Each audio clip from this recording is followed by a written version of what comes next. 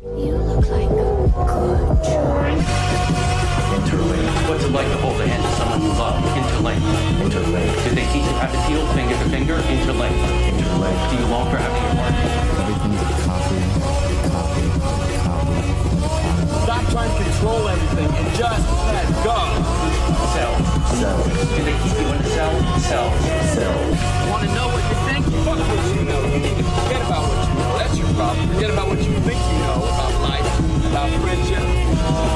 Interlinked. If you were to die right now, how would you feel about your life? I don't know. I wouldn't feel anything good about my life. Look at you! You're fucking pathetic!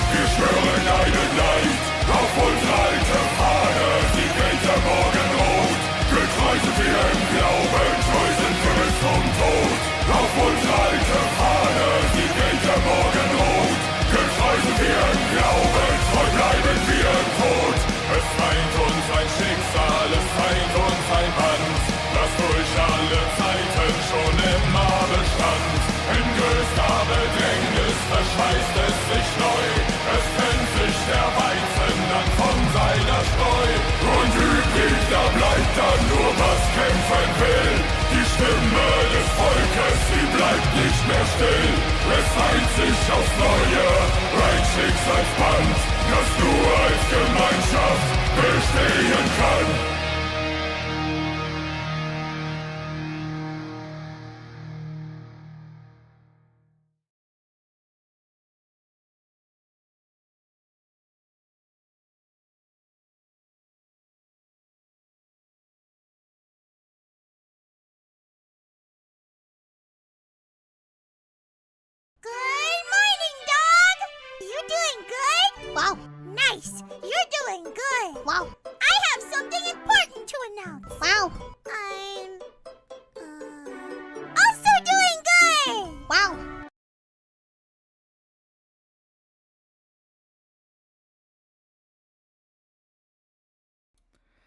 All right. All right.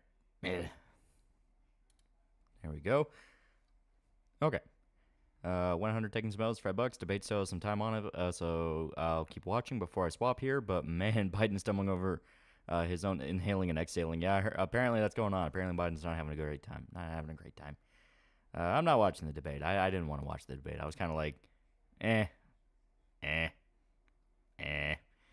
We could already predict what was going to happen. It was Biden was going to shit his pants, and Trump was going to be there, and he was probably going to be fun. So, you know, safe enough bet. Safe enough bet. Well, yeah. Volume super low? All right, I'll crank it up. It shouldn't be super, super low. I mean, my audio's peeking into the yellow here. That's usually pretty loud. But here we go. That's on Down. I have not watched the anime yet. Is the anime even out yet? I thought it comes out in October. But the series itself is fun. If only Biden didn't eat the spoiled lamb. Where do you find the dog saying woof to the girl with the high-pitched voice? What's it called? I don't know the exact title. I just found on... someone posted on Discord, and I was like, I like that. That's fun. Red hair across $2. Let me in. Square Enix, let me in. Summels donated $5 through Super Chat. Junebug for $10. Oh yeah, Tall, I got paid today. Can I get an oh yeah? Also watch Boy Kills World. Damn, that was awesome. Boy Kills World's fucking sick. I love that movie. Have you had 100 and you're super low? Well, at this point, refresh, because I mean, like I said, I'm... let me play it on my phone real quick. Yeah. I mean, like my phone, the volume is pretty all right. So you're gonna have to like get better earphones or something. Snow 14. 14's down for maintenance because of the fucking Dawn Trail patch. It's gonna be down for like 3 days. Sawa voice that how you doing, dog vid. That's what I keep hearing. It's Sawa. Is Dragon Ball I sent you and showed any good, or is it another Bio Broly I'm not familiar DB like you guys are? Also left a booklet of anime inside it. I have not seen that one. I'll have to send a picture to Shoda and ask him. Hitman Wonder if $5 should play Trigger Witch on stream. It's fun, especially the ending. That does sound familiar. Junebug donated $10 through Super Chat. Don't forget racist fear in these trying times. That is true. That is true. Give me a sec. Can I get a oh yeah? Also watched Boykle's World and damn, that was awesome. Nigger death, kill niggers, behead niggers, roundhouse kick a nigger into the concrete, slam dunk a nigger baby into the trash. How could we forget racist fearing? That's a failing on my part. We need racist fearing. So SpongeBob Japanese voice actor died. Press F. Maybe I'm crazy, but isn't his JP voice actor the same guy that fucking voiced Ippo in Hajime no Ippo? I could have sworn that he was. What's up, man? Finished Blood Meridian. Really liked it, but man, what the fuck was that ending? Gonna read The Road next. Super good. Why was the Farron clip so fucking loud? Because you need to hear it. So Dr. Suspect really get arrested? I haven't heard him get arrested. You're watching Ichijo. I've been watching it hilariously and still pretty... watching it recently, it's still pretty hilarious. It is pretty good. I like it. It's not my favorite of the over-the-top slice of life stuff, but it is pretty good. Get Biden the goddamn super White House cocaine. He's losing it. Donald Trump, why are you so awful and evil? You have 1 second to answer. Don's anime is going to be uncensored. They won't back away from showing fan servers. Okay, that's pretty good. Hitman Wanderer donated $5 through Super Chat. Also voiced Hajime Kendachi, one of my favorite anime detectives, Rip Legend. Fun, yeah. Especially the ending. I was watching one video.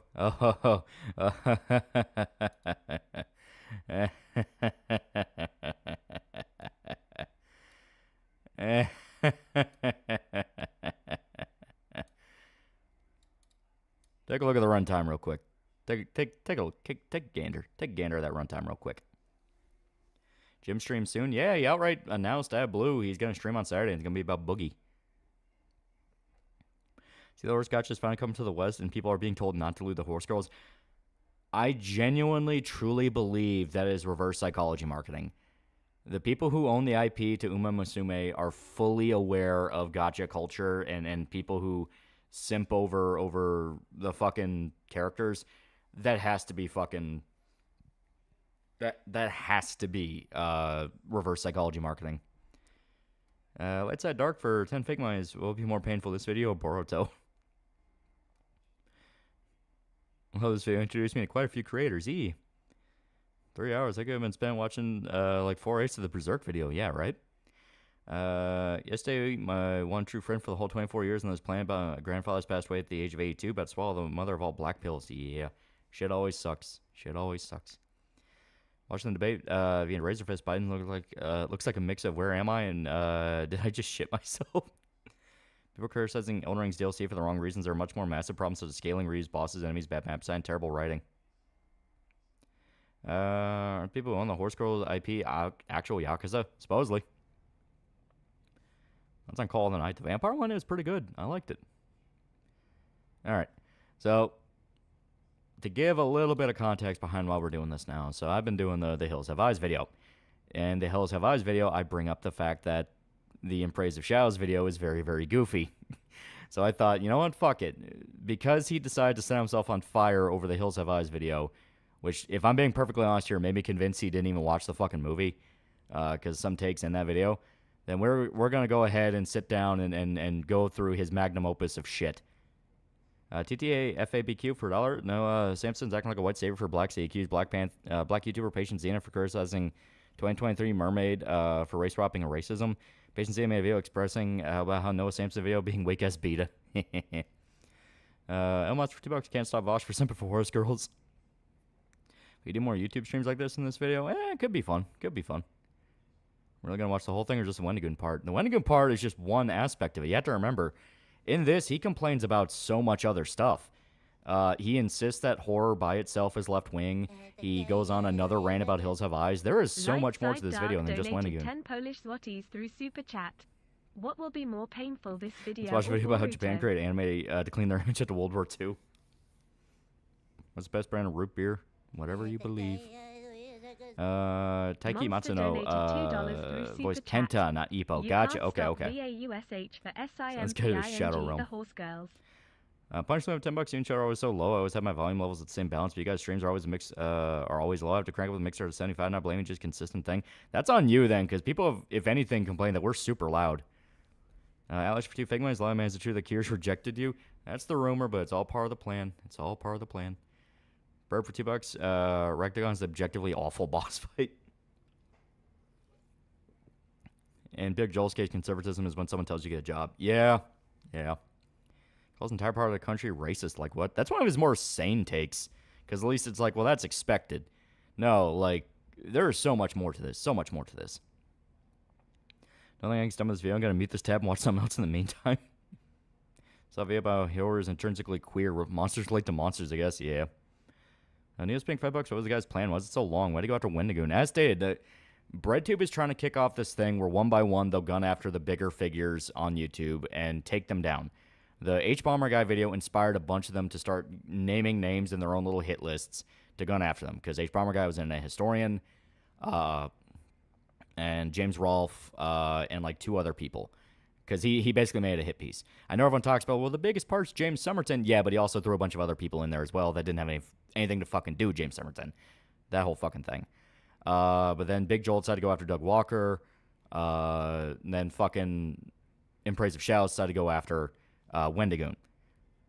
Zim Despot for $10. I mean, honestly, I've never been a big fan of horror, not because it scares me, because I don't care about it. If I had to watch a horror film, I'd at least pick a classic monster movie or horror comedy. There are good ones.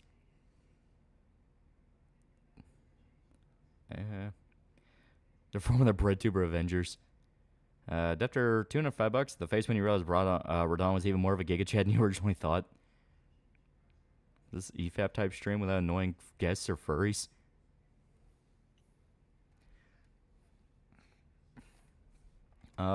Considering how Empress Shadows thinks horror is left-wing is supposed to have positive vibes, so I don't know what I'll think of Dracula saying, well, it doesn't look very left-wing to me. Well, as stated, there's a lot to his takes that genuinely makes me wonder, has he actually watched that many horror movies? I don't want to be that kind of guy of like, well, actually, did you even see the fucking movie? But there are some takes where I'm like, but that's not what that's about. So, okay. I think we're gonna do it. I think we're gonna start it soon. Now trying to target James Rolfe. Fortunately, that one will get traction because tons of people think he fell off. Well, that's the thing. That video actually didn't go as harsh against James Rolfe as what people thought. And I genuinely think it was a case where Dan Olsen at the last second had to veer out of the way because the fucking In Praise of Shadows video blew up the way it did. Because these people work on these videos for like a number of months. They're fully aware of each other and the reaction each one gets. Atlich donated $2 Canadian through Super Chat. Lolaman. Is it true that Keisha rejected you? Crash Bandicoot 350. Are we gonna be kicking and play shells when he's already as low? Sounds more fun than watching two geriatrics spit their dentures at each other. Sounds dirty comedy even further down the path. Rab donated My $2 Fumato. through Super Chat. Radigan is an objectively awful boss fight. Turn up your mic. Turn up your speakers. Speaking of Dracula, that's in the Robert Eggers Nosferatu trailer. I think it looks good. It's a fucking killers! Maybe an Leo instant Spink pizza guy. donated $5 through Super Chat. What was this guy's Can you plan? show your YouTube Why is it subscriptions? so I haven't long? updated in a And while, why and I did think you it go is after public on my Wendigoon? channel. So just go, look. Have you seen Hololive Heroes' newest outfit? She got an 80s style Dean workout. The Oh, Despot donated $10 through Super Chat. Gonna be honest here, I've never been a big fan of horror. Not because it As longest scares video me, you ever but done. because I don't care about take it. two guesses. If I had It's to the one watch that's a 20 horror film, hours. I'd pick classic monster film or horror Pouring out comedy. for a buddy of mine died a few hours ago. Jesus. It's a fucking killers! Defter Tuna donated $5 through Super Chat. And you mentioned right after the H Bomber guy TFW, you realize highlighted Radan Lady was Emily's even more of a plagiarism video. She had a giga gun chad after than you Chuck originally Conroy. thought. Yeah, it's there's a lot of weird connections around this shit. Last segment, Dan Olsen, AVGN, and Clear shows he has zero idea of what makes James' videos work. All right, here we go. We're actually going to start it now. So, tell me if you can hear it.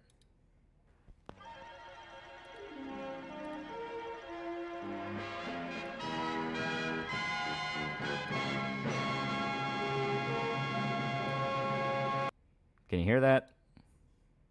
Here, I'm gonna put the chat over here so I don't have to keep clicking off. So far, yeah, but low. All right, I'll crank it up.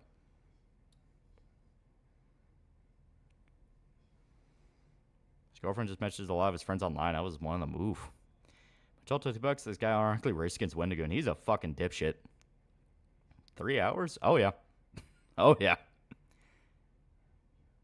All right. Oh. Joeytron is now pretty cool, dude. I still need to set up a custom alert for the member thing. I need to get around to do that. That'll be fun. Dan also harsh on Mike Tyson. He has his beloved as James. Exactly. You can tell you can tell this is going to try to be the new trend where they're going to try to gun after bigger and bigger people until they eventually get one right, like how H Bomber got in Internet Historian, and then they're going to try to normalize that to be more of a thing. Deleted his channel and praise the shadows? No, he's still up. It's just he deleted this video in Mark particular. Alter donated $2 through Super Chat. This How guy much money do I have to donate for you and show to unironically recreate racist the against Pecora Wendigo. copy pasta? It's 3 hours and 20 minutes. Get it right. That is true. All right, let's start. So this is a re-upload? Yeah, a guy by the name of Rob's Media Archive. He uploaded the full version with the Wendigoon rant attached, so we all can take pleasure in this terrible, terrible thing. I mean, H Bomber kind of failed since the story recovered like almost instantly. But that video, for some reason, people like loved that fucking plagiarism video and thought it was like super fucking good and shit. So they're trying to make that the standard now. Playing Shadow with the Earth trait? No, I'm busy with a bunch of other stuff. You know perfectly well what I'm talking Yeah, about. And if you wish to stay here under my jurisdiction, you will toe the line. King Track $5. If you make a video on Legend of Galactic Heroes, do something good to you down under. Legend of Galactic Heroes is super fucking good. Who the fuck rants about Hills Have Eyes for 3 hours? This is not about Hills Have Eyes. He mentions that, but it's not about that. It's louder than you. It is meant to be loud. All right. So it might be a little too loud now. I'll bump it back down a little bit. About here. Dude, also try to claim HP Lovecraft closeted trans. Ah, okay. So he is full-blown schizo. He turned us into fucking killers! King Trek donated $5 through Super Now Chat. I gotta wait for Bato to If catch you up. make a video on Legend of the Galactic Heroes, I'll do something Sure, good to your down under. 9% sure that people who praise plagiarism video are 14-year-olds who haven't learned plagiarism in class yet. They tried to claim the fucking Costa Concordia video was plagiarized, even though it wasn't. Like, Internet Historian flat out did source a lot of the shit he used in that video in the way that they would like. Well, Let's Add Dark is now pretty cool, dude. Too much fucking with the video. Give it 3 out of 10. As I see fit, for your sake as well as mine. You have a very evil mind, Aunt Phoebe.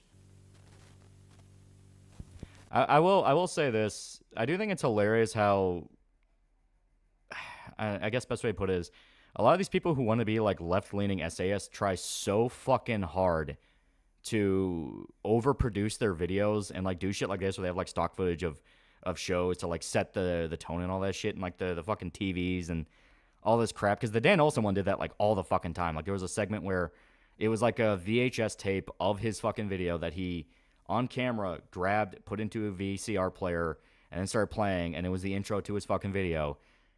So they were recording a TV with his video on it, and it's like, what the fuck is the point of any of this? Pedro Henrik S. something for 5 fake mice. Best chapter of Sam & Max game remake, The Devil's Playhouse, was the first one I played from the series. Loved it then. Yeah, I saw that. Fucking great. You just spent at least $50. It's like fucking Sam & Max games are fucking awesome. Guess you earned a little appearance by old Uncle Saul. Pedro Henrique Souza Almeida donated 5 Brazilian reals through Super Chat. TTFABQ for $1. Well, that YouTuber robs me. Archive upload Noah Sam's video talking about patience and criticism of Little Mermaid on his channel. It's been a month ago. Maybe they secretly had one night stand together gay. Alright. Mass Effect 2 was Kino got me listening to Death Grips. As a wise person I know, rap usually is my thing. I like the energy though. It's super good. You have to be in the mood for Death Grips though. Sounds terrible. We can hear it perfectly. Alright. These type of people that constantly reply to tweets of gifts. Yeah, right? Over the weekend, February 16th through the 18th, I traveled to Concord, North Carolina to attend this year's Mad Monster Party, which was far and away the most redneck and unprofessional convention that I had ever been to in my life that was operating at this level of scale. The only thing that I could really compare it to for you is that it felt like something that was being run by that guy at your local small-town comic book store that had somehow... If you don't like it, run your own fucking convention, douchebag. Segment 62, $5 scale, I'm left-leaning SAS, because when I watch my lean left as I fall asleep. But yeah, so this is going to be the intro to the video. He whines about a fucking horror convention he went to.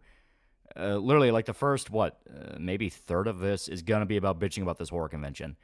YouTube subs not public, so make them public. Just want to let you know. 162 donated $5 through Super Chat. I call them left-leaning essays. BreadTuber's video style, flashy green screen, every 1 minute they film another section of their house and believes marks are love gays by them, him thinking they're worse than pedos, yeah. What's wrong with redneck? Yeah. So you're now stealing Mahler stick and pausing every 5 seconds.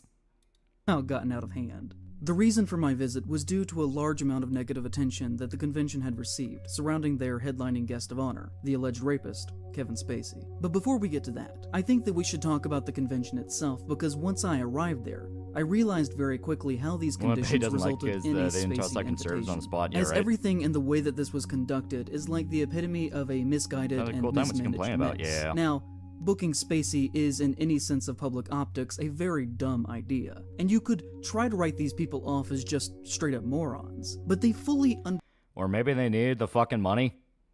Like, they book Spacey, and they use his name to bring people in, and even with his booking fees, they'll be able to make the money back with people wanting to go see him, good or bad. So maybe it's a thing of they just needed the fucking money. Because, I mean, a lot of time when you go to horror conventions, I haven't been to too many, but they usually have some, like, really fucking Z-lister people. There was one I went to with my family. It was my dad, my brother, and a buddy of his. A buddy of my dad's. And when we went there, they had some, like, fucking... Like, one of the guys who was in the background to, like, Jason X had a fucking table, you know, that kind of shit.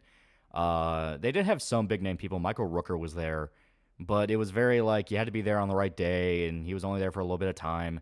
Norman Reedus was there for a little bit.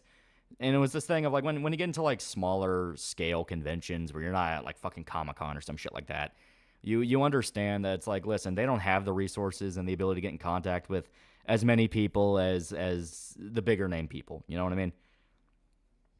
Elmonster, $5. Smug left us you to remember the 90s, 80s. We don't talk about anything past that's racist. Okay, maybe we'll try to judge.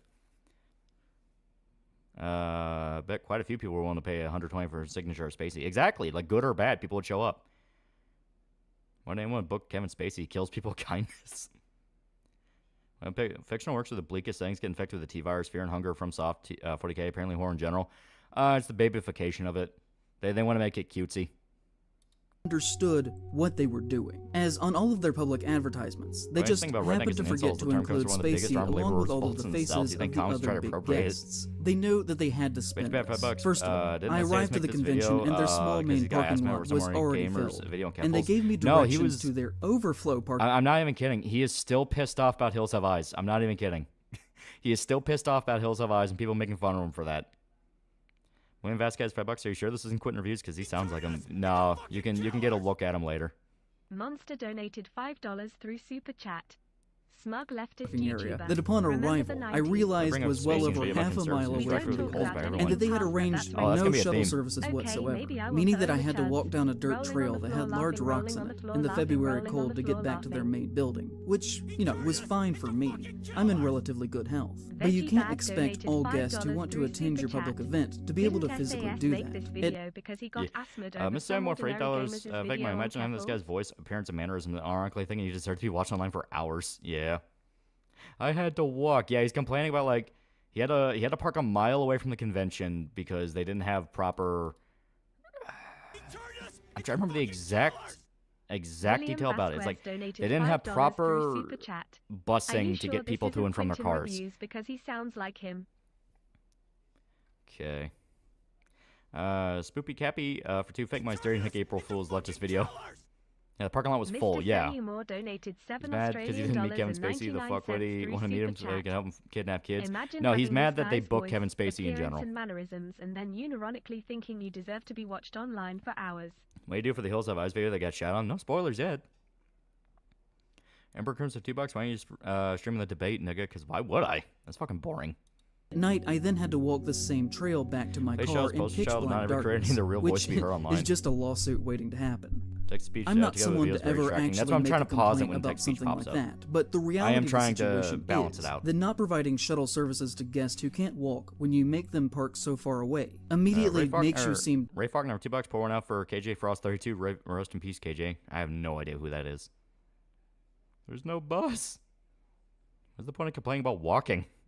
Totally unprofessional. When I finally got inside to purchase a weekend ticket at the front desk, they tried to put a paper wristband on me. I tried to clarify saying that I didn't want a day pass, I wanted the weekend pass. And they said that that was the weekend pass. I asked if they didn't have any security badges, which are the norm for essentially any con of this size, and they said no. Speech on pause or off. That actually does give me a good idea. Hey, give me a sec. I can just lower the audio. There we go. They instead expected me to wear this paper wristband at all times for 3 days straight. By the second day, it was falling apart because I had taken a shower and it became very soggy and uncomfortable to wear. Yeah, he blames the fact that he was a dumbass who wore the fucking bracelet into the shower on the convention when he could have just taken it off. He could have just taken off the wristband and then taken a shower. Fucking dipshit. Because, I mean, it's like, dude, it's a fucking wristband. It signifies you're there. It's like, dude, fuck off. There were no posted schedules of the events anywhere in the building. I asked the front desk if they had any printed flyers or brochures of when the Q&A events were going to be held, and they told me got me into no. True Detective Season 1, which has lived rent-free in my head for 3 weeks after finishing it. Don't agree with all your analysis, but got me into it. Super good. Dude lied about taking a shower.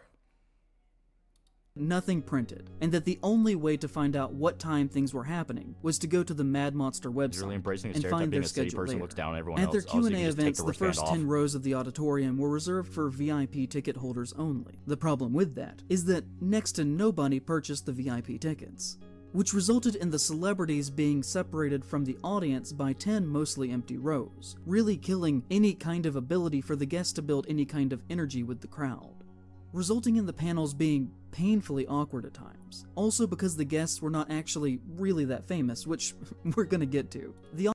Once again, small little horror convention. That is normal. That is normal to small horror conventions. They have people that are not exactly up there, you know? Usually a lot of time it's fucking really small-time indie directors that want to show off some stuff they're working on. Seriously, I didn't play Shell's, not realize this whole section of the wristband doesn't add anything to the video and it's not in any way relevant. Would have better if it added out. They do this shit on purpose. I'm not even lying. They do this shit on purpose specifically to milk watch time. They milk watch time because any engagement, if you are watching, will lead to further ad revenue, push them up the algorithm. There is a mindset to it. It's why they have these, like, fucking obnoxious tangents. Yeah, check the website. I couldn't sniff the guest's toe is the horror. It's especially funny where it's like, oh, I had to go check the website, when it's like, dude, you can just pull it out on your fucking phone and check. They probably assumed that's what everyone was going to do. Can you get to the subject already? For fuck's sake. It's been 3 minutes. No, it's been 4 minutes. PlayShows thinks every convention is like Comic-Con or E3. Yeah, right? It's a fucking small town. Of course the seats wouldn't be full. Like that, listening to this dude, streetwalkers in Atlanta are as big a faggot as him. Audience often just didn't have any questions for them because they didn't know who they were. So most of the Q&As only lasted for about 20 minutes or so, even though they had all been scheduled for an hour. I didn't eat before I got there the first day and expected to buy a snack at some point while I was there. And now the AI summary says in place of shadows is you. Oh yeah, okay. This one's actually really funny. Because they didn't know who they were. So most of the Q&As only lasted for about 20 minutes or so, even though they had all been scheduled for an hour. I didn't eat before I got there the first day and expected to buy a snack at some point while I was there, and was very upset to learn that there was only an alcohol stand in the convention floor. Okay, so classic setup and payoff. He's bitching that there was no snacks at the convention when he showed up because he didn't eat all day and he was going to eat food there at the convention. Remember that. They only sold booze, probably beer. You know, obviously I don't think they would have hard liquor.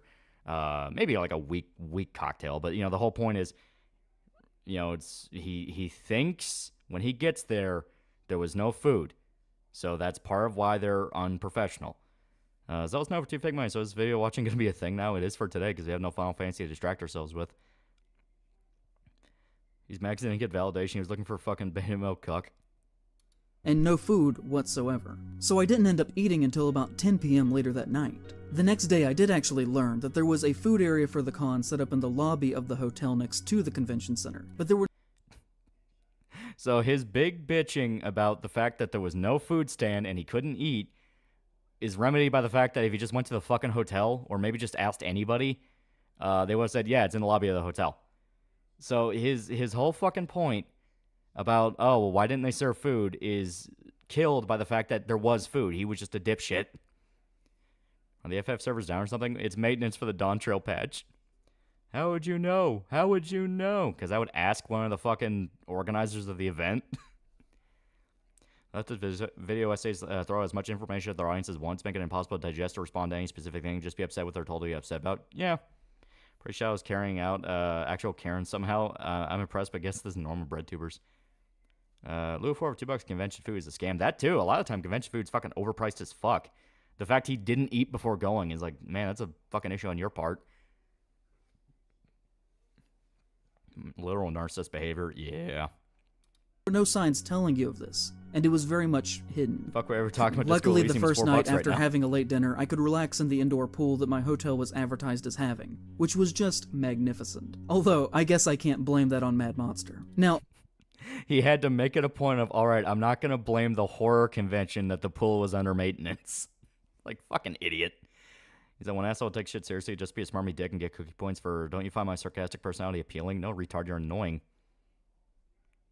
Just eat at McDonald's, yeah. Maybe when I would be that stupid not asking where the food is, but hi, it's funny because I'm legally retarded. Why'd you go to a hotel pool? At least you get to swim, burn off some energy. No rags at all, already better than EFAP. Who is this dude? This is in Praise of Shadows. This is the man that burned his career at the stake for nothing. Also, I'm going to try to boost the audio a little bit. There we go. This complaint, for fuck's sake, you're a grown-ass adult. Learn to take care of yourself. Put your head out of your ass and talk to people you see beneath you. Adam Hawkins, $10. Okay, nigga, you read 2 of my ads, so I went dental property. You cover good ideas, and you expose a large audience to me. That's fascinating and compelling. Keep doing what you do. You're good at it. Leafy Feathers, $5. Hate when video essays give personal life stories, makes them seem egotistical. Action button, super perpetual. The sky are examples. Yeah. Okay, first off, the argument should be made that even if the past 10 years of his life had not happened, should Kevin Spacey himself be the headlining guest at a horror convention in the first place? Most people, if you ask them what horror movies Spacey had been in, would probably space on an answer, which that answer being is that he has been in exactly one horror film, Seven, which was the primary visual theme of the convention, as they really emphasized that they had gotten Spacey as a guest by having all of the staff at the convention being marked by having these bright red shirts on them that read, "What's in the box?" The photo ops with him were a staged event with a desert backdrop, where you could get on your knees in front of Kevin Spacey, with your head through a hole that they had cut in a cardboard box that he was holding. You can't actually make that up. People were lined up for hours over the course of 3 days to pay. I mean, say what you want about Kevin Spacey, and yeah, you can say a lot about Kevin Spacey, though usually it involves a life insurance policy if you're going to do that. Seven is a really iconic horror movie. You know, Seven is really, really famous. It is something that kicked off kind of a trend of gimmick serial killer movies for a little bit. So at least it wasn't something to where, like, well, they could have just not invited Kevin Spacey. It's like, Kevin Spacey was a pretty crucial person in that fucking movie. You know what I mean? It's horror? Yeah, it's considered horror. It's got some pretty grisly moments to it. Was that ever proving Spacey did what he did? I mean, I consider it proof of the fact that, you know, a lot of his accusers are dead. We just like more in this video, Wendigoon or the horrors for the left. There is so much about this video that just makes it magical. It is fucking magic. What did Kevin Spacey do? Molested a lot of underage boys. Well, post Zoomer shit, but I hear about Kevin Spacey being a bad person. What did he do? Este molested a lot of underage boys. And then a lot of those boys that accused him later on mysteriously died. Kevin Spacey, whose assets are estimated to be worth between $16 and $20 million, $300 each to get on their knees in front of him, after the announcement in January of his inclusion at the convention. Mad Monster, as most people sadly do when they are being publicly criticized, refused to cancel Spacey's appearance, instead deciding to double down and buckle up for a rough ride. They stopped posting on their Twitter and locked all of their comments. Instead, witnesses are dead, more than a few of them. TFABQ for dollars. Black person in Carolinas always respect Appalachian people and Dixie culture as well. Hell, their black and Native American minorities are redneck, and Wendigoon is redneck Appalachian Cherokee. Yeah. This dude just implied you shouldn't pay for someone's time. Well, it's specifically Kevin Spacey. With what Kevin Spacey got in trouble with. The fact that by the time the convention happened, people were aware of the Kevin Spacey shit.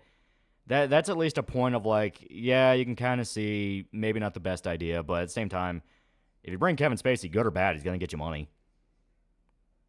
Deciding to focus their promotion on the more pedestrian and less socially vocal social media platforms, like Facebook and Instagram. On those platforms, they reportedly began to block anyone who said something negative about their decision or the convention, one of which was the drag queen Naomi Monroe. According to WCCB Charlotte, one fan of the convention who had been going for years named Will Kinsler, who you may know as being involved with sports video games, was blocked by the Mad Monster page for expressing his concerns, and would later tell reporters.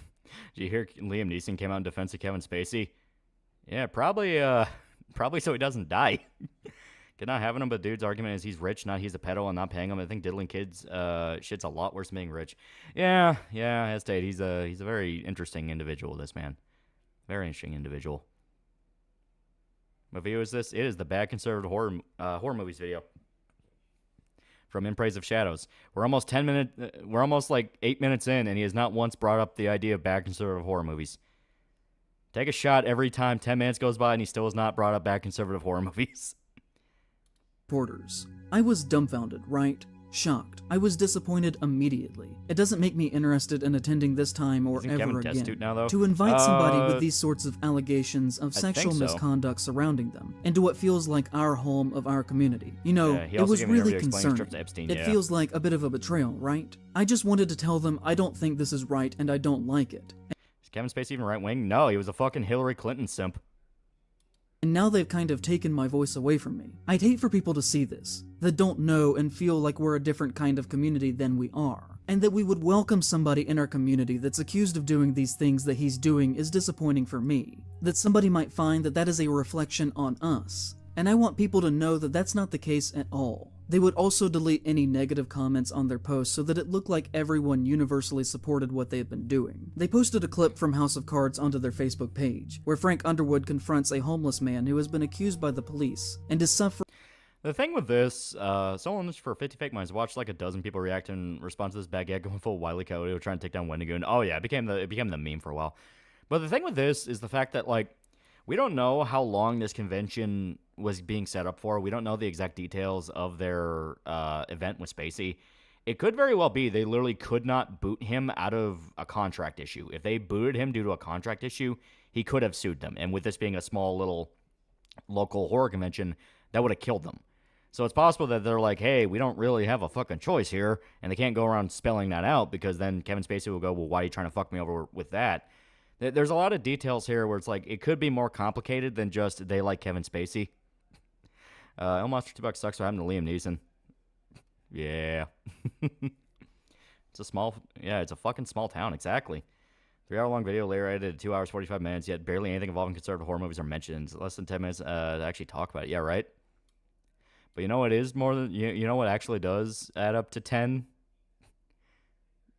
10% off gamer subs if you use code TAL. use code TAL. Referral link in the description. That has something to do with 10. I don't know what that has to do with the conversation, but I mentioned it. All right.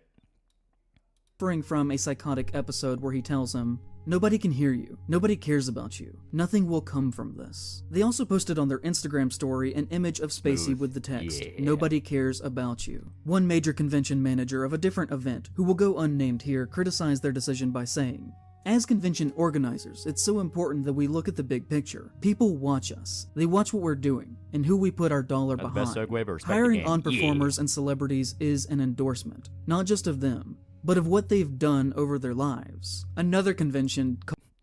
Oh god, while I was on the flight logs, I was selling gamer subs to everybody on Epstein Island. Called Days of the Dead posted on their social media a great little piece announcing that Ian Wyatt would be at their event in January, saying that he was going to be the only Predator at Days of the Dead. Hi everybody, it's Kevin Spacey. Okay, not gonna lie, that actually is a pretty good fucking ad. That actually is a pretty good ad. Here, your mad monster, coming to Concord, North Carolina, February 16th through the 18th. That's right. God, I will say, legit does fuck me up what happened with Spacey. Kevin Spacey used to be one of my favorite actors. What's up with you commenting on Manga Comment's tweet? What's happening there? It was just Yakuza. I'm talking about Yakuza. I like, technically with Lost Judgment. I like Lost Judgment a lot. But yeah, fucking Kevin Spacey used to be one of my favorite actors. If anyone's ever seen L.A. Confidential, his character in L.A. Confidential is really fucking good. He's like this sleazy detective who's like completely sold out to a fucking to a fucking like kind of like pulp schlock news article news journalist. That's Danny DeVito's character. He is so good in that movie. He is fucking fantastic in that movie. It legit broke my heart what happened with this guy. It's like, man, he used to be so fucking good. All 3 days, and I'm looking forward to getting there. Also, while I got you, just want to take a moment and thank all my fans for all your he was great in support Baby through all Driver. these years. This meant so much to me, and I hope you can make it. Fantastic actor, but you, yeah. And the thing about all of this is that for security reasons... Yeah, off the record, on the QT, and very hush-hush. God, LA Confidential is so fucking good. Spacey was never once actually seen on the convention floor itself. He did not have a table, he did not take selfies, he did not do a Q&A. It was like he wasn't even there. They just had him locked in the back like he was the fucking Wizard of Oz, for staged photographs, because anything else could have exposed him to uncomfortable questions. And to that, I just gotta ask, if he isn't even going to be participating in the convention itself, why ruin your own reputation and name by having him there? Because any publicity is good publicity. You paid for the ticket, right? I mean, that's probably the best possible response. It's like, you paid for the ticket, right? You showed up. You went to the fucking convention. You had the wristband. Kevin Spacey sucked as Lex Luthor. To be fair, Superman Returns in general was not great. It had good ideas, though. Good actor makes it more sad? Yeah. Why choose to die on this hill? Because despite him not physically being seen, just him being in the building for 3 days lingered over the event like a haunting spirit. The vibes of this place were truly awful. Because they booked him, it resulted in many reputable vendors or guests refusing to even show what up did you by mean by either this? not booking the convention or canceling their reservation. And this Cloak of Arn for $10. Love the BreathTuber L these years. This guy made this video for a Knows Me H Bomber Guy Senpai moment. Wow, that's what he trying throwing shade at Wendigoon, IH, and those collabed with. That is very true. Like Shiki Baby said, money talks, bullshit walks. Yeah, that is true. Could expose some uncomfortable questions and young boys. Bum. Large marketing is this crowd's literal MO. Pot, kettle, black. Yeah. This drastically hurt the overall tone and the experience of the convention itself. The atmosphere was genuinely depressing. I'm not trying to be an asshole when I say this, but one of the biggest guests that they could book was Tim Capello, the featured extra from the Lost Boys that plays the saxophone that is only on screen for a few seconds. Dude, that guy's fucking awesome. Fuck you. That whole fucking concert in Lost Boys is fucking amazing. It's like, how dare you talk down to that man? Can you play the saxophone? Can you be in one of the best vampire movies of the 80s? Go fuck yourself. One of their other major guests was Michael Lerner, who was not Michael Myers in Halloween 6, but instead was that guy's stunt double that was only used in a few shots in the film. I've talked to both of those guys, and they're really nice. And I genuinely mean no disrespect. Lost Boys video when? Oh, that'd be fucking sick. I love Lost Boys. I still love the fucking bathtub kill. You know, where the vampire's like, garlic doesn't work, boys. Well, try holy water, death breath. God, that was so fucking fun. To either of them, but even they would probably agree that they are not horror A-listers. They do not draw in crowds. Because they decided to back Spacey, they really had to scrape the bottom of the horror barrel to get anyone to come to this thing. And yeah, those guys are really nice, but you still talk shit about them. Yeah, right? Like, specifically going like, oh, well, why would they invite you? It's like, as stated, I went to a convention where, like, one of the guys was like, I was in the background of Jason X. You know, that's somebody where it's like, ooh, boy. That one pissed me off in that movie. Yeah, it's great. He's such a dick in that movie. It's amazing. And I got the GamerSups I ordered when he first put the punch up. Caffeine-free lemon limeade is a lot better than I thought it'd be. It's really good. I unironically like the Shy Lily asshole one. And that one's good.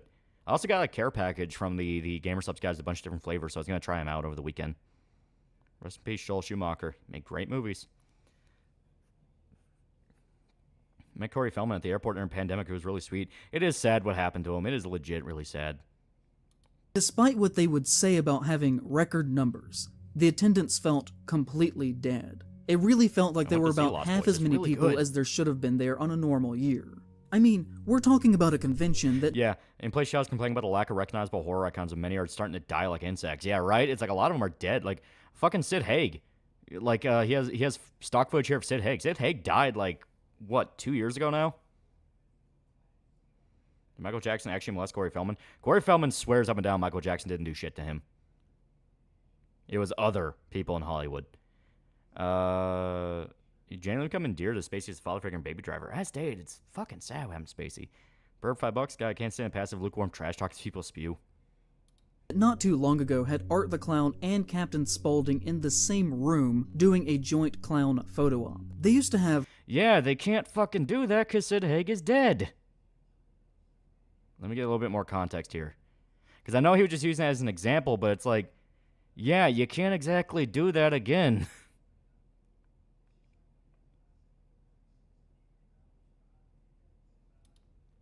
Completely dead. It really felt like there were about half as many people as there should have been there on a normal year.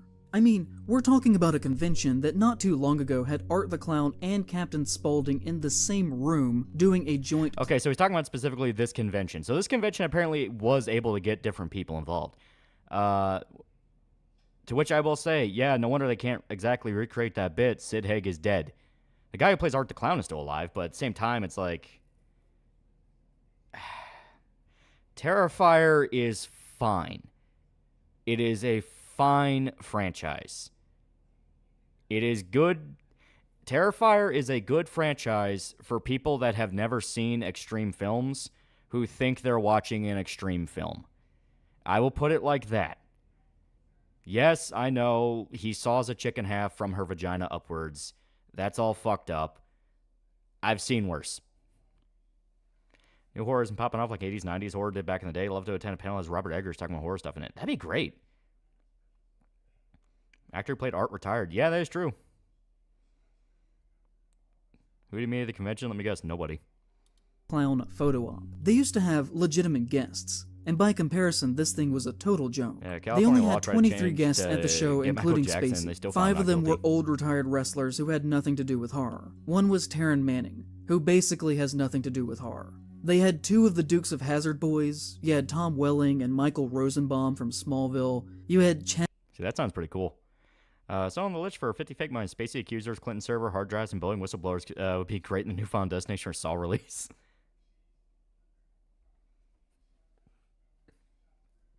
As Palmentary from The Usual Suspects, who was there because of Spacey. You had Tom Cavanaugh from The Flash. There were only a couple of people who actually had anything to do... I believe Sean had called Empress Shadow's appearance the Plan B man, since only women on Plan B would find him attractive. Isn't he gay?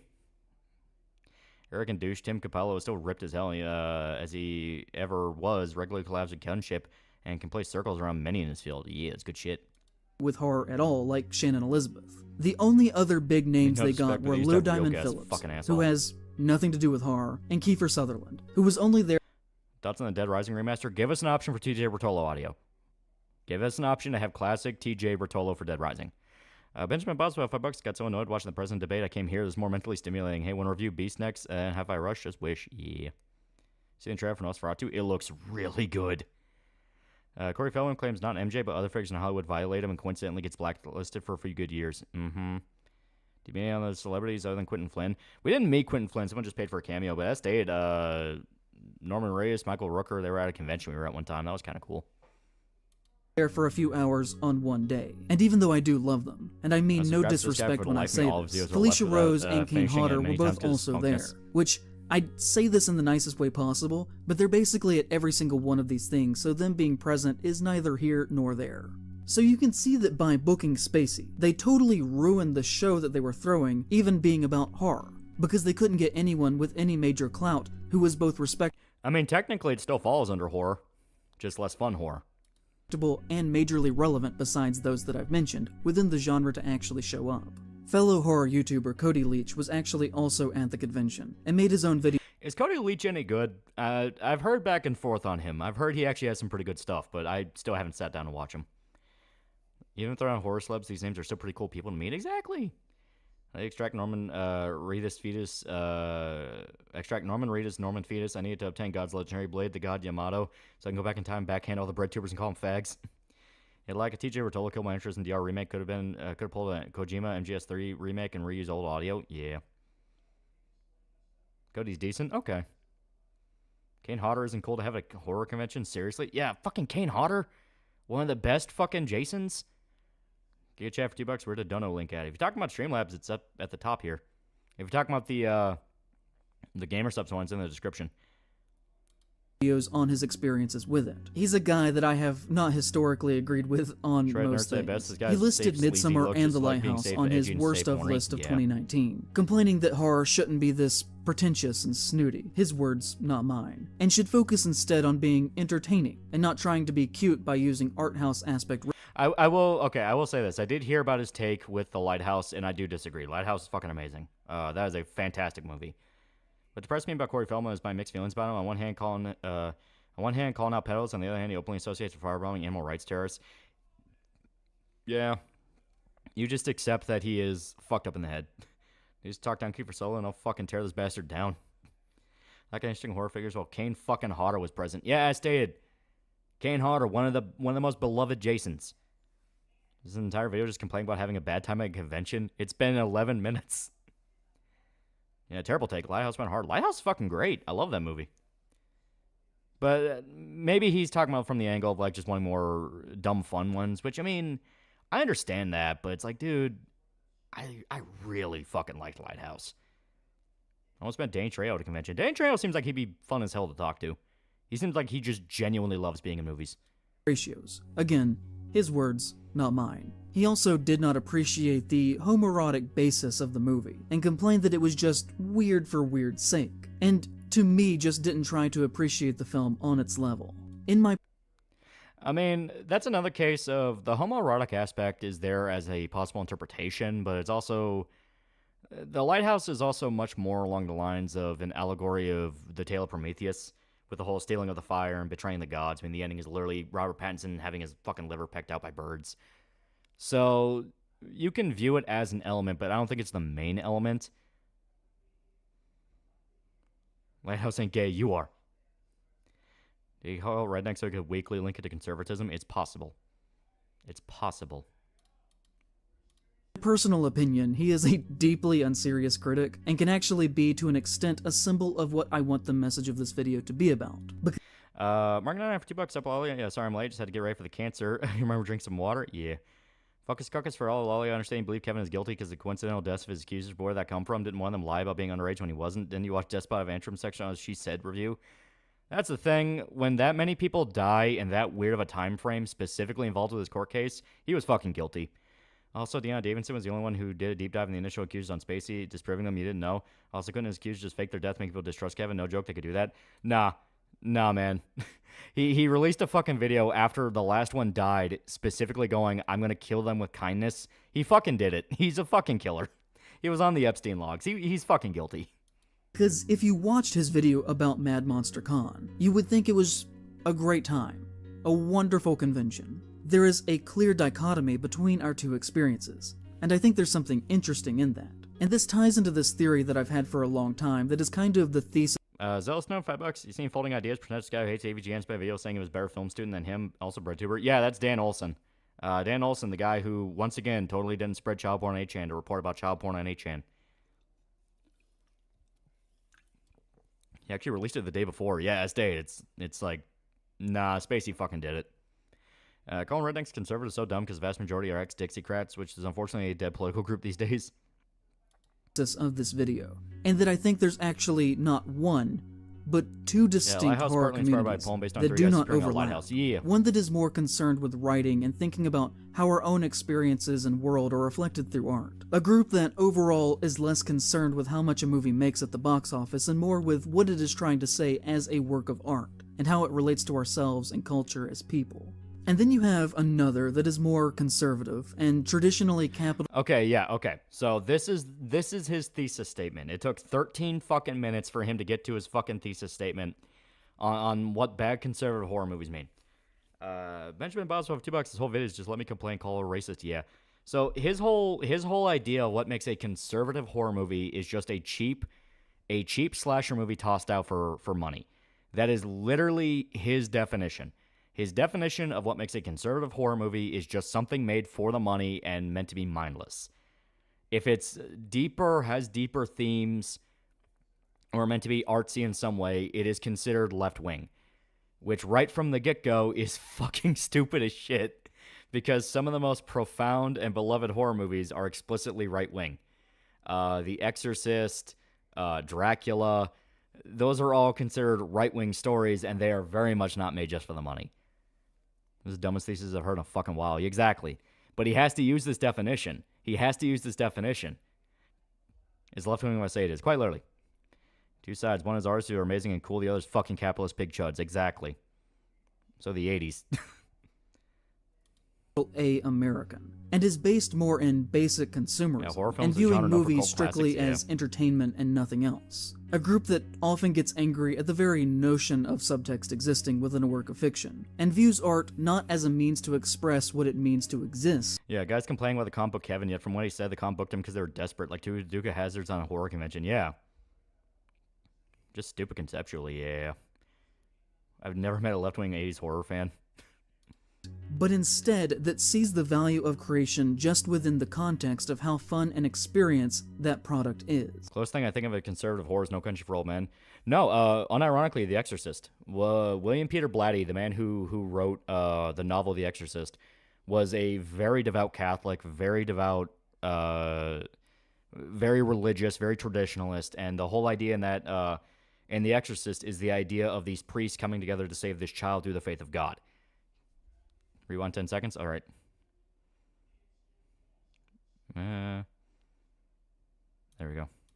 And viewing movies strictly as entertainment and nothing else. A group that often gets angry at the very notion of subtext existing within a work of fiction, and views art not as a means to express what it means to exist, but instead that sees the value of creation just within the context of how fun an experience that product is. And product is the right word here. So basically, once again, left-wing horror is something that makes you think right-wing horror is just stupid dumb. William Peter Blatty was very pro-life. Exactly. He was like extremely religious.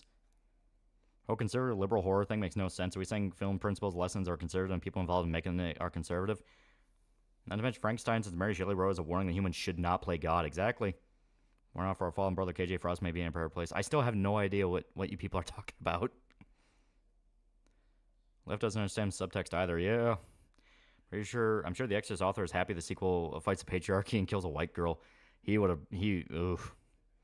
All art's political and politics I agree with, yeah. Guy's argument that only lefties can do horror is the most annoying thing about this. Even I was moaning about Wendigoon and Co. I'll talk about it. Friend KJ Frost died very recently due to injuries from being run over. Oh, Jesus. I feel like an asshole.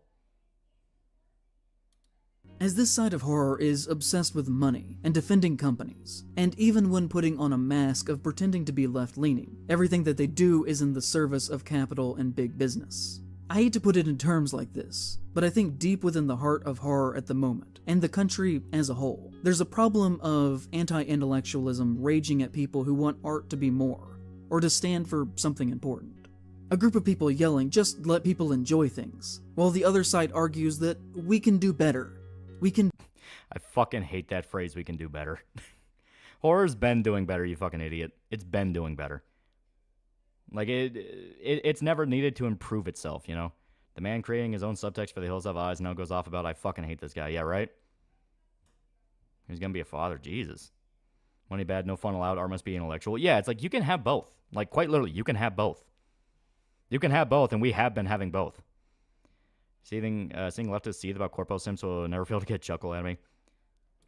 Be more, which is something we are going to get to soon, so just bear with me here. I know this is a long video.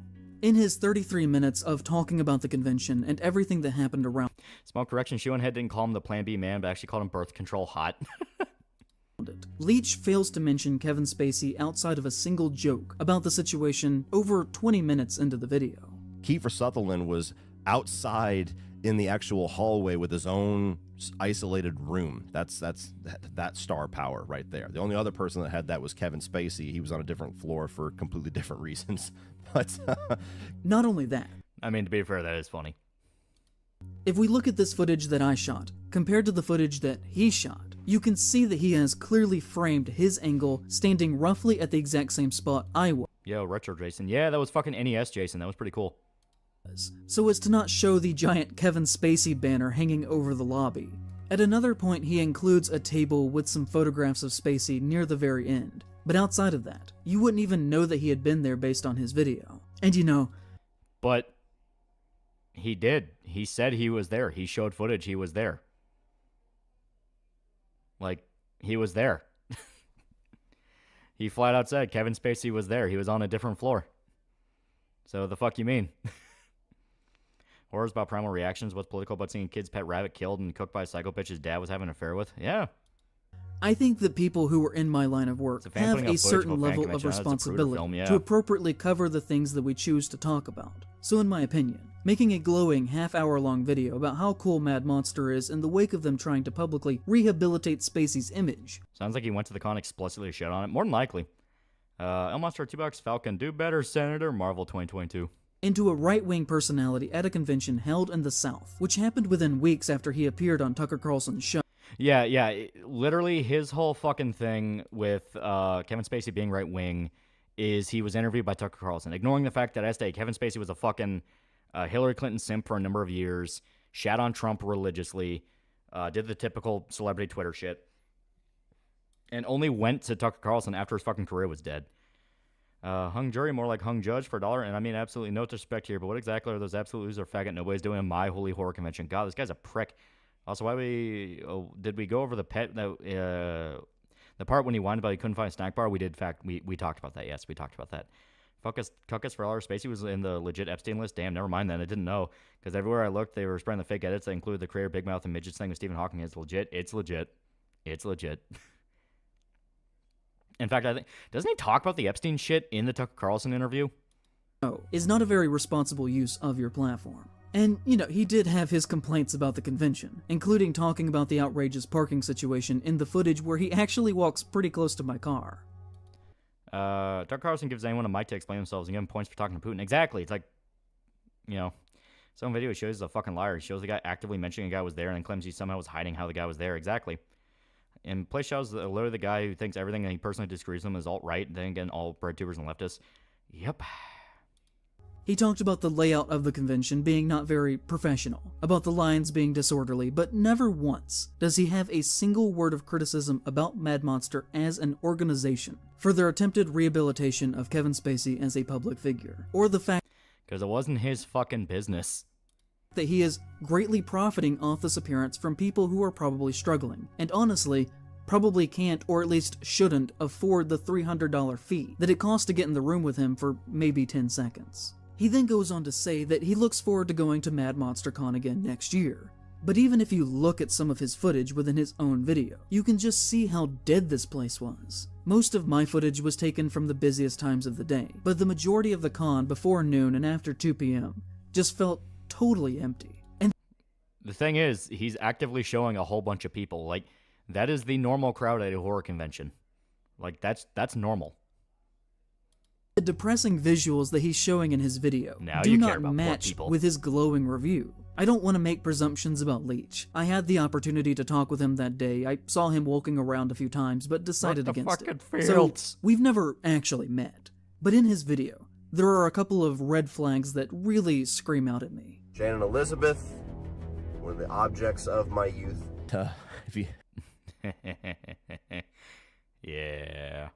If you like really crass comedies from the 2000s before everything got all sensitive, definitely check out Sorority Boys. So to me, he is one and the same with Mad Monster, both spinning content for money while ignoring the potential harm that the event itself might cause. And I'm really not trying to harm Leach's image by comparing his experience to mine. Again, I don't know the man. And to be honest, I don't actually really think that he would be that bad of a guy. Just painfully centrist, seemingly leaning...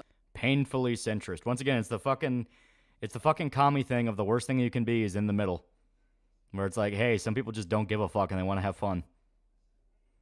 A little towards liberal. Like, he tweets pro-LGBT stuff, anti-racist stuff, but then he says things like, said it before and I'll say it again. Right or left, the extreme political people are fucking nut jobs. And, I despise a review being a political statement. And, I have no clue why politics has to work its way into literally everything, but I despise the fact that it does. This is all reasonable shit. Some people don't want to. Some people don't care. Some people don't care, and this will only make him more. I'm pretty sure this video probably made him even more fucking dead set in that belief, with the fact that I know you have the whole you cannot care about politics, but politics care about you. It is a phrase. And the thing about that is, you can't force someone to care. You can't shame someone into caring. And in fact, trying to will make them double down more. To where it's, you know, the side that wants to win will always be out the people that want to be left alone. Well, the people that want to be left alone will fuck you over. They will fuck you over if you try to force them onto your side. They'll do it out of sheer spite. Because at least you get to lose. So, you know, a bit of a mixed bag there to me. I don't want this whole section of the video to just be about him. He's a small example of a greater problem that I think is an issue within horror, which is that the existence of centrist and liberal views makes... We all know in place Shell's hatred towards Kevin Spacey due to him having a crush on him when he was younger and then finding out he wasn't able to do depraved shit to him anymore. With a love of genre acts as a shield and breeding ground for right-wing harm within our community. Because as we will see time and time again throughout this, people who hold these liberal stances will side with conservatives over progressives at every single given opportunity, and will not criticize horror unless it is art house, and also will not stand for other people to criticize horror. You know, I myself have never once in my life described a woman as an object. I think that he should put more thought into the words that... It was a joke. It was a joke because Shannon Elizabeth, the lady that he talked about, appeared in American Pie. And look up Shannon Elizabeth from American Pie because, yeah. That makes sense that was some kid in the 90s first experience with realizing why women are pretty. Oh boy, right-wing harm, let's go, yeah. Done with this section all about him. It's been about him for 15 minutes. Yeah. Do you even know what harm means? Bird for $2. Who does this guy think he is? Jesus Christ. Shannon was my sexual awakening. She is pretty good. Please let a girl pay attention to this guy. I think he's gay. Like, isn't In Praise of Shadows gay or something? See, Ari from Face Connect had to take a sudden break. Oof, that sucks. That he says publicly, and how he uses his platform. But also, he genuinely seems like an alright guy, which is the issue here. The slow creep of conservatism within all forms of art and every aspect of life is marched down a road that is paved by smiling, friendly liberals. A centrist view of this event didn't even think that it was worth mentioning the active harm that was being done here, because we were just all there to have a good time after all, right? It is a mindset of In place Shadows probably wasn't allowed to watch American Pie until after he moved out of his parents' house. Not having a debate, just know the only good part was them talking about golf. Oh. Why do so many left-wing people say leftist, non-liberal? Because I think liberal is too right-wing. I'm not even joking. It's not even gay bestie material. Consume the product and ask no questions about how the product was actually made, or who was harmed in the making of this product. I'm in here, and if I see him, I will be very happy to see him, but at the same time, I understand the allegations against him, and That's kind of weird. But Mad Monster is an amazing thing that I'm glad I'm at. And whether or not he's here doesn't stop how awesome this convention is. So people are fully aware of the shit with Spacey, because if I remember right, this happened around the time that he was like finally fully accused and shit. People are fully aware of it, and they acknowledge it's a thing, and it makes it uncomfortable and weird, but they love that convention so much that they don't care. And they're like, I want to support the convention. I want the convention to win because those guys are awesome. Kevin Spacey being there is just kind of my deal with the devil with it. Which, once again, in Praise of Shadows himself also did, because he went to the convention and bought the fucking wristband. He bought the fucking wristband. Fox McCloud, $20 is literally just some fat gut seething that he's broken. Wendigoon isn't. Yeah. Again, I mean the man no ill will. Genuine. I do not wish to harm his livelihood whatsoever by including him here. They don't Please involve themselves, do and not that's why go they're say mean targets. things Because to why are you or not about spreading him. the message? I will not stand for anyone who is mentioned here to be harassed in any way. Do not do that. I think as a culture, we need to learn where to actually direct our anger in constructive ways based around unity that will result in actual tangible good. Which is something I shouldn't have to outright say, but after my Halloween video last year, a lot of people sent Sean death threats and threats of violence, which is absolutely 100% genuinely unacceptable. It is behavior that I would never under any circumstances condone or encourage, and should I eat cereal with water and I have milk? I'm hungry for cereal. I never thought about how cereal would taste with water. I'm curious. Just eat it dry. I feel means of capitalism contributes to the worst parts of capitalism. Yeah. Snowman plays shells and is broke. He's a bread tuber after all. Mm-hmm. Well, he outright said, like, oh, I'm struggling for money, but I'm going to take a month off. It's like, fuck off. I'm deeply ashamed of any person who did that on my behalf. It should not be our way, and the real problem in this situation is clearly those actually facilitating Mad Monster as an organization. The companies themselves are almost always the problem here. People like Leech are merely side effects of the real issue. The day after the convention ended, Mad Monster posted on their Facebook, "Thank you all who joined us for a record-setting show. Your support always means a lot, but this time it really hit home. The overwhelming amount of you that took the time to express your love and appreciation made this easily our..." Don't harass anyone. He's perfectly fine falsely calling Brandon Buckingham a rapist. Yep. You named him and showed tweets he didn't like. For all the people who attack PewDiePie for saying he's a responsibility to do better, they don't act like it. Oh, they never act like it. They never act like it. That's never the point. Fun fact, Shannon Elizabeth's first movie role was in the horror movie Jack Frost. She proceeded to get fucked to death by a snowman. I had a bit of a crush when I was a kid. Yeah, I forgot about that. I forgot she was in Jack Frost. That movie's fucking weird. Favorite party that we've ever hosted. We will continue to throw Mad Monster Party for you, not for random autograph collectors on the sidelines, basing their attendance on the current guest lineup, not for hypocritical virtue signaling keyboard warriors, many of which still showed up. We threw this party for the Mad Monster family that have grown with us over the years, who get their tickets and hotels before the first guest is even announced. We know you're here for each other as much as for the guest and the vendors. Harmful Opinions checked his Patreon and made more money after crying the criticism he got. Oh, of course. Samantha Osborne, who worked the convention and has been employed by Mad Monster for the past 2 years, said on her Facebook page, legit, like, we're gonna kill him, "This right?" weekend, Mad Monster hosted Kevin Spacey's first ever convention appearance. Despite varied opinions going in, there were no protests, and Spacey was received warmly. As a guest, he was nothing but gracious. That's all I have to say on the matter." Witchy Woman on Twitter said, "A lot of vendors are pulling out of Mad Monster Con in NC because of Kevin Spacey being on the guest list. It sucks because a lot of greats will be there." She then tagged several of the prominent guests, including John Glover, who played Riddler on Batman the Animated Series, who said, "No one pulled out. It was a lovely weekend. I don't appreciate tags in this nonsense. There are real dangers in the world. The Mad Monster guest list is not one of them." Best Riddler. Creeper, $5. Has he started talking about conservative horror movies yet? No. I'll tell you when we get to it. And Kevin Spacey's innocent? Fuck no. Even though there's no explanation for the apocalypse from the road person saying a large volcano erupting due to the gray sky and a large amount of ash, it's just me. I think it's implied it was a meteor. She responded by saying, "I know a few vendors personally, but please tell me more," to which he didn't respond.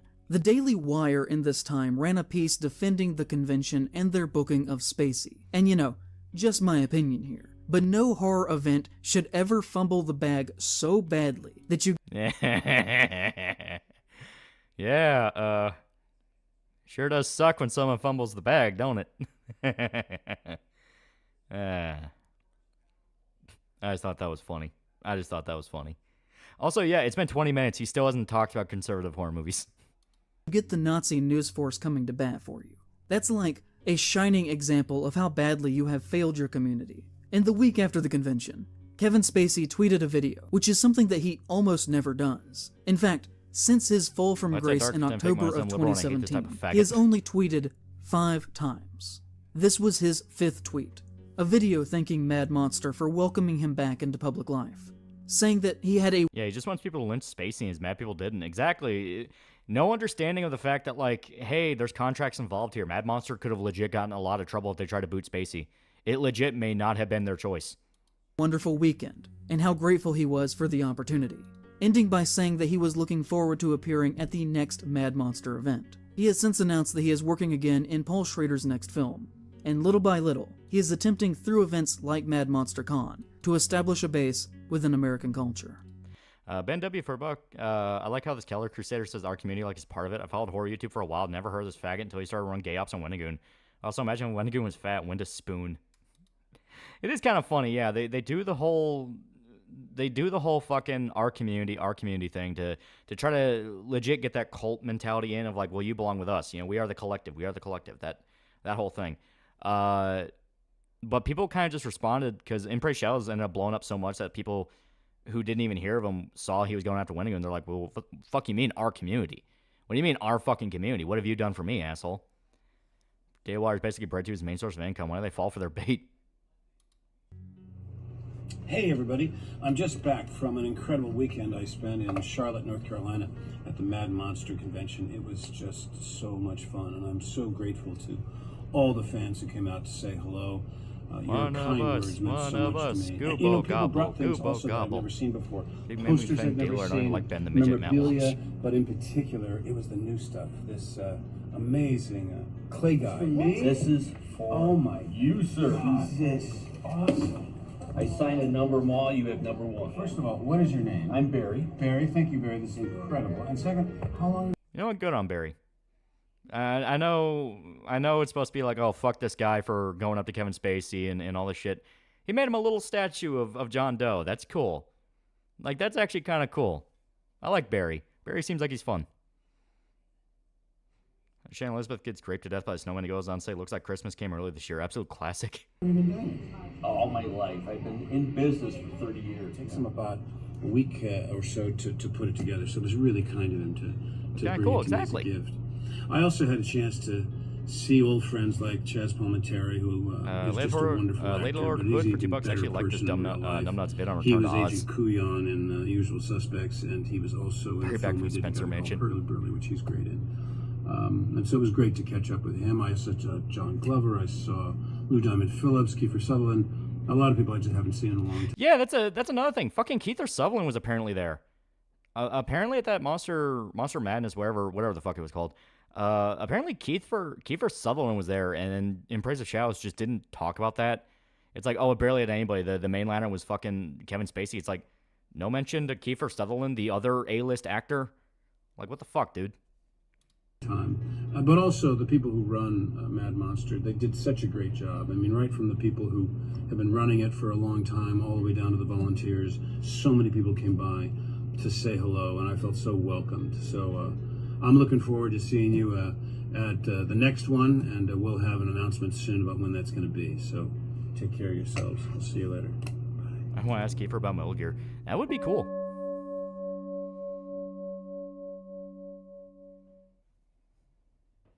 I still love Usual Suspects. I still love fucking LA Confidential. I still like stuff he was in. It's just, yeah, that's that joke you always talk about in the movies now.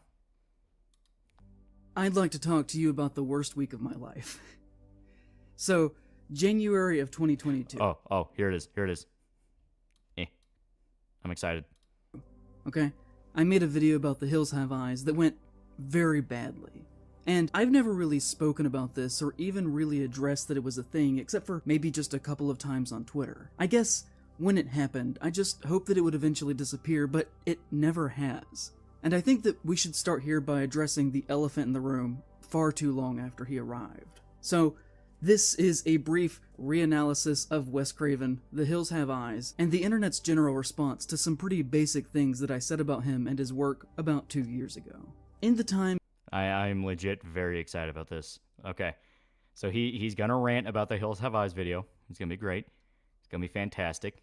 It's gonna be hilarious. Rate his drip. Yeah, I know, right? Guy looks like Domino's driver trying to cosplay a cowboy trucker. I was gonna go with gay porn star auditioning for Good, the Bad, and the Ugly. Since making that video, very often it is the case that when conservatives want to criticize me, Worst week of your they will life go so back far. to that and use it as a weapon, by twisting my words in very bad faith to make it look like I said something that I obviously did not intend if you had watched the video. Usually in an attempt to make me either look crazy, or cartoonish, or racist, or that I don't know what I'm talking about, and I'm unqualified to have this job. A recent example of this happened in this past January, when Mark After Dark on Twitter said, IPOS himself has said some really racist shit towards Native First Nations people in his Hills Have Eyes video too. He's not one to talk. In fact, Mark After Dark has been slandering me pretty consistently now for years in relation to the Hills Have Eyes. Because it's a fucking bad video, dude. Rich had $10 question here for all here except the queers. Would you rather give 90% of a blowjob or last 10%? Do I have a gun to my head? Because that will change things. I'm with the Eli double tap, and from unsubscribed podcast, he looks bad in that jacket. Often getting hundreds of likes every single time by either saying lies about me or really taking my words in completely bad faith. And every time that he does this, it hurts my reputation just a little bit more. These things do have a very real effect, because if people say things enough times, then other people will believe it. It doesn't matter if it's actually true. He was the first that I could tell to actually tweet something negative about me in the fallout from that video's release, when he said, YouTube film essayist, the cannibals in the Hills Have Eyes are actually the good guys, because they're poor, and the family is everything wrong about America. They're middle class and one is a retired cop. Cuts to footage of January 6th storming the Capitol. These things literally happen, by the way. I'm not even kidding. Because I fucking watched through his Hills Have Eyes video for the one I'm doing, the one where I talk about Hills Have Eyes. There were multiple moments where I literally leaned back and go, did you even watch the fucking movie? Like, did you watch Hills Have Eyes? Because that's not what that movie says. Maybe the internet hates my Hills Have Eyes video. All I did was explain on the main villains, I view them as black people and that they're morally right-eating people. Almost for $2. What the fuck is that guy wearing? Higgs girl for $2. Can't stand white saviors like this. They annoy me. Yeah. Yeah. Oh, he gets more funny. He gets more funny, I guarantee. Louis seems gay for $1. I don't think it's physically possible to make hating Spacey seem lame and gay, but fucking hell is this loser trying. Also, anybody notice he's not like a male Trisha Takanawa? Tom, I'm standing here at the grave of my own YouTube career. Which I hope you'll be able to see is taking my basic argument and contorting it to appear as ridiculous as possible, even though it did make sense within the context of the actual video. I mean, that video is an hour and 25 minutes. Reducing what I was trying to get across down to a single one-sentence tweet, of course, is going to make me look like an insane person. You can literally do that with anything that anyone says, but it isn't being done in the fair spirit of argument. It isn't an actual... Didn't you argue with that ant guy over thinking those Hellraiser demons were the good guys? He specifically said the Hellraiser demons are not objectively evil because they were not intentionally causing harm. They viewed it as a good thing. Ignoring the fact they're literal demons from hell, and there is a lot of rape subtext to them. One of the Cenobites in particular being a fucking child. Response to what I was saying. It is lashing out like a toddler. He got 370 likes with that one. Another time, to 867 likes, he said, I like IPOS videos for the most part, but this man has brain worms. His Hills Have Eyes video is the most schizophrenic far leftist ramblings I've ever heard. He said the family deserved to be raped and killed because they represented colonial USA and the hill people are native. Once again, this literally happened. Mark After Dark is a good guy. It was a good thing OHMS snaked him. I followed him on Twitter for a little bit. He does seem to be pretty cool. I don't know if I'm still following him. I think YouTube, like, immediately... Not YouTube. I think Twitter auto-removed me from him, or he was on, like, one of my accounts that got banned. I don't remember. 375 likes? Damn, he fell off. By my count, he has tweeted at least 10 times over the past 2 years about this. And that is without me actually even looking very hard. I'm sure it has happened even more than that. I have never once before now interacted with him or even acknowledged... Grouper $5. Time when he actually starts talking about conservative horror movies and also is writing his embarrassing bed. This guy read Berserk. He would make an hour-long video why God Hand or Misunderstood and Guts is creepy. Mark's a good dude. Okay. For some reason, some people can't understand that just because demons look like people doesn't mean they have the same morality or values as human. Or the idea of just because they say they have a different morality means that you don't just call them evil. Acknowledged his existence. And he's often really condescending with this too. In one tweet saying that I must have forgotten my meds that day. Essentially, every single time implying that I think rape, violence, and cannibalism is literally a good thing, and that I'm also a racist. You literally said, "Aren't their actions justified?" I'm not even fucking kidding here. He literally said, "Aren't their actions considered justified?" Like here. I'm gonna. I'll let this play for a little bit, but I'm gonna be working on something in the background. Around that same time in January, an account going by Crackhead Clyde said to me, "I don't get how you can show more sympathy for the violent cannibals in The Hills Have Eyes than a kid who is defending himself during a riot, or a competing YouTuber who has different opinions from you," which, we're gonna get to all this in a little bit, but the kid that he was talking about defending himself was Kyle Rittenhouse. The Hills Have Eyes... Yeah, the kid who objectively defended himself. Alright. So, I gotta find where it's at on my end here. Is their favorite thing to use against me because it is really all they've got. And not that we should be really taking the opinions of Crackhead Clyde extremely seriously, but the issue is the army of Crackhead Clydes that will read a single tweet about you and then assume that it is true, and hold that against you for years. Literally, there has not been a single week that has gone by in over 2 years that I didn't have somebody saying something shitty to me about that video. And I don't think that most of them have actually even watched it. And I kind of want to look at this, because posting that video was a huge negative turning point in my life, and the way that that one video was received has really impacted everything around me. Before that, I was relatively comfortable financially. I could make the kinds of videos that I wanted. Alright, I almost have it ready here. Just stay 2 seconds. You're gonna have to listen to him talk for a little bit longer. I'm sorry. To, and have honestly struggled very badly ever since then. If you want to know why I make so many franchise videos now, it's because I still need to eat, and those are the only things that ever gain any traction now. Everything else I do dies as soon as it's released. For transparency, this is a graph of my total lifetime views on my channel, and this is the point where I posted The Hills. Okay, so reminder, one of his big bitchy points is that horror should be more than just you know, the money. It should be more than just the money. You know, why aren't we heckin' thinking about our fucking horror, you chuds? That whole bullshit. And yet he is flat out admitting right there, I do a lot of this for the money and I need the money. So it's like, okay, so fuck you. It's okay when you need the money, but when other people are just doing shit for money, that's bad. That's bad, you know. That's very bad. All right, almost have it here. I think it's a little bit further down. Yeah, here it is. All right. So I literally had to go out of my way to render this. Give me a sec. In a way. All right. So I'm going to play this. It is a clip from his Hills Have Eyes video. It's the one I use in my Hills Have Eyes video. Media Goes 5 Fake Mice. If you want to see an actual review of the Hills Have Eyes, just watch either Stitch Together Pictures or Dr. Wolfula. Christ, people. I've not seen either. Are they any good? But yeah, here is the actual clip from his Hills Have Eyes video. He might bring it up later, but I'm just doing this now so you guys have it in your mind what he said. In a way, are they not justified for their actions? The Hill people can be representative of anything that you want them to be, really. They can be Native Americans, and the Hills themselves can be allegorical of them being forced back onto reservations. They can be Black Americans that have for hundreds of years been forced to live within a dehumanizing system that has balances in place that assure that they never get ahead. They can be anyone who has been a victim of hundreds of years of horrifically violent, white, wealthy, educated progress. Right out the gate, that's bullshit. That is bullshit. Andy from Stitch Together Pictures underrated. I will subscribe. Okay. Yeah. No, that is not what the Hill people represent. The Hill people are based off the legend of the Sawney Bean, the Sawney Bean clan. In the Hills Have Eyes video, he never once name dropped Sawney Bean because that is what Craven based them off of. That it is the old Scottish legend. Even though Craven repeatedly said in interviews about how much that influenced the idea of the movie, how he wanted the movie to play out. The Sawney Bean legend is crucial to understanding Hills Have Eyes. He never once fucking references it.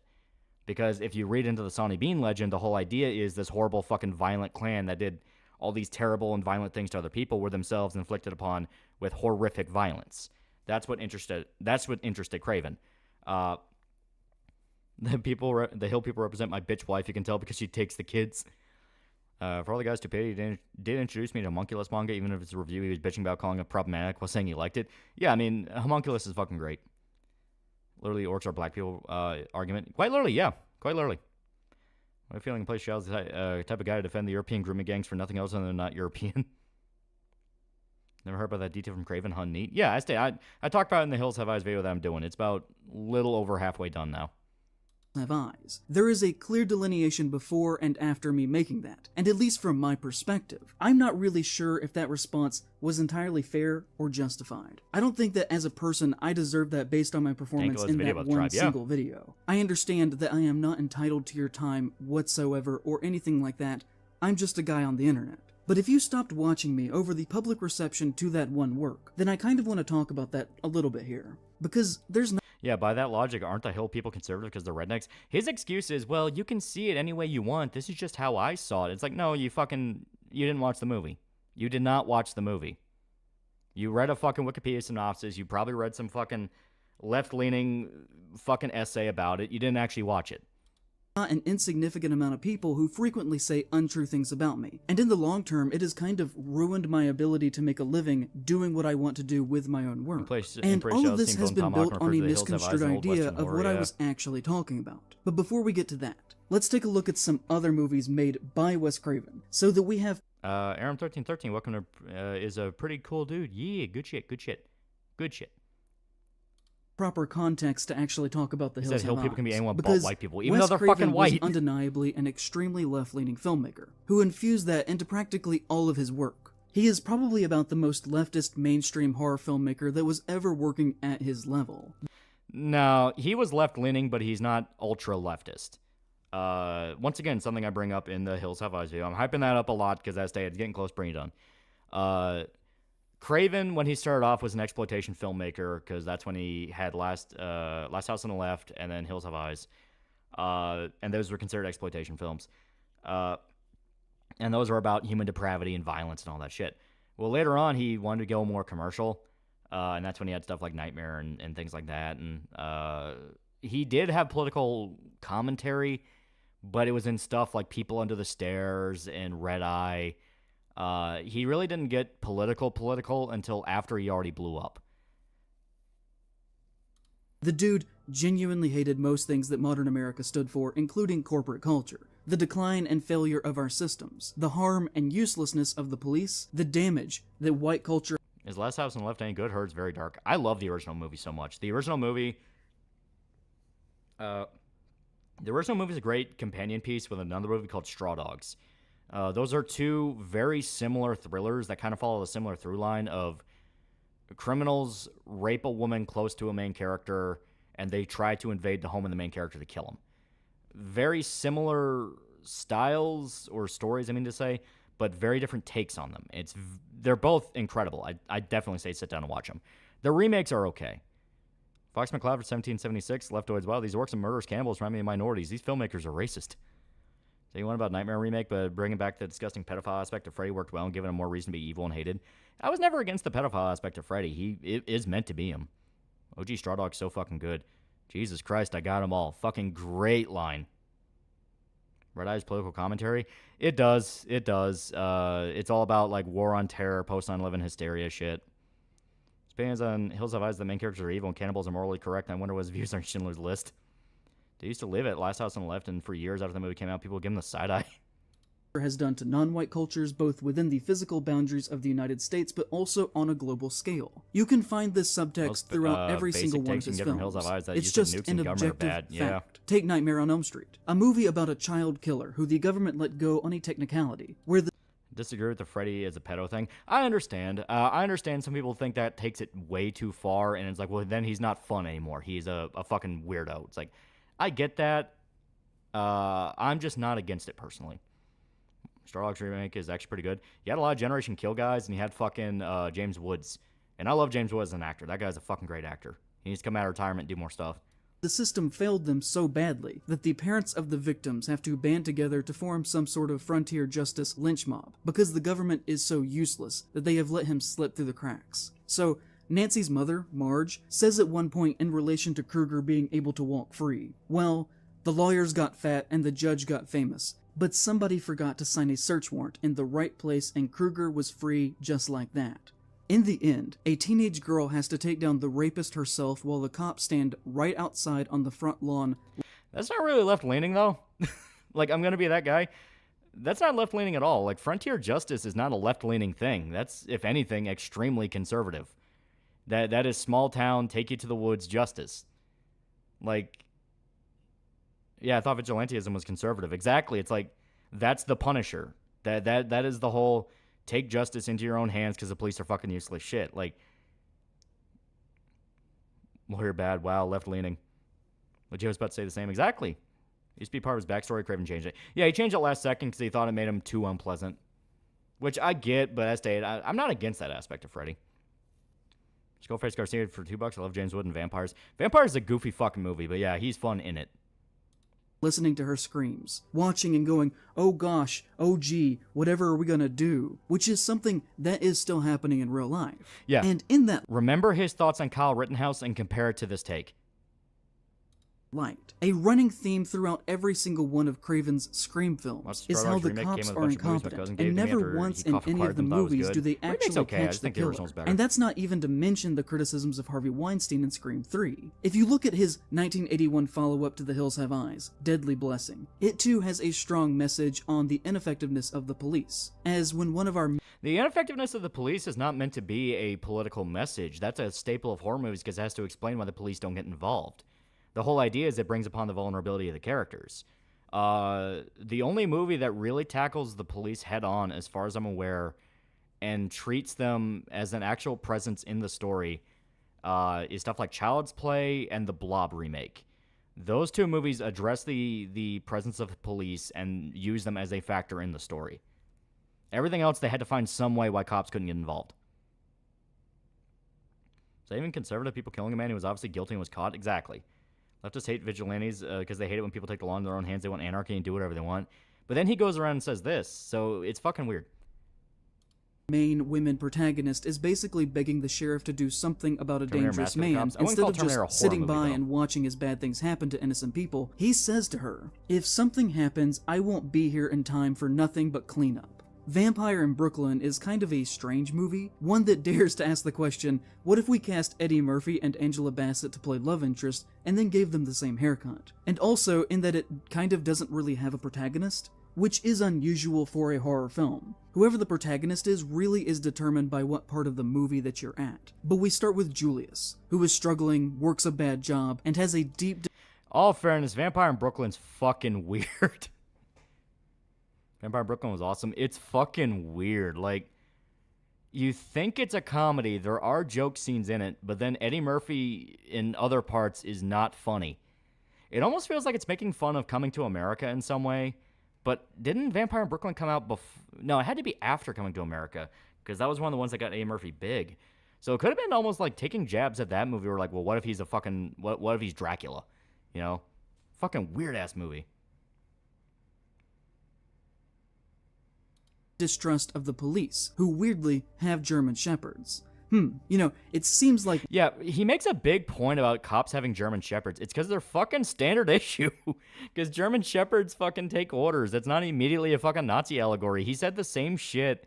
He said the same shit with fucking Hills Have Eyes, where one of the reasons the normal family is a red flag is they have a fucking German Shepherd. And it's like, what the fuck, dude? Also, yeah, almost 1,000 concurrent viewers. Just so you know, guys. Just so you know. 10% off your Gamer Subs orders. 10% off. Use code TALL. Link in the description. It's pretty good. It's pretty good. All right, we're going back to it. Wes Craven liked to use German Shepherds as a visual code for racist cops. Anyways. No, he fucking didn't. It's because they're standard issue. They're what cops fucking have, you idiot. Even the whole thing with, like, okay, he calls the dad, he calls the, yeah, I guess he's technically the dad. In Hills Have Eyes, he calls Bob racist because there's a scene where Bob goes on a rant after he retires, where he says, you know, I worked in one of the worst precincts. I had niggers throwing arrows at me. I got shot at by rednecks. Just this, I'm done with the fucking world rant. This whole thing. And from there, he immediately extrapolates Bob was a violent cop. He was a piece of shit. He was a racist. He's a murderer. And it's like, dude, it's fucking 1976. That word was very much in common vernacular, even if you did not consider yourself racist. Which is equating a dog breed to a political ideology. It really is a lefty stereotype. Everything means something exactly. He has an older relative who is sucking him dry by overcharging him and other young people to live in the apartment building that he owns, while he gets rich and does basically nothing, where they later literally try to eat their landlord before instead forcing him to be their servant and drive them around in a stolen limo. John Witherspoon is great, I will say that. John Witherspoon's good in anything he's in. I do love John Witherspoon. I'm really sad he's dead. Late ordered for $2. This guy probably believe Hong Kong equals Hail Mustache Man. Yeah, right? Playshell is definitely the Hitler drank water thinker. Another instance of Craven using a cannibalism metaphor in relation to wealth and power dynamics. A movie that also includes a scene where a white woman holds a black man hostage in a park with pepper spray up to his eyes, telling him that she hates to do this because she understands what capitalism has done to black culture, but that she just doesn't feel safe seeing him in the park after dark. A total parody on the hypocritical mindset that liberals have held for decades now. It is also not the only— Zero self-awareness. Zero fucking self-awareness. It's like the hypocritical mindset that liberals tend to have. Yeah. Yeah. Yeah. German Shepherd's one of the most loyal, reliable, and easy to train dog breeds who are bred to be police dogs, given their already great physique, are clearly racist because they're black. Boondocks ages were like wine every year. It's fucking great. The fuck is he on about? He's still talking about Vampire in Brooklyn. Once again, not even a bad conservative horror movie. It's just kind of a weird Wes Craven movie. Also, the characters in Hills Have Eyes were specifically dressed to look like white upper-class people from the 70s. Make a point, not because, made in the 70s. Well, more than that, they're not even upper-class. They're in, like, fucking T-shirts, and, like, Doug has fucking booty shorts. Like, they're middle-class people. They're middle-class people. They're dressing like how people in the fucking 70s dressed. They're not rich. If they were rich, they would have had a better car. Zen Gutman for $5. Can't believe he used to like this guy. Stuff from even a few years ago. Doesn't like this. One long schizo post. Yeah. Wes Craven did this? Yeah, he did Vampire in Brooklyn. Sit down to watch it. I can't guarantee if you'd like it. Sit down to watch it. It is very different. Only movie that he made that primarily features an all-black cast, and is based around issues that affect black people. The Serpent and the Rainbow is about an all-white imperialist American pharmaceutical company who sends a tall, white, light-haired, handsome man to try and incorporate himself into the culture of Haiti, to learn their tricks of how they create Haitian zombies, to then steal their old folk medicines so that they can market them and capitalize off of them. Midway through the movie, at the dinner scene at the CEO's house, where they are planning and celebrating this Getting a chat for $2, but he's never met a black person in his life. genuinely having a conversation about violence that they plan to enact against poor black people. Everyone who is at the table is white, and the butler who serves them is black. And because he's there to steal from them, the protagonist is never able to actually immerse himself in their culture, and never attempts to understand the Haitians on a spiritual level. He is a cultural leech. I mean, it's fucking Haiti. Probably not the best idea to be around, you know what I mean? These people, middle class, always pay for what upper class does, yeah. Remember the story of a Jewish boy with a German Shepherd? 2 SS guys came and shot it as a joke. German, even Weimar, didn't equal Nazi, but brainrot got drip out this guy's ear, yeah. And just because he is the protagonist does not mean that Craven is trying to paint him as a good person, just like with the family in The Hills Have Eyes. The family in Hills Have Eyes literally doesn't do anything wrong. They crash land, I say crash land, they crash their car in the middle of the territory of the Jupiter clan. That is it. They get lost in the desert. They do literally nothing to bring anything upon them. So equating it to a guy where the whole point is it's a morality story, where he's going there to steal a tradition to market it for greed, that's not equivalent. You're a fucking retard. Like, no, they are not the same fucking thing. Yeah, they crash land their hover RV, yeah, right? Yeah, this guy deadass says this guy gets robbed, therefore he's a leech. His intention with the other film, the one about the Haiti thing, you can at least argue he is getting what he deserves for trying to steal something from these people and market it in like a cynical way. That's at least something where it's like, that's very common horror, you know, the morality tale. Hills Have Eyes is different. The fucking Carter family in Hills Have Eyes literally doesn't do anything wrong. They are complete victims of circumstance. They're rich, they would have flown. Yeah. Well, the whole point is it was a road trip. See, Lolly, the main characters are evil because they're skin tone. Remember, all white people from Appalachia are inherently rich because they otherwise. The fucking Jupiter clan are white! In fact, just like The Hills Have Eyes, Craven is using Serpent and the Rainbow to show a very complicated situation, where both sides have strong issues. To be fair, you assume they were upper class because the middle class family couldn't afford to take their family on cross-country vacation anymore. Anymore, in the middle of the 70s, that shit was very fucking standard. You could do that. Here's the blackness of used police dogs. German Shepherds are well-educated blacks. Letter-tone, Doberman, educated but grew up ghetto. Roddy can give the N-word pass. Where did Haitians get that practice? Because they didn't spawn into existence with that. Haitian voodoo stems from, if I remember right, traditions from Africa. Specifically, I think Central Africa. Going on, as the black political antagonists of the film are using excessive violence and fear to politically control their people through police force. Everyone is painted in shades of gray, but Craven clearly does not think that our protagonist is actually a good person. The People Under the Stairs follows a black child who is being... Yeah, okay, see... In regards to social commentary, People Under the Stairs has a lot under the surface. That is one where Craven makes it very clear the movie has a lot to say. This is the one where, like, yeah, you can apply a left-leaning lens on that because that's probably what Craven had in mind.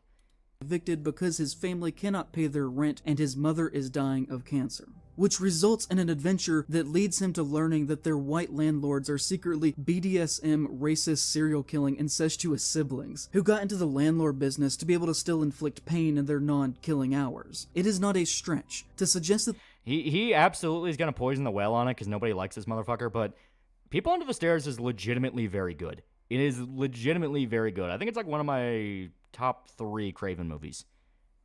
Because it starts off as like a typical kid adventure movie, then you get that hard twist. You get that hard twist and you're like, oh, fuck. Remember Crimson $5? Man hates centrists but pulls at both sides and talking about cannibals. That movie sounds badass. Check it out. It's great. It's a mix of traditional African religions and Catholicism. I was trying to say that they got from someone else. Yeah. To be fair, the main character is dumb. Why would he want to steal from Haiti? There's nothing worth stealing. Lou, $4 or $5. It's just Nina Sarkeesian. She focused on politics instead of sexism. Give me a piece of meat and I'll tell you how it's political. Basically. Zen Gumman, $5 from Yoruba folk religion. Most of the Africans that got caught up in Atlantic trade were from the Yoruba ethnic group. Yeah. The man who made a movie about landlords being evil racist monsters who are going to be killed by their community would have some other things to say about the systematic economic problems in America and how it relates to racial history. Yeah, and clearly based on his other works. If he has a protagonist in a story that is an old white cop, like in The Hills Have Eyes, he is not going to write him as if he is a good person. Bob literally doesn't do anything wrong. That's the thing. It's like, oh, he wouldn't write the old cop to be a good person. Bob doesn't do anything wrong. He specifically leaves trying to help his family. He leaves trying to help his family and actually gets the closest. It's just the fact that by the time he gets to Fred, Jupiter got there too. And then he gets ambushed. So is Wes Craven a conservative? Rottweilers stop being police dogs because they get distracted easily and bite force too strong. There were cases of Rottweilers broken bones on people's job. Makes sense. They're fucking mean-ass dogs. Landlords back capitalism and evil. Give me free money. That's the Hills Have Eyes remake. I liked it. I also kind of liked it. I remember, because I rewatched all the movies recently, I remember not liking it a lot more the first time I saw it. Then I sat down to watch it, and I'm like, this is actually kind of killer. Maybe it just grew on me. I don't know. Problem is that this dude, leftists in general, think you can only write and create what you believe. They can't comprehend people writing factions that have different ideas in politics. That is true. I'm not saying my opinions here. I am literally telling you factual information. It is literally your opinion, though. It is literally your opinion. The whole idea of Bob dying in Hills Have Eyes was to point out that law and order does not exist in the desert. Bob was a cop. He was the guy that held the group together. He was the badass. He had the revolver. He had that big-ass fucking gun. But he was the first to die. He was the first to die. And he died very badly, and Jupiter had fun killing him. So the idea is they were all alone with these fucking cannibals, and they had to figure out a way to live. There was no cop coming to save you. No, there was no dialing 911. You know, that was the whole point of it. You know, law and order does not exist. You are in the land of wolves. So that's what that is supposed to represent. It's not about cop being bad person. Remember Soldiers from Hills Have Eyes? I only realized that was a sequel. Yeah, Hills Have Eyes 2 from 2007 sucks ass. It looks like Gina comes out of gas station balling her pills. There is this thing that the internet does, where one person says something that is false but sounds believable and is tangentially related to what actually happened, and then other people start to repeat it out of Sorry context for repeating the remake, and morph yeah. it, and slowly escalate it, until it just becomes general belief, even though it is detached from reality. And this is what I think happened here in my situation, where people somehow got the Colt Python. It was a big-ass gun. I don't know if it was specifically a Colt Python, though. Creeper order $5. Fun fact, the family's a strong theme. Wes Craven films all of them. notion that I was a racist, pro-cannibal, pro-rape, and sexual assault weirdo, which, you know... You literally didn't bring up the fact that Brenda got raped. Another aspect, he goes, well, are their actions not justified? Ignoring the fact that fucking Mars rapes Brenda. Quite right, or $5. Been watching so many guys just destroy this guy's video. Hope he comes back and need more of this. Late Lord Hood for $2. So this guy just name dropped his own career. Yeah, moral story is only the strongest and smartest survive. Exactly. I find genuinely insulting. It's like some people had never heard of the concept of fuck a people metaphor like this. before. My grandfather's So, retired police if we officer go back and to my everything original was, video, he was everything great about my police. He was basic a Chi man from argument North was that Carolina, the wouldn't Hill be people power. in The Hills Have Eyes are a stand-in for any type of person who has been marginalized by the American imperial machine. Native... Not what they were. Python's a real gun. Thought Cobb made it up. No, it's real. Rick Grimes from Walking Dead. That's his gun. That's why the prices for him fucking skyrocketed after that show came out. Also, I don't think Dirty Harry has one, but he has a similar one. Chance doing a Bioshock retrospective like Wolfenstein video. I have a soft spot for it, but I'd love to see Rip Apart Infinite. That would be fun. Okay, let me rewind it a little bit. Yeah, Cold Python's like 1,000, yeah. Ever had diabetic ice cream? It's pretty good. Isn't that just ice cream with like an artificial sweetener? Pro-rape and sexual assault weirdo, which, you know, I find genuinely insulting. It's like some people had never heard of the concept of a metaphor before. So, if we go back to... They're a metaphor for Sonny Bean, you fucking idiot. My original video, okay? My basic argument was that the Hill people in The Hills Have Eyes are a stand-in for any type of person who has been marginalized by the American imperial machine. See, that's the thing. Okay, they're not marginalized. Jupiter chooses to live in the desert. He chooses to live in the desert. He brings Mama, who is a prostitute, into the desert with him. Jupiter likes being out there. He likes being a monster. He likes doing this shit. You know, he's just bad. I mean, they call him Grandpa Fred. Grandpa Fred talks about it when Bob talks to him. He was just always bad. Jupiter would just do horrible things. He killed a bunch of animals when he was young. He set his little sister on fire and killed her. Jupiter was just always bad. Like, he was just always a monster. Dirty Harry is Smith & Wesson Model 29 44 Magnum. Colt Python's a 357 only. Yeah. I knew it was similar, but it wasn't the same. There's a metaphor and there's reaching so hard you're being confused with Plastic Man, yeah. Native Americans, any non-white people really, this guy's queer people, poor people, anyone who would stand in opposition to the family, whose father is a police officer, whose background is upper middle class, who are openly racist, demanding, and hostile, who also have a German Shepherd as their chosen pet. They are not demanding or hostile. When they go to the gas station to talk with Uncle Fred, Bob tells them, fill up the gas tank. That was a job in the 70s. Someone had to physically fill up the gas for you because they ran the pumps. That's not demanding.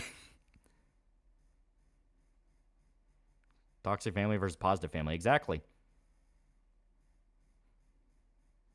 Yeah, I just want to go home. Well, they're trying to go to L.A. They're going from Columbus, Ohio to Los Angeles. If I remember right, it was Columbus. They are a family made up of racist red flags. And they're not racist. The only one that drops a slur is Bob, and he is a burned-out cop. A burned-out old man for the 70s. Discussed how the movie is about a conflict when those ideologies come into conflict. German Shepherd so when much a group who an has had person. everything taken away from them, and another who reaps the benefit of the... See, once again, the Jupiter family had nothing taken away from them. Jupiter chose to live out there. He liked being a bandit. He liked stealing, you know? Demanding, I didn't know it was demanding not be tortured and raped. Yeah, right? But now you understand why I wanted to get to this so much, because there is so much that I'm immediately going, that's not what happened, that's not what happened, that's not what happened. The only thing that the man was not be horribly killed. Never watched Stream, let your berserk work. Yee. This is the guy who claims he and his buddies are smart and philosophical and everybody else is bad media literacy. Let that sink in. And I legitimately ask if he watched the movie. German Shepherd theme song is Erica. So really, we based the whole racist angle on while asking to fill gas in a time that was the thing. We really gonna have censors on everything? Presumer asks. No, he's specifically talking about when Bob in the movie has a monologue now that he's retired, where he talks about how the precinct he was in was very rough, and he drops a slur. He says a bunch of niggers shot arrows at me. That was his exact line. So that was his proof of like, oh, he's racist and horrible and evil, ignoring the fact that it was the 1970s. Everybody talked like that. Using his logic, cannibals can be a metaphor for American imperialism because they kill, rape, and take what they want. Exactly. They live on a bombing range, tying them to militarism. Let's say an hour in and play shouts. Already give me 3 brain tumors. The man is stupid. Kind of admits the video he bases analysis not from an article in early 2000s. Exactly. Taking are suddenly placed on the same Dirty level Harry. and are Dirty told Harry to duke also it out didn't for exactly survival. About how it Dirty Harry also was not exactly a fan of certain racial groups. Kevin the bread tuber, the pedo mustache that falsely accused people. Yeah. Yeah, one of the cannibals is named Mars, the god of war. At the end of the day, when push comes to shove, we are all capable of great violence against one another. I do not think that that is an outrageous... And once again, that's something I'm going to talk about in the Hills Have Eyes video. The family never does anything exceptionally violent. They never really do anything exceptionally violent, never do anything that's like as fucked up as what the Jupiter clan does to them. They're only reacting. They are reacting to stay alive. They do not ever become malicious or savage. You know what I mean to say? If you want a story about like people becoming savage, that's Last House on the Left, Straw Dogs, Deliverance, movies like that, you know? Whole family is also racist because Bob isn't that baby with the bathwater to the absolute extreme. Guy sucks all kinds of dicks. Yeah. Yeah, they're so hospitable. Harry Callahan, yeah. Yeah, Dirty Harry stayed to hate all races equally. He was progressively hateful. Did like the remake where the sister sacrifices herself and kills her own brother. Ruby, I was sad she was not much of a character. At least she was more of a character in the OG. Barrett can claim the cannibals representative of the Soviets at World War II. Many of them raped and later killed women from the age of 6 to 80. Yeah. Wasn't Rorschach a racist? It's implied multiple times, yeah. Just reading of that film. It isn't even really subtext. It's just the plot of the movie. People got extremely mad at me for recapping the plot of The Hills Have Eyes. It's not the because recap. Genuinely, if you go back and watch that video, that is all I am doing. It is a very basic reading on Wes Craven's intended message of that film. You didn't watch it, because that's not what it was. Based on his own words and what he put on the screen. I'm not even saying that I agree with everything. Yeah, this idiot once said Lewis Carroll raped Alice Little despite there being no historical evidence of that, and Prince of Shadow has always been a shitty creator. Going on in the movie. I also certainly did not write the movie. And truth be told... And like I said, he's going like, oh, this is such a basic synopsis and basic summary. He didn't even bring up the fact that Mars rapes Brenda, didn't bring up the Sawney Bean clan, he didn't bring up crucial details. I also think that Wes Craven is a little overrated, and I'm somewhat mixed on his filmography as a whole. Thematically, I actually kind of agree there. I think he's great, but on a basic filmmaking level, he was at times... I think this guy's a massive faggot, but I do kind of agree Wes Craven is a little overrated. Fairly weak. I was literally just talking about what Craven was trying to do in his script and how he saw the movie.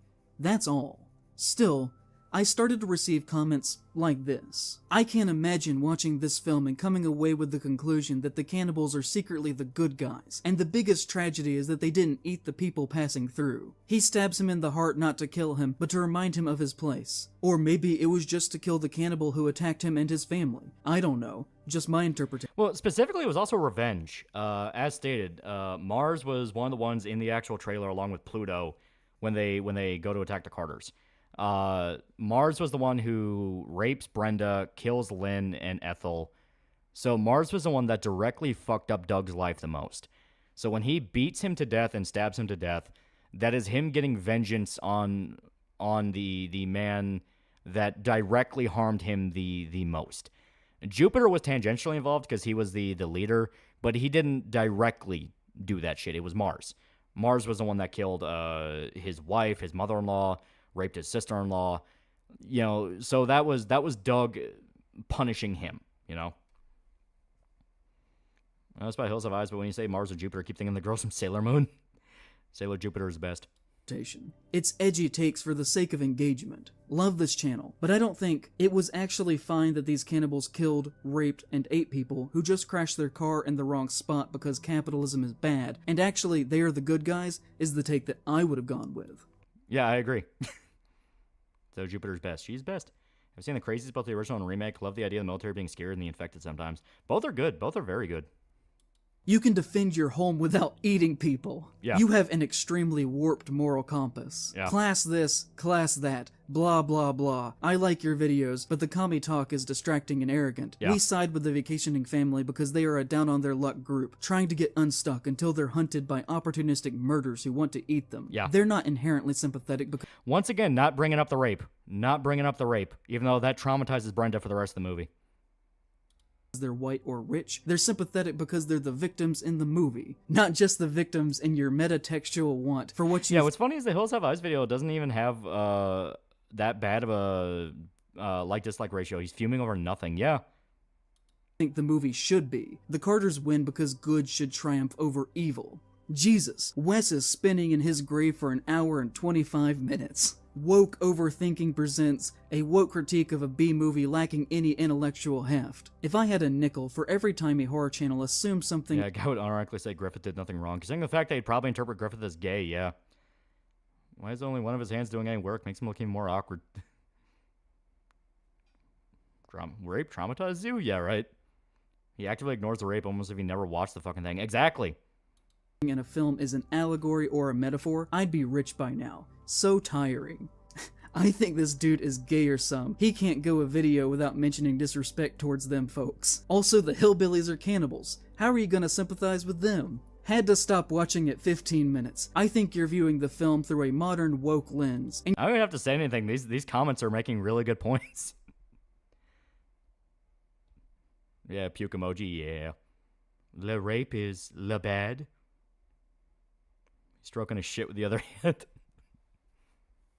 You're really stretching the themes to fit your personal bias. Really hard to take you seriously now. Just because you're a communist doesn't mean that every movie is about class struggle or social inequality. Holy cow, you make it sound like the cannibal rapists are the good guys. Gross, dude.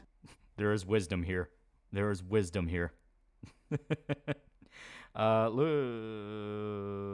we go. Samurai jacking off for $1. Bet you he brush off getting a real job because horrible chuddies respond to my videos, made fun of me. I couldn't get a real job as if actual felons can't get jobs.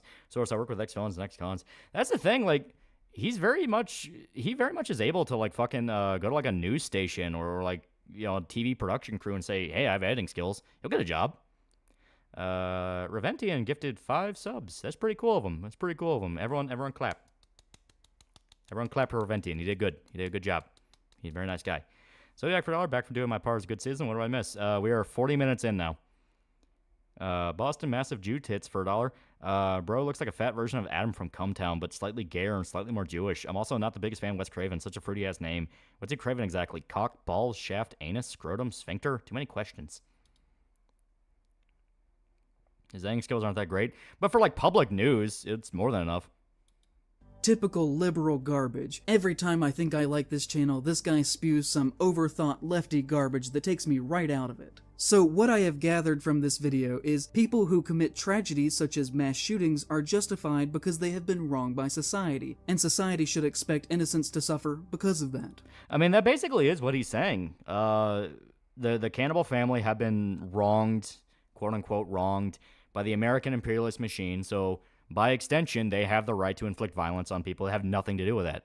The Carters aren't like, they're not like executives in a fucking arms factory. They're not like, you know, they didn't work for the Department of Defense. They aren't like military brass. There's no connection to them in that way. They're literally just a bunch of fucking people, you know? Bob was an ex-cop, but he was just an ex-homicide detective. And I don't think we ever find out what Doug does in the original. In the remake, he sells cell phones. I don't remember what his job was in the original. He might have just been a handyman. Oof. The overinterpretation of capitalism bad by making the literal raped, murdered, and eaten victims into the bad guys of the movie was my cue to unsub. Sorry, bud. You lost me. You went way too off the mark. I've enjoyed several of your videos, but damn, you seem to be a bit lost. The human sacrifices and cannibalism will stop, Western imperialists. lost in this one. Your stances just seem a bit warped. And why inject politics into a movie anatomy? Social justice? I was rolling my eyes throughout. I mean, come on, man. Yeah, this guy can read straight criticism and tell him directly, hey, this is really stupid and you go too far political stuff. I like your other videos. Can you just tone it down? Yeah, and he takes it personally. Yeah, bitch reading the comments in that constant tone doesn't hide that he sounds hurt by him. Yeah. You're born into the system I hate. You are guilty. Exactly. Original sin. Lay Lord Hood, $5, trying so hard to laugh this off of doing the whole rebuttal in the middle of a completely unrelated subject. Hard cope, also Kyle better than Nashville. Yeah. Looks like Kyle's cousin from South Park. LOL, I've watched a few other videos of his and didn't notice his political leanings, and here's the thing, I don't actually care what they are. It's just pretty silly to inject social justice into a review of The Hills Have Eyes, LOL. Yeah, I can't help but disagree with this video. This might be your worst yet. Yeah, he calls his family a bunch of racist red flags. How the fuck can he act like these are unreasonable responses? Exactly. I despise your political analysis of this film. Calling police officers, people who put their lives on the line for a job, a symbol of oppression, shows a huge bias on your end. People are a lot more than their political affiliation, but I don't think you showcasing yours is very much appreciated by your audience. Would really appreciate it if you tried to be more impartial.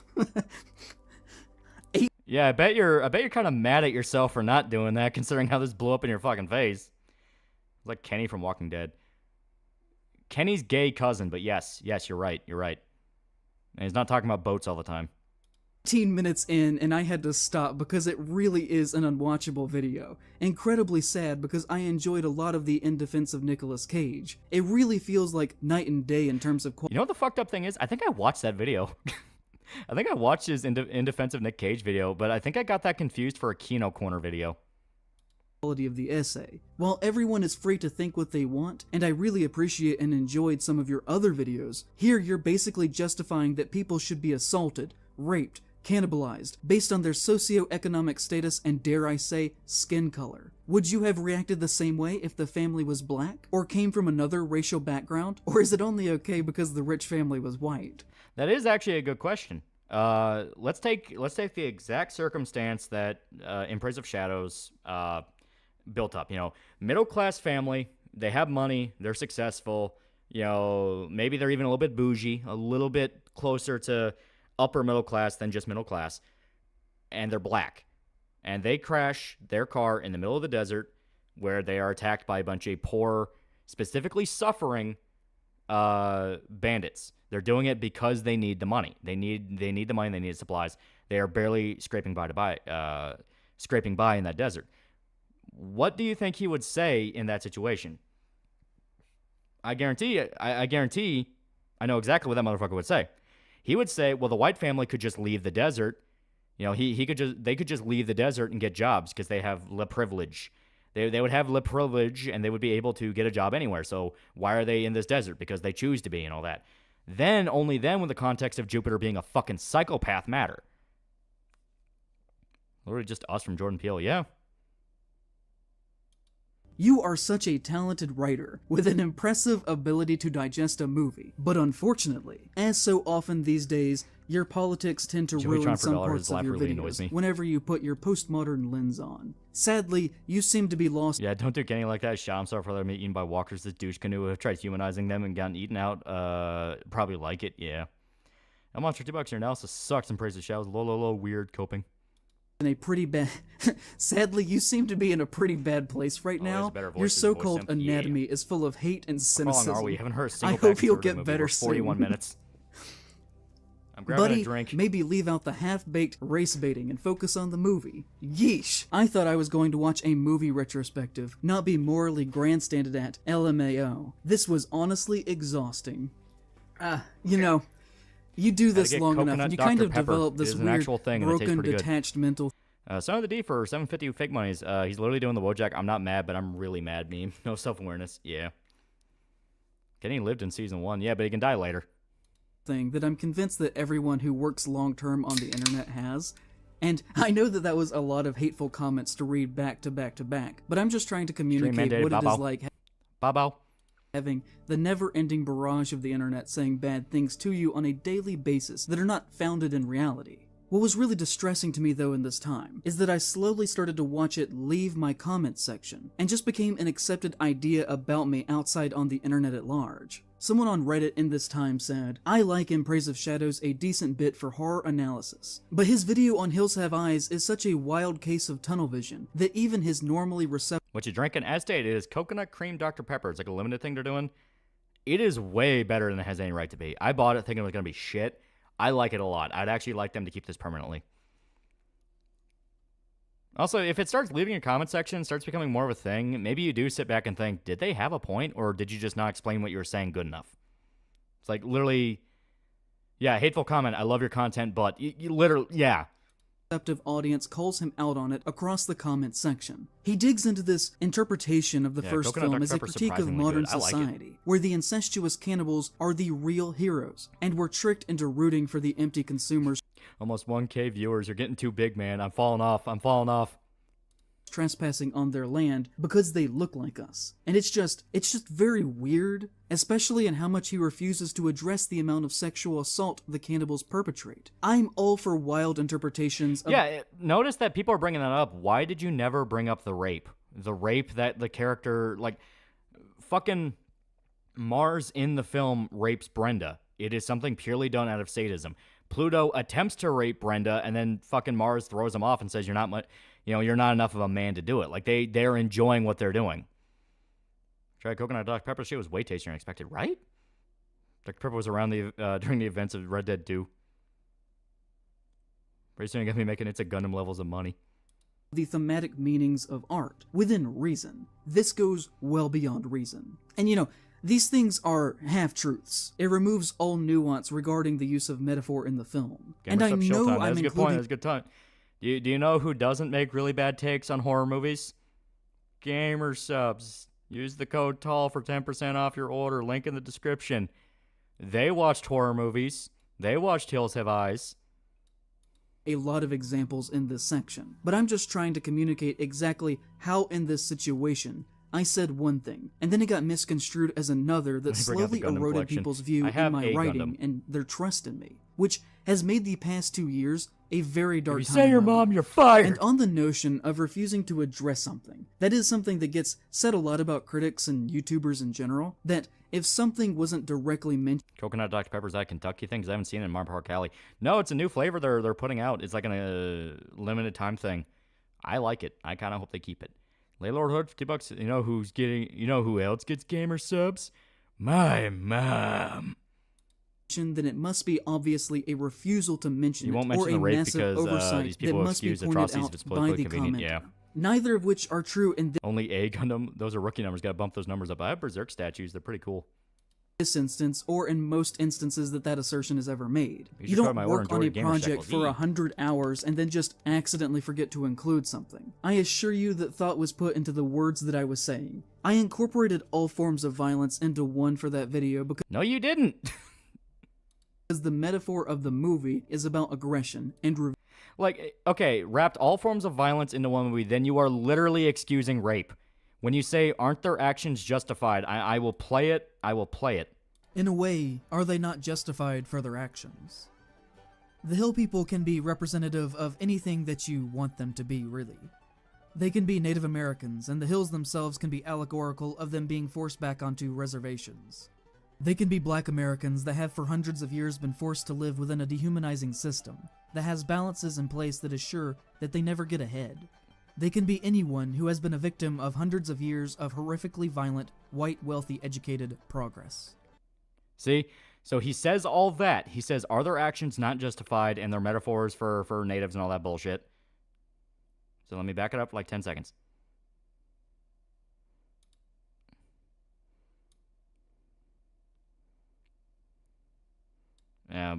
Be good as it gets. Place right now, your so-called anatomy is full of hate and cynicism. I hope you'll get better soon. Buddy, maybe leave out the half-baked race baiting and focus on the movie. Yeesh! I thought I was going to watch a movie retrospective, not be morally grandstanded at LMAO. This was honestly exhausting. You do this long enough and you kind of develop this weird, broken, detached mental thing that I'm convinced that everyone who works long-term on the internet has. And I know that was a lot of hateful comments to read back to back. I think I might have went back but a I'm little just bit trying too to far. communicate what it is like having the never-ending barrage of the internet saying bad things to you on a daily basis. Quiet Rider, $5. You know who interprets media terribly like in place shells? The funny mustache man. Second one, 62, $5. Mass misunderstanding is a thing, especially on the internet with nerds the way they often are, but this doesn't seem to be such a case. That are not founded in reality. What was really distressing to me, though, in this time, is that I slowly started to watch it leave my comment section, Yeah, and just I'm a little became bit an too far accepted back. idea about me outside on the internet at large. Someone on Reddit in this time said, I like In Praise of Shadows a decent bit for horror analysis, but his video on Hills Left Have and right arrows Eyes is move such a 5 wild or case so, of tunnel okay. vision. They into this interpret real here look like us. Sexual assault the cannibals Yeah, here. perpetrate. It's back here. I'm all for wild interpretations of the thematic meanings of art, within reason. This goes well beyond. I realized somebody's copying Wendy's mannerisms. If you want a channel that's pretty good that copies a lot of Wendigoon style, fucking check out. Let me get him pulled up here. Fucking check out Flawed Peacock. That guy's actually pretty good. I'm on for $2, bro. You don't speak for me. Be quiet, damn. Beyond reason. And you know, these things are half-truths. It removes all nuance regarding the use of metaphor in the film. How difficult was it to find creamy coconut? I only saw it in the gas station. I saw it in Dollar General. I know I'm including a lot of examples in this section, but I'm just trying to communicate exactly how in this situation I said one thing, and then it got misconstrued as another that slowly eroded people's view in my writing and their trust. Yeah, Flawed Peacock's vid on Home Helpline was great. I like that a lot. That was fun. I just forgot the video was supposed to be about bad conservative horror movies. So far it's been woe is me, fuck these guys, Jesus Christ.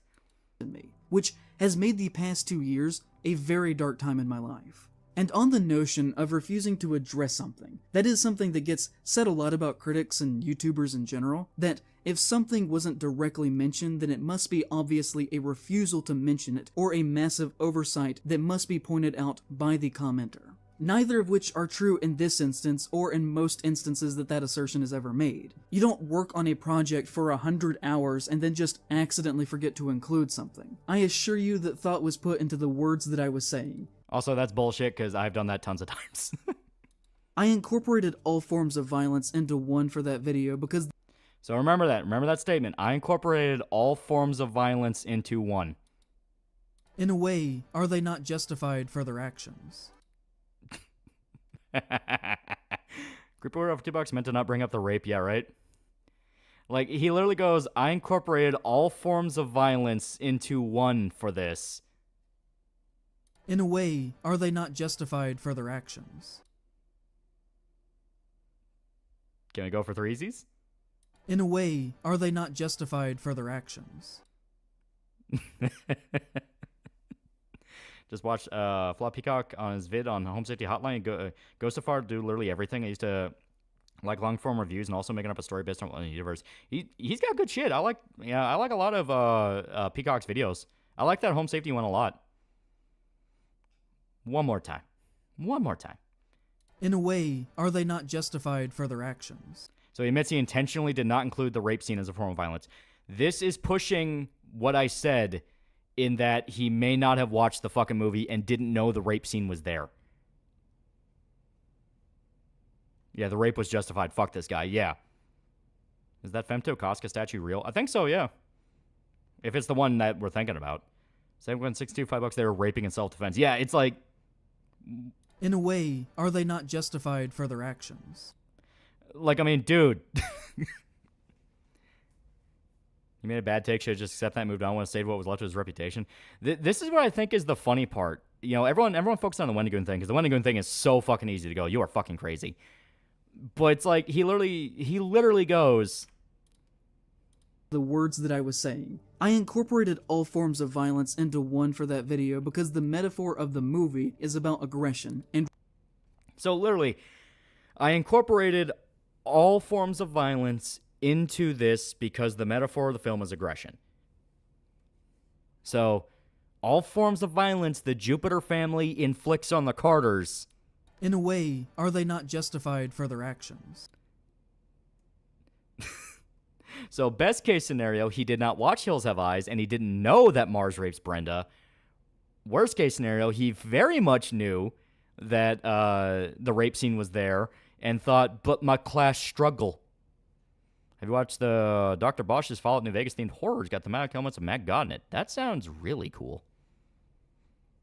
Aggression sex is justified. Yeah, right? Revenge, whether that be sexual, outright physical, or even eating the victim. Yeah, okay. And revenge, whether that be sexual, outright. One more time. The metaphor of the movie is about aggression and revenge, whether that be sexual. Whether that be sexual. In a way, are they not justified for their actions?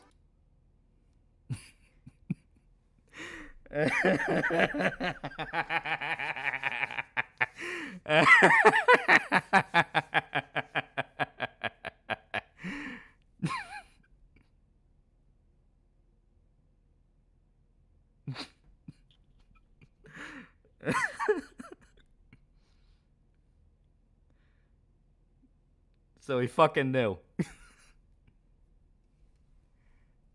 One more time. One more. Outright metaphor of the movie is about aggression and revenge, whether that be sexual. In a way, are they not justified for their actions? I'm including this. In the video, I'm including this. I have to include this. I have to. This is art. Can we make it a channel donation? I may. There are themes to this. There are themes, like, this is telling a story in and of itself. Linkara ringing him up for that group goon sesh. Lay low her up for $2. Play your shells. Just take the L. Stop it, Lolly. He's already dead. Rape is justified when my class struggle. I'll kick this fucking guy's ass. Yeah. The metaphor of the movie is about aggression and revenge, whether that be sexual, outright physical, or even eating the victims. Yeah, in a way, are they justified for $50? Yeah, that'd be a good one. Is a man not entitled to his revenge rape? No, says the man in D.C. That belongs to our politicians. No, says the man from Moscow. That belongs to the men on the front lines. I rejected those answers. Messiah is a mythology for $5. Griffith was just defending himself against Casca. Cloak of Arm for $2. I'm a hand wave the rape. Linkara gets the green M&M. This guy gets the blue M&M. Dude needs a mandatory hard drive check. All of them to the Hill people are expressions of forms of revenge, one and the same. It literally makes no sense to talk I chose rapture about them as if they were three different things within that context. Because as far as the movie is concerned, all of the violence falls under the same blanket of metaphorical rage. I got a membership, now how do I get in? You have to go to Discord and check under the connections setting. It's weird. It's very weird. You should be able to get in. Also, I accidentally went in a little bit. Here we go. Them to the Hill people are expressions of forms of revenge, one and the same. It literally makes no sense to talk about them as if they were three different things within that context. You need to, though, because there's actions of severity. What's all $50? John's getting upset. But, yeah, Braden 41, $10. It's good when we do it. That is literally what he's saying. Rubido 2K 10 for $2. Spike King's rage is still just a rat in a struggle. So, I will play it one more time just to make sure it clicks. In a way, are they not justified for their actions? He's not just saying that the Hill people want revenge on society and that's why they do what they do. He's not just saying that. He's explicitly saying, are they not justified? Justification is different from vengeance. You can have vengeance without justification. You know, that whole thing there. You know, you can have justified revenge, but not all revenge is justified. Some of it is just made out of pure selfishness, pure sadism. Some of it is just because someone's an asshole. So if you want to argue the angle of, well, the Hill people want revenge on society and this is their way of tormenting them, you can do that. But when you're specifically going out of your way to say it's justified, that's different. You know, that is not just vengeance, that is righteous anger. You know, there specifically needs to be a level of they deserve to enact this. There is a price to pay. There is no fucking price here. Nobody tell him rape is a form of self-defense. Yeah. Because as far as the movie is concerned, all of the violence falls under the same blanket of metaphorical rage. It would only take up time to not actually end up saying anything that I hadn't already said. And if I went down a list and there's a double amount of people you normally have. Do you think the fact you're reacting is affecting the algorithm? I think it's purely the fact that everyone loves shitting on In Place of Shadows. I am vengeance. I am the night. I am rape man. Goddamn, Bruce. That's a little dark. Yeah, he raped her, but in a way, isn't society at fault? This is why I didn't want to skip around. I know people are like, oh god, skip this guy, he meanders so fucking much. So much of his crazy shit is buried by the fact that nobody wants to pay attention to it. Officer, I raped her in self-defense. Addressed every single act of violence individually. That just would be pointless. And also, it isn't me saying that I think that these things are good in real life. In a way, are they not justified for their actions? He kind of did, though. Obviously. We are talking about fiction here. The Hills Have Eyes never happened. Wes Craven made that up. The Sonny Bean legend. These are not real people, and I know Sonny Bean! I normally don't have to go that basic with what I'm saying, but in this instance, I guess it does have to be said.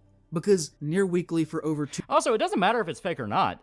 It literally does not matter if the events of the movie never happened.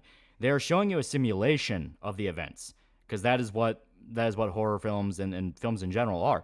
They are simulations of events, whether they be real or fake. So they're showing you a situation in which a woman is raped by psychotic cannibals, and you say this. In a way, are they not justified for their actions? Like, you did say that. 2 years, at least one person has insinuated to me that I supposedly think people's flesh should literally be eaten off their bodies because they can afford a camper. And I won't name names. But in a way, are they not justified for their actions? But you did. You understand, sir? I raped her because she wouldn't give money to a homeless man. But the thing that really hit me the hardest is that when I decided to stop reading again, comments Johnny Guitar. and just tried to distract myself by scrolling on Twitter, and on my For You page, I found a thread of mutuals openly making fun of me for my failure of the video amongst themselves. Just openly in public. Some of them using words like idiot and stupid, many of which I could tell had not actually watched the video based on what they were saying. They were genuinely just calling me dumb without trying to meet me on my level of what I was trying to say. Is the man not entitled to the flesh of his neighbor's brow? Is he not entitled to the virtue of the same neighbor's wife? Instead, just believing what other people were saying about me. And that was... Yeah, you named Mark After Dark, though. You also put your own comments on blast. What do you mean you're not naming names? So hurtful that I can't even fully communicate it to you. To see this notion escape the comments section, which, you know, it's YouTube. Sometimes it can... 100 taking spells, $2. Turn over this record. You ain't heard nothing yet. Yeah. Meet you on your level of being dumb. A little bit out there into the more real digital life on the internet and Twitter and beyond, to where even people in a who way, knew me aren't were the making Japanese fun army of me justified in the that rape the of algorithm Nanking? recommended to me was the lowest point in my career. Again, I won't say who they are. I don't want people to get mad at them. He had to have known about the rape scene because he cut up the movie for clips in his video. He had to have come across it in the process and didn't change point of view. He knew. Yeah. For this, but I still remember, and to be honest, I will always see those people differently from now on. And if I met them in person, I would never be more than just cordial. I would never be their friend, and I'm usually not like that. It's so fucking over. I decided then that I was never going to acknowledge that this was happening. I was just going to go on about my life, keep making videos, and hope that things would be fine. But they weren't. They never really were again after that. In a way, aren't Unit 731's actions justified? For me. Like I said, this never actually stopped happening. It is still going on to this day. It keeps happening, continuing to mutate and escalate to where now people are openly making fun of me about the I don't want to be your friend. Hills Have Eyes to my face, in spite of being totally detached from the reality of what was even said actually in just that say I won't video. be your friend. They don't even treat me like a person.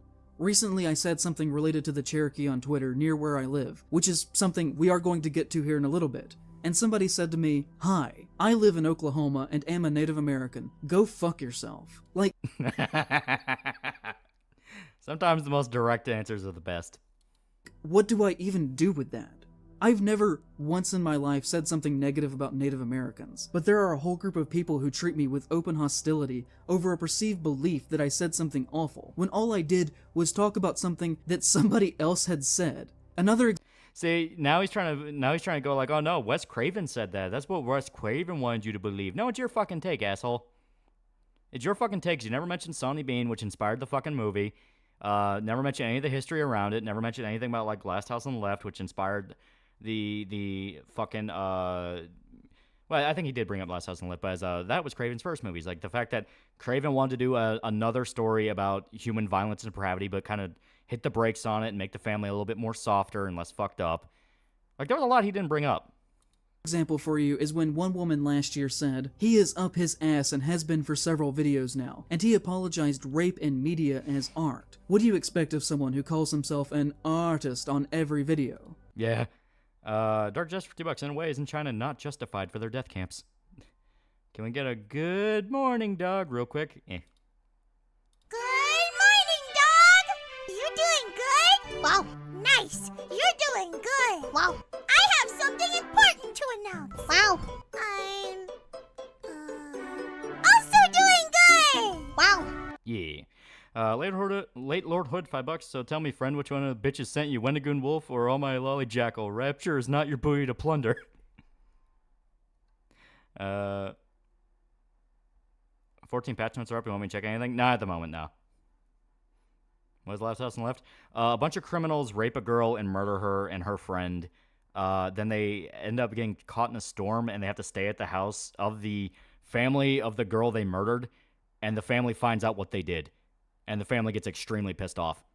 And now, I normally have a rule for myself of refusing to engage in purposefully combative comments, but this one made me really mad. And I said back to them, I can assure you that I have never done that. That accusation is disgusting to me, and putting those words in my mouth is in extremely bad faith. In a way, are they not justified for their actions? You fucking said it. To which she said, I wouldn't make that accusation if it wasn't something you have done. Either way, you sadly became full of yourself, mourning over your poor artist soul and drowning in self-pity. And slowly, some people got the idea that I was just some crazy person with outrageous fringe views who shouldn't be taken seriously by this unjustifiable snowball of a reaction to me saying that maybe Wes Craven liked to write horror and metaphors. And that's not what you said. You said that the Hill people were justified. That's not metaphor. You are saying they are specifically justified based off your personal morality. Enjoyed using visual shorthand symbols within his work, which is what most people who write horror do, and that maybe he used Native American visual codes as his narrative symbols, which was very heavy-handed but also was commonplace in the 1970s. I said nothing that was either groundbreaking, or new, or outrageous, or even original there. If anything, I was doing... Yeah, never said anything about Native Americans, yet compared them to cannibals. Yeah, it's like, fuck off. Hills are justified in Praise the Shadows, yeah. Well, spam $2. Gotta go, gotta watch the VOD. Have to work early. As far as I'm aware, it should still be up. A basic recap of the history of criticism that has already been said 1,000 times before me, just to get past the first movie so that I could talk about the sequels, which is what I do in basically every single franchise video. That is the format. If you go back and look at all of those videos, they start with a basic overview of the first movie, followed by a more in-depth coverage of the less talked about sequels. But it's not about the fact that he covered the sequels. It's the fact that he specifically said the actions of the Jupiter clan were justified. That was his personal opinion. The movie never once tries to justify them. They represent savagery. They represent lawlessness. They represent bandits. They are the modern-day highwaymen. Peter's Turbo Guy is now pretty cool, dude. Yeah. That is why I make those videos. You can't say anything new about the Texas Chainsaw Massacre that hasn't already been said, but you could probably have a few new original ideas about the third and fourth movies. I used to hit 200 to 400,000 views per video, and now I'm hitting 50 to 100,000 most of the time, saying the exact same message that I used to say back then. But now I think with more... That's still a pretty good chunk of change. If the videos have a decent enough length to them, that is still a significant chunk of change. Skill than I used to have, with higher production values. And now, every time I make a video, the comments are often swamped with people still living off that meme of an idea, who only show up to say mean things about me and leave, that all started with The Hills Have Eyes. I used to not have that happen. If you go look, literally there is a... Now for a joke, what do you call a furry magician? An illusionist. Hostile comment on every single video now within maybe 2 to 3 minutes of posting a new video. Say if you were to go back and look at my recent video on blood tea and red string, within a minute of the video... Eric Jimenez, $5. Debate Trump ramble a bit, but did an okay job. Jesus Christ, Joe, now the DNC are planning to force him to step aside. Yeah. How up his own ass in this douche piece? Seriously, comments aren't people at all. Never will be. Breadtube cannot die enough. Yeah. Does he live in California? Probably get enough cash anywhere else in the country. He lives in North Carolina. Video coming out, a man had posted, "I'm just here to see how long it takes him to whine about the racist patriarchy." To which someone else said, "If you dislike his videos so much, why do you watch and comment on them instead of watching something you actually enjoy?" To which... Because he has the possibility of getting screenshotted and included in another video. Like, it's legitimately a game now. How much of a hot take can you make for him to include you in one of his fucking I'm totally not mad videos? You get to go, "Hey mom, I'm on TV." Gaming Angel, $5, broke Christ hard about people being bad faith at him, then proceeds to be the most bad-faced spurg, vomited into several hours. Yeah. I was not paying attention to whoever made that magician joke, but they have my respect. Please let them know I read patch notes. He said in return, "'Cause I'm a dick." This meme of an idea has directly impacted my work, my sense of self, and the videos that I am able to make. And I don't really think that that's fair. There was a month last year where I only made $500 in ad revenue. I can't live off that. The amount of times that I've almost had to stop making videos since then has been Are my actions not justified against the rude commenters? Almost monthly. I've barely been able to keep this afloat. I've paid my rent late most months for the past year. The cruel and untrue things that you say... I think this is one of your best streams I've been to recently. This one's fun as hell. I'm loving this immensely so far. ...about another person do in fact have direct impacts on them and the way that people culturally see them. It's why I've pushed my Patreon so much in the past year, even though I know it's annoying as fuck to do. Because it is... Yeah, that's another thing. People looked at his Patreon numbers, and apparently his Patreon numbers didn't do bad. It was not bad by any means. It was, what, like 5K a month? So 5K a month, on top of the fact that he probably gets, like, 4 figures based off the YouTube ad revs, because I'm assuming he's lying and saying he gets less than that. He probably also has merchandising. He has multiple avenues of income. Like, he has multiple avenues of income. He's not struggling. The fact after this all kicked off, he goes, "Oh, I'm going to take a month off for mental health." So you're not struggling for fucking money if you can take a month off. He probably also live streams. Literally the only resource that is keeping this thing going after what happened. And you could say there's other contributing factors that led to the decline over time. It is true that views have gone down for everyone. But if you look at the hard data, there really is a clear line here with The Hills Have Eyes. I had just come off of... Does he get sponsors as well? I think he also gets sponsors, yeah. One of my biggest hits ever with In Defense of Nicolas Cage. And then my next video after... Yeah, you have to do it for the art. If you do it for the money, you're conservative. Yeah, right? He gets mad that people think he defended rape. Meanwhile, he says it's okay to call someone a rapist because it's socially acceptable on the internet. Yeah. Still to this day only has 73,000 views. Can't live off that energy, same energy as you I just watch my stream, personally you have believe that there $5, has to be something that caused that kind of shift. And you know, I know that people have the right to say whatever they want about me, and that maybe it is foolish for a creator to try and fight back against a public response. I have said many times that once you release something, that it is public and no longer fully yours, and I still believe that. But at the same time, I do think that a conversation around a work or topic can be wrong or even misguided, which I obviously think he turned down sponsors? How many? Because there's no way he turned every single one down. Happened here. I think it is within my right to talk about this on my own channel. And if you have said these things about me or to me, that is totally within your right to do. But I do want to ask you to consider why you're actually still saying them to me still 2 years later. What point are you trying to make besides baseless general cruelty? Are these your own genuine original thoughts and criticisms that you have based on my actual words and things that I have done? Or maybe did you read something about me 2 years ago that you thought was funny and that was not actually true, and have latched onto a meme that was not based in fact, that said that I'd become some kind of racist, pro-race... Keep in mind with the Trump-Biden debate on CNN, he had the thumb on the scale for Biden, literally had a 2-minute delay to prevent any major flubs from Biden being broadcast live. Did he just say he believes people have the right to say what they want? If he did, that makes sense. What he says about Wendigoon even better, yeah. He lives in North Carolina, so I'm get this whiny faggot out of my state. Pro-cannibalist extremist. I have always and will always speak on the idea that horror is about love, and that this is all about...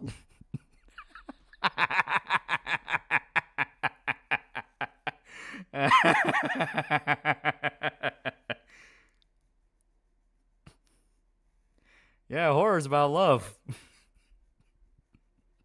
Brenda got some love.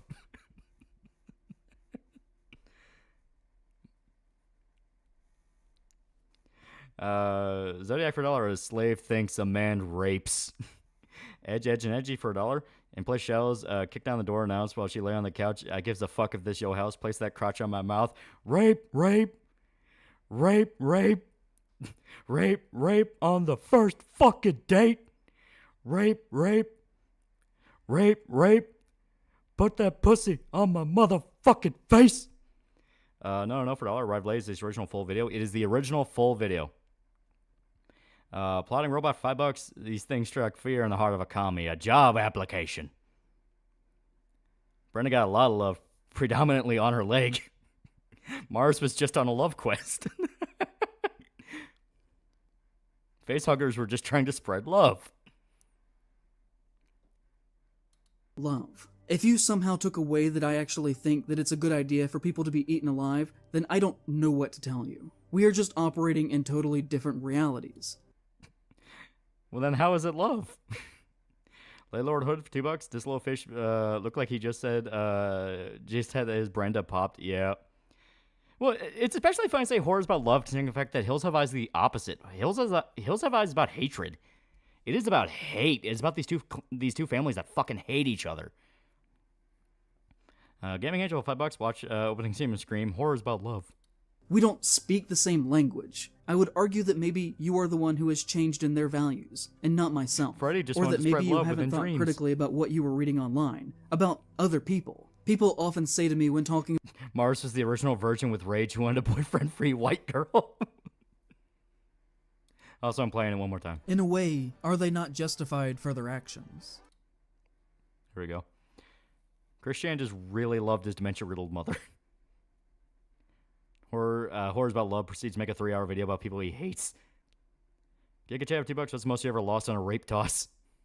About my Hills Have Eyes videos, that I used to not be like that, and that they liked my older work before that, often citing my Return to Oz one, which is always very funny to me, because I talk about Gilded Age capitalist rot, and the benefits of communism, and the tragedy of... The benefits of communism, yeah, fuck off. I never watched his Return to Oz video, so I don't know. The minute I hear benefits of communism, fuck off.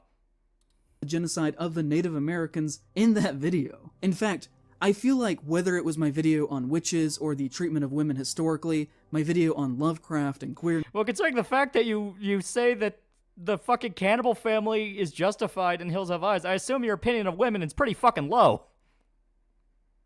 It's like, oh yeah, are the cannibals not justified for their actions? And then you say, I lump all forms of violence, including sexual, into one fucking bucket in that video. It's like, so clearly you don't think very much of women at all.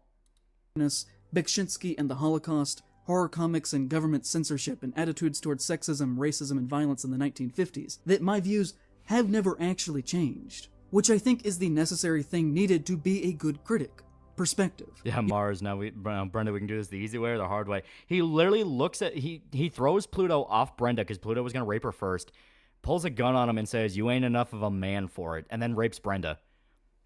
He literally says that. Laylord for $2, and in a way, is Fontaine not justified to kill a city? You have to be able to clearly articulate your personal perspective and values in life and in art to do this job. And on that front, I have not changed since I started doing this. I've gotten better at expressing those ideas, but the core has always remained intact. All of my most popular videos back then were just as leftist as the type of content that I do now. The only thing that has changed is the conversation and culture around them, where now I get comments like, yeah, this channel is really good, but the wokeness is all over most recent videos, and really is super distracting and yes, disappointing. See, okay. So woke has become kind of a buzzword, and every fucking thing now can be woke, or everyone's screaming at each other all the time. This guy does embody what's wrong with woke. He does. When you get to the point of, well, the power dynamics and social classes and racial history, blah, blah, blah, buzzword, justifies fucking rape, that's woke. That's to the point of like, no, you are just a fucking weirdo. You are so obsessed with class and race and ideals and themes that you forget the literal actions and weight of literal actions. You know? When you get to the point of, well, sometimes sexual violence is okay because of historical context, that is woke to a degree of insanity. Because that is when you get to the point of forgetting where the fuck you are. Farron for $2. This is the love. Now bend over. Talked about bad conservative horror movies yet?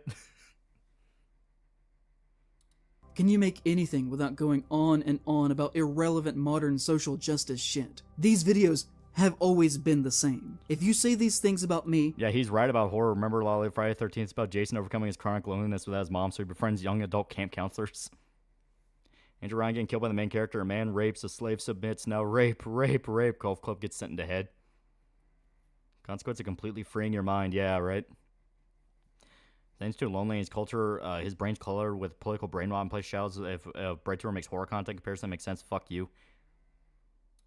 Then please revisit the older ones that you liked before. You'll find that they say the exact same things as the new ones that you hate now. I was sitting in a doctor's office 2 years ago now, mentally dealing with everything that was going on, believing that my career was over, reading comments about what people were saying about me, and just generally, feeling pretty bad about myself, when I read something by a Reddit user going by the name John Latour, who made me so happy that I actually cried sitting there in public reading that, because I felt like it was the first time that someone had... I've always been pro-rape, you just didn't notice it. Publicly seen and understood the situation that I was in, and saying that they understood what I was going for and that my treatment had not been fair. One person had said about me, "He really is amazing when he can keep from white knighting for women and minorities. When he does that, he starts misinterpreting shit just to shoehorn things into whatever agenda he is trying to push." I lost it when he was trying to defend the mutants from The Hills Have Eyes as representative of the minority underclass and that we should actually sympathize with the horrific rapist monsters. Like, I highly doubt that was the point of those movies at all. Yeah, 100%. Like, that guy was right. Guy shot you out, by the way. Discovered you from Berserk. Yee, good shit. You were in a doctor's office over mean comments. I think it means he was waiting at the doctor's office and was just going through comments.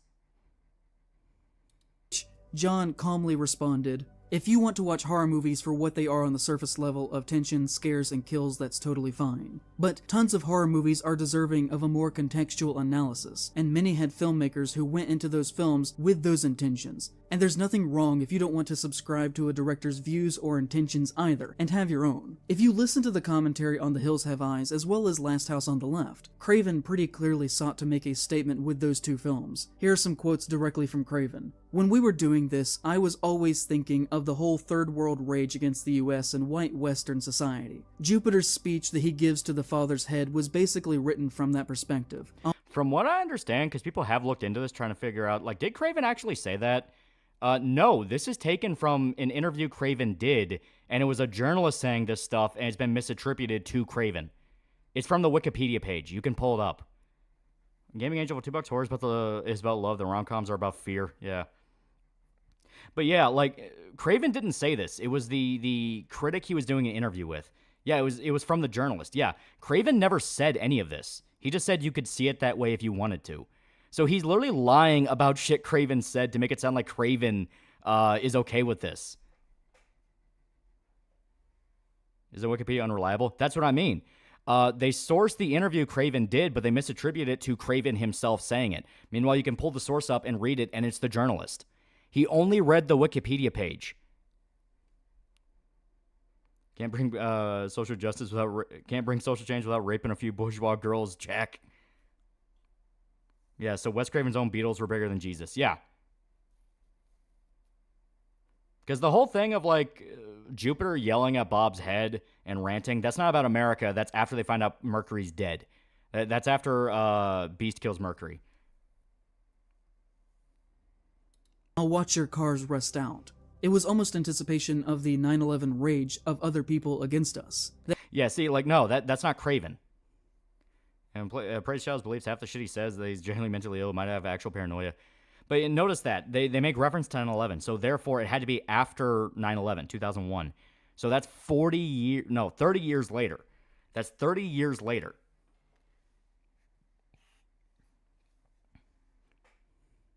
That we can't imagine they would be as wild and as vicious as they are. I was so struck by how, on one hand, you have this feral family that's killing people and eating them, but if you look at it, they weren't doing anything that much worse than civilization did when they caught them. Once again, the normal family in Hills Have Eyes literally does nothing. They don't do anything. This is the same bullshit as the interpretations with Parasite of, oh, the rich wife doesn't know how to do the dishes and thinks the dad's smelly, therefore they can kill her husband and rape her daughter. It's like, no. You are fucking insane. There is a weight to actions. There is a weight and a scale to actions. You know what I mean? Like, if you're going to show characters rape another character and you want it to be about how both sides are bad, you need to show equivalent actions. You need to show equivalent actions that aren't subtextual. You need to literally show them. Because all the audience will see is one side rapes, the other side doesn't. You know, you can have the other side kill, and it will still be a thing of they'll be more justified if they don't rape. Because people consider rape to be a worse action due to the fact that it is pure sadism. Rape by its very nature is sadistic. You are doing it purely as a form of torture. You know, that's why you're doing it. So if you're going to include rape in a story, you can't then go, well, the other family's just as bad because they represent Western society. Representation don't mean fucking shit. You know, people will only see the literal actions of characters. That's why action in movies makes so much sense. It has to make so much sense. And why people get angry if a character does something that's either out of character or they do something that is considered illogical and stupid. People will literally write off a character to die because they make a mistake. That kind of thing. So I think murder's worse. What I'm talking about is from the angle of the average Joe. The average Joe considers rape worse than murder because you can justify murder. You can justify murder. Even planned out murder. You can justify that. There can be situations where somebody's planning to kill somebody to save somebody else because they're a whole person, that kind of thing. Rape is something to where there is no real justification. It's purely out of sadism. It's purely out of selfishness. It is purely, I want this, you're going to give it to me. And I just thought, what a great kind of A-B of culture. How the most civilized can be the most savage, and how the most savage can be civilized. No reasons for $1. Playthrough Disco Elysium for the third time with specialization in Psych and Inland Empire. Really cool to see all the extra stories and info you discover. Some dosh to make the self-righteous stupidity more bearable. Yee. It's good shit. Junebug for $1. I bet if I rape him, we'll be glad because I'm Blaxican. Rape is bad no matter what. That's not new. Exactly. Besides, even if they did represent Western society, it clearly shows the cannibal mutant family isn't good compared to your average society in the West. Exactly. Don't want to hop in here and distract you from the main subject, but it's got into Berserk like last month. Pitched all your videos. About to sit down and read it myself. Excited for more. Yee. This guy has not read Hard Darkness. Exactly. I used the theme in a more conscious way with Hills. I constructed these two families as mirrors of each other. I found it very interesting to look at ourselves, to think of ourselves as having the capacity for not only great good, but also for great evil. Craven pretty explicitly does not view either sides as heroes. His goal was basically to strip one side of all of... But that's not Craven. That's a journalist that was talking with Craven that this dumbass only read the fucking Wikipedia page for. Are my actions really that bad in society? Yes, you are a fucking demon, yeah. Material and civilized possessions, to show that we are both capable of the same brutality.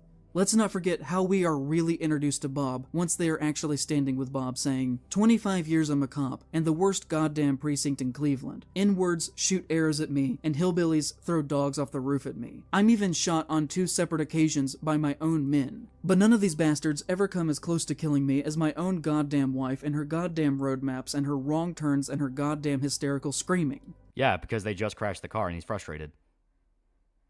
That doesn't sound like a hero to me. Bob isn't meant to be a hero. They're meant to be average people. They're average people. They get frustrated. They get scared. They make mistakes. They're average. No, they're not heroes, but that's the point. Like, just because somebody can be bigoted or have, like, prejudicial issues with them does not mean that they are meant to be a hero and you have to love every single thing they do. Or that they're a villain that you can rape the daughter of. Junebug for $2? He acts like a cuckoo. Yeah. Father feels explicitly like a hero when he's killing the cannibals and saving his daughter. That was Doug. Bob is the old man. Anyways, my whole point is that nobody is wrong for how they watch horror movies. If you watch them because you like the thrill or seeing sweet kills, gore effects, or because you appreciate what some of these films are trying to say about society, and how they can... Racism, road rage, rape, cannibalism, perfectly balanced. Pretty sure is that kind of guy who thinks a biography are the real words of the individual the biography is about, and it comes to a wrong conclusion, yeah. a mirror towards us. Horror has always rode the line between entertainment and a reflection of our own sociological fears. Yeah, rape is less evil than saying the hard R once.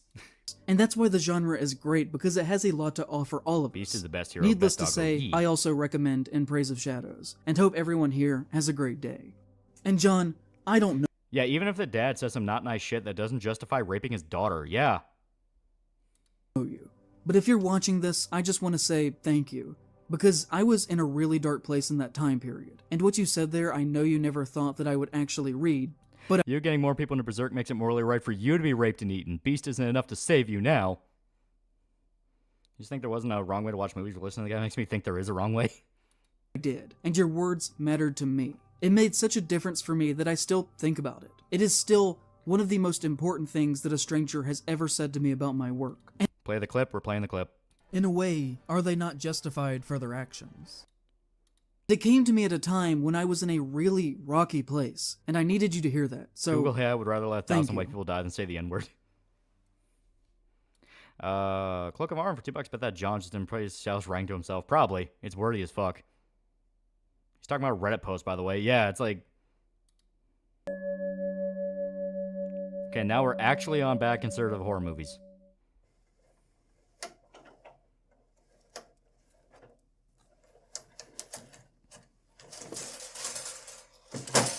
I already want to hit him. In March of this year, Late Night with the Devil was released to theaters, which came Yeah, his first example is Late Night with the Devil. Late Night with the Devil is not conservative. With a fair share of controversy. Normally this would be a film that would make some buzz and then be quickly forgotten about by most non-horror people. But Late Night with the Devil ended up with several major articles written about it in the trades because of its use of supposedly 3 AI-generated title cards that appeared... Yeah, supposedly, I think they did come out and admit to it, but the rest of the movie has so much detail to it. It is genuinely a lot of fun. It's not perfect, it has some issues, but it's one of those where you need to watch it at least once. It is a fantastic film. Both in the trailer as well as in the film itself. The number 3 has been thrown around a lot, and I don't know if that's ever actually been confirmed. As far as I can tell, that number was stated by one of the directors in an interview, and it seems as if the production team may have been trying to minimize the actual extent that AI was used in their process. This was the narrative that they started, once people got Yeah, does AI mean conservative? Yeah, right? mad at them. And I myself have gone through the film and would argue that there's closer to an upwards of maybe 10 or What is Late Night with the Devil about? I don't want to spoil it. Go in blind. It's one of those you need to go in blind for. so questionable images throughout the movie. But for the purpose of this, we will just say that it was 3 pictures. As you can well imagine, there were a lot of people within the horror community who pretended that this was either not a very big deal or wasn't unprecedented behavior, and had many excuses as to why this wasn't good, but also why we should still reward their behavior with our money. Yeah, $5 from XC042. I'm sick of people confusing protagonist and hero. They're not the same thing. Exactly. It's like, especially in horror. Horror usually has a lot of very flawed protagonists.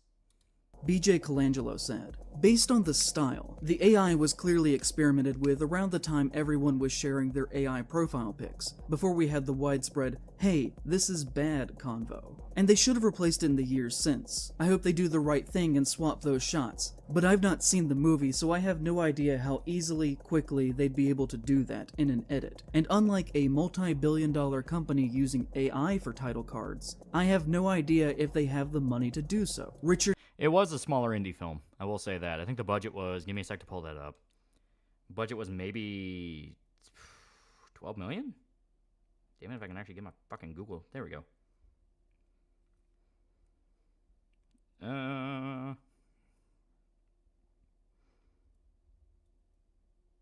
Yeah, well, it brought in about 12 million. I don't know what the box office is, I won't say that. Let me... Really? Okay. So, this is just for the visual effects, but it says they only spent like $150,000 for the visual effects. That's kind of cool. It had to have cost more than just that, because they have pretty big name actors in the movie. Newbie said, seems highly unnecessary, and I don't like AI, especially when artists are looking for work. But also, I'm not going to guys, a fucking boycott an two-car indie garage. Fucking movie anything I and say the about work of privilege and affording everyone else anything, for yeah. what amounts to 20 seconds of AI title cards, because that doesn't help artists either. Sorry. To this, Barbara Crampton said, agreed. Brett Gallman said, AI-generated imagery, it's not art, is a scourge to creativity that has the potential to harm the 150K, damn, that's low. Congrats on them. That's just for the visual effects budget. film industry. But I'm not comfortable Well, the with actor, he's dismissing great in it. all the work people put into Late Night with the Devil otherwise, especially those who had nothing to do with the decision. It is deeply disappointing that they went this route, and didn't course correct during the past year, but I can't abide the logic of a boycott on behalf of artists that would ultimately just harm the artist anyways. Feels like a live and learn situation. I just read the interview with Craven and says that he didn't go into the film trying to go for a message, but the meaning comes after the fact. Yeah, it's like Craven didn't, Craven didn't actually fucking intend on anything like that. It was an adaptation of Sonny Bean. The interpretations came from people watching it.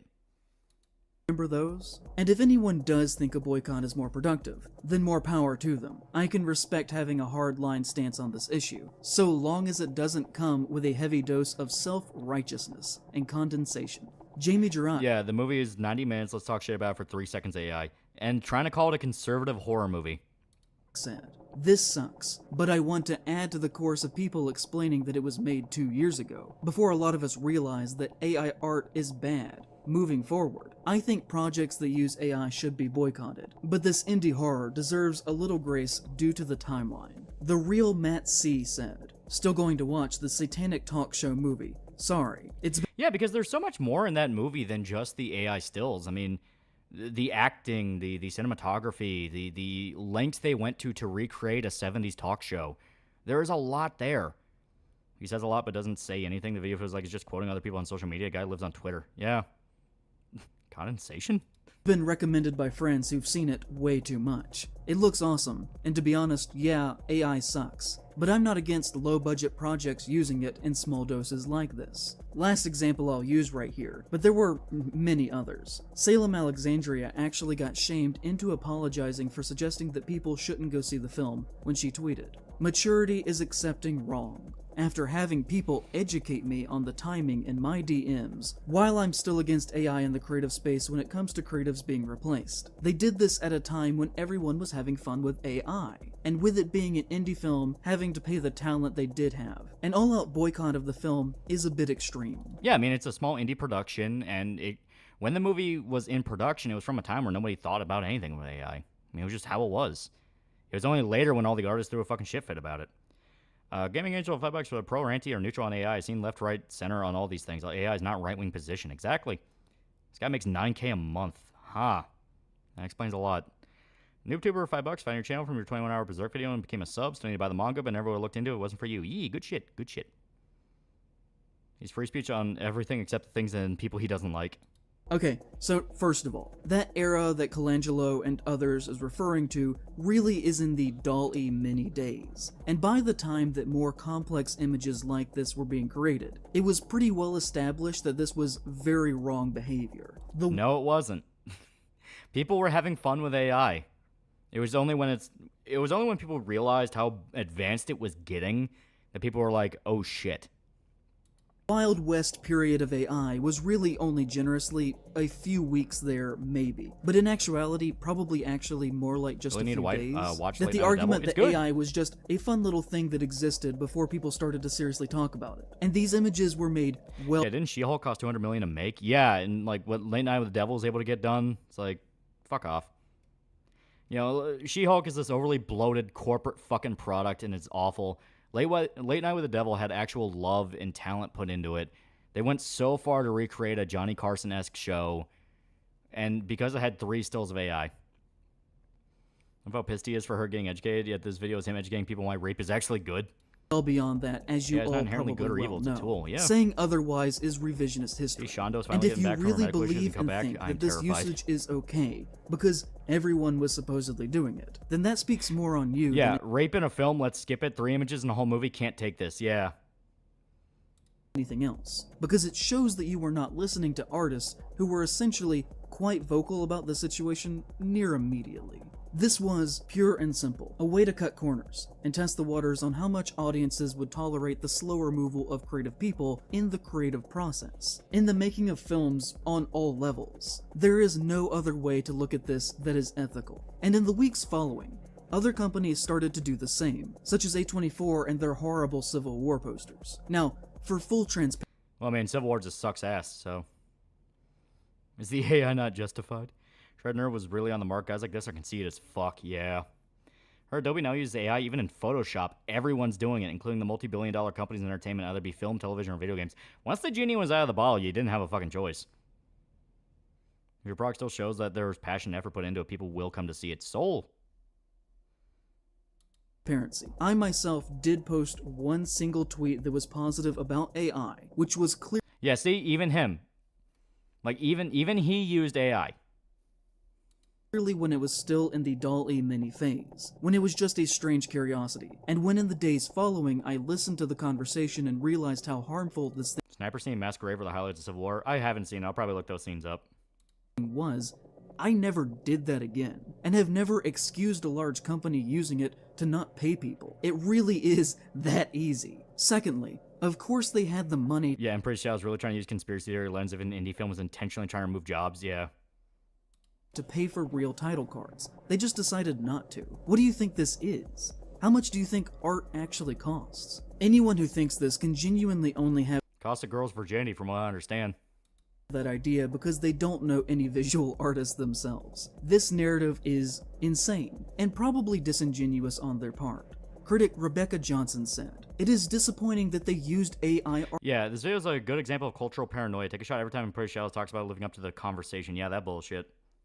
Testing the waters, how people would react to creators being removed from media. My Brother in Christ, an indie movie. Work, and a shame that they didn't hire an artist. Yeah, I know how much art costs. That guy's a fucking idiot. Artists can be fucking expensive. Yeah. Lolly, the war soul is problematic as religious connotations. That being said, I would be more disappointed if it were a big movie with an unlimited budget. This is an indie flick with a limited budget. People are acting like this was one of those fake movies that gets made for $500 does this have to do with and then dumped onto Amazon Prime. They could have paid for those assets for the same amount of money or less than they would have for a single advertisement for the film. The movie was produced by Roy Lee, who also produced movies like The Grudge, The Ring, The Departed, The Strangers, the Lego Batman movie, It Chapter 1 and Chapter 2, Barbarian, Bates Motel, The Exorcist TV show, Dr. Sleep, Godzilla vs. Kong. So a little bit of hit and miss, but he tends to have more hits than misses. I'll say that. And Godzilla Kong the New Empire, among like 50 other things that you've heard of. It was distributed to movie theaters around the entire country. My Lego movie. How's this conservative? This guy's a retard. Genuinely think that they would not be able to come up with a couple $100 extra in the proposed budget if that yeah, couple extra $100. No, for professional movie, like a professional film, it's gonna be in the thousands. It's gonna be in the thousands. Was what was needed to complete the movie. Like, he can find the finances for this. Yeah, what does the producer have to do with the movie's budget? Yeah. Level of CGI destruction, but a JPEG is going to break the bank? To imply that you think they couldn't spare a few hundred on additional art is either purposefully dishonest. I mean, technically, Attack of the 50-Foot Woman would be conservative because it's about the horrors of women getting rights. Or is willingly ignorant. And anyone who played into that false narrative that this was just, the little old movie that couldn't do no better, makes me question your critical thinking skills, as a writer as well as your just motives within all of this. This was released on a Barbarian is peak horror 2022. It was pretty good. I did like it a lot. 1,000 screens around the country theatrically. For context on the number of screens that movies tend to get by their size, Knives Out had about 3,000 screens, and Uncut Gems had about 2,000 screens. So yeah, he speaks like artists are entitled to a job, yeah. XC042, $5. There's nothing wrong with AI art. The artists that are complaining are hacks who are crying and looking for a boogeyman instead of looking in a mirror. It's kneecapping competition. Yeah.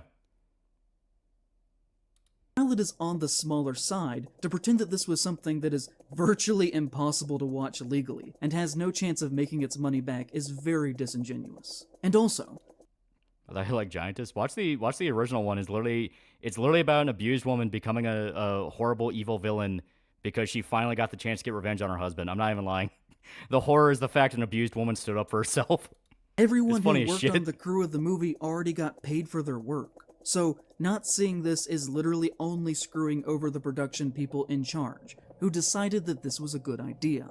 Our support of art has to be conditional. These things have to be a hardline issue. Just because they made a small horror film does not mean that they are automatically deserving of access to our money as audience members. I mean, that's well and good, but what the fuck does that have to do with the price of tea in China? Like, Late Night with the Devil's not conservative. Half the people that worked on it are fucking lefties. And lastly, for context, in my Courage the Cowardly Dog video, I had 4 excellent title cards made by the artist Dr. Grambo. So, one more than what the directors say appeared in Late Night with the Devil. And that cost me $50 each. We aren't talking about an insane amount of money here. That is just the cost of a few tickets to your movie. If my YouTube channel, which as we just... Yeah, he's talking about like, well, I got this done for like, what, $200, therefore they could have done for equivalent. It's like, no, we're talking about a professional movie here. There's a lot more that goes into the negotiations of a professional movie. There's percentages, there's residuals, there's more there, you know, because they can't just ask one guy to do a single fucking title card and then go, oh, fuck off. Usually it's someone who has to be on staff with the fucking movie. There can be unions involved, that whole thing. So it's this thing of like, dude, it's more complicated than that. How do you not know that?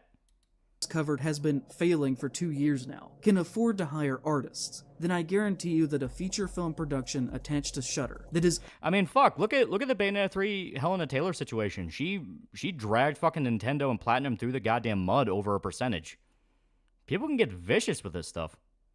Owned by AMC, could spare a few hundred for some assets. Let's not be silly here. Weirdly enough, Flying Lotus... Yeah, he's only on the first conservative movie, and he's already both wrong by his core theme and drenched in whataboutism. Yeah. $2 for $2, good conservative horror is Dude, Where My Car? Initially got mad at me for criticizing the film, saying, did you shell out a few $100? Do you know the right artist capable of making said imagery for a few hundred with their schedule? There's no nuance in this conversation at all. Y'all just want to gang up on something. Probably will never make a feature film ever. He's right. Like, he's right. Which I said, I actually did pay a few $100s for the title cards to be made by an artist for my video in December. They turned out great and I was proud to show them off. If my channel can afford it, a movie production certainly can. But that interaction from my perspective, even though it started out a bit strong with heated emotions on both sides, became more level-headed as it went on. And I'd like to think that we ended in a good place where we still... Yeah, because of Helena Taylor, Hideki Kamiya, an upstanding person, was dragged through the mud for absolutely no reason. Yeah. Flying Lotus is a cool dude, even though Yasuke was shit, though, yeah. I don't think that was his fault. Disagreed, but were no longer kind of adversarial to each other, and ultimately agreed on who the real... It's very likely you're not going to get residuals for drawing an insert shot, let alone get acknowledged for it, depending on studio and generosity. As stated, it depends. It depends if you're tied to like a union of any kind, because aren't a lot of artists for stuff like that part of...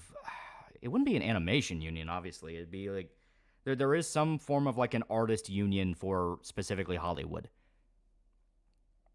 Enemy is in this situation, which is the large companies pushing this kind of technology. Yeah, the one time a voice actor tried blacklisting a college kid over that AI, was yeah. genuine. I love his work. I think that he's super interesting as an artist, and if I wanted Dale Kwan to do images for a film or comic, I'm genuinely curious how much this guy thinks it would cost. This guy's fucking ignorant. Yeah. Yasuke OST slap though, Crest my favorite. Yeah, I don't, you know, obviously Yasuke the anime had fucking problems, but Flying Lotus had good music in it. Really do respect him. All of this is about love and community. It's about talking with each other and working with each other and making cool shit. Love and community, he says, while trying to justify rape by using class struggle. Yeah. The reason I'm making this video is because I want people to think about how they talk with each other and how they engage in art and the world around them, and how to show respect if people have issues with something.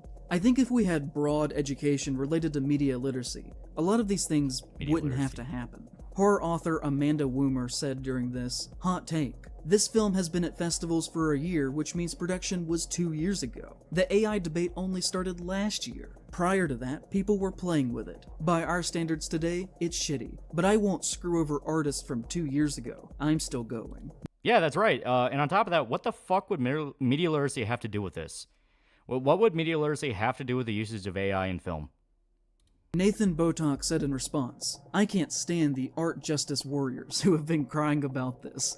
They are acting like the entire movie is fake. To which Woomer responded, and now they're going out of their way to screw over a small indie movie that lots of artists, writers, and actors did work on for the sake of 3 AI images that were then edited. I don't see the logic. At Little Leah78, who describes herself as a one-woman creative agency, full-time smartass, and harlot of horror, said to this, "Honestly, people don't understand how films are even made or the budgets that go into them, or that lots of people use AI in everyday life and don't even realize it. There's a time and a place for the technology." Yeah, it's like, you have people who are actual creatives in the field saying AI is a tool that we would like to use. Remember Crimson for $2? He has so little self-awareness it hurts. Yeah.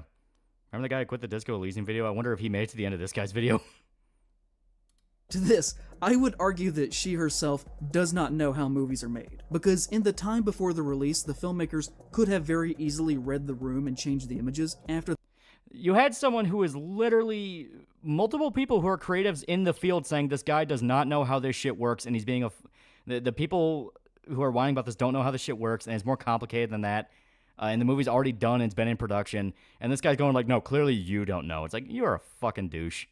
The backlash from the trailer, and they still decided not to. Probably because they knew the movie would get more attention if they left it in and caused a discourse around the film. Movies are getting tweaked all the time in the final weeks up to release. That is just very normal behavior. And it was a deliberate intention to not do that here, probably for the United Scenic Artists Local USA 829 may be the union for artists. That makes sense. Attention that it brought to the project. And if it is a budget thing, yeah, the guy's again, never done anything if your movie creative and can't acting like he spare a understands couple arts get real, $100, yeah. then it either isn't a real movie, or you need to fire your accountant. Filmmaker Aaron Kuntz said, "Indies rarely have the budget to hire multiple artists. It's usually 3 or 4 art leads that source everything. They're overworked and underappreciated. If over 2 years ago one of them used an AI image, that's not taking away a job. It's giving them time to breathe." Like I said, that's fucking with me. You have guys who are specifically working in the field saying, hey, this is how it works. This is why we're doing this. Veggie Bad Fried Bucks, the problem I have with AI is the low effort garbage plaguing the internet like Sonic recolors. Oh yeah. It's a tool. Literal piece of shit is the unironic hipster portrayed in the RLM VCR repair arc, the one with the magnetron bomb. Think of a friend of theirs played them, yeah. Which, I also think is the wrong way to go about this. Like, let's pretend that we literally don't have any spare money in this scenario. Let's say we're in some bizarre deep hole in the ground in the middle of nowhere where no money exists. If I were in that situation on a very small production as a director, and my art team was overworked, I would either find some free my mom's cat got stolen. Be honest with me. Should I get 4chan involved? Try to find the cat on my own. I can't seem to get anywhere. Facebook always. Stock images and have some fun in Photoshop. Or I would just make the art myself. Yeah, or I would say it isn't a real movie over 3 images. None of that worked out, I just scrapped the idea. If it were, too much. There's so many options they could have done here. And all of this ultimately was done over a movie. It needed to have title cards specifically because, as stated, it's a tribute to Johnny Carson. It is a late-night TV show. There will be title cards to announce commercial breaks or they're back, things like that. They would need those title cards. Here, been live for over 3 hours, only 10 minutes until 1 o'clock. What the fuck? Aforementioned AI argument, I say how the team behind 7 Rebirth used AI for one scene at the end. Spoiler warning, it was done right there, yeah. That was just okay. I had an alright time watching it. There are parts that I would say were good, but it is a solid 6 or so out of 10, if that. A decent... See, I can't trust your opinion on this because you have such a fucking spur guy about the AI. I don't know if you're just lying to make it sound worse because of the AI.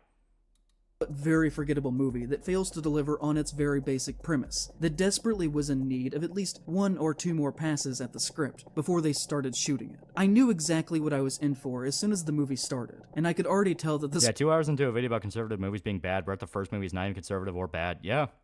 Script needed some extra work badly. When, at the beginning of the late-night talk show, the host only tells 1 joke in his opening monologue before he moves on to sit down behind his desk to interview the guest. And yeah, because he's opening.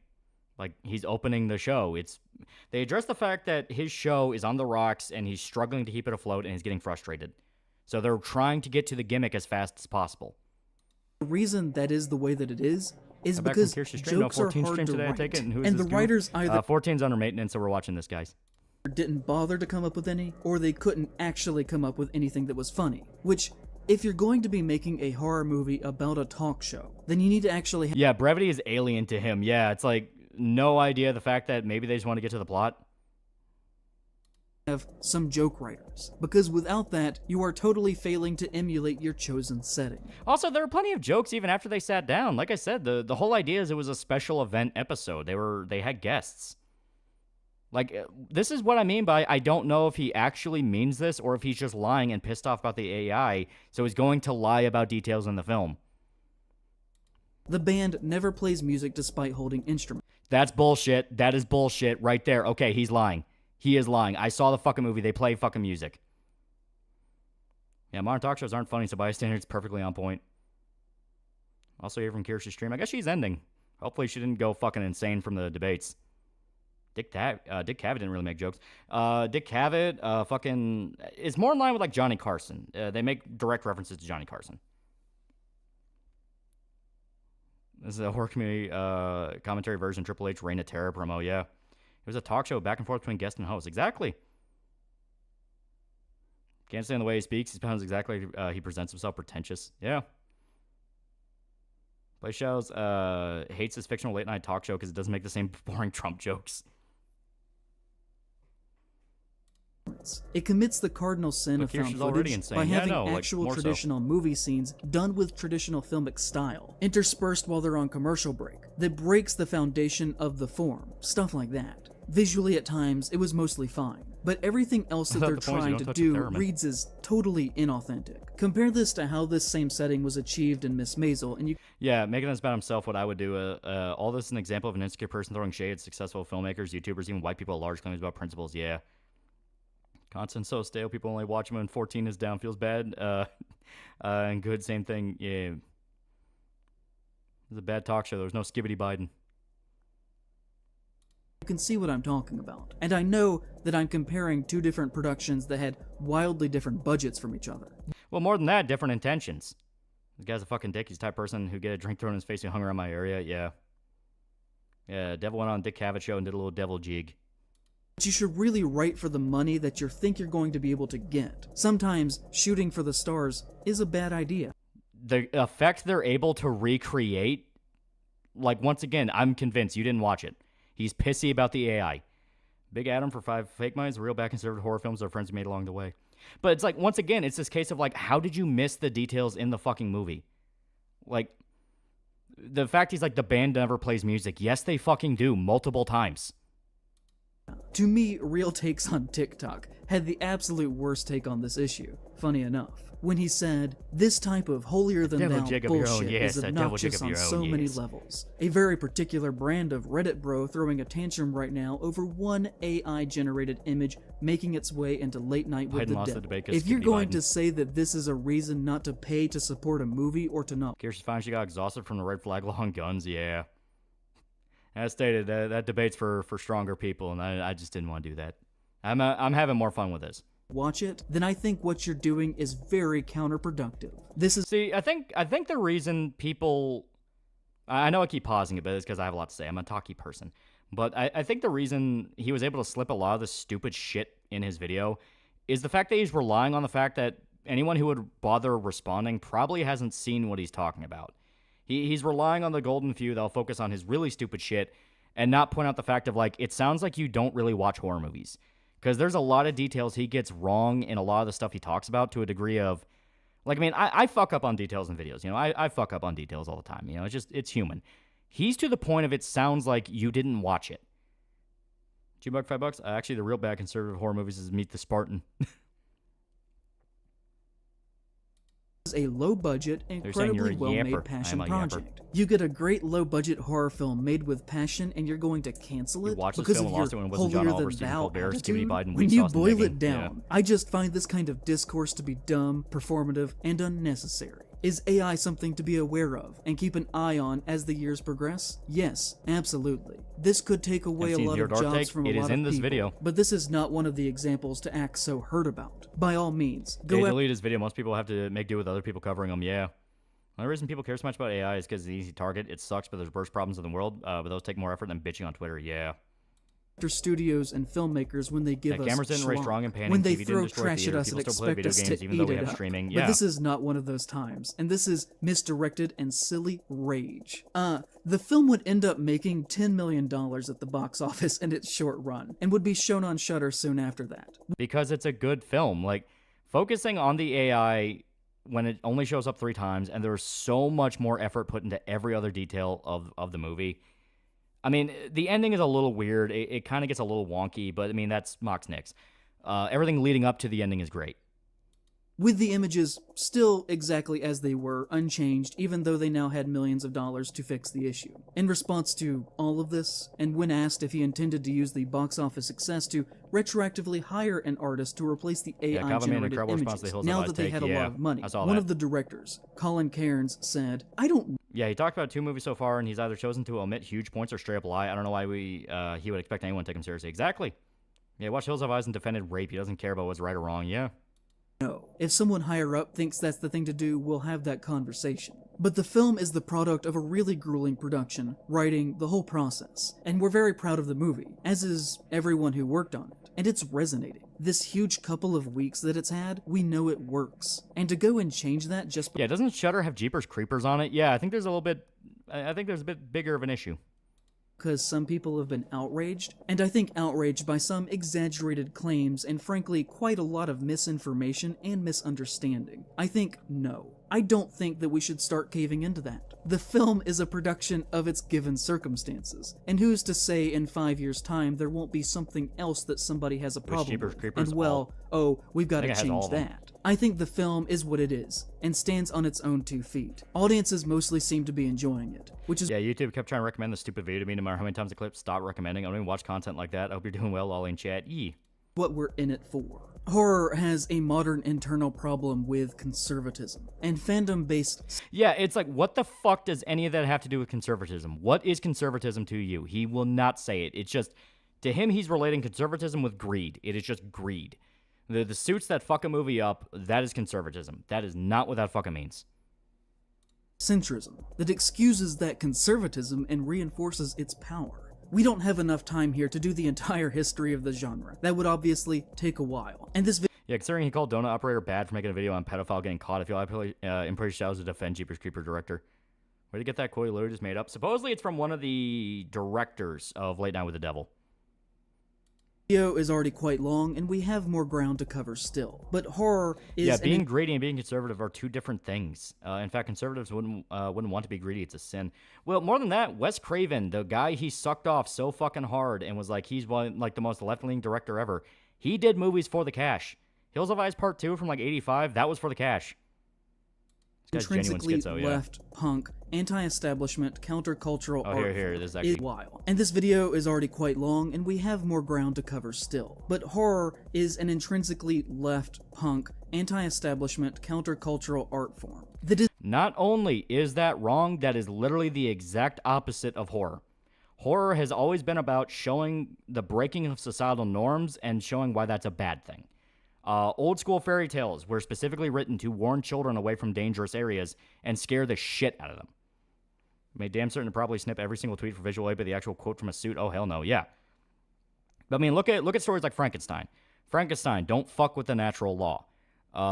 H.P. Lovecraft, don't look into things that will only end badly. Dracula, the power of God can defeat evil. They are very, very traditionalist type stories. They are traditionalist type stories, and they're all about either the will of man, the power of God, things that would be considered right wing. Even Hills of Eyes, the movie, he's like, oh, that's actually about that's about the Native Americans, that kind of shit. No, if anything, you can look at that as a form of civilization meeting savagery and having to rise above savagery, outsmart savagery, and show why they are the better option because they kill all the cannibals at the end. Ruby betrays her family because she wants to be civilized. That whole thing. Hollow Man, don't move next to Kevin Bacon. Yeah. Exorcist about good always beats evil. Yes, The Exorcist is explicitly about the love of God defeating the devil. The whole idea of horror being punk and left-wing, no. A lot of horror films back in the early ages of Hollywood, like 40s, 50s, specifically relied on the idea of normal, average, everyday society breaking. That's where you had stuff like Them. That's where you had stuff like Godzilla. That was the idea of the normal life being encroached upon by a horrible threat. There can be political messaging within that threat, as stated, them and Godzilla are about nuclear war. But the whole point is, at the end of the day, it was about natural tradition being broken. Yeah, Cannibal Holocaust, don't rip the native, yeah. So if anything, not only is horror not specifically left-wing, you can kind of argue it's a bit more traditional. Yeah, if horror's punk, why are most famous horror stories adapted by major film studios? Yeah. Nux made a video about this, even though he was never involved in the situation, considering what the title of the video was. Yeah. Is primarily concerned with social issues and pushing boundaries beyond what is deemed acceptable by traditional, more conservative, polite society. It's the exact opposite. It's showing the consequences of doing that. The horror of doing that, why that's a bad thing to do. There's no other way that you can rationally look at it and still exist. I just said it, dipshit. Within reality. Just about every major work of... Yeah, Body Snatchers about your neighbors getting replaced. Body Snatchers is a metaphor for communism. The idea of that guy you always knew suddenly being replaced by a mindless drone. Stuff like The Thing from Another World and things like that. The idea of the average Joe having to fight off an alien threat. Horror's punk about as punk as Green Day, yeah. When is rape considered punk? Iconic horror has had a leftist message to what it is trying to say. No, it has not. At its heart about the human condition. And the people and the tastemakers. He's operating off the idea of good thing equal leftist. That is the only thing he's willing to say. At the forefront of the genre, pushing it forward from the very beginning up to modern day, have always been transgressive artists, looking to express something that they otherwise couldn't in more mainstream outlets. People of color, women, and queer people. As stated, that's not a universal law. Junebug, $5. I heard punk are nice peeps pretend to be mean, while hippie are mean peeps pretend to be nice. He looks like a hippie. Didn't the director of Body Snatcher actually say it's an allegory for communism? The original came out in like 1950s, right in balls deep Red Scare, so yeah, a little bit. If fair to liberals, left wing and right wing even mean much anymore? Yeah. Wicker Man's pretty conservative unless you for some reason side with the cultists. Yeah.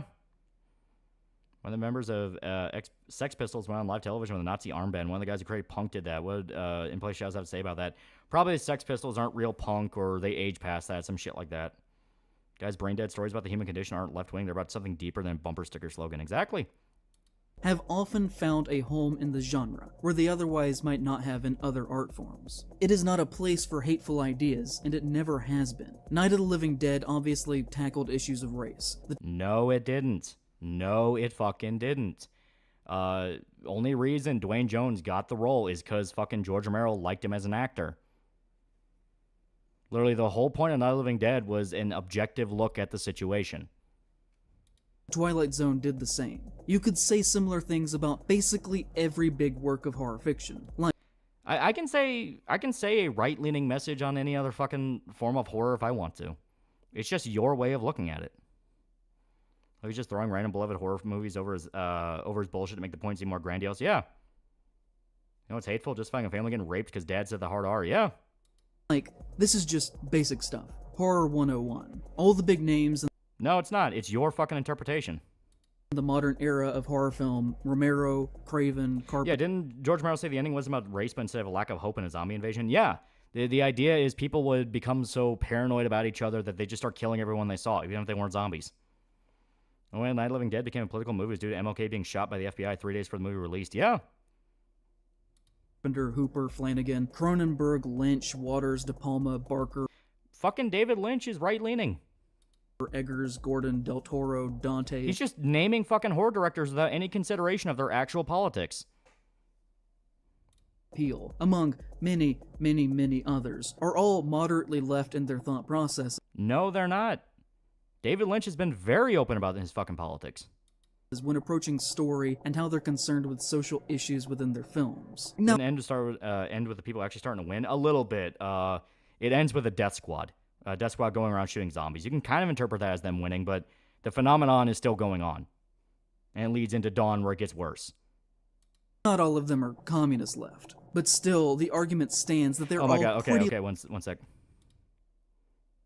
in their thought processes when approaching story and how they're concerned with social issues within their films. Now, not all of them are communist left. Look at the way he had to, like, fucking pull his hair back. He did the kind of the tick. He knows he's full of shit.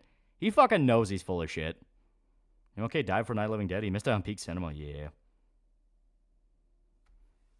Wouldn't take David Lynch is on the right. As stated, look him up. He's actually pretty open about a lot of his politics.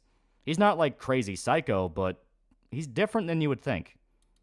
But still, the argument stands that they're all pretty left to be making mainstream successful movies within America. Mary Shelley was queer. Oscar Wilde was... Mary Shelley wasn't queer. She fucked her fucking husband on her mother's grave.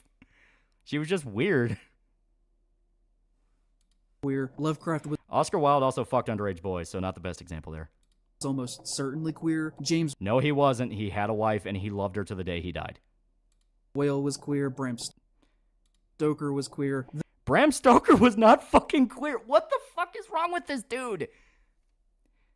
Why does he think he can just lie about this shit? Oh my god. This guy literally just went, no, every icon of horror had to be my specific form of politics. Bram Stoker, yeah, he was a fucking devout Catholic. And to be left make money in the arts now, so what the fuck is dude's definition of queer? Yeah, it's like... Yeah, Lovecraft's a pretty left-leaning name for a cat, yeah. This guy knows nothing. He is a fucking retard.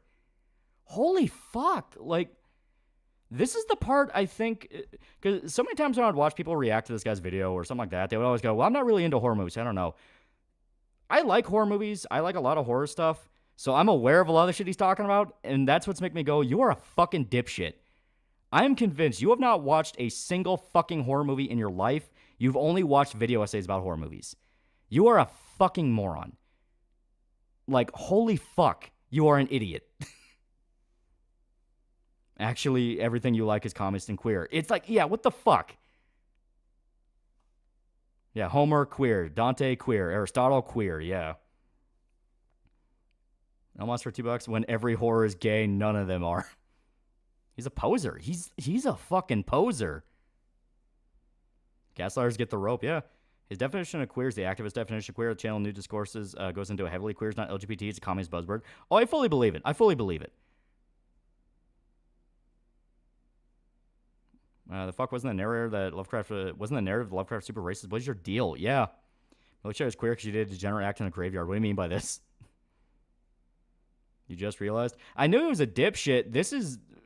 Like I said, I knew he was a dipshit. I'm to the point where I'm legitimately convinced he does not watch horror movies. He is fucking posing. The very foundations and grammar of the art were constructed by queer people, about queer people, and... They're not fucking queer. Like, the basics of horror go back all the way to fucking folklore, fairy tales, and ghost stories. Like, holy shit, you're an idiot.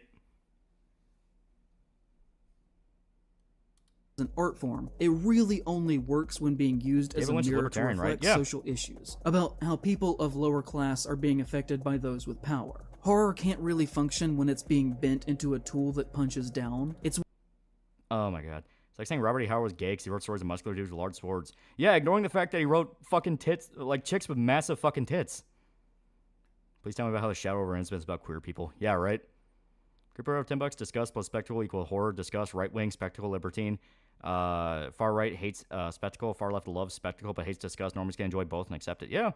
Queer means weird, and queer theory is being weird nonce for the sake of being weird nonce with Marxism in it. Yeah. I fully believe that's what he's doing. He's intentionally using the word queer to obfuscate what the actual definition is. But I'm just going to call him out for being a fucking retard because I know what he's implying. Yeah, Eve's ass is queer. Yeah, there you go. Why Saltburn fundamentally does not work as a film, where we find these fabulously rich people who were living their best lives, only to have their undoing befall upon them by the hands of a weird little queer freak who buries into their estate like a parasite. Horror is intrinsically Man, fuck you. Saltburn was kind of cool. Designed to question authority and critique power. No, it's not. As stated, as much as you argue that purely comes from the post-70s... Well, not really post. The 1970s new age hysteria that was brought on by the fact of like the Manson family, the interest in serial killers, the nihilistic age of horror that is more modern and neo. Actual horror before that is all about the breakings of tradition. The breakings of tradition, the breaking of natural law, and the idea of society being undone by something alien. That was the idea of horror. I say a lot of fairy tales are horror stories, and they were made to warn children not to violate certain things, not to violate certain rules. Heard in some for $5, freaks like this love to just reach in the past and say people were gay or trans just because they want to own that person. It's disgusting, and I hate it. Yeah. Very famous horror artist is queer. Insert Billy Madison. He made everyone dumber saying that. Yeah. Pazuzu was actually an allegory about queer demons possessing children. Watch him actually try to say that if you ever made an Exodus video. What would this guy say if Wendigoon called someone a weird little queer freak? I didn't like Saltburn, just wished worse talented Mr. Ripley. It's weird. I fully acknowledge that. Also married Shelley on top of losing her virginity on her mom's grave. Queen shit, by the way. Also kept her husband's heart in a poem he wrote. Yeah. And does not work to channel cruelty. The very act of creating horror fiction has for decades been an act of protest and critique. No, it hasn't. For more examples, watch practically any of my other videos. Oh yeah, once again, how convenient. If you want that interpretation, watch my fucking video. We don't have enough time for it here. It just is what it is. And from there... If you think about it, he's saying raping people is a left-wing thing to do, yeah. We're gonna move on. Folks constantly talk about the political undertones in my videos. Yeah, Bram Stoker made a book about Laurie being a good guy. Horror is an unabashedly political genre that is concerned directly with issues facing the current society. I sent you a kitty video. And if you're in the horror space and you don't regularly acknowledge this foundation as a challenge to power... Yeah, dude quoted himself on all this shit, yeah. You're in it for the money, or that you don't actually care, or you're just really bad at your job. And if that makes you uncomfortable or upset that I often do that in my videos, that's probably a good thing. This is the intended purpose of horror as a concept. That's your intended purpose of horror, you fucking dipshit. It's designed to provoke, to question, to hold accountable, to breed and facilitate conversation. Yeah, many horror movies be very Second Amendment, yeah. Sources he made the fuck up, yeah. It drives me crazy to see anti-intellectual stances from people within genre spaces who say, why can't a movie just be a movie? Why does everything have to have meaning or stand for something? There are plenty of horror movies that do exactly that. Friday the 13th is all about spectacle and fun. Can't we just have fun anymore? The best horror is fun. It does both. Fun and smart are not mutually exclusive. Yeah, he's like the Observer from Disco Elysium, made a criticism on himself. Yeah, right? Concepts to each other. And it has always been that way. And it is crucially important to acknowledge... I've seen Frankenstein analysis that tie a lot of the guilt and transgressions of the author to the creation of the monster in the story, so the very least can be read in a right-wing way. Yeah, well, it's... the main character, Dr. Frankenstein, is punished for violating natural law. The monster is the demon he created, and it decides to torment him. That and understand our history if you're going to then apply that history to the works of the art form in the world that we live in today. If you are far right and... Yeah, if literally everything in culture is secretly leftist or openly leftist, where the fuck did the right come from? Yeah. Think that I'm wrong? Genuinely, your favorite horror filmmaker would not only hate the things that you stand for, but chances are they probably also made a movie about it. Now, yeah, see, it's that bullshit. It's like, if you think I'm wrong, well, every single director you like agrees with me. No, the fuck they don't. You don't know shit. Now, on a surface level, one could see horror as anti-women or pro-violence or, kind of the things that I was accused of in the last chapter because of the nature of the art form. Which, yeah, all of that stuff exists. That's all out there. But I think if you're viewing the entire art form that way, that is a bit of a reductive and simplistic view of what these films are typically actually trying to say about how we should all treat each other as people. We have to remember that depiction in art is not necessarily an endorsement of what is being shown. But you literally said... In a way, are they not justified for their actions? The only one that laid upon any form of justification is you. You said they might be justified for their actions knowing the film depicted rape. You said that. So you don't get to say the film did not actually justify it. You are saying it did. So either you think Wes Craven is a fucking rapist, or you're a fucking dipshit. I mean, looking at Lloyd Kaufman movies on the surface, you would think that they were practically directed by a Klansman. But if you actually pay attention to him as a person and as an artist, and what he's trying to say and the types of people that he allows on the screen, and also the people who are in his direct circle, then you do start to kind of realize that Troma has always been kind of one of the most radical and progressive, nearly anarchist film companies. I would not call them progressive. They are very much, fuck you, we make fun of literally everything. Everything. So as much as he says, oh, if you met your favorite director, they would hate you, Lloyd Kaufman would hate this guy. Because he's a pretentious little douche. Lloyd Kaufman literally is the I just want to have fun director. Your favorite director disagrees with you and super leftist. Well, what if my favorite director is Mel Gibson? I think you may need to rewrite Hills Have Eyes video. This is way too revealing. I mentioned him. Like, trust me, I mentioned him. Operating at that level within American cinema. A group that revels in bad taste on a John Waters scale, but similar to him, does so not out of hate. At least, not hatred of common people. I mean, just listen to some of these quotes that he gave in an interview in New York back in 2001 with Roel Hannon on how Troma always approaches story as a company. We take the position that there is a conspiracy of elites, the labor elite, the bureaucratic elite, and the corporate elite. These three elites conspire to suck dry the little people of Tromaville of their economic and spiritual capital. In the United States, labor leaders get salaries of $1 million or $2 million a year, while the union members are working like animals for next to nothing. Government officials like the Secretary of State or the Environmental Commissioner, they put in their 3 years of service and then they move on to the big corporations where they make $10 million a year. It's all fixed. On top of that, they're just preaching to us. I thought it was important to start Terra Firma with some brutal moments, because to a certain extent, that is what American society is. Brutal. The reality of American life is constant racial and sexual violence. My movies are a reflection of that. From The Toxic Avenger on, we have been involved in fighting hatred and violence and the puritanical dictatorship in America. He then goes on to... Yeah, someone said it. It's like, cool with the anti-Semitism.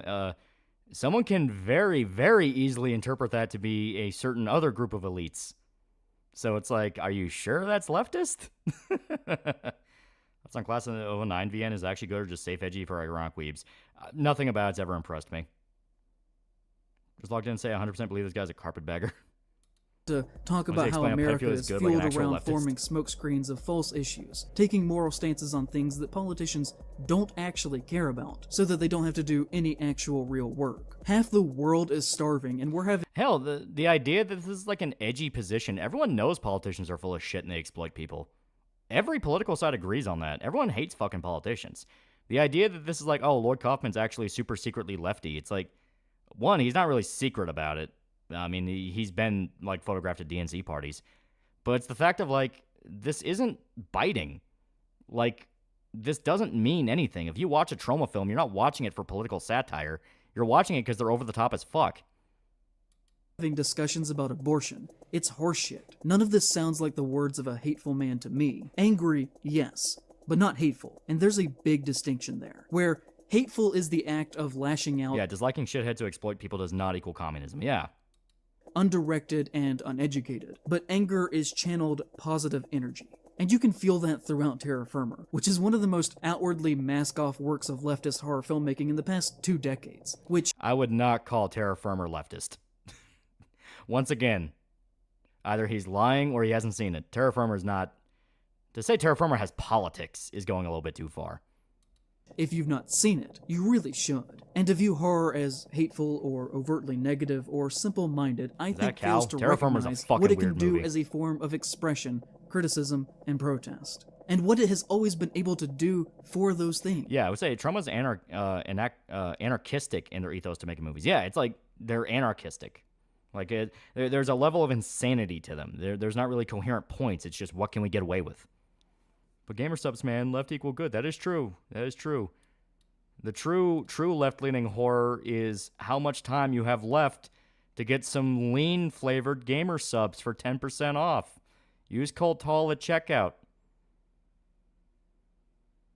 All right, there we go. Isn't conservatives against the elite? Everyone is. Everyone's fucking against the elites. But when I talk about horror being left, what I actually mean is that it has historically been used as a tool most successfully by left filmmakers. Horror and film in general, like all forms of art, are merely tools that can be wielded by anyone to produce art and expression that can then be experienced by others. Pretty nice, though. And often it is the case, too, that conservatives produce works of horror as well. It isn't something that only the left does. He's just now getting to it. It's been an hour and a half. Blackstone Cha, I can't see the rest. For $5, I know how it's gonna sound. But where's the music in this video? It sounds a bit dead. Can he not pay an artist for this? Very true. He couldn't afford a soundtrack. This man does not drink lean. There's this dangerous myth that has been cultivated by the left that conservatives can't make art, that they don't understand people on a very basic level, that they're not funny. Conservatives were making art a hell of a lot longer before you motherfuckers. Norm Macdonald was a staunch conservative. David Zucker, who made Airplane, is a Republican, and has specifically made films for the Republican Party. John Hughes was a Republican and made Ferris Bueller's Day Off as a show of his idealization. So not only can Republicans make art, some of the most iconic, just in general, films in Hollywood history have been made by Republicans. Republicans and right-wing people. Of what the freedoms of Reaganism could do for us all. Milos Forman, who made One Flew Over the Cuckoo's Nest and Amadeus, was staunchly anti-communist. Mm-hmm. Also the guy who made, it was either By the Waterside or Under the Waterside. The one about a corrupt dock union. That one was great. It was by Elias Kazan. Very good movie. Phoenix Gaming for $2. Isn't Evil Dead 1 and 2 made by conservatives? Sam Raimi. He actually just getting into it right now. Sam Raimi, the director of the Evil Dead films and the Spider-Man films, is a Republican who donated to both George W. Bush campaigns and has been alleged to support Trump very much in private, but just doesn't talk about it because he knows that people wouldn't like it. Quentin Tarantino is a Zionist and lives in Israel. You gotta love that last one there. You gotta love that. It's like Quentin Tarantino is a Zionist. He fucking simped for Black Lives Matter. Like, Quentin Tarantino is not a fucking Republican by any definition.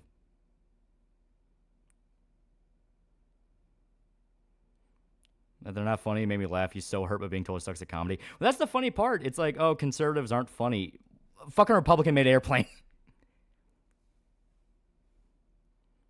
By the Waterfront. Yeah, Elias Kazan spoke out about the communists being in the blacklist way before they got any pushback. Yep. Roy Frumkus, who wrote the film Street Trash, has been accused of sexual harassment directed at his students for decades. See, I have not seen Street Trash, so I don't know anything about the director of that, but notice he did not name that guy as a Republican. He just said he was accused of sexual harassment. So notice that. Isn't that interesting? Hell, David Lynch said at one point, Trump could go down as one of the greatest presidents in history. A statement that he would later retract, but arguably as much as I love him, a great deal of his work does have some conservative values to them, even though he clearly believes in the spiritual nature and goodness inherent in the average human. Something that... See? Told you. Chat's broken? Yeah.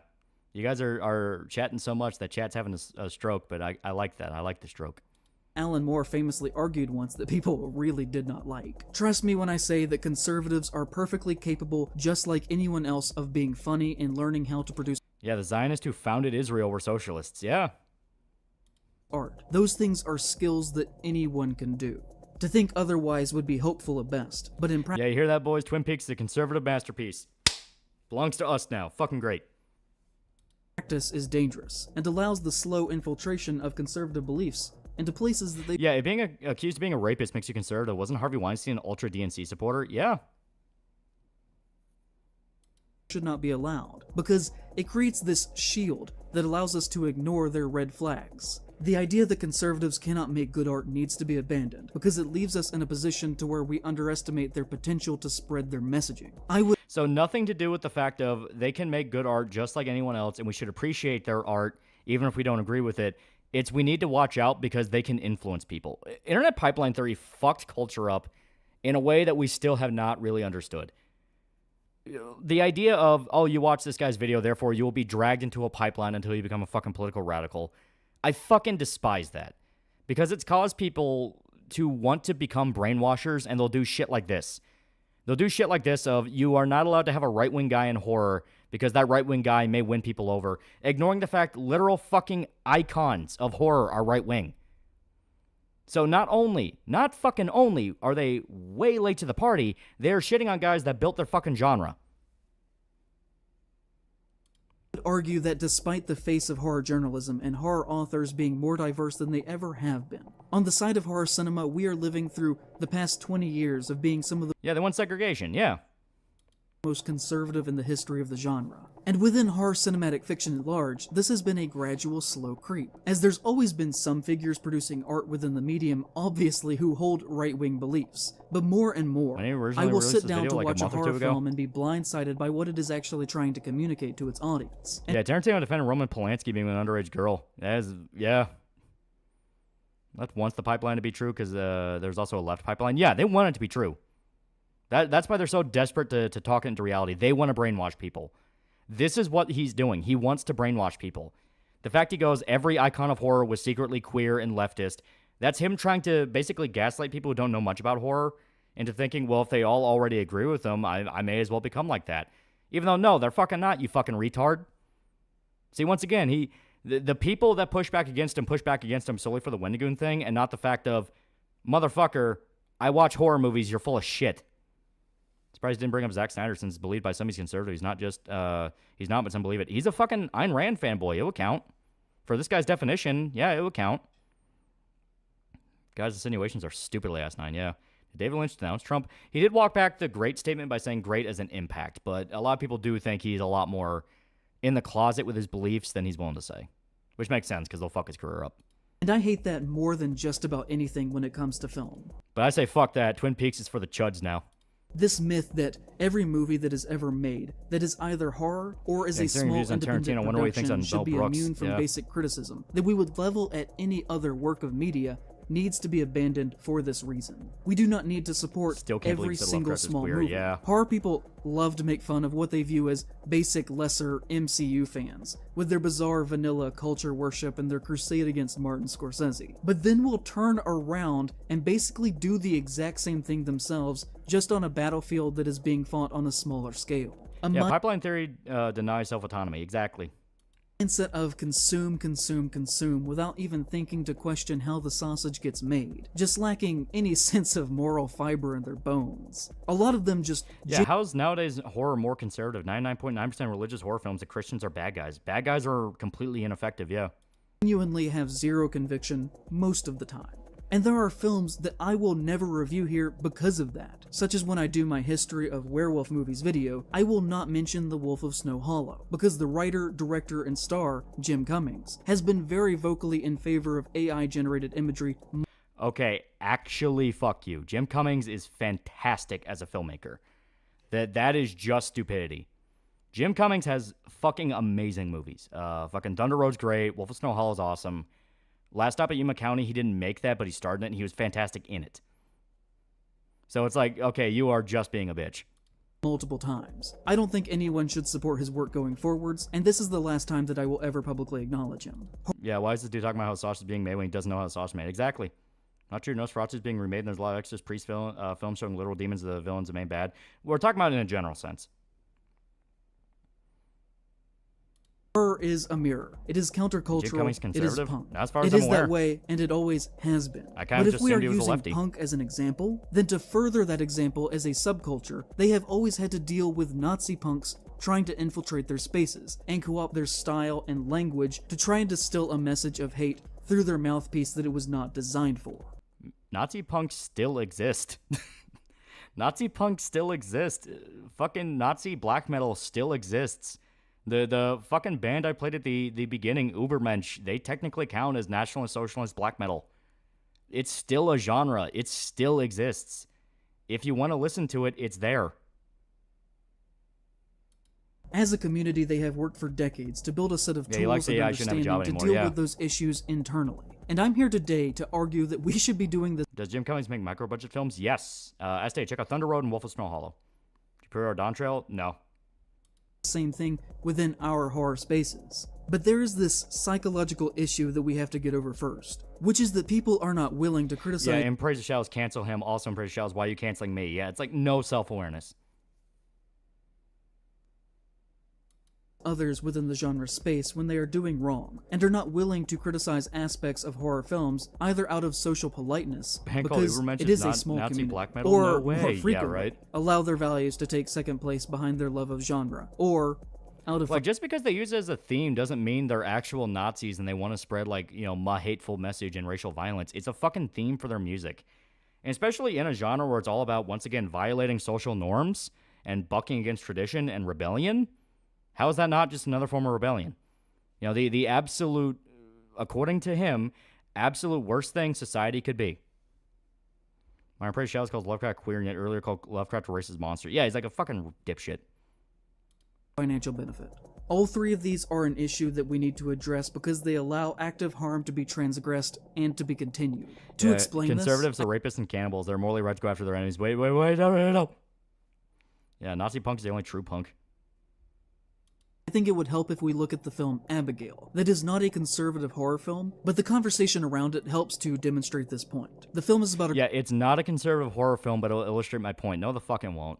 Group of hired goons who infiltrate the home of a wealthy businessman to kidnap his daughter to hold her for ransom in an abandoned mansion outside of town, where group tensions begin to rise as they start to doubt what they have done, and they begin to infight as they suspect that the mafia has sent a hitman to the mansion after them to retrieve the girl. And then near the end of the film, we actually learn that the girl herself is the hitman. See, he had to pick this random movie out of nowhere for his point about conservative horror, because if he picked something, once again, like Dracula or Evil Dead or The Exorcist, stuff that is considered traditionalist and right-wing, people would rip his ass all the more. Because it's like, fuck you, no. No, you're not going to go that far. And that she's also a vampire, who has orchestrated the whole thing, and the climax is her hunting the remaining team members who have to fight for their lives. Okay, so the only problem with this is that the vampire reveal is shown on the poster, and is in the trailer, and is in the name of the film. You literally cannot know that this film exists without also knowing that it is about a vampire girl. This is clear in every aspect of its marketing. Pretty good. You don't have films named Laurie, Clarice, Nancy, or Sydney, but you do have films named Chucky, Frankenstein, Dracula, Megan, Leatherface, It, Jason. Yeah, don't mention Abigail, dude. It was pretty decent. You're too stupid to understand. It was a fun horror flick in the vein of early 2000s. But you're not allowed to have fun. You have to think, remember? Freddy and Carrie. If a first name is ever in a horror title, historically that is to delineate... Since the band's called Ubermensch, just want to put out there, Nietzsche wasn't pro-Nazi, that's common misinformation of his ideas. Yeah, but the band themselves they're open about a lot of their shit.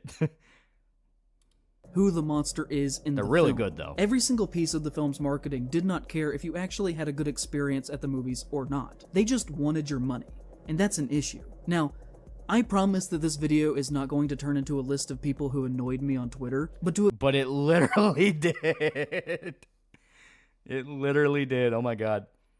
Abigail was quite literally a remake of Dracula's Daughter, a film about the titular character trying her best to reject her inherent evil nature. Oh, okay.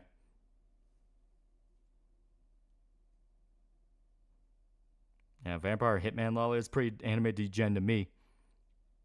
To explain this concept, we're going to have to talk about Twitter for a short while longer. So, people, including myself, began to complain that Abigail was not fun to watch, because you already knew how it was going to end because you'd seen the trailer. You did it which multiple times I think is a valid argument. Not all movies are ruined by spoilers, but certainly some can be. You don't watch an Ozu movie for the plot. But if the work is designed to be a mystery, then you do. Abigail has... dude complains about not having enough money, gets mad about people making money, yeah. Several references throughout to Agatha Christie. It is clearly designed for you to Is that Giancarlo? Was he in the movie? Actually not know what is going on here. It is steeped in the aesthetics of mystery films, and showing that Abigail is a monster in the trailer would be like showing the mask reveal of a ghost face in a Scream movie, or... So then just don't watch the trailers. Kind of a common thing with horror movies. Even more similarly, including Gabriel from Malignant in those trailers. It would ruin what is designed to clearly be a fun whodunit film, whose base appeal is not knowing what is going to happen next. But Bloody Disgusting podcaster Trace Thurman came out and tried... Yeah, this video won't turn into a hit list against people I hate. Anyway, here's Wendigoon and all his friends who I hate for very pointless reasons, yeah. Pause stupid for motherfucker right now. Answer me this. You can show it on chat. Who is paying to go to the movie theater to watch a movie a problem, yeah. To stop people from talking negatively about the film, because fanaticism means that every perceived attack on the genre must be quickly snuffed out, saying, gentle reminder that the trailer gave away the whole movie isn't a valid not even critique, a disclaimer. Even if it is true, #Abigail. And this supremely got on my nerves. Yeah, Veggie Bad for $2. His entire video is envy and personified, yeah. Giancarlo's in fucking everything, man. Can't get enough work. He loves his job. That is true. And I said, I mean, it's definitely a valid criticism if it makes the first hour of the movie feel completely pointless, because you know all of the things that's happening on screen revolving the crime family don't actually matter because you know it's actually a vampire. No. To which he said, that only matters for your first viewing. Do you like all movies less on a second viewing because you know what's going to happen? And That's actually a good point. The second movie, you go through it and you enjoy finding all the moments of foreshadowing, where it's like, oh, that was teasing that. That's pretty cool, you know? Because, yeah, you watch a movie multiple times. Pet Sematary remake trailer spoiled so much I skipped the actual movie. Couldn't avoid it because it was in a theater. Yeah. Guy went on about horror movies don't put the main character in the title of the movie. All I can think is Ash vs. Evil Dead. Yeah. I just want to ask, what the fuck are you talking about? That basic argument is saying that it only ruins the first time you experience the art, which is probably also the only time you're ever going to watch it. I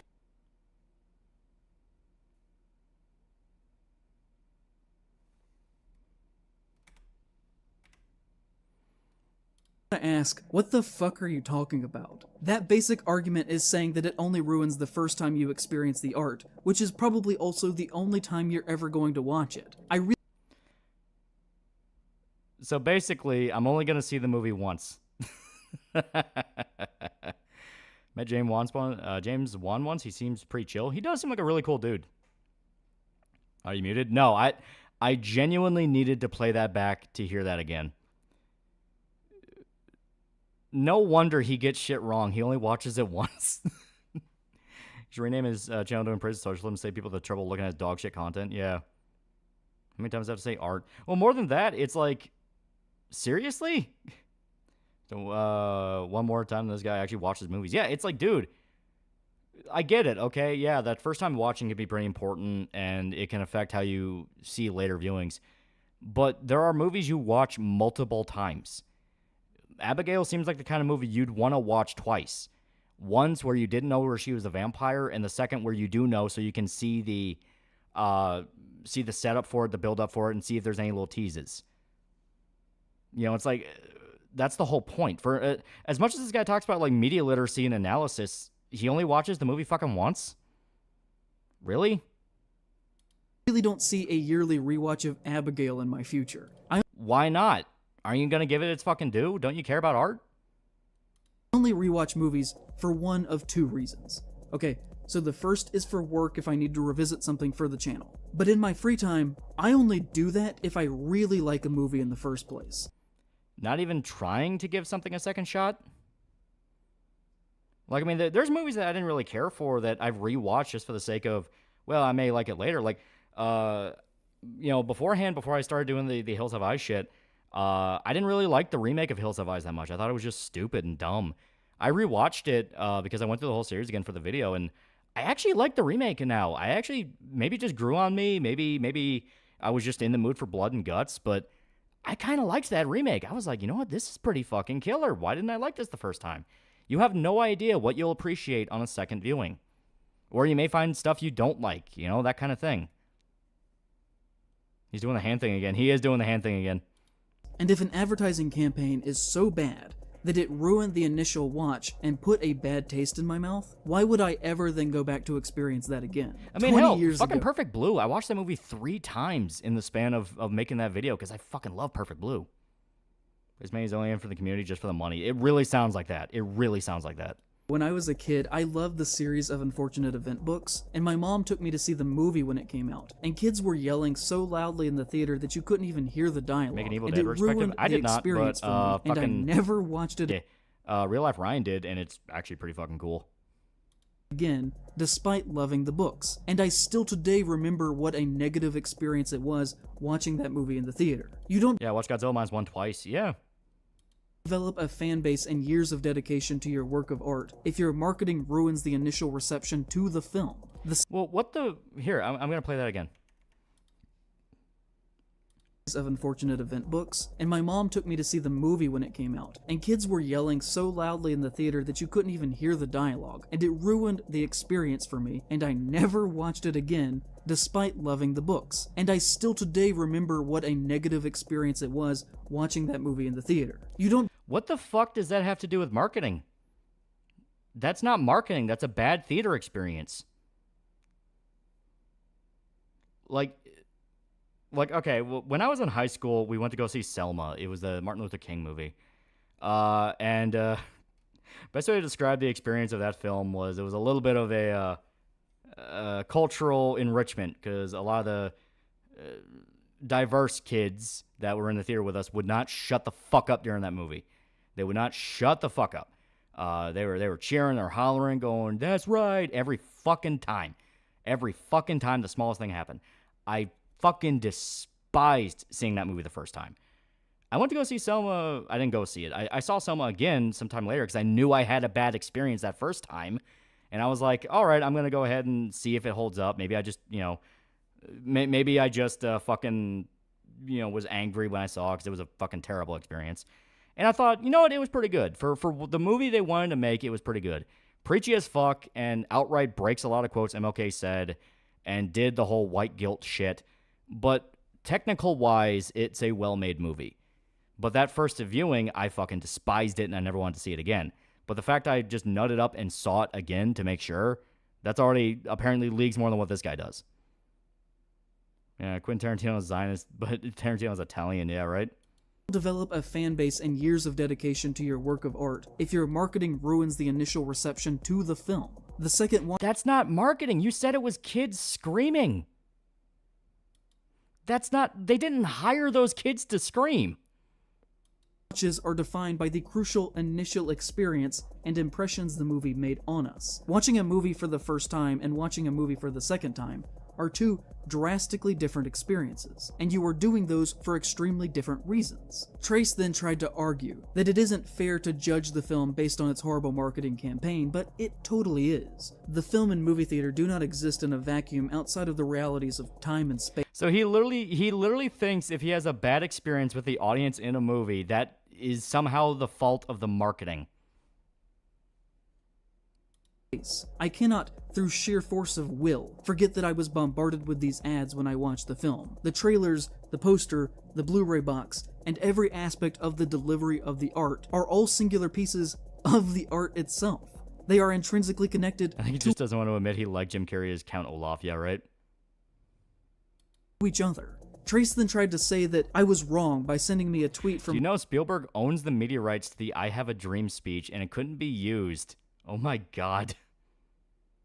Horror filmmaker Ted Gagin, whose work I do like, and I've said that to him, but he said, makes me think of the very first trailer from For Dusk Till Dawn, back in '96. People said it gave away the second act twist, and Rodriguez replied, great, now people will know what you're in store for. To which, I would just have to say that just because someone dropped the ball 30 years ago does not mean that we have to stand on ceremony and continue to drop the ball in perpetuity. That's not what the point is. The point is that eventually the marketing will fade. It will fade and people will forget about that aspect, and then word of mouth will kick in and people will know, oh, you're not supposed to know that. So when you talk to somebody who has not seen From Dusk Till Dawn, a lot of the time you won't bring up the vampire thing. You just say, go in blind. Go in blind. You have to see it blind. That whole thing. We can do better than this. Both Abigail and From Dusk Till Dawn absolutely work better as films if the people watching them do not know that they are secretly about vampires. The scripts are clearly intended for that to be a surprise. That is a horrible argument that does not make sense. I genuinely think that any filmmaker who made a mystery film would protest. The anime studio did Fairy Tail until they handed it to a new studio. Hid funny creatures, Easter eggs, and very serious moments in the show you had to rewatch just to see. Yeah, exactly. Behind closed doors if the advertising people tried to show the reveal of the mystery itself in the trailer. I mean, really, what are we doing here? I used to work in film market research, often on the advertising end. This is objectively a bad advertising campaign that only works in the short term for a small amount of initial money, but burns customers once they realize that they have been had. I genuinely believe that you could cut several different types of trailers for this film that don't even hint that it is about vampires, that would have still helped to build a loyal fan base. And if you want a good example of this, just go watch the trailers for Malignant and Barbarian. They both had great campaigns. Both are monster films that do not have the monster even hinted at in the trailer, and makes the Abigail advertising team look like total amateurs. Yeah, but that does not reflect on the actual quality of the movie. And on top of that, yeah, is Abigail supposed to be a conservative horror movie? Yeah, exactly. It's like, what does that have to do with conservatism? This is marketing. You yourself admitted you worked in marketing, so are you conservative now? Just hold on, everyone knows about the vamps. What they don't know is Quentin Tarantino asking Salma Hayek to pour booze over her leg while he licks her toes. To be fair, though, a lot of us would. BJ Colangelo came out in defense of the trailer showing the end of the film, saying, if they hit it, Universal has to bank on people showing up for a movie about a little girl being kidnapped and held hostage. There could have been a tease that there's something more to her, but that's a big risk for general audiences who already assume the worst. Like, oh no, won't somebody think of poor Universal, whose music division alone has a market cap of $53 billion. Their music subsidiary is literally... Fuck's that got to do with the price of tea in China? If the movie fails, the people who made the movie are fucked. Not Universal, the people who made the movie. The largest music company in the world, and it is just a portion of the larger Universal... I think it's just self-reported. Look up Selma Hayek from the 90s and tell me you wouldn't. It doesn't matter your opinion on feet, you fucking would. Brand. But they had no other option other than to ruin the movie that filmmakers had carefully spent years of their life putting together. They just had to do it. What's the point of all the marketing talk? Abigail ended up making $10 million in its opening weekend. Do you know what else made $10 million in their opening weekends? Barbarian, Thanksgiving, and Talk to Me all made $10 million or so in the first weekend. So literally nothing changed. Nothing changed. The first Omen and Renfield did 9, Evil Dead Rise did 24, but that shouldn't really count, and none of these gave away their entire films and instead coasted off vibes, fun energy, and confidence. There is zero evidence that the Abigail trailer and marketing campaign gave them any advantage over similarly sized horror movies. It also shows they didn't have a disadvantage. If it made similar money to the rest, then it doesn't matter. Malignant did not make $10 million on its weekend, but it also came out in 2021 and was still affected by COVID. And yeah, does this guy not know what a career is? If your movie that's on your resume shit, you look bad. Exactly. The meme he's going for is that conservatives don't know what makes horror work, and he's using the marketing campaign as an example. Yeah, but that's not inherently conservative, and all he's showing is he's a fucking dipshit. Then, it still made $5 million. There is no logical argument to be made in defense of Abigail's marketing team. And so to do so is only out of a blind defense of all things horror. And also, the very next day after our interaction, Trace tweeted about the new film titled The Coffee Table and said, hands down one of my favorite recent viewing experiences because my... Fox McCloud for 77. Wait, I get it. Marketing equal conservatism or some other brain rot nonsense, yeah. Jewish man owns one of the most important moments in Black American history. Ironic. Shouldn't Evil Dead count because it's conservative? Created by Sam Raimi. Shouldn't that count? Jaw was on the floor for most of its runtime. Go in blind. Go in blind. And this happens just about every time that you publicly make very light criticism of a horror movie. When the trailer for the new Strangers movie came out recently, I tweeted that The Strangers was never particularly good in the first place, and that we didn't need to keep getting these things that are essentially just remakes every single time. To which Vicente Francisco Garcia, who we have talked about before here, said, the OG film is a masterpiece. To which... the one thing I'll agree with him on, the Strangers series just kind of sucks. I said, I mean, that is using the word masterpiece pretty liberally. Also, one thing I will say is the first movie has Dennis from It's Always Sunny, and that's great. Why comment on my post? I've literally seen you tweet that you think I'm an idiot before. It's not like I'm going to play nice with you. To which he said, I have literally no idea who you are or any memory of prior interaction with you. But it's funny to me how you have no issue bashing a film but immediately get wounded by someone disagreeing with your public post. Yeah, I mean, guy brings up a good point there. You on 233 for $2 if a movie flops, director's reputation degrades. Yeah. He went on like that for a little while, and I wasn't wounded. I really try not to take things like that personally, but I'm always curious about the psychology behind why people talk the way that they do. I've never really liked how that guy just talks to most people on a daily basis. 3. Our interaction even ended with him saying, "Oh my god, you are that guy." Yeah, I was rude about that because I did end up watching your video and hearing your side and completely disagreed with it, and thought it was a terrible, horrible, no good take. LMAO. Copyright is there for a reason. Good day, sir. Nothing is allowed to be criticized by these people who subscribe to this kind of mindset. Imagine the sting that must have had. This guy who he views as like an enemy is gunning after him constantly. He agrees with him on a horror movie, and the guy doesn't even remember who he is. He maybe even like tweeted at him once or something like that, or like maybe made a video about him once. I have no idea who the fuck this guy is. And he's like, and pretty shallow is all like, "Oh, you don't have to keep stalking me," and gets into a whole fucking tangent with him. And then the guy's like, "Oh, wait a minute, I do know who you are. You're that fucking dipshit." The absolute sting that must have had. The fact the guy did finally remember him, and his immediate thought is, "Oh yeah, you're the guy with the shitty take." And this fanatical pattern of blind worship needs to be interrupted, because a healthy media relationship can only be achieved on a cultural level if we all acknowledge that nothing is beyond basic criticism, no matter how much we may or may not enjoy the work that is being discussed. I could talk for hours about things that I don't like in my favorite movies. That doesn't take away from my base enjoyment of them. It causes reflection, and actually reinforces the things I appreciate about them as works of art, and lets us learn how we can interact with the art on a deeper level. Going back to that Abigail example for a second, the weekend it hit theaters, the most hated Hollywood Joe Russo said, "Horror fans, it's important Abigail beats Civil War this weekend. Industry analysts have been sharpening their pencils for weeks, ready to write that horror is out. But we know horror is never out. Don't let them trick execs into taking the gas off horror. Plus, Abigail rips." This is the kind of language that fundamentalist Christians use, and we are That's basic genre enthusiasm. That is basic genre enthusiasm. People said the same shit about fucking Alita Battle Angel versus Captain Marvel. That's not fucking religion. Like, that's just people going, I want my genre to win because I like it. Yeah, I'm sorry, what? Yeah, it's like, there's no fundamentalist Christians who use Zoomer lingo. Yeah. That was a brick wall. I did like Alita, though. But you get my point. Like, people will gas up these genres because they want them to win. I guarantee people are saying... people were probably saying the same shit about like when the John Wick movies were coming out. We're like, oh, John Wick needs to beat X movie because it's a fun rivalry, you know? It's like, oh, we need to beat that, you know, it'll be great, you know? It's not fucking Christian fundamentalism. You can repeat that one? Yeah, we're gonna repeat it. Never out. Don't let them trick execs into taking the gas off horror. Plus, Abigail rips. This is the kind of language that fundamentalist Christians use, and we're... Yeah, it's like, you're fucking full of shit.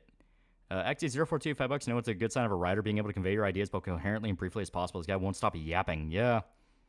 This video should be classified as a form of torture interrogation. Subjecting people to listening to it in relation to a moderately decent movie about vampire children eating people. I hate to make this comparison because it is so overdone, but it really is that kind of Orwellian fascist idea that wanting your vampire movie to win at the box office is literally 1984. You make my brain hurt. This guy just saying random things. Child singular, you dipshit.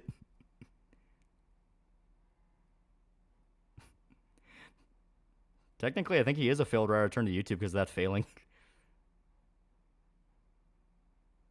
there needs to be a constant enemy to fight to keep morale high among the common people. That every new horror the Zionist vampire movie must not win. movie is a strange battle to be won that is fought in secret for esoteric reasons. That there is a clear winner and a... Yeah, his statement proves he just sees all right-leaning creators as Nazis. Not even right-leaning. If he just doesn't like you, you're a Nazi.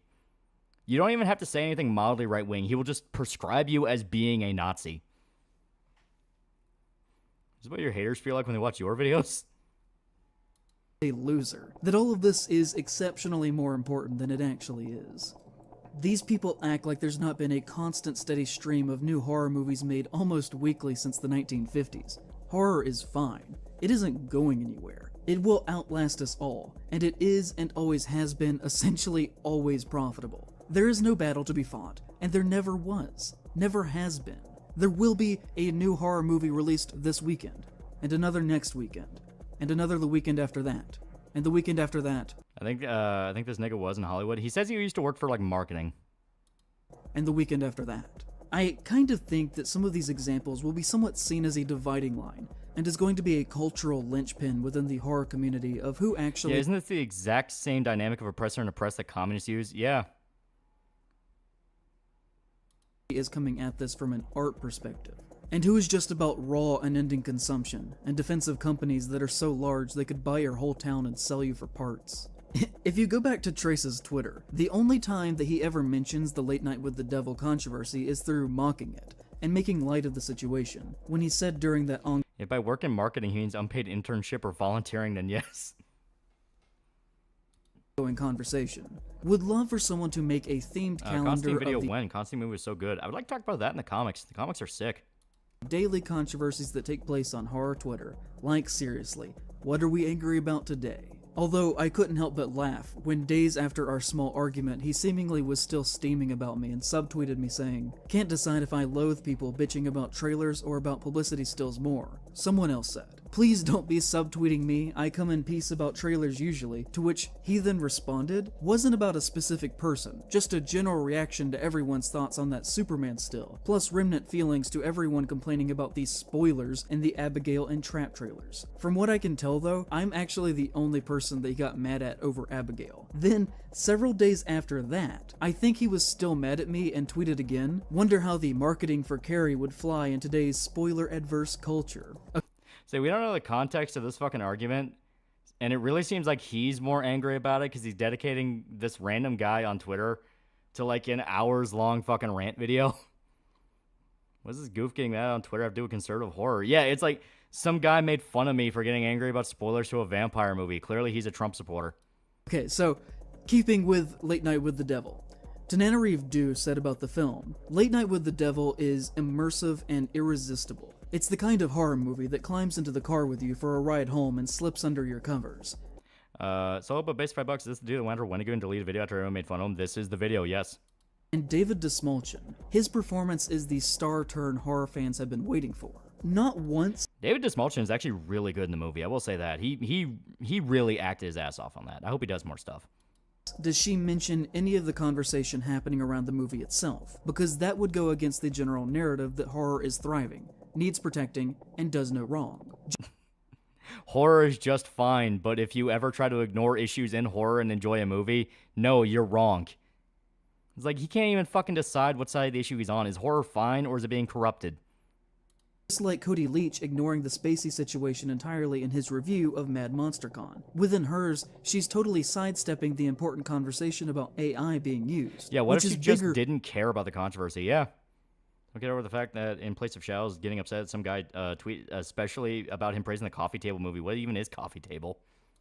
Than the movie itself. She tweeted this the same day that everyone was having this conversation about the film's use of AI imagery. And not mentioning it, Lolly, be careful. Last time we made fun of a field artist with a mustache, bad things happened. is a deliberate decision on her part. Centrism that is being done in the defense of horror, that is allowing conservative harm to be perpetrated. Mick Garris did this as well, posting essentially the same thoughts without ever actually addressing any of the problems surrounding it as a work of art. But that isn't all. Yeah, that's so horrible that, you know, people would leave out crucial details of a movie to talk about it. Almost like not mentioning rape in a horror movie.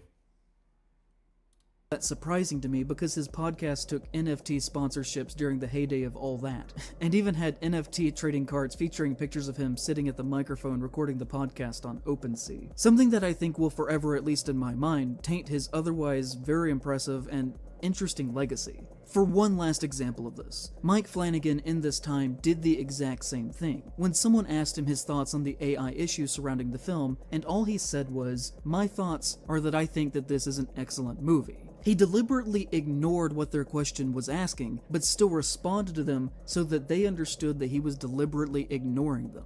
No, he said that he liked the movie. So clearly it's like, I don't think it's that big of a deal, and I liked the movie regardless, and think there's a lot more there than just the AI.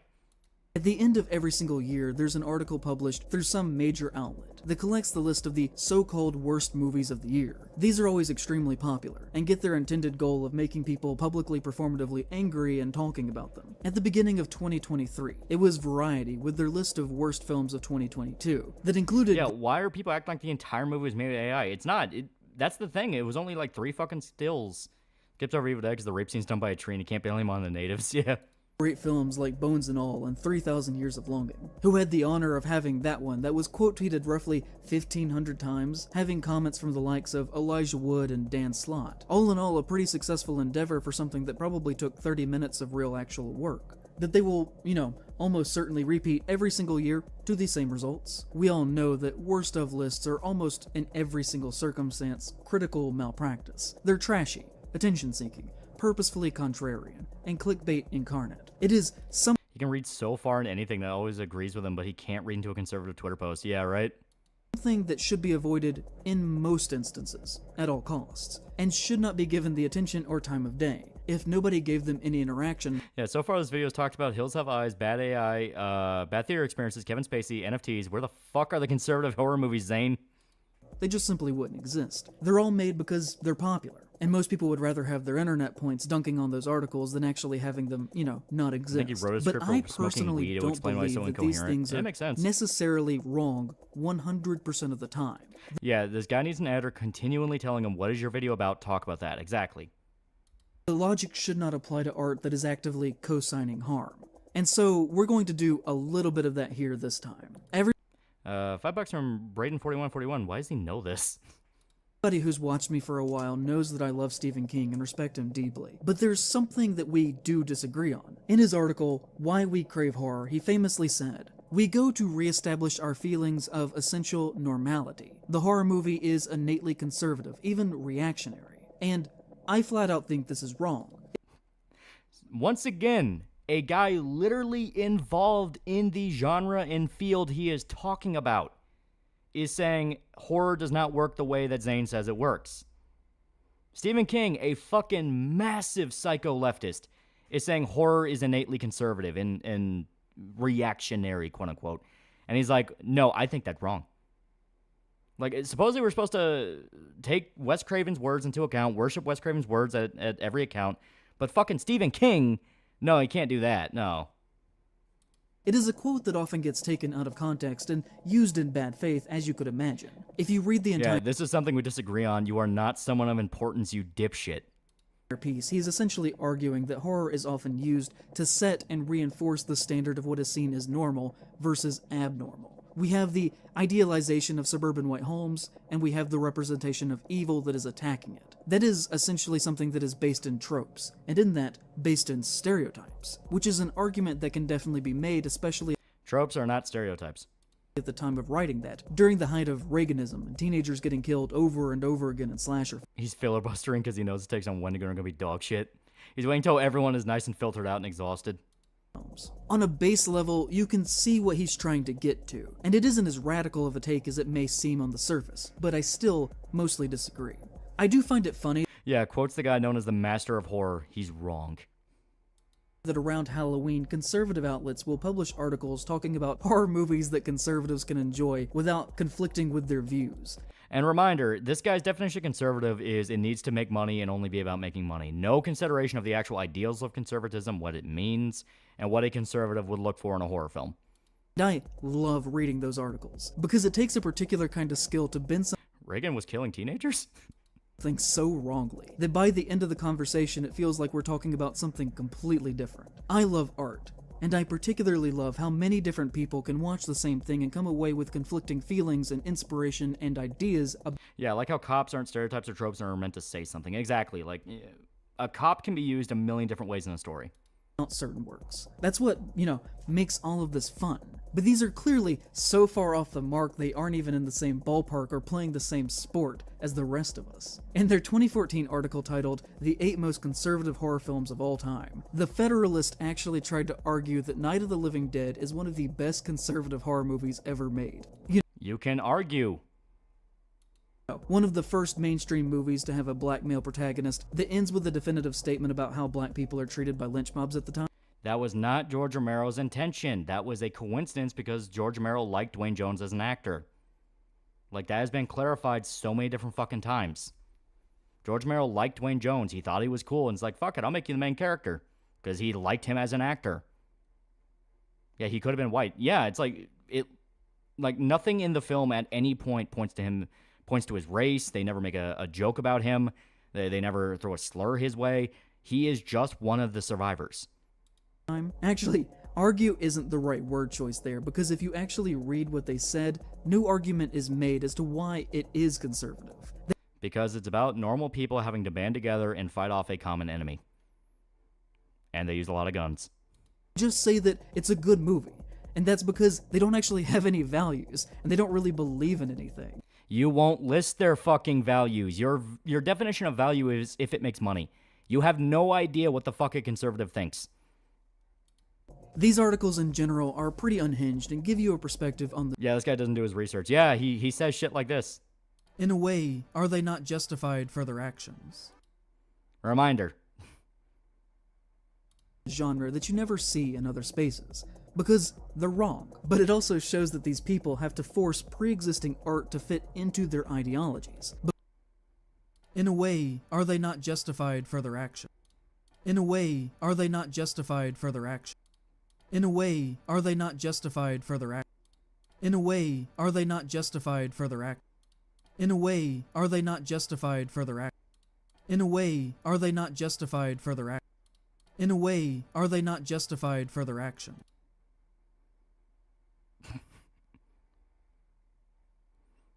It's like the 80th bro get a mirror moment. Yeah, it's like... This has to be fucking parody. It has to be. Watching this video, previous uncut? It is uncut. It is the full thing.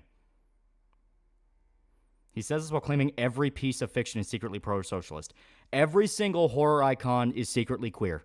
Because there's so little good art that reinforces their abhorrent beliefs. Breitbart did an article called 5 Great Horror Movies that warned us about the woke Gestapo, that includes They Live, which John Carpenter himself has said is a movie about Ronald Reagan. On another...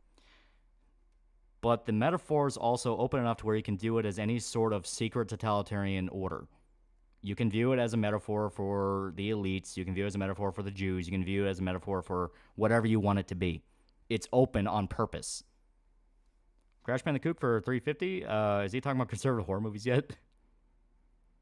Another list, they talk about how good Jeepers Creepers was, because of course they do. Notice, he does not go into Jeepers Creepers. He does not explain the context of Jeepers Creepers. He's not explaining the man who made Jeepers Creepers and what that motherfucker got up to. He's trying to say, oh, they view it as a conservative horror movie. Never shows the entry. Never shows the entry of where they talk about that. You want to know why? Because the guy who made Jeepers Creepers is a fucking child molester who went to prison for child molestation and became a gay rights activist. He was one of the first openly gay directors in Hollywood. This motherfucker, once again, hides context. Also praise Frailty for being a pro-Christian movie about a man who's on a serious mission from God, which, if you have seen Frailty... I also don't believe anyone does that, and he is just lying. Are you serious? Yes, look into the guy who made Jeepers Creepers. That is a very funny thing to say about that movie. But there's always been this thing that I've encountered more and more in recent years that is becoming more of a growing problem among modern horror releases, that I finally decided I wanted to publicly talk about it. Which is this kind of... Yeah, John Carpenter's been open about only caring about money regarding remakes and sequels of his films. Oh no, John Carpenter's a Christian fundamentalist, yeah, right? Anti-horror movie, where you sit down to watch a film and you get tricked into watching basically a conservative propaganda think piece that is cloaked in the cinematic language of a traditional horror film, but one that does not align with the values of outsider horror. I read that he even filmed the rape with the same camera he used. He filmed Jeepers Creepers. Jesus fucking Christ! Why is Salva not dead? Heard Salva was Diddler, but a gay rights activist. Look it up. I'm not kidding. In fact, Francis Ford Coppola sued the family of Victor Salva's victims and held Salva's hand every step of the way through his release from prison. Yep. One of Francis Ford Coppola's biggest fuck-ups. That's not even fuck-ups. That was just outright malice. Broke grocer for $2 said nothing.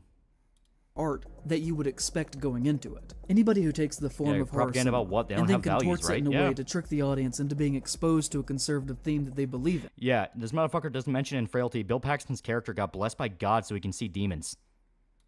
And want to share in their art, is being purposefully disingenuous to the very reasons that language exists in the first place and was created. These tools were not made to be used in a way that argues that the very people who created them don't deserve life, freedoms, and dignity. And I'm going to repeat that real quick, just real quick.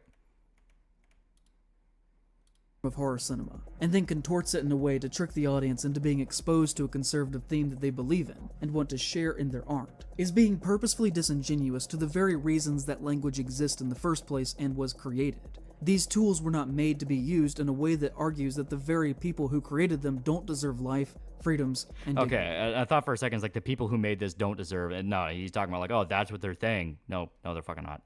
We're only for $2, he just won't stop making an ass of himself. Yeah, it's like...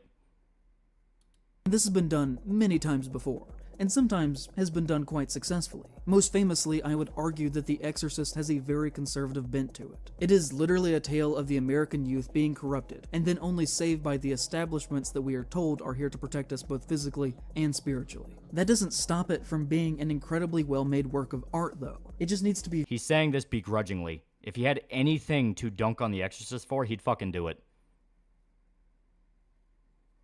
He's 100 tangents deep to say he's afraid of Christians, yeah. Viewed, appreciated, and critiqued within the political and cultural space that it was made and exists in. And you can basically say the same thing about any good horror film that has a major cop protagonist character. Near Dark is another example of an amazing work of horror that is... Yeah, here's him shitting on Near Dark. Salvage deserves to be drawn and quartered. He's a piece of shit. At its core, deeply fascist. A movie can be exceptionally fun, bombastic, and very well made, and still have that be true. In fact, spectacle is a huge aspect of fascist art. It tells the story of Caleb, the very picture of the... So Near Dark is fascist. idealization of the American youth. He is the son of a farmer, and the family live off of the land, until one day Caleb decides that this life is too small for him, and he runs away with a group of nomadic queer punks, who end up being vampires. Queer punks. Once again, he's using that word queer. He's using that word queer. Implies that they're sexually not normal, you know, because we all know we all know the word game with the word queer. He's implying they're not just straight. But there's details in Near Dark he's leaving out. Who turn him into one of them and initiate him into their way of life that is hidden away in the shadows. He is only cured of his vampirism, which is merely a stand-in for sexual proclivities, when the lifeblood of the symbol of the American conservative traditionalist message is injected directly into his veins. None of this is Near Dark. None of this is Near Dark. Yeah, Jesse in Near Dark was a Confederate. Yes, he is leaving out major details about the vampires, what they do, who was in the vampire gang. His love interest is a female vampire. They're not queer. You know, that whole thing is like, no, there was a male and female vampire. Like, that's a thing. The vampires murder people for fun. They kill people for fun. They kill to feed, but they mainly kill them for fun. Jesse killed people because he liked it. You know, he just was a monster. And the whole idea of like, oh, curing yourself is like getting rid of gay thoughts. It's like, no, it's saving his soul. Like, saving his soul so he doesn't end up like them. Where he then wakes up from this haze of a cloud that he's been trapped within, to realize how wrong he has been. And then he and the farmer team up to go hunt down and kill all the queers. I mean, vampires. Yeah, it's like queers. Like, they're fucking murderers. They kill people. Like, once again, it's this thing of, if it's a side he likes, they can do literally anything they want to anybody. They can kill, they can rape, they can steal. Anything is fair game because they're different and they're beaten down on. Like, going so far as hiding the fact Jesse is a fucking Confederate soldier. I mean, there's Groomer, 80-year-old child vampire who wants to make another child vampire, raise his future wife. Yeah, it's like, there's a lot of shit in Near Dark where it's like, this is not the movie. This is not the movie. He is lying. He is lying his fucking ass off. Yeah, Near Dark's a good movie. Made me scared of Bill Paxton. Play it again, Johnny Guitar. Yeah. Vampires. There are plenty of liberal figures within the pantheon of horror. Yeah, is he implying homosexuals are degenerate murderers? He keeps going off this idea of like, well, it doesn't endorse what they do in the movie, but you say it does. Vulture for 2 Figma is why these people associate murder with queer so much? Yeah, right? Zealous Note 5 Figma is thing is the Bible bashers he's afraid of left the church, became movie critics and activists, basically his side. Yeah. To prop up conservative values, or are just outright causing harm that still produce quality work. Yeah, this guy keeps siding with killers and rapists in movies he reviews. Yeah. And I love Stephen King. I will always be thankful for him to help me on the path to loving books. But at the same time, you know, he sits at home every day for weeks tweeting about Trump in trial. But then the day after the police siege on Columbia, he was totally radio silence. Earlier this year, he tweeted, "I'm not worried about AI because I got my mojo working," which is the epitome of the Republican fuck you got mine attitude. So, once again, a guy literally working in the field of horror saying, I'm not worried about AI because I will make my own stuff. He calls that Republican. This dipshit has no fucking idea what words mean. This is the epitome of the fucking $12 word, I have no idea what the definition is, mindset.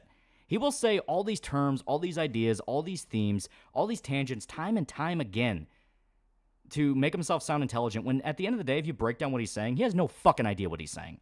He has no fucking idea what he's saying.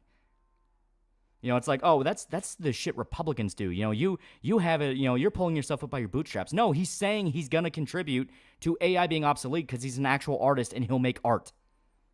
Yeah, fuck you, got mine isn't an attitude I've witnessed from any Republican. He's making shit up. He's making shit up. And this is what I'm talking about, where BreadTube is perfect for very stupid people. Very stupid people will watch this very stupid man and come away with it thinking they're intelligent. They will come away thinking, that man really expanded my mind. And all he is telling very stupid people they don't need to think. You don't need to think. You don't need your own interpretation. You don't need to respect the perspectives of others. You are right. You are right. Everyone you don't like is evil and malevolent. You need to listen to me. Like, really, is BreadTube has overthought surface thoughts? Yeah, like, as much as he talks about media literacy and analysis, he cannot break past the surface. Like, as much as he goes, oh, well, you just don't get it. You just want spectacle and gore. You watched Hills Have Eyes, where a bunch of cannibals rape a scared woman and go, well, they're poor, and therefore they have to be somehow morally superior to the woman that was raped. Dude, a billionaire telling you that there's nothing to worry about because he is personally going to be fine. Francis Ford Coppola made one of the best horror films of all time with Bram Stoker's Dracula, but also was the financial backer of Victor Salva's Clown House in 1989, where the star of the film, Nathan Forrest Winters, was raped by the director. See, now he's talking about Victor Salva, but he's also ignoring that Francis Ford Coppola's new movie, The Metropolis, that's specifically about how Trump is going to destroy America. That is something Francis Ford Coppola flat out said it's about. It's about Trump. It's about the end of the American empire. So, not exactly conservative. Coppola would later say, I didn't know of anything improper going on, although I witnessed some things that caused me to raise an eyebrow. Only in retrospect did things really add up. You have to remember, while this was a tragedy, that the difference in age between Victor and the boy was very small. Victor was practically a child himself. Victor Salva was 30. Victor Salva was at the time 29. Nathan Forrest Winters was 12. According to the Los Angeles Times, just before Salva went to prison, he spoke to Coppola, who told him that the experience would have value. Broke grocer for $5. Hopefully this leads people critically rebutting disingenuous creators like in place Shells and BreadTube. Forgot to add text to my last chat and enjoy. Francis said it will make you a better artist, Salva recalls. He left out one important part, if you survive it. After prison, Coppola gave Salva a loan to help him get re-established, and I've read multiple times that he has been alleged to have personally sued Nathan Forrest Winters, the 12-year-old who was raped under his watch as a producer, for breaching his contract and publicly talking about the incident which harmed the box office returns of Clown House. After prison, Disney would famously hire Salva to direct Powder for them in 1995, and the Tampa Bay Times reported. A company insider said Disney... So once again, this is ignoring the fact that Salva is a gay rights activist and has very openly been left-leaning. You know, it's like trying to say Bryan Singer is a fucking conservative. It's like, no, you're a fucking liar. Was concerned because a beautiful movie was being overshadowed by the controversy, adding, we don't do witch hunts, we're not the CIA, and we don't do security clearance on people. People here are judged by their talents. We're not judging their personal lives. What's Powder about? Drug trafficking. If I remember right, that's the Johnny Depp one. There are lawyers in courts that do that. Salva was allowed to make 7 more films after this, most of them horror because of the industry support provided by Coppola. And then, you know, there's the whole recent story of his behavior on the set of Megalopolis. Yeah, once again, ignoring the fact Megalopolis is, in Francis Ford Coppola's own words, about how Trump will destroy America. But the thing is that either despite their conservative leanings or connections to... See, he just says conservative leanings without ever explaining it because he knows he's lying. He knows he is lying. He is relying, like...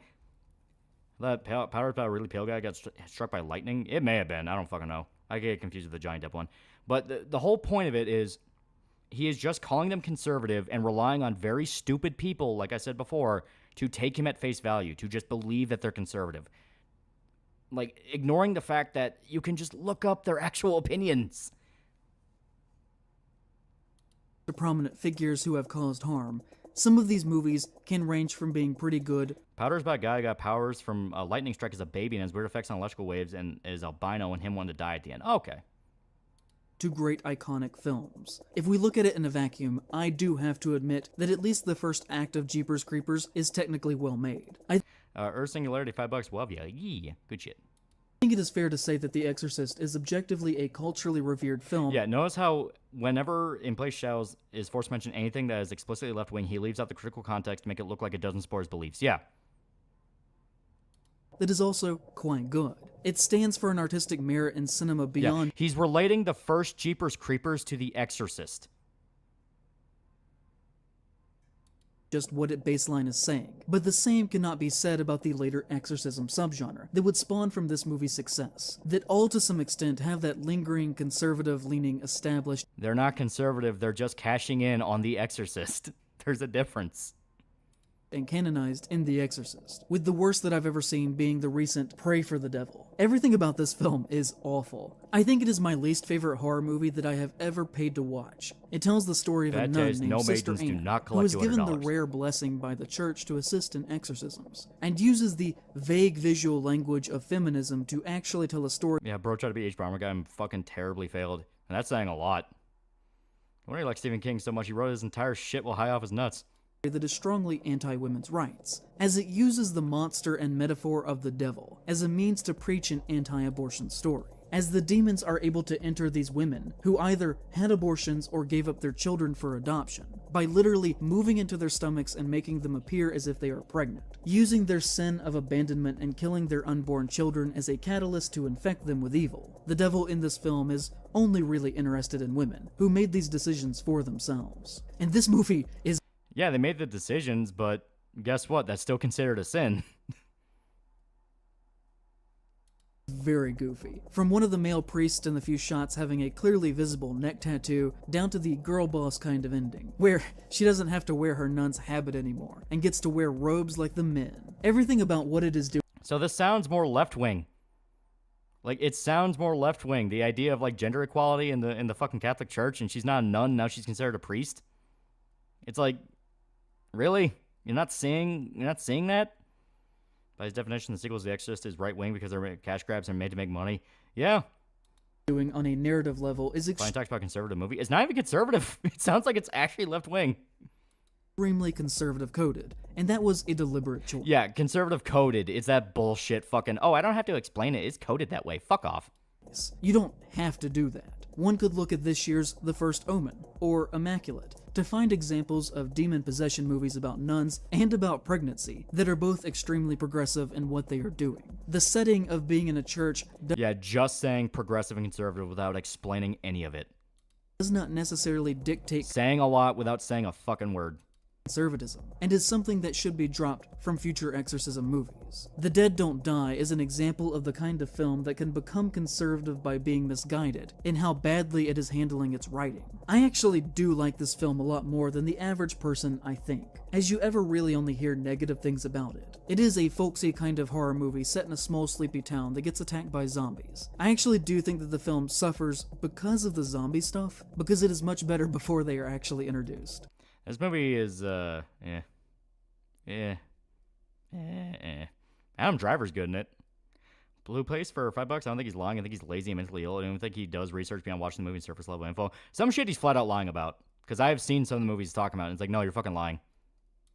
Before we start, though, it should be said that Jim Jarmusch is obviously not a conservative in any way. To prove this for the sake of the video, I'll include this here, where he said in 2019, "The lesser of two evils does not appeal to me, and I don't like the two-party system anyway. I don't know why people aren't all over the Electoral College and this nonsense. Well, I do know why. Because it's the corporate media. What disturbs me now is that my friends who don't like Trump spend more time talking on Trump than the people who like Trump. Trump sets the content for the corporate media every day. And by corporate media, I mean MSNBC and CNN and Fox. They're all the same. It's just the Trump channels. I like some things about Elizabeth Warren. I, of course, like Bernie Sanders. I like what's-his-name, the governor of Washington State, who's the only really environmentally conscious one, Jay Inslee. And of course, I like AOC. She's too young. But so guys like openly leftist.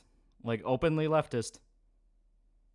trying to stay away from it right now because the Joe Biden thing makes me deeply depressed. But with The Dead Don't Die, what he is trying to say is kind of so Coded is entirely bullshit. No matter what they say, it's coded to be. It's a way to apply characteristics to shit they know they aren't what they claim to be. Yeah. Exorcist is infamous for the sequel being made for cash, and the original creator came back to fix series image, so conservatives came to stop the conservatives. Yeah, right? Rapid that it ends up playing into conservative talking points. He's doing Romero zombies here through... Yeah, like, literally, if it's something he doesn't like, if it's cheap, if it's lazy, if it's just tossed in, it's conservative. He literally words it as, if it's conservative, it's bad. It is the dumbass fucking word games that these fucking assholes do. Queer doesn't actually mean queer. Conservative doesn't actually mean conservative. They never have to explain their fucking definitions because they're relying on dumbasses to just put the words together themselves. It is so fucking dumb. Like, it's especially dumb because he thinks he's so fucking smart doing it. Through and through, but much more clunky than Romero ever did. When the dead come back to life, the first thing a lot of them do is start playing on their cell phones and mumbling about the shitty Wi-Fi. It almost comes across as if your grandmother's Facebook posts were adapted into a horror film. Steve Buscemi's character, Farmer Frank, is a horrible racist who wears an altered MAGA hat to make sure that everybody knows that when he says "Make America Great Again," he's specifically talking about white people. And this is included in the... The best part about that is they didn't even need to put Steve Buscemi in makeup. That he just showed up on set one day and they started filming him. They didn't even pay him. But is never actually dealt with in any meaningful, specific way. Before he realizes that zombies are attacking his property, he impulsively shoots a black one in the head on his porch, without warning. But then he ends up dying the next scene, and the film has no interest in actually dealing with this outside of the basic presentation of who this person is. I mean, like, he is dealt with, though. He got eaten by zombies. Like, that is dealing with him. Lay Lord Hood for $2. Jim Jarmusch suffer from brain rot. Thanks, POS. Yeah. Cloak of Arm, $5. Hitchens Razor. That which can be asserted without evidence can be dismissed without evidence. Yeah. And it ends with a scene where Tom Waits' character, Hobo Bob, who is a hermit who lives away from society because he dislikes us, and he's narrating about the empty-headed consumerist culture of America, while our main cop characters, who are the only survivors left in the town, are callously shooting people in the head that they've known for decades. And they're fucking zombies, dude. Like, they're zombies. In a way, it is maybe trying to say something negative about the police, but to me, I think that is kind of a generous reading, and my experience with it was that it was a sad and depressing film where we're watching a 70-year-old artist kind of flounder while attempting to and failing to write anything helpful about the current He impulsively shoots one in the head without warning. It's a zombie. Yeah. political climate, while at the same time kind of misunderstanding how zombie stories traditionally function. They Slash Them is a movie that I am fully convinced was only made because it— Yeah, Steve Buscemi is literally the best character in the movie. The only time I laughed when they yelled at immigrants while he's being mobbed by zombies. That was funny. I will say that. That was funny. What's the time? We were at a little under 2 hours. Had a clever name, because everything about this to me is awful, and is another example of a film that might have had good intentions. Yeah, how callous of you to shoot a zombie in the face. And by that point in the movie, they had seen the zombies kill multiple people. They are fully aware of their threats. But is so weak in its delivery that it wraps back around into being a conservative horror film in my eyes. Yeah, in his eyes, it's a conservative horror film, even though the whole point, like, here. Slash Them is a movie that I am fully convinced was only made because it had a clever name, because everything about this to me is awful, and is another example of a film that might have had good intentions, but is so weak in its delivery that it wraps back around into being a conservative horror film in my eyes. See, once again, in his view, it's a conservative horror movie. No consideration to what the actual values of conservatism is. It's just, I don't like it, therefore it's conservative. It's like, Jesus fucking Christ. Like, even the name— This is the perfect inversion of a quartering video. Yeah. Itself is almost making fun of people who put an emphasis on pronouns. It might not be deliberately trying to, but it certainly skirts that line. It is a slasher film that takes place at a conversion camp and basically does everything that you would expect with that concept. As a queer person, I don't really need the reclamation of gay conversion camps in films and works of horror. It has been a strange recent trend to me. There's been a lot of dramatized conversion camp works in the past decade. I don't really think that we need to depict people going through that and then standing up to their own oppressors. Why not? Wouldn't that be ignoring the issue? Wouldn't that not be addressing the elephant in the room? I mean, conversion camp abuse is a legitimate thing. People are, in fact, mistreated very badly in conversion camps. Shouldn't there be representation about that? Oh, it makes you uncomfortable? Oh, okay, fuck. Yeah, okay, fuck. Oh, I didn't realize that. Sorry. I didn't understand it broke your sensitive moral values. In that kind of direct way. It worked once in But I'm a Cheerleader, but only by the skin of its camp 90s teeth. It is to me too on the nose. Yeah, you can't have a horror film about a conversion camp. It has to be lighthearted and funny. Yeah, as a queer, you're an idiot. Yeah. Whole point of horror is to make you uncomfortable. He literally, like, he spelled it out. Horror is meant to be punk. It's meant to be uncomfortable. It's meant to, break this shit. Yet the one time he gets something that's explicitly left-leaning and is meant to be kind of punk and breaking the norm, he pitches about it and calls it conservative. As a setting for horror writing, you can build a horror monster that represents hate against gay people that isn't literally depicting the horrible things that have happened to us for decades. Yeah, see? It's like, well, you don't need to show us dying. Fuck off. It's like you're not special. You want to be represented in horror, you get represented in horror, motherfucker. Tell this is bad conservative horror movies, but so far conservative just means bad, which makes it all redundant. Yeah. To demonstrate my point, I'm talking about metaphors here. If we look at another similar group. Fuck off with metaphors. Metaphors are so fucking overblown, especially by dipshits like this. Like, metaphors are not the only factor of a fucking story. There are literal events you pay attention to as well. Like, that is something I have to beat over and over and over again. He hides context and hides literal details of the story to make his metaphors sound better. I think what Jordan Peele did in Get Out by building metaphor that stands in for different kinds of actions done by white people to and around black people is far more interesting in its ability to analyze small social actions than if he had just made an outright movie about the Klan or neo-Nazis that was much more direct and heavy-handed in its messaging. The metaphor that he creates builds a distance from the real-life events to where we can talk about these things in a way that just works better most of the Yeah, you can make a monster based on Holocaust, but don't dare show us the experience of Auschwitz. I guess Schindler's List shouldn't exist. Time, both in an abstract academic sense, but also as entertainment within horror itself. Yeah, of course, you like Get Out. Yeah, like one of the most fucking safe horror movies to say you like, oh no, you're so fucking rebellious for liking Get Out.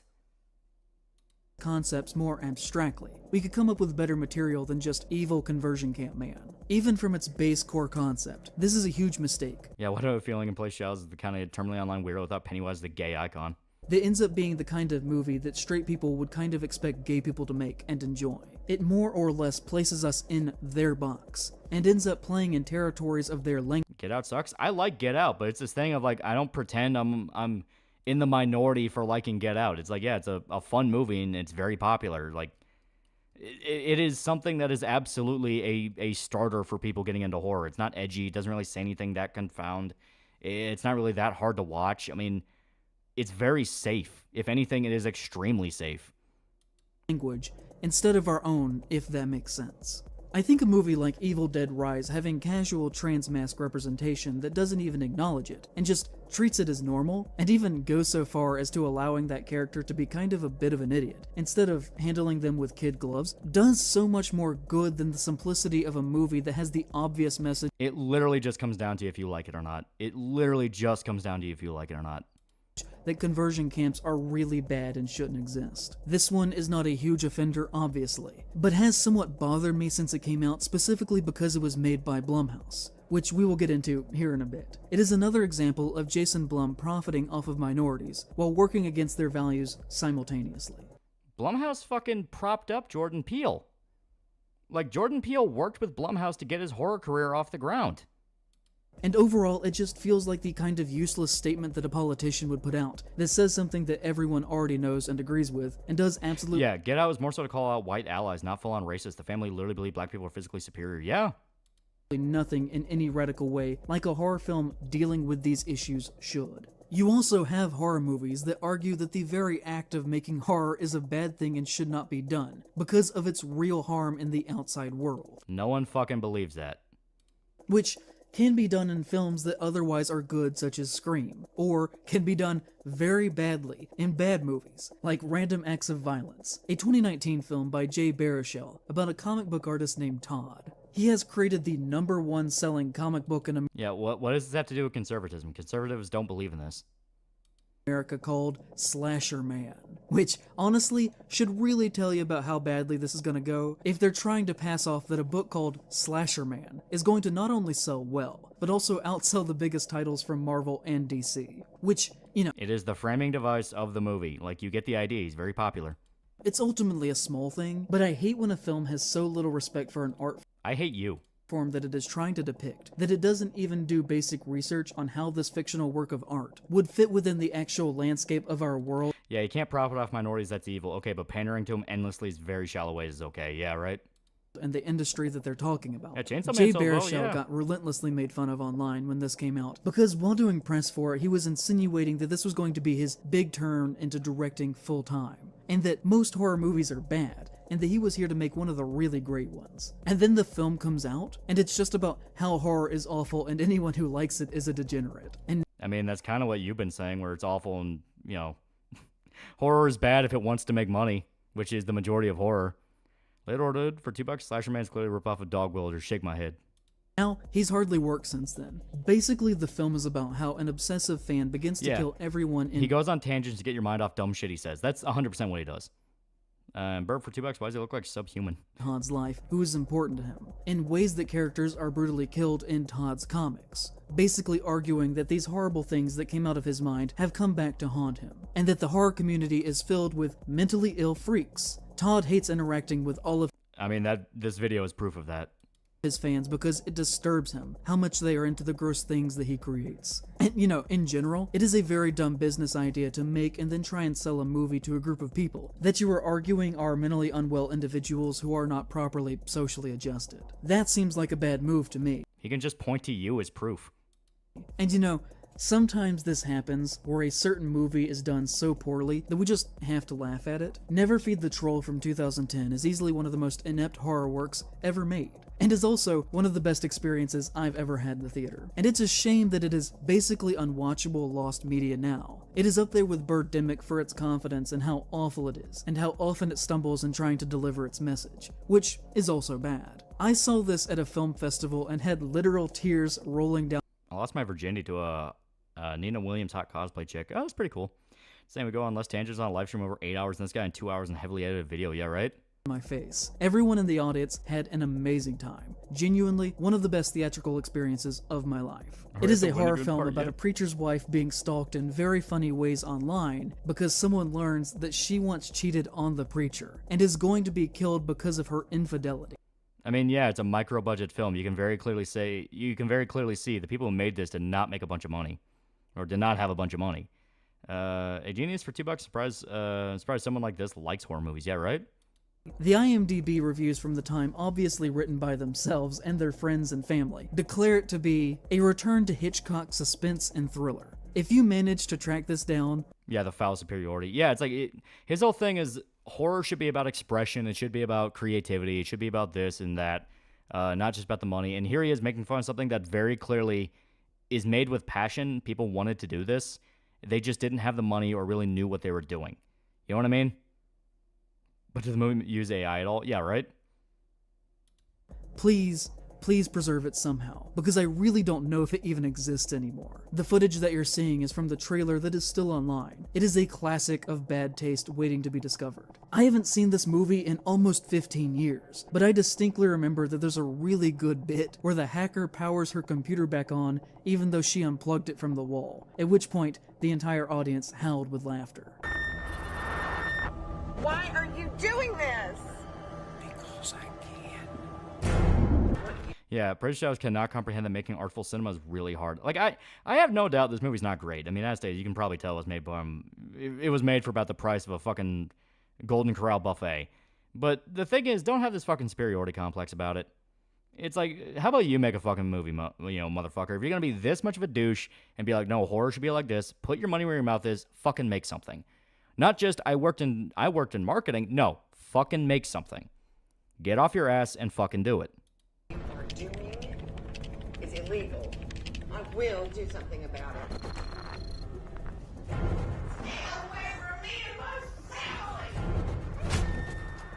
Dashcam in 2021 was probably the most mask-off modern conservative horror film to receive a release this wide, coming off their success in 2020 with Host. Filmmakers Rob Savage and Jed Shepard partnered— Yeah, Wendigoon's making a movie. Yeah, he has what was it, Stalker Shadow of the Zone? Yeah. Now it's a fan film, but he's doing it. Yeah, he was literally saying something along the lines of, good art does not punch down, about an hour ago. Yeah. Frick James for $5. I met this guy at a party before and immediately tried to find a way out. This jackass is a platform to horror. Textbook definition of a commie only believes things that make him look smart and often contradicts themselves heavily. Yeah. With a larger company to do a theatrical, spiritual successor to their low-budget streaming feature, about a found-footage COVID lockdown ghost story. The film stars conservative media personality and conspiracy theorist Annie Hardy as herself, as she flees to Europe to escape the draconian United States and their insane restrictions to the COVID pandemic, only to be dismayed when she finds that England is in a very similar situation as America and how they are handling the pandemic. So I'm assuming this is, once again, a left-leaning horror movie if they make it a point that the main character is like a conservative comedian.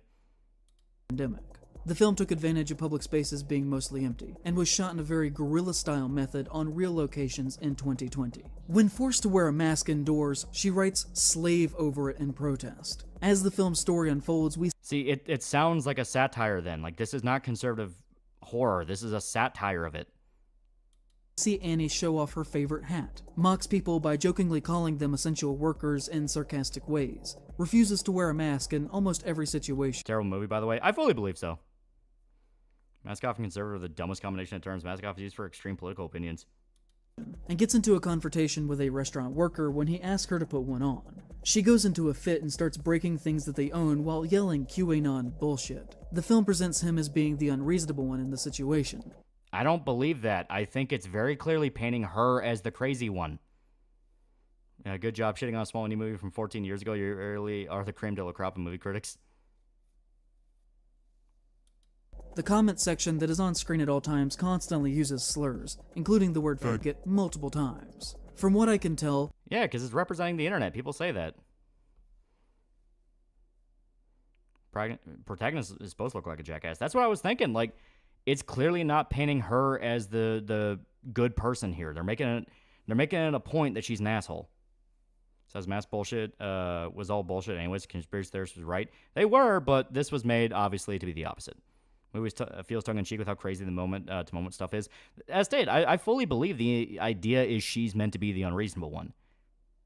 Neither Shepard nor Savage are actually queer, but I can't find conclusive evidence to say that 100%. They're representing internet culture. They don't have to be fucking queer, you fucking faggot. But if they aren't, they really shouldn't feel comfortable casually using that word within their works. The hosts that she is staying with say they don't like the way that she is acting, and she calls them libtards and leaves. To the camera afterwards, she makes several negative racial remarks about her own friend. Yeah, leftists really love denigrating their art and just saying it's conservative and it blows up in their face. It really does, yeah. A stranger asks Annie to use her car to drive a very sick older woman to get medical help. Annie refuses to do this, and calls the woman a human trafficker. She only accepts when she takes advantage of the situation and charges the woman a lot of money to drive. She casually mentions that the elite are using children to harvest adrenochrome. And I mean, well, the person betraying is an evil homophobe. Why can't I use that language to show the homophobia? Exactly. It's like, the point is she's unreasonable, her audience is crazy, blah, blah, blah. That's the whole point of the movie. So why not let them go nuts with it? They're supposed to be despicable. At least if what I'm saying, what I'm assuming about the movie's right and they're making fun of her, which it sounds like they are. Wish how if I didn't work that agree with them yet. Try and find everything to make him look smart, but calling everything he hates conservative. Yeah. I've not heard any of my right-wing friends call anyone a libtard unironically except for really young ones. Believe it or not, this is all in the first 15 minutes or so of the movie, before the horror even actually starts. It is an exhausting experience. For a popcorn horror movie, Hardy's void of a personality really does take any possible enjoyment that could have been found here. I never really used... It's literally simping for you. It's giving you the exact straw man you don't like. Spoilers to make fun of her in the start, but in the end she lives and kills the monster. Okay, that's at least kind of brave. This kind of language, but in her case, it is warranted. Annie Hardy is a legitimately stupid person, and giving her a movie or platform to showcase her views from is dangerous. I don't know anything about this movie. It legitimately sounds like they're making it to make fun of her. Yeah, it sounds like a parody. It sounds like satire. So the whole idea of it's dangerous, it's like it's dangerous to give you the straw man that you want. Just no other way to put it. She is genuinely stupid, hiding behind an aesthetic, and should not be given a platform this large. At one point when talking... This honestly sounds like a movie meant to mock conservatives as hard as possible. That's what it sounds like. He doesn't like it because the bartender was treated like an ass. Well, I mean, like, from what it sounds like, the bartender is meant to be the reasonable one, and she is pissing him off. That's literally it. I'm assuming you've seen it, so I'm going off what you're saying. Dude's legitimately stupid. He's legitimately stupid. Yeah, it sounds like she's making fun of herself. Yeah, it's like, it sounds like she's literally making fun of... If this woman is real and the idea is that she's putting herself in a real movie, putting herself in a movie to play a fake version of herself, it sounds like she is very aware of what she's doing and she's making fun of herself. Cancer, $5 in the boys comic. Homelander says the N-word in a panel. There's no proof Garth Ennis is black. He's Irish. Talking about Trump with Medium, she said, "When everybody hates someone this much, I automatically like them, because people are idiots. Plus, people all kind of hate me for no reason. I think I'm good. I try to embody the teachings of Jesus. People hate Jesus though, and they hate me, and they hate Trump. Oh great, now I look like I'm comparing myself to Trump and Jesus. But I mean, I'm not and I am. I just want everyone to be happy, even though they don't want to be. The major problem..." Woman in the film is a musician, not a weirdo conspiracy theorist. Well, from what he was framing, now granted, as stated, he does lie about shit. Alright. We had a little bit of a hiccup there. I'm going to give it a sec. Just a little bit of a hiccup. There we go. Okay. Should be good. Should be good. Yeah. Alright, alright. We're good. We're good. Yeah, I'm pretty sure I got him. Yeah. Yeah, he's cherry-picking certain scenes, making his points legitimate. That's been the name of the game for this whole fucking thing. Alright, we're going back. Have nothing to do with her being forced to confront her dangerous ideology. The sick old woman ends up being a monster for largely unexplained reasons, besides some slight insinuation. Yeah, like, you're only allowed to have a conservative character in a horror film if they directly make fun of their ideology and say they're stupid and stinky and they need to redeem or they die. That is his whole thing with it. If you're not going to directly call out conservatism and say it's dangerous, you should not believe it, if you believe it, you're a disgrace to horror, he will just automatically call your movie conservative. That the workings of a cult are at play, and Hardy and her friend have to kill it and escape. But at no point are these events actually tied thematically at all to the inclusion of her own personal hateful beliefs. There are times where they are seemingly presenting her views as foolish, or that we should think all of this is funny. But there's no effort placed in the filmmaking or writing to demonstrate that this is supposed to be a work that is lampooning Hardy as a person. The fact she gets into arguments at restaurants, like, I'm pretty sure the intro that he described makes it very clear. Yeah, it's a horror movie. Monster doesn't need to be explained. Exactly, the monster doesn't need to be explained. Rather than reinforcing her beliefs. You know, as the old adage goes, satire requires a clarity of purpose and target, lest it be mistaken for and contribute to that which it is intending to criticize. It makes it very clear the main character is goofy. She's nuts. She's over the top. If you have a movie that is depicting a fascist, starring a real-life fascist who is basically playing herself, who is making a lot of money from this project, with no clear substantial criticism of her views... I check Hardy's channel, it's literally just dedicated to her music. Okay. Is her music any good? ...within the film, then, by that logic, have you not just made a fascist movie that both reaffirms her views, as well as giving her a megaphone to say them from? But if the whole point is the fascist making fun of himself and going, I'm kind of ridiculous, I understand how I look to other people, that's self-awareness. That is self-awareness. That's willing to go, yeah, I look like a dipshit. This point, Praise Shadow believes contradicted itself so often, surprised he was able to edit the video. Yeah. For some reason, people really loved Host, but this movie was a total failure in all regards. Funny that. I think that with the rise of social media, we have had the unintended effect within the genre of people who report on horror and write about horror, becoming closer on a personal level with the people who make horror media, and often take sponsorships and advertisements and free screeners and gifts to talk positively about the things that people they know personally have made. Yeah, we started off as a woman being conservative and then he throws out fascists out of nowhere. He thinks they're one and the same. That's just classic breadtuber shit. He thinks they're the same. Cries about media literacy and needs the movie to preach to him, otherwise doesn't understand. Exactly, like, media literacy, analyze, and then he needs the movie to literally tell him, yes, conservatives are bad. Conservatives are bad, you should not believe them. Like, Jesus Christ. Some might call these things bribes. And I think that is a very gray area, where my personal position on the matter is that as a reviewer and critic and journalist, it is unethical to review... He's talking about The Host, or is Host different? Host is different. That was a movie made during COVID.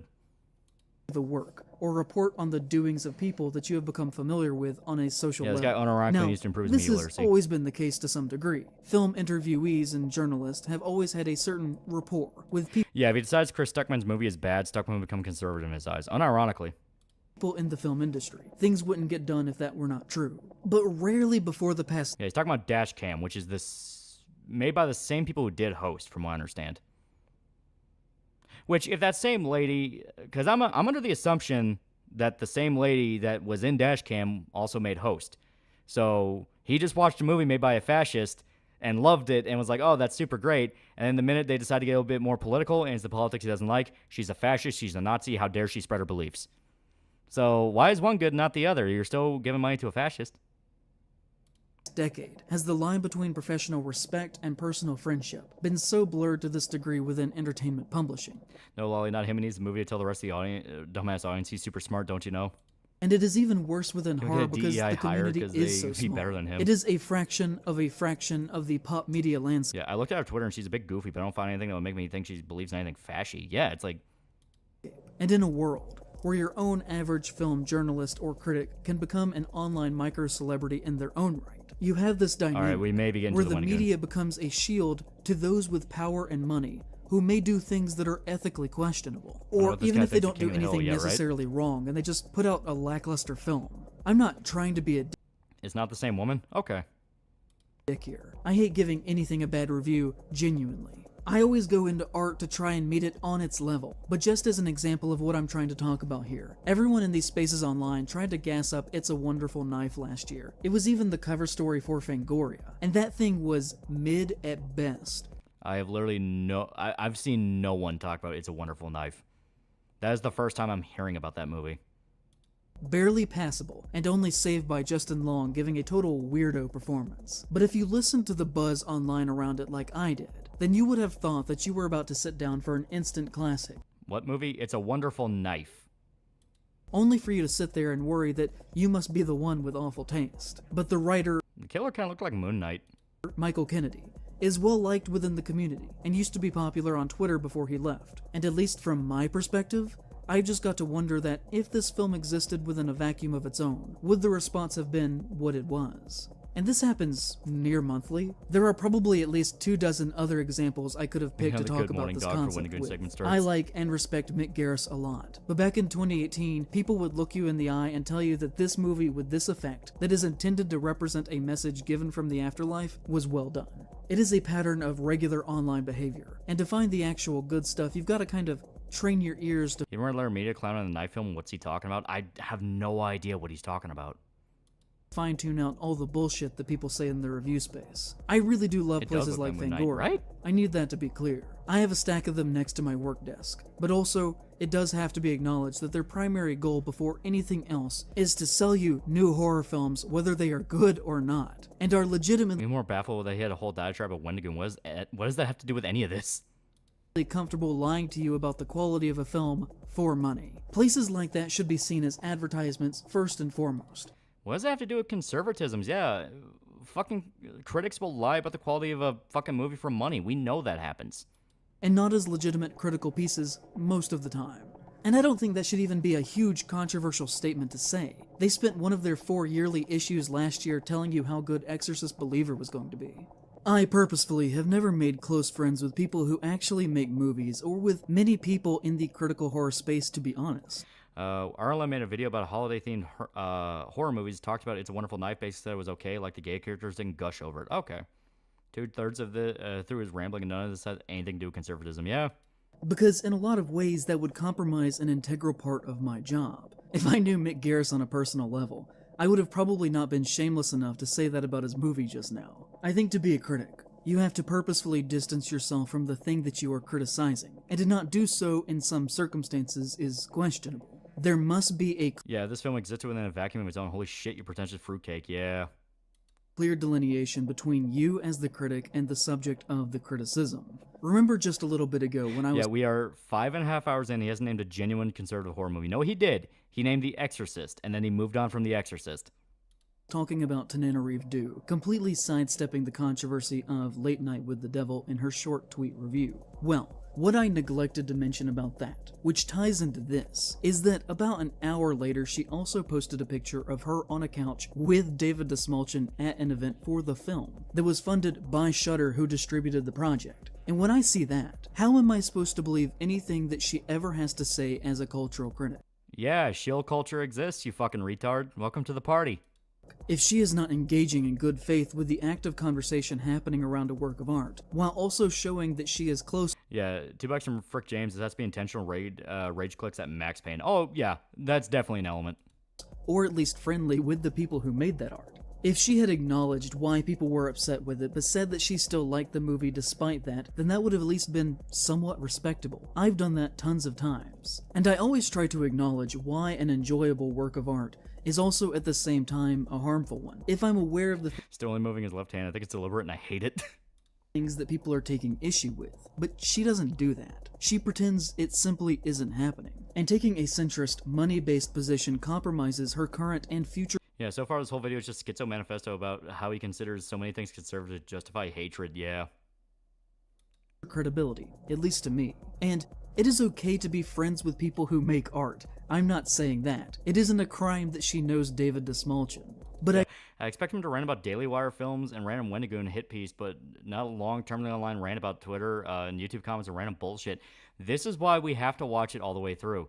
There was so much nothing that got buried because everyone just wanted to jump to the Wendigoon thing.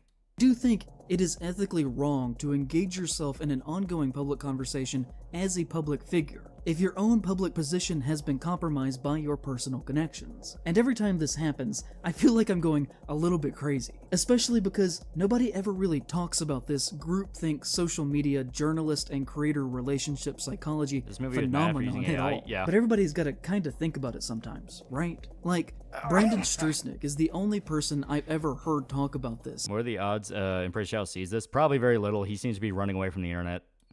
In at least a roundabout kind of way, when he tweeted about the controversy surrounding Late Night with the Devil. I feel like I'm losing my mind seeing the level of this poor little movie towards a film currently in wide release, with distribution on a pretty sizable streamer in a month, because people are saying it sucks that it used AI. Just say you dug the movie, lol.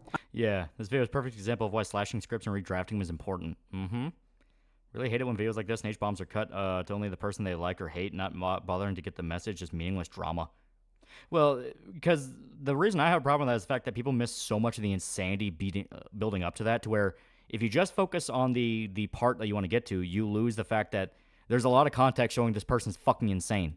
I love and respect all of you, so I'm really not trying to be a dick. I just don't understand being mad at folks not wanting to support it. Cast and crew are paid. It's out there for the rest of the not terminally online to see. I think it's going to be okay. I feel like we give special exemptions for shit we like. Yeah, don't blame people skipping straight to Wendigoon since the first 2 hours and 45 minutes is nothing but a headache magnet. I understand that, but we have dug up so many gems just from what we have seen with this. Made by people. So video came in 30 minutes. And I'm not sure I'm into ugly, yeah, right? Again, I'm not subtweeting any one person. I'm just saying I, Brandon James Strusnick, disagree with the approach, but I'm sure we'll agree on lots of other stuff. As you probably well know, Spyglass Entertainment refused to pay Neve Campbell what she felt like she deserved to return for Scream 6, and as a result, she walked from that project and did not appear in that film. Why did Square think audiences would want this guy in their new 14 update? In her statement, she would publicly say, Context as a using woman, rape I and a have had vampiric murder gang gives you an idea of how fucking bonkers this guy is. Exactly. to work extremely hard in my career to establish my value, especially when it comes to Scream. I felt the offer that was presented to me did not equate the value I have brought to the franchise. It's been a very difficult decision to move on. To all of my Scream fans, I love you. You've always been so incredibly supportive to me. I'm forever grateful to you and what this franchise has given me over the past 25 years. The new star of the series. You conservative or at least right wing? I gotta say, saying it doesn't give me much to convincing to hop on left. Yeah, I consider myself right wing. Melissa Barrera, put out a statement at the time that said, "We are all heartbroken, but we totally understand and respect her decision, and hopefully if we get to make another one, we can have her back." Cut to Scream 7, and Spyglass fired basically their entire cast and crew because Barrera posted something on social media in support of Palestine, which is something that gained a lot of media attention, as you probably well know. Neve Campbell did not pay Barrera the same professional respect, and said nothing publicly in support of her, as far as I can tell. Yeah, because shocker, Israel-Palestine thing isn't simple. A lot of those old Jews that are in Hollywood that you held up and love so much, a lot of them don't exactly like it when people simp for Palestine. You know? Then, on March 12th, Yeah, Neve 800 Campbell plus stick to announced... stream, though it's almost 3 a.m., and that's a good yee. Good Matt the Ugly is 2 hours, 58 minutes. It's 22 hours longer than that, yeah. She was coming back to Scream 7, taking Barrera's job as the lead in that film. I hope that we can all at least agree that this is an objectively wrong thing for her to have done, both to her own legacy as well as to her peers, and that she would have just been better off to let the Scream door shut behind her and move on to new things while still being loved and remembered. Yeah, I'm sure this guy will have a fucking nuanced take on Gaza, yeah, right? This guy can't understand why Jews want to be a big fan of Palestine's a grade A USDA retard, yeah. Fondly, and that we also should not financially reward Spyglass by going to see their new Scream film, where they will absolutely be weaponizing this. Yeah, this guy had a good YouTube channel until his true color showed during a bad review that everyone hated, legit had a mental breakdown, is now super paranoid, yeah. Nostalgia and goodwill against you to profit off of this. So in the weeks following, Barrera has since unfollowed Neve Campbell on social media, and it is clear who is deeply in the wrong in this situation. And I want to look at one tweet in particular here that got a lot of attention from the day of this announcement. That came from John Squires, the editor-in-chief for Bloody Disgusting. And I want it to be painfully clear, I am not mad at him, necessarily. I don't like what he said here, I think it's wrong. But everything that we're talking about today is done with the purpose of being constructive and looking at how we discuss these kinds of things. I want us all to do better and to be better as a community, and that is why I'm taking the time to say all of this. Do not go harassing him on my behalf over this. If there's one thing that I want to take away from this video, it is that I do not want to publicly destroy someone with nuclear... Yeah, he's a chicken for KFC, queer for Palestine, yeah. ...hellfire anymore, just for a single thing that they said that we didn't like, if they have a history of at least trying to have good intentions. One perceived misstep, as long as it is not, hyper egregious, should not lead to the destruction of someone's professional life. We should be engaging with everything a person has said over their entire... You've done that multiple times. All he says this stuff is bad. Where's the constructive part? Exactly. Norm Macdonald, to him, is devout conservative, made fun of Jewish people in Hollywood holding the string, so is making fun of Jews, right or left? Yeah, right?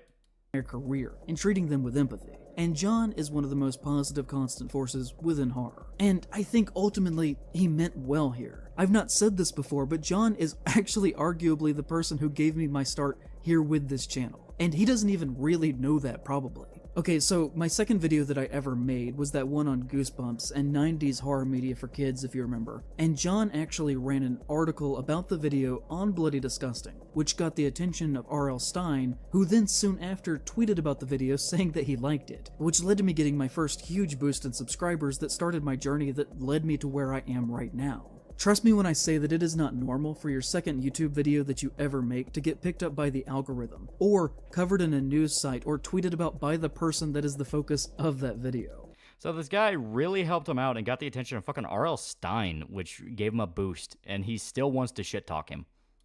And the fact that it did, I think, can largely be attributed to John writing his article in support of me. And so, I feel kind of guilty about his inclusion here. And I really... Yeah, it's like, you're still gonna include him in your fucking hit piece video. We can blame R.L. Stine for this. I don't want this to be read as an attack, and more so just as basic criticism, like I've said for everyone else in this video. It's not basic, you're calling them the fucking devil. Things that I would say about anybody, no matter who it was. And I include it here, because this one tweet I think is emblematic of a lot of issues around entertainment and horror at the moment. Like, you literally say anything that's considered conservative is toxic and dangerous and should be removed from horror, and then you give this whole fucking list of people you consider reactionaries and conservative. You can't say it's basic criticism, you want them removed. You are a backstabbing fuck. That we're talking about. He said, just to get ahead of this overly simplified discourse, no, Neve Campbell isn't a bad person because she's taking a deserved paycheck that she spent her whole career earning. Life is complex. 10 things can be true at once. If you're upset at Spyglass, take it out on Spyglass. But the problem in this is that the situation actually is quite simple. On one side of the issue, you have people openly supporting a colonialist genocide who are making a movie and... It's not fucking simple, you dipshit. That's completely ignoring what Hamas did to kick off the conflict in the first place. Once again, you are a stupid motherfucker who can't even watch fucking horror movies right, and you want to comment on geopolitics. Like, you are a fucking man-child. Look at you. Look at you, you motherfucker. You have no idea what the fuck you're doing. You have no idea what the fuck you're doing, and you have to lie about details in fucking horror movies to have any form of a fucking career. And a popular horror franchise, who also just got done making a film with Eli Roth, who is a Zionist and an all-around... Yeah, Zionist. I remember when we would get banned off fucking Twitter for using that word, you fucking piece of shit. And you come in and fucking steal it as if it was all yours in the fucking first place. It's like, fuck off. Like, fuck off. You are a piece of shit. And the fact you backstab a guy for simply going like, hey, the situation's complex, when you have no idea what the fuck's going on, you are a fucking man-child. You are a fucking piece of shit. Garbage human being. And on the other side, you have people who think this is a problem. Sometimes life is actually quite black and white. Any underlying... It's not black and white because you have no fucking idea what you're talking about. You learned where Gaza was a fucking month ago. You have no idea what the hell the history of that fucking region is. You have CNN articles and interviews you badly read. You don't know fucking shit. See how Roth is Zionist? He's Jewish. Shades of gray get overshadowed when it comes to things as extreme as what is happening in Palestine. When that many deaths have happened... Yeah, what does that have to do with conservative horror movies? Yeah, right? Nuance isn't really allowed. It's one of the few times in life where you do definitively have to pick one side or the other. But you don't know what either side fucking is. You are a fucking retard in special ed class trying to figure out red and blue when you're looking at fucking purple and green. In this instance, Neve Campbell chose money tainted by the death of children.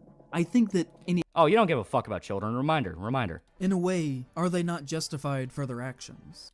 You're literally willing to excuse the rape of women if it's something that you politically agree with. You are a fucking inhuman piece of shit. Actor who willingly took a paycheck in the 1940s to star in a film that was funded by the Nazis should similarly be branded as a bad person by history, who helped... Alright, I need context for that. What was that one? ...have happened. Nuance isn't really allowed. It's one of the few times in life where you do definitively have to pick one side or the other, and in this instance, Neve Campbell chose money tainted by the death of children. I think that any actor who willingly took a paycheck in the 1940s to star in a film that was funded by the Nazis should similarly be branded as a bad person by history. A lot of those were propaganda films, and they had guns to the back of their head. Once again, you have no fucking idea of history. You have no fucking idea of history. You are sitting there in your fucking two-car garage, fucking big-ass McMansion America bullshit, talking shit about something you don't know fucking about. You don't know a goddamn thing. You have no fucking idea. History, who helped to propagate their values. Neve Campbell is a 50-year-old woman. She makes her own decisions and doesn't need to be shielded from the bad ones that she makes. And you're a 35-year-old man crying in your garage about people making fun of you for Hills Have Eyes. Who the fuck are you? Journalists. She is fair game for her actions to be talked about, even if she did play Sidney Prescott. Her decision...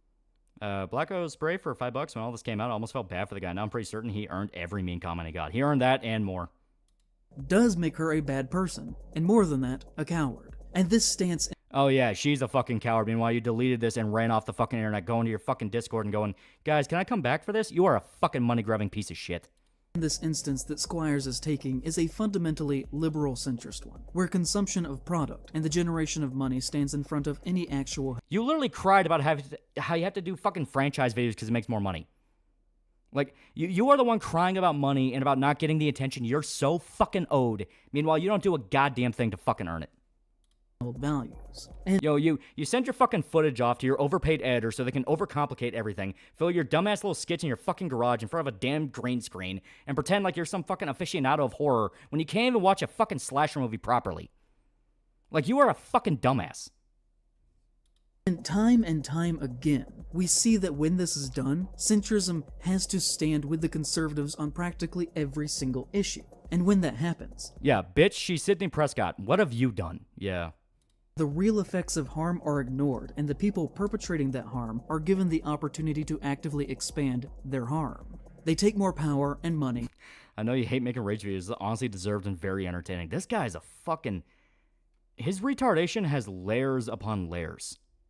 And are seen with more public legitimacy. If you notice...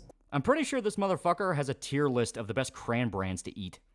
Money is at the root of all of these problems. And the reason that they are able to continue is by people saying that there's no harm in taking that money. This is the most aggravating segment of this. Dude literally had a rant about like, well, in The Hills Have Eyes, the rape is debatable, and now is like, yeah, if you make comments on fucking Israel-Palestine in a way I don't like, you're the devil. no matter where the source of it may be coming from, Since it because was they Blumhouse, themselves really, are Dan, not I haven't actively talked to him in a holding the bit. gun with their own hand. Neve Campbell is not directly shooting anyone, but is making it painfully clear that she has no issue working with the people who are helping to hold the gun. And fuck off. Jesus fucking Christ. The IDF is not in Hollywood filming movies to support them. You are a fucking retard. Holy fuck. How did this guy have an audience? Are people that stupid? Was he able to convince that many fucking retards they were smart if they watched this guy? Holy fuck. What he's saying sounds like a Nick Fuentes conspiracy theory. Horseshoe theory. has no respect for any of her peers who were stomped down into the mud for having issues with the gun's presence. Oh, you would have no fucking issue with the other, it was the other end. You tried doing that. You tried doing the exact same fucking thing. You also went an echo chamber where you're in complete control. You shamed a fucking horror convention in the middle of buttfuck nowhere said fucking Kevin Spacey. Like, you do the exact same shit, you motherfucker. And the fact that a lot of horror personalities still embrace Scream 7 after everything that has happened is a clear demonstration of this mental phenomenon of genre fanaticism and money getting in the way of anything that they value in life. Yeah, same guy who once again was crying about not making enough money living in a fucking McMansion. This is horror YouTuber Zach Cherry, who posted about how he got to meet the cast of the upcoming Scream 7, and how he was excited to make content about that. And Creepy Duck Design, who largely became famous for their Scream fan posters that they made that were so good that they just became actual official posters. How many Scream films are there? There's going to be 7. I think they're up to 6 right now. Which is pretty cool. But they have continued to make posters. Yeah, she has no problem. She may not be killing people, but she has no problem with people holding the guns. As the clown says, oh no, he's so poor. Yeah, it's like, fuck off. For Scream 7 to Tired, build have a their good night. online Yeah. brand, ignoring everything about the ongoing issue. I actually have a lot of respect in this regard to Dead Meat, who are physically in Scream 5 playing themselves, but have come out against the franchise because everything that has gone down. It is not hard to do. And once again, you have to kick up the moral crusade I like. Fuck off. I love that they were among the ones who did the right thing here, even though they have personal and professional ties to the franchise, like Creepy Duck Design, who made the wrong decision. In connection to this, probably one of my most wrong decision. Fuck you. Most radical opinions is that the horror community has become way too reliant and cozy with the presence Yeah, the Nick Cage video carried this asshole like Atlas.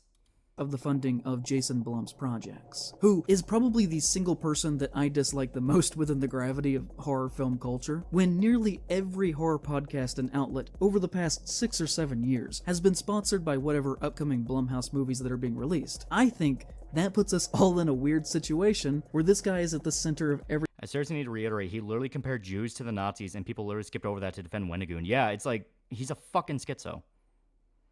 Demi James is an annoying goof who knows little to nothing about politics and just does what he can to get brownie points. Yeah. thing that we do financially. Because he has, to me, shown through his actions that he actively holds values against what we should be standing for. Should be standing for it. Yeah, gunning after people you don't fucking like. Meanwhile, Jason Blum has actually created a lot of new underground horror films. Not all of them are perfect, but he's done a hell of a lot more to contribute to horror than you have, you fucking asshole.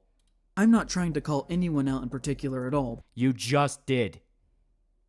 You just did. You just went on a rant about why one of the actresses in Scream is the fucking devil. Because at this point, it is a very widespread problem. As a community at large, we are way too— There is no fucking community. It's you wanting to be a fucking control freak. financially hooked to this guy at a level that frequently makes me very uncomfortable. Yeah, just made a game I dev immediately branch, yeah. question anyone's ethics and legitimacy when I hear them do an ad read for a Blumhouse product. I genuinely can't say for sure because I get a lot of emails like this. Yeah, you just said Nev Campbell was killing people. And honestly, I don't read most of them, but I am 99% sure that I have been offered money by them at several points in the past for an ad read for upcoming films. And essentially, everyone who works in horror has as well, or gifts or what have you. And a great deal of them have accepted that offer. I, as a Yeah, this motherfucker invented cognitive dissonance. Yeah, it's like all these conflicting thoughts all at once in his head, and not once did he ask if there's anything wrong with that.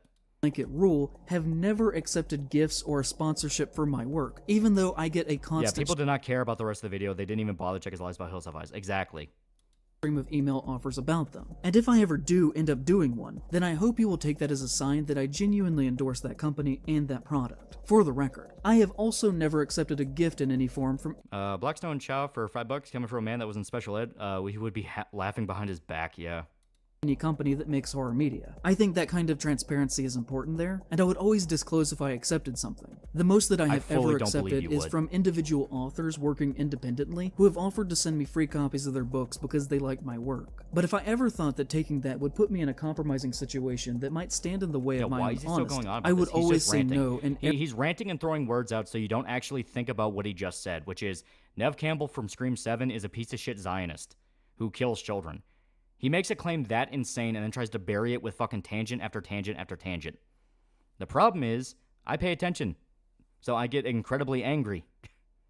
every single situation. The only thing I have of value left to me in this world is my writing and my perspective. And I would never do a single thing that compromised that, even if that meant I occasionally had to do something that was not the most socially nice thing to do. If the worst thing that you can come at me with is that I'm not always overwhelmingly nice in every single situation, then I can live with that. Because there is a difference between kind and nice, and I'd like to think that I deliver on kind where it counts. You just called Nev Campbell the devil over Israel-Palestine. You are not nice, you're not kind, you are a fucking brainless dipshit. Most of us who work here for a living have either had contact with Blum or his company, and almost every one of those interactions have been financially motivated. It just, all too often to me, feels like we have collectively agreed to this deal with the devil, and everyone is kind of afraid to even talk about it or acknowledge that it's a thing. Because yeah, this guy's the epitome of Reddit, yeah. It's a complete lack of intelligence that is dumb. Yeah, it's like fucking insane, man. To a degree, everyone's hands are kind of dirty from being in the pot. Again, I'm not trying to make accusations against anyone on a personal level. But you fucking did. You did. Why did he think he could get away with this? Why did he think he could just lie? What is with this retard's brain? Yeah, literally called him the devil. Yeah, it's like, what is with your fucking brain? Why did you think this would work? I understand why someone stop saying that when you keep naming names. Feel like they needed to take a sponsorship from them. But I hope that after saying this, everyone who is in this position from now on will consider if that money is actually worth it. Because as it stands now, everyone from horror TikTokers and freelance writers... Zodiac for $1 is getting long. It's turning into EFAP. We aren't even halfway through. We're about an hour left. On up to the largest horror publications like Fangoria and Bloody Disgusting, pose to make a lot of money every single time Blumhouse puts out. He is the physical manifestation of, to be fair, you need a genius IQ to understand Rick and Morty. A large movie. And I'm just here to ask... And the guy who says Israel is the aggressor while saying Jupiter is morally superior even though he rapes, cannibalizes, and murders people. Politest way that I can for everyone to consider if that is the most ethical thing that we could be doing in this moment. And I hope to stand as an example to show that a horror content business can be run without platforming things like that. I've operated for years at this point basically without reviewing a single Blumhouse movie, and that has... Yeah, once again, snuffing out gems that are genuinely fantastic, like Black Mask, or no, it's called Black Phone. Black Phone is very good. Vulture, if I think mine is legit, why do these video essays have such massive egos on fields they have no role in? Do you think their YouTube garbage is comparable, right? Has been intentional. If I ever do platform something from them, or something else that I similarly view as a bit dubious, I always address that before I even start talking about why I want to talk about the work itself. As critics, as journalists... Yeah, Black Phone was good. Ethan Hawke was great. It's a fantastic film, and he's like, I don't want to talk about it because Jason Blum. So you don't give a shit about horror.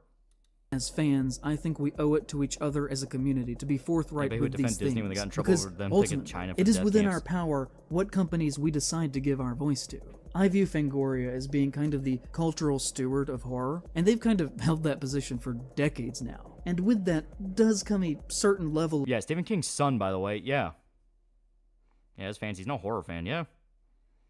Yeah, he keeps unnecessarily bringing up Israel, yeah. Sugar, $5, solo e-fapping. This truly is a dark day in TheAlmightyLoli's almighty history.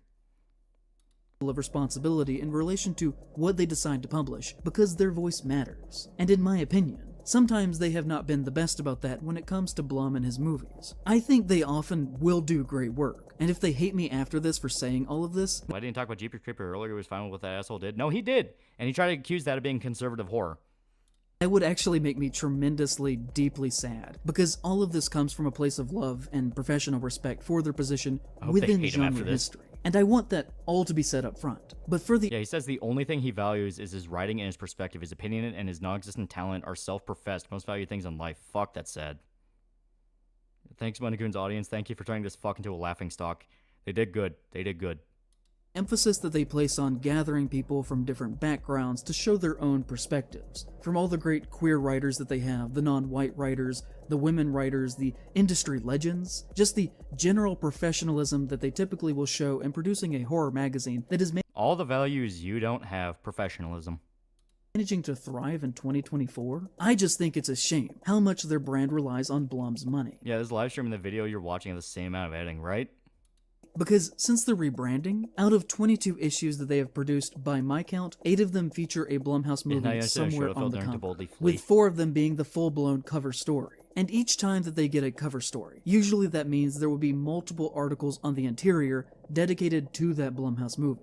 And no, we all know that 9 times out of 10, these movies are either going to be garbage or just barely passable. The Blumhouse system of rushing things out the door made for $20 does not produce great work most of the time, to the point where they have really started to lose their cultural footing by falling into total self-parody, like Night Swim, about the haunted swimming pool that features a Major League Baseball playing protagonist who is suffering from Lou Gehrig's disease. Out of their movies that have been on the cover of Fangoria, I would argue that Halloween 2018 and Megan are the only ones that are just okay, with the other ones being genuinely outright bad. And as an organization, they should not be stooping to sell their audience on total garbage movies that they know full and well are absolute pieces of shit. But they also have a ton of gems you actively ignore just to focus on the shit ones.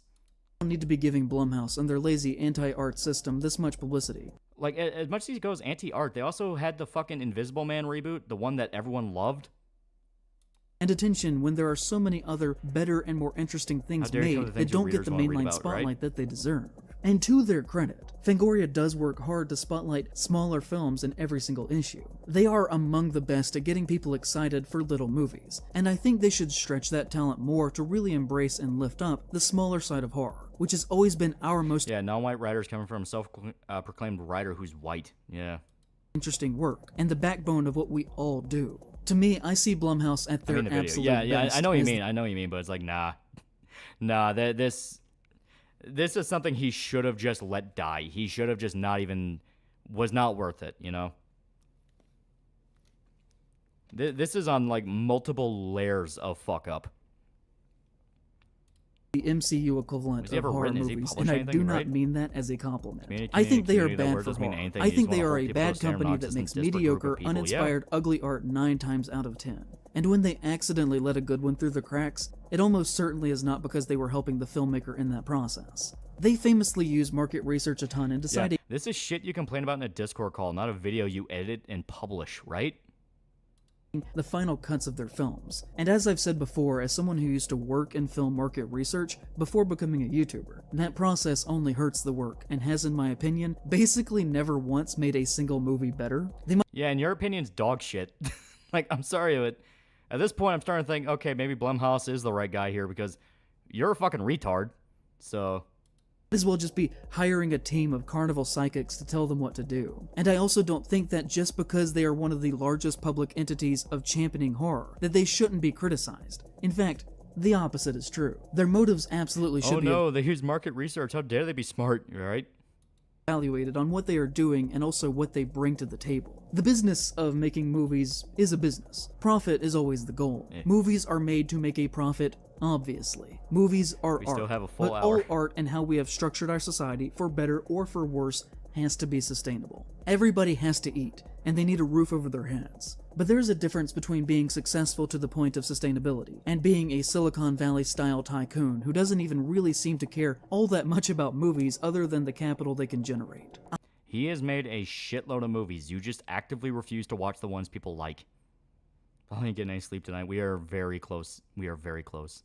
I absolutely hate that one of the largest public faces of horror for the past decade or so looks like if you type CEO into an AI image generator. And on that note, one of his newest movies, Imaginary, is actually being accused by some of feeling as if it had been written or at least influenced by an AI. which is what the magic of market research will buy you, by the way. It is an industry of people who are severely depressed that are slowly going insane. I had to watch the trailer for the 2016 children's film Monster Trucks. I would ballpark somewhere in between 400 and 500 times. It is hard to describe what that mentally does to a person when you do that all day long for weeks upon weeks, until the trailer is supposedly perfect down to the individual frame, only for you to move on to a new unbearable horror.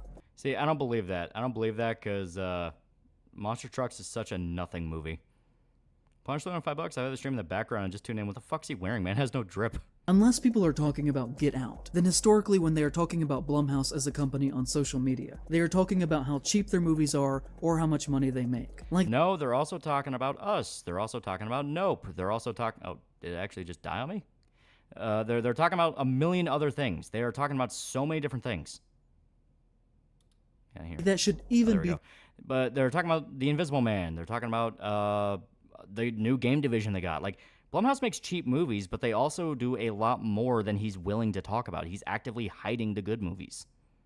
The point of all of this. Ever since Paranormal Activity, Blum has been defined by how he can make a film for under $10 million and sometimes spend... Yeah, it took too long, had to refresh. Okay. Whiplash published by Blumhouse, by the way. Yeah, fucking Whiplash. Blumhouse published that. To generate hundreds of millions at the box office. But I think more than that. His legacy should be defined by the seemingly toxic work environment that he has created. See what happens when a man does not use gamer subs? 10% off and use the code TAL. Boys club that he has built around himself, as well as the repeated backing of conservative films and filmmakers, despite calling himself a liberal to make money, which... Yeah, once again, he's conservative because I say so. Like, he does things I don't like, therefore conservative. It's like, Jesus Christ. He clearly views as being more important than any values that he actually holds in this world. You know me. You know I want good, original horror to thrive and to be successful. No, you want it to agree with you. I'm always happy when movies do well, but at the same time... No, you're not. You bitched about multiple ones that did well. You bitched about Late Night with the Devil. The cartoonish reaction that people had on Twitter to Megan making $30 million in its first weekend was a little gross to me. All I heard about was how much it made, and how they cut the violence and blood and kills out of a slasher movie. Yeah, see, like, I just want horror movies to do well, one does well, and it's like, well, I don't like that. That was kind of gross. To get it down to a PG-13 rating to make more money, and how that was a good thing that the studio cut up a movie to make it worse because we have to worship the dollar, just to see how rich Jason Blum can possibly get. Genuinely, almost no one was actually talking about whether Megan was actually good or not. Nobody was talking about the movie itself, just the environment around the movie. The product itself is second to the... After all this time, I have no idea what this guy wants out of horror genre. Money. Listen to any conversation about a Blumhouse film, and it's always the same. Oh yeah, Five Nights at Freddy's sure was a big piece of shit, but did you see how much money it made? The conversation is always entirely surrounded on celebrating Blum's profit, and how horror is supposedly back, even though it never went anywhere. See, horror never went anywhere, but it's being exploited, but it never went anywhere, but it's all about the money, but it never went anywhere, but it's fine, we don't need to worry about it, but it never went anywhere. In the case of Megan, when I saw it a few weeks into its run, I felt a resounding feeling of, that was fine, which is what I feel when I watch their work almost across the board. So I tend to kind of avoid them, because they aren't actually even really full movies. All art is a product, it was okay. But we can agree that some art is more of a product than others. I don't think that anyone would argue that Ubisoft or EA games are more art than they are money-making ventures. Satan Gray is now pretty cool, dude. Guys ignored 5 Nights phrase, fuck this asshole. Fuck this guy actually like Megan. Blumhouse movies are polished to the point of not possibly offending a single person who has a... Where does this guy get off saying you shouldn't be talking about movies through this aspect, you can only do it from mine, right? That's been the whole fucking video. Stay out of my realm. In their pocket. By lacking any perspective or artistic goal other than to minimally entertain. Blum, who started as a sub-executive, reporting directly to Harvey Weinstein at Miramax, which is something that he has, to me, kind of tried to downplay in the years since. Yeah, because he's moved on from that and he doesn't want to be known for that. Shocker, nobody wants to be known for that. Johnny Stark, $5, excuse me, lunch is the most important meal of the day.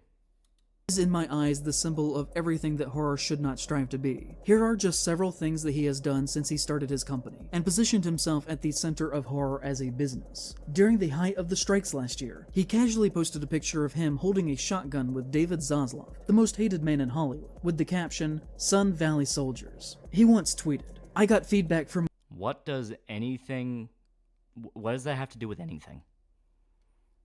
My team at Blumhouse, and pictured below are my room for improvement categories. I am tweeting this to help remind myself to do these things and improve. The list included the following: stay present, listen, slow down, be compassionate, create a safe space for ideas, don't yell, be less impulsive, share information, say thank you, and hire diverse. And I'm honestly kind of literally all the talking points he likes, and it's like, oh, well, I don't like that. Astonished that he willingly tweeted that the people in his circle told him that he had to stop being racist, stop belittling the— He never said that. That was not there. What the fuck you talking about? People who work for him, to stop verbally abusing them, and like this absolute, why are you so confident to lie? Why do you think people just won't fucking question you? Why did you think this was a good idea? Just be decent around others. Because that is basically— Yeah, he mentioned Weinstein and bloody his image, avoids him when his politics are brought up. Yeah. What that list says. He was asked by a fan on Twitter in 2021 about his film production's relationship to COVID. With the surge, is Halloween Ends going to start filming and be released on schedule? To which he said, so far, yeah. We're like the only ones shooting. My views on Omicron are extreme. If I shared them, my PR team would most likely burn down my house with me in it. I'm not trying to put words in his mouth, but at least to me— But you fucking did, saying he was racist. When I read that, it seems that he is implying that he did not care if his employees got COVID under his command and— That is not what he fucking said. There is no context to say which way or the other. He might be more extreme of COVID than fucking Tom Cruise was, who screamed like a motherfucker at people for breaking COVID rules. Saying great, $5, Berserk break. I'm hella excited for when we get to see medieval Indian ninja clan hideout in the mountains. Yeah, good shit. Shame Big Bunchy scrapped his videos on this, man. Would have been fucking glorious. Saying, and Praise Shadows made this whole video a schizo post in any way how much he hates conservatives. I find it funny he didn't talk about Cawthon since he mentioned FNAF movie. Right? Possibly died, so long as the product continued to get made and that he could get even more wealthy. And then on top of that, one of his biggest crimes against horror to me is that he sat down to be a guest on the Ben Shapiro show. You know, the old 1940s phrase that roughly goes, if you have 10 people and one Nazi willingly sitting down for a meal together, then all you have is 11 Nazis. So oh, how fucking ironic considering your Israel takes. Sir McKnight, $5. Love your streams, man, but I'm out. I just can't handle this much stupidity this late in the night. Pray we all survive enough brain cells. Yeah, Shapiro's a Jew. Yeah. So, if one film executive sits down with a fascist for a civil conversation, then all you have are two fascists being broadcast over the internet, who are— See, that kind of standard can easily be applied to you, because now I can just say, well, if you defend rape in a horror movie, you defend rape in real life. Hoping to enshrine each other's cultural power. Second Jew, At the top of the interview, he even jokes that he is ready for a wave of hatred. Yeah, he thought it was a good idea because his audience was too fucking stupid doing research, and now he's got a fire lit on his ass acting like a wounded animal. Yeah. Just for willing to be seen in the same room as Shapiro publicly. So he definitely understands what he's doing here. He wasn't tricked into any of this. You went to a convention with fucking Kevin Spacey. Like, okay, if we want to use this fucking standard here, you went to a convention that had Kevin Spacey on it, knowing the accusations around Kevin Spacey. So if you go to a convention and there's a child rapist there, all you have is a whole convention of child rapists, right? That's what we're going with here? You paid the money. You wanted to go. You didn't see Kevin Spacey, but he was in the building. Be fine. Ben Shapiro was called Nazi because he doesn't want to be associated. Doesn't be a second Leon Trotsky. Yeah. And in that, he has some pretty wild quotes that I think really shows that his heart is not in the right place, as far as the soulless, empty art that he produces is concerned. Yeah, quote Kendrick Lamar, the audience is not dumb. Yeah. Main sole reason his audience is so stupid is because they do not drink gamer subs. And to a greater degree, demonstrates the corruptive effect his legacy has had on how we look at modern horror cinema in general. One thing that I agree with the right about is how a lot of Hollywood, including myself, is out of touch with America, with the taste of America. There shouldn't be red state, blue state movies. There should just be good movies. I'd go so far as to say that if you were sitting with a director and they said, you know, you made Get Out, you made The Purge, you made The Hunt, I want to make a political movie. I want to do it about X topic. I want to do it about global warming. That is when I say we're in trouble, because I think it is virtually impossible to make a fun, entertaining movie and think of the topic first. I think you have to think in your heart what's super scary. And if you can fold politics into that, like Jordan thinks about race all the time, clearly. Get Out came from that. But you can't just say, I want to make a scary story about global warming. Hollywood had a red flag list for people Harvey Weinstein was worried about because they were talking badly about him. And I was on the list. And I was happy that I was on it. I wish that it was true what he said about me, because I wasn't actually doing that. The most important thing I want to say, and the reason I'm doing your show, is to say that all of Hollywood is not the same. We are different. I can be liberal, but talk to you and be on your show and make a movie called The Hunt. But if there was an amazing horror movie that came to me and it pushed a conservative value, I would make it. So I think that's probably the most important thing. At one point... So it's literally just Jason Blum going, he doesn't want to focus on just one angle of politics. He wants to platform, quote unquote, as many people as possible. As many people as possible with different styles and different views, because that's how you get something interesting. And yeah, thinking of the politics first and then movie second leads to preachiness. It leads to shit. I want to make a scary movie about global warming. The focus is going to be on global warming instead of using global warming as a way to tell the horror. It's a tool in the box. It's not the focus.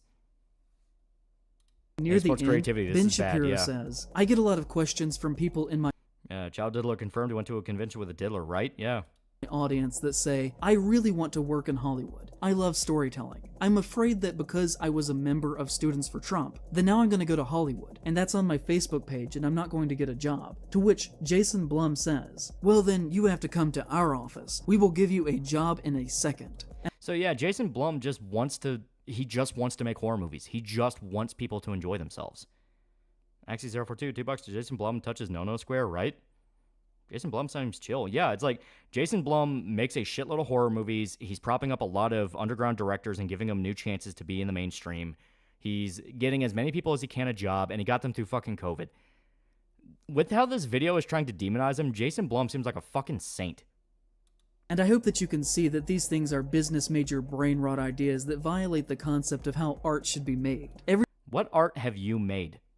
What art have you made? Jason Blum has made a shitload of horror movies. Some of them have gone down as modern classics. What have you made? The thing that he's saying here is how you wind up with the kinds of bad movies that have no perspective that Blumhouse produces. It is 100% reasonable to start a screenplay with a theme that you want to express. I would call that good writing. Please, if you want to make movies, do not start writing a horror script based around only the scares that you can think of first. And that is exactly what you do. You do it scene by scene. You think of things that sound interesting, and then you think of the connective tissue afterwards. That's basic structure. This guy might legit think his videos are art, right? Yeah. President of the indie horror studio that's gone mainstream turns out to be a pretty cool guy. He likes movies. He likes working with people. He likes making things. Yeah. That's so stupid. Yeah, the motherfucker's talking about good writing. Yeah. I think Blum just wants to work with people that want to make movies regardless of politics. Yeah. Yon233 for $2. Blumhouse is also making a game studio now. Yeah. And hope that some thematic through lines will come into your work through divine intervention. That's how it fucking works. Holy shit, this guy's stupid. Like, theme is not what you base the entire story around. Theme is what comes up later on in the process of the story as you iron out the idea. When you get started on a story, a lot of the time you just think of the concept, you think of specific scenes, you get mental images in your mind that you want to connect together into something. That's how a lot of directors outright talk about the early drafts of movies to them. Steve Alderkirk, the guy who made Kung Pao, I just made a video on, said that the idea of Kung Pao came in his head when he was watching Tiger and Crane Fist in the scene where Master Pain, who I'm just going to call it, I don't remember the actual character's name, is showing off that he's immune to pain. He was watching that scene and he thought, that'd be really funny to parody, and that's where he got the idea. So his whole thing of, oh, you don't just think of a scene and figure out later, it's like, that is exactly what a lot of actual directors do. Very idea just presents and validates any attempt to craft a good story. I don't think this guy could make a single horror movie, and even if he did, it would be the exact thing he was making fun of with the Hacker Lady one. The Hacker Lady one where it's like, oh, that's so terrible and shit, that'd be his. Just, it may look slightly better. Because it does not work that way. All good writers. Have you seen the thumb movies by Odekirk? My family grew up on those, yeah. This guy know what an outline is? He claims he's a writer. Exactly. Know that you need to have some forethought into what you were trying to express. So No. Holy shit. He is basic college 101 bullshit. He is the exact guy that makes the, here's 10 tips to become a great writer thing. And it's like, no, you have no idea what the fuck you're doing. You can then build a narrative around that. In fact, in my opinion, the actual writing of the script should be the very last part of the process.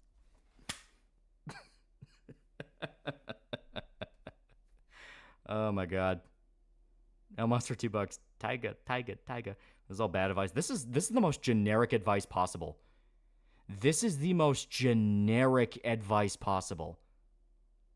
Subtext, not substance, you fucking muppet. Yeah, it's like, I can literally go on YouTube right now, type in writing tips, and every single one will be saying this dipshit's advice. This is not clever. This is not profound. He is saying what every get-rich-quick scheme fucking scam artist writing class will tell you. Where it's like, oh, writing the script is the last part. No. Every great writer will tell you, just fucking write something. Just write something, figure it out later. That is what editors exist for. Editors exist to refine your basically word vomit into something legible. That's how it works. You get the idea out there and focus on refining it. So this whole thing of you need to have everything thought out, no, that's every fucking dipshit who has never done anything good says. That is following, months of just thinking about your story from every single angle. Yeah, months of just thinking about it. Yeah, once again, not actually doing anything. I'm doing so much research into it. You're sitting on your fucking ass. But also, you should not be concerned at all moments on if your art is actually entertaining or not. Yeah, big rules I've ever heard about writing. Write what you know and just start writing it. Exactly. I would argue that if you have produced an intelligent script that is compelling or makes your audience work and to think, then it will be engaging in its own right. And that entertainment is for live sports and social... Yeah, in my opinion, this dude's Peggy Hill. Yeah, right? This kind of dude guy who thinks about writing 1,000 pages of lore for actually writing, for actually scripting. Yeah. Events. Writers should not at all times in every circumstance concern themselves with the idea of the word entertainment. Yeah, Axie042, $2. Lolly's correct. My mom was an editor. Dude, my fucking dad wrote books. Well, books. He wrote one. He's in the process of writing another. My mom wrote some self-help books. Fucking, I'm trying to think of what else. I just fucking wrote a fucking treatment for a fucking comic that we're getting pitched around to different artists. Like, shocker, just sit down and fucking do it.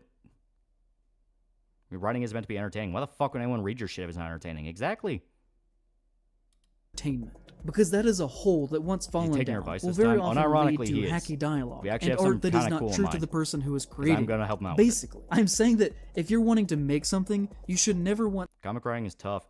It is, but it's a lot of fun. I had a shitload of fun going through it. Eon for 2 Figmas, you a fan of Creepcast, Wendigoon, and MC? I don't really like MC, but I like Wendigoon. I watch a lot of his stuff. Consider if your audience is actually going to like it while you're working on it. Because the art needs to be made out of your own... Yeah, you guys dipshit, you always write with an audience in mind. Even Alan Moore wrote for an audience, yeah.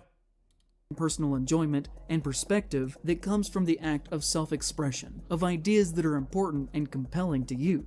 And if you do that, if you make something that you are passionate about, then one day you will find your audience. And some will think I'm saying that everything should be art house, and that is not what I'm getting at all. You can make pop art through that exact same mindset. I highly doubt that James Cameron cares for a second if anyone found Avatar 2 to be entertaining. He is clearly making these for himself. And, I think that's a great thing. We just get the benefit of being able to watch him do this and to make these... Do I have a pen name? Can you plug the book without doxing? Nah, he put his real name on it. Films that he makes. If you want to learn how to be a good writer, please go watch... Thankfully, the title was so generic, it got buried between a bunch of other fucking books, but, the Jason Blum and Ben Shapiro hour-long interview, and then take to heart the exact opposite of every single thing that those men say. Oh, and, one other thing, remember Dashcam that we... Jason Blum is a multi-millionaire with a successful movie studio. You are a dipshit in your garage complaining about horror movies. Talked about a little while ago, that was a Blumhouse movie. You remember They/Them? That was also a Blumhouse movie. Cloak of Iron for $10. I'm self-published short stories, smut for money to pay bills. Everything in place Show's here said here is platitudes and what someone with the idea of writing would tell you, not someone who's actually writing. Exactly. The biggest step to writing is getting off your ass and stop trying to plan it and just do it.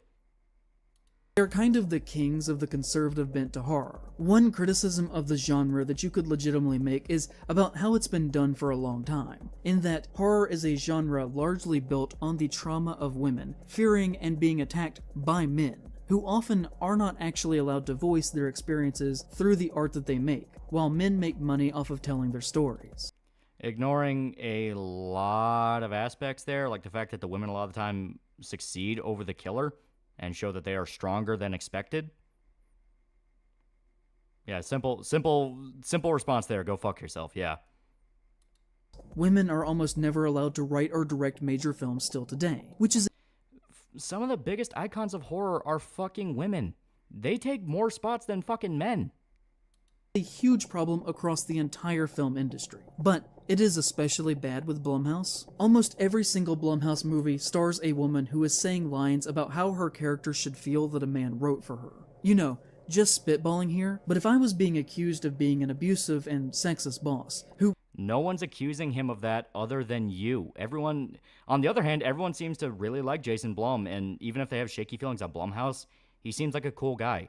You're the one accusing him of racism, sexism, and all this bullshit, and now trying to use the fact that he has female protagonists as ammo against him. Even though it's the exact opposite intention. Also hangs out with David Zaslav and was just generally awful, not just by the people around me, but also by critics for Yeah, American Psycho was directed by a woman, yeah. News organizations, and I was also in the process of basically remaking one of the most famous movies of all time about a woman experiencing violence from a powerful man. I probably would have used that as an opportunity to buy myself some public goodwill, and... You also don't write anything beyond YouTube videos. You're not a fucking writer. You don't create anything. Hire some women to make that movie, instead of a male director that was mostly known before this for male-focused stoner Punisher Warzone, yeah, that was made by a chick. Comedies, 3 male writers, 15 male producers, 3 male composers, a male cinematographer. Yeah, buy myself goodwill, blatantly unethical idea. Yeah, that's manipulation. That's not doing it out of principle, that's doing it just for manipulation's sake. I know, Blumhouse, Blum didn't have female protagonists be accused of even bigger sexist, right? Male editor, a male production designer, a male art... Couple minutes behind, but his writing advice is good for a book that will never be finished. Exactly. Michael Myers is not a man. That ignores the point. Michael is pure evil. He is literally just death incarnate. Director and basically an all-male crew. Outside of actors, the only women who held any prominent positions within Halloween were the production manager, the casting director, and the costume designer. And the same could be said for the next 2 movies in the series as well, despite all 3 of them basically pretending to be about why it is important to listen to women. And then, years later, if I was still having that... Yeah, all this dude does complain about other art and thinks his complaints are art in and of itself, yeah. There's a reason Myers is called The Shape, yeah. Same criticism placed against me, and I was remaking yet another classic movie about violence against women, or at least, you know, women in peril. And also after having publicly said that I had changed my ways and... Yeah, what is conservative about this? He talked to Ben Shapiro. Learn because I listened to the people around me. I would probably surround myself on that project with some different people. Like, dude literally is complaining that Jason Blum has fucking movies with women and minorities in them, and that's not good enough. Like, it's not good enough. Go back 30 seconds? Alright. Casting director and the costume designer. And the same could be said for the next 2 movies in the series as well, despite all 3 of them basically pretending to be about why it is important to listen to women. And then, years later, if I was still having that same criticism placed against me, and I was remaking yet another classic movie about violence against... Yeah, the reason why Michael Myers is overpowered and he's not that powerful anymore is because he was poorly written when the sequels were made. Women, or at least, you know, women in peril. And also after having publicly said that I had changed my ways and learned because I listened to the people around me, I would probably surround myself on that project with some different people, instead of hiring that same male director, 4 male writers, 13 male producers, 2 male composers, a male cinematographer, a male editor, a male production... See, Jason Blum literally gives him what he wants, where all these films have fucking left-leaning ideas, left-leaning scripts, left-leaning actors, all this shit, and it's not good enough. It's not fucking good enough. It's still heckin' conservative. Designer and 2 male art... Yeah, recent movies like Babadook and Candyman were directed by women. Directors, with again, the only major production roles being filled by women being casting directors, costume designers, and set decorators. But you know, that's just me. Yeah, and you make literally nothing worthwhile. If you made a horror movie, it'd be one of the worst movies of the year, and the only people puffing it up would be your dumbass friends. Blumhouse have been involved in the production of 152 movies. Yeah, this video is nothing but complaining about convention, to Kevin Spacey, to AI, bad theater experiences, conservatives, people getting money in Israel, yeah. total, or, according to Dan Aykroyd, a little over 1% of all films that have ever been made, with basically every single film in their catalog either being about women main protagonists or having women hold very prominent roles within the film's narrative. Yeah, isn't Jamie Lee Curtis an iconic actress off Halloween alone, right? Saying on men having jobs, but obviously he's envious of other men having those jobs he really wants, like writing, right? Does he have a right And hand? often very traditional roles for these women characters, such as mothers of straight white families or sisters. The epic game of modern warfare. Yeah, that's what save buttons are for, pal. The overwhelming amount of women characters in their films are either this or someone who is younger that is being pursued by a straight white guy. They You could cut 50% of this video, it would still be disgustingly bloated. have almost no films that are almost exclusively about men, which I think is fairly common for the horror genre, especially popcorn PG-13 horror films, which are very dominated by women protagonists, which is Blumhouse's bread and butter. Because it's traditional horror fare, the final girl. Holy fuck. If he made movies all about men, you'd be bitching there'd be no women. There is no winning. You decide you didn't like Jason Blum, he's the devil, he's awful, we need to boot him from horror, so you are fishing for excuses to get rid of him. The basic bitch mind games that these fucking retards always want to play.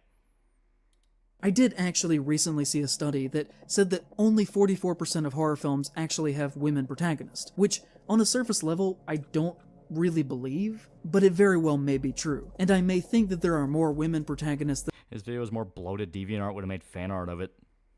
there are, because the films that star women often just work better on a conceptual level than the ones that star men to me. Horror is about social injustice and an imbalance of power, and No, it's not. That's your dumbass interpretation of it, which, once again, you've not written a fucking horror movie, you've not written a horror novel, you just sit there making your dumbass little YouTube videos for your dumbass little followers. people fighting back against that. And it is hard to buy a general horror situation if you make the protagonist an upper-class white guy, who has struggled, very little in his life. It is definitely true that if you go through their... Who? Like, why would they need to have not struggled? There's horror protagonists that have struggled. Like, once again, this is your dumbass generalization. It's this stupid generalization he sticks to and refuses to budge on. catalog. Blumhouse overwhelmingly makes films that have strong feminine presence within their narratives. Now, this is going off of my count, and I might be a little off here because there are just a lot of titles to go through, and I might have missed... Yeah, horror films about struggle happening in real time, yeah. About Sinister, Saw, yeah. That's just a few. Hills Have Eyes! Fucking Hills Have Eyes! The thing that kicked all this off! The main character in that is a fucking man, and he struggles! A couple here or there, but from what I can tell, out of their 152 films, only 25 of them have been written by women, and only 17 of them have been directed by women. 19 of them were written by people who were not white, and 26 of them were directed by people who were not white. Every other role on these projects was filled by a white man. So if we say that's 152 movies, then that is 304 jobs. Although some of these films did have multiple writers and directors. But for the sake of simplicity, we will say that every movie had one writer position and one director position. So yeah, nothing about quality, nothing about how good they ended up being, nothing about how special the ones made by non-white people ended up being, like Jordan Peele and his movies. No, pure number game, they were not the majority. It is that dumbass little fucking bullshit. So, by those numbers, that means that Blumhouse historically is only hiring 14% non-white creatives and 13% women creatives for those roles. And if you took James Wan, Jordan Peele, and M. Night Shyamalan out of the equation, their non-white hiring numbers plummet to almost near zero. The guys that put them on the fucking map, yeah, if you just get rid of the three major talents in the fucking studio, oh yeah, if you just get rid of fucking M. Night Shyamalan, Jordan Peele, and James Wan. Yeah, like, they're just tiny little guys you can just boot out one day. It's like, they're the names. They're the names bringing people in. Which makes it almost cartoonish when you see that they have movies made about black people, such as Exorcist Believer and Ma, which were both written and directed by white guys. And that is not the reason those movies sucked. They always advertise their films as, from the studio that brought you Get Out, but rarely actually hire non-white people or... Because the point isn't, oh, look at Get Out, the movie made by a black guy. It's that Get Out was massively popular. Like, what, did you think that it was like wearing blackface for a movie commercial, you fucking retard? women for behind-the-camera roles on their projects, unless they are already famous and can be leveraged to generate money for them from that.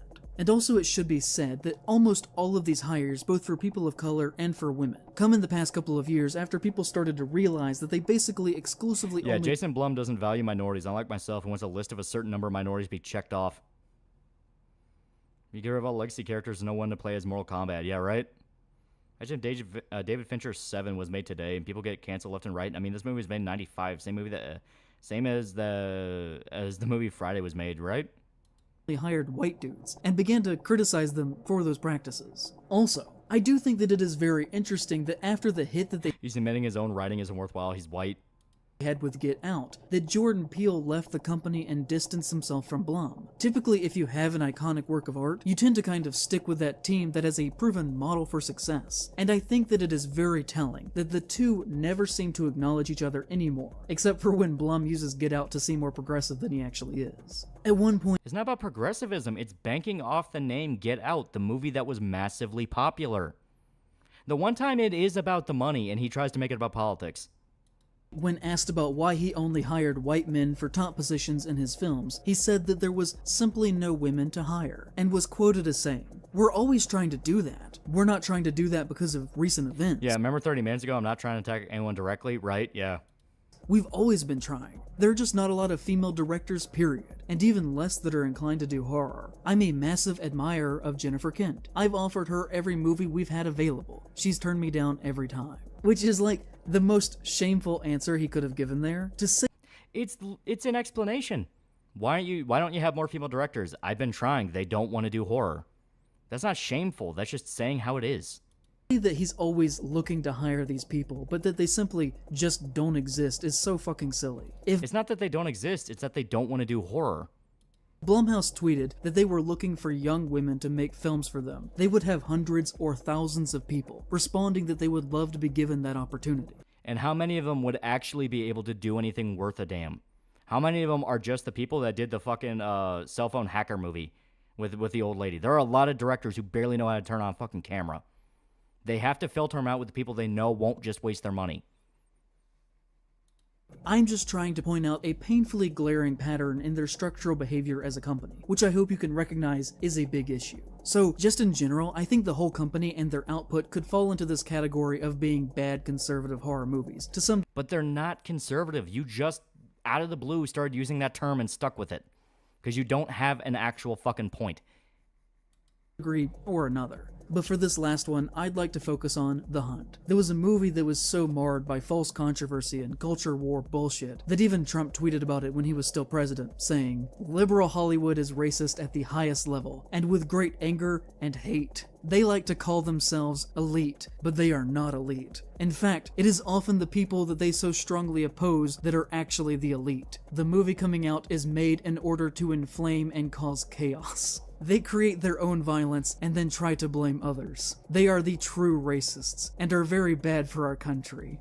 I miss Trump tweets so fucking much. It's just a bad movie, bro. Yeah, it's like, it wrote controversy. Like, it did exactly what he wanted.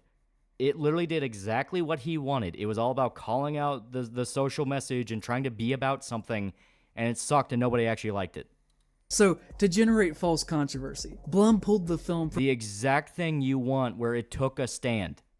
Release himself, basically saying that as a work of art, it was just too dangerous to release to the public in the current political climate. Which, considering that he was seemingly willing to sacrifice his employees to COVID on the altar. Not even, like, once again, taking shit out of context, sticking with it, and then just flat out lying. Saying, oh, he was willing to let people die from COVID. He never said that. You are a fucking liar. Money. I don't really buy the safety excuse, and instead see this as a publicity move to get people to talk about his lackluster films. Because when they later released it, it gave them the opportunity to Zane seems very contradictory. Welcome to the whole video. And advertise it as the most talked about movie of the year is one nobody's seen yet. And then when you watch the movie, it is the most middle of the road, centrist, weak, fake controversial stuff that you've ever seen. They use it. Yeah, because honestly, that's a smart way to do it. Make fun of everyone. I'm not going to defend the movie. The movie is very shit, but it's like, 2016 buzzwords like deplorables to incite feelings in the most non-threatening way possible. It is Facebook activism, and depicts conservatives and liberals as both causing harm, but only doing so in a way that reinforces each other, and ultimately does nothing to challenge any semblance of the status quo. Because if they did any sort of actual statement against the left, you would piss yourself for 7 videos straight, each one 8 hours long. Yeah, dude, you worked in marketing. Yeah, it's like he knows how this shit works. I think that any movie that on the surface wants to be seen as deeply political and as an important work of art, but then restrains itself to only comparing Republicans and Democrats is not something that should be treated as a serious exercise of social satire that is being done in good faith, and should be seen for what it is, which is a knife to skim cream off the current tensions of the American culture for profit. You are literally telling people to do that. They need to take a stand on modern issues or you're unhappy. You are encouraging that. Of course studios won't give a fuck and use it for money. Are in this moment no different from the talking heads of Fox News or MSNBC, who get paid to lie 24 hours a day. But I think the biggest— Yeah, for a man who claims to work in marketing, he misses very simple marketing tools. Argument that you could make about how weak The Hunt actually is as a work of satire comes from something that Blum says to Shapiro in their interview that I think demonstrably shows how his centrism allows passage for Shapiro's fascism.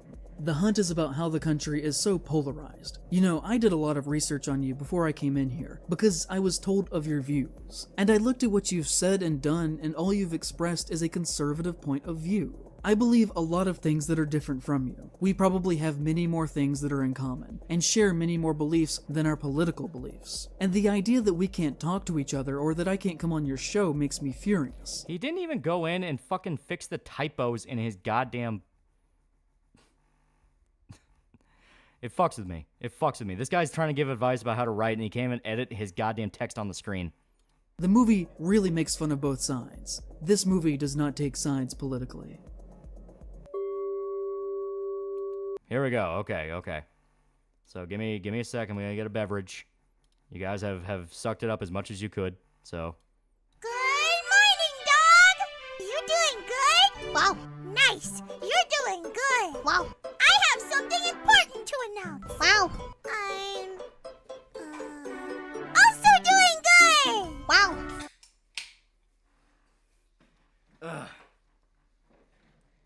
We're at the final 25 minutes.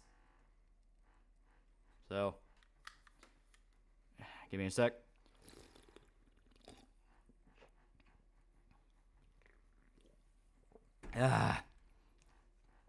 Let's do this shit. If you're not aware, cathartic. Wendigoon is a horror conspiracy theorist YouTuber with several million subscribers, that, as you will hopefully come to see, should not be seen as the wholesome, southern-friendly dad persona that he is. No, but the guy who defends rape, he's totally wholesome. He's heckin' wholesome and loves horror, even though I'm convinced he hasn't seen half the movies he just bitched about. He's publicly constructed around himself in the past several years, and that, like many people who talk about being Christians as much as he does, has a dark past with deep ties to far-right extremism. On a base level, his work has never been of personal interest to me. We share a similar focus on topics that we like to write about, but our similarities basically end there. I have no need or desire to hear 5 hours of opinions on Blood Meridian from a 21-year-old millionaire who got... I don't need to hear for fucking 3 hours straight about why horror movies that are conservative, meaning they're just made to make money and you don't like them, are actually heckin' bad by a guy who clearly has a lot more money than he's saying and is pissy that everyone made fun of him. Got famous around the age of 19. And I know that is probably the most boomer thing that I have ever said. Apologies for that. But I say that to argue that I really do think that there are some works that are really not intended to hit the right way until we are older. There are some works that fundamentally... Wendigoon broke down what made Blood Meridian substantial, including the allegory, the metaphor, the religious subtext. He broke down why Blood Meridian was great, to the point that it caused a revitalization in popularity for the book. You got retweeted by R.L. Stine.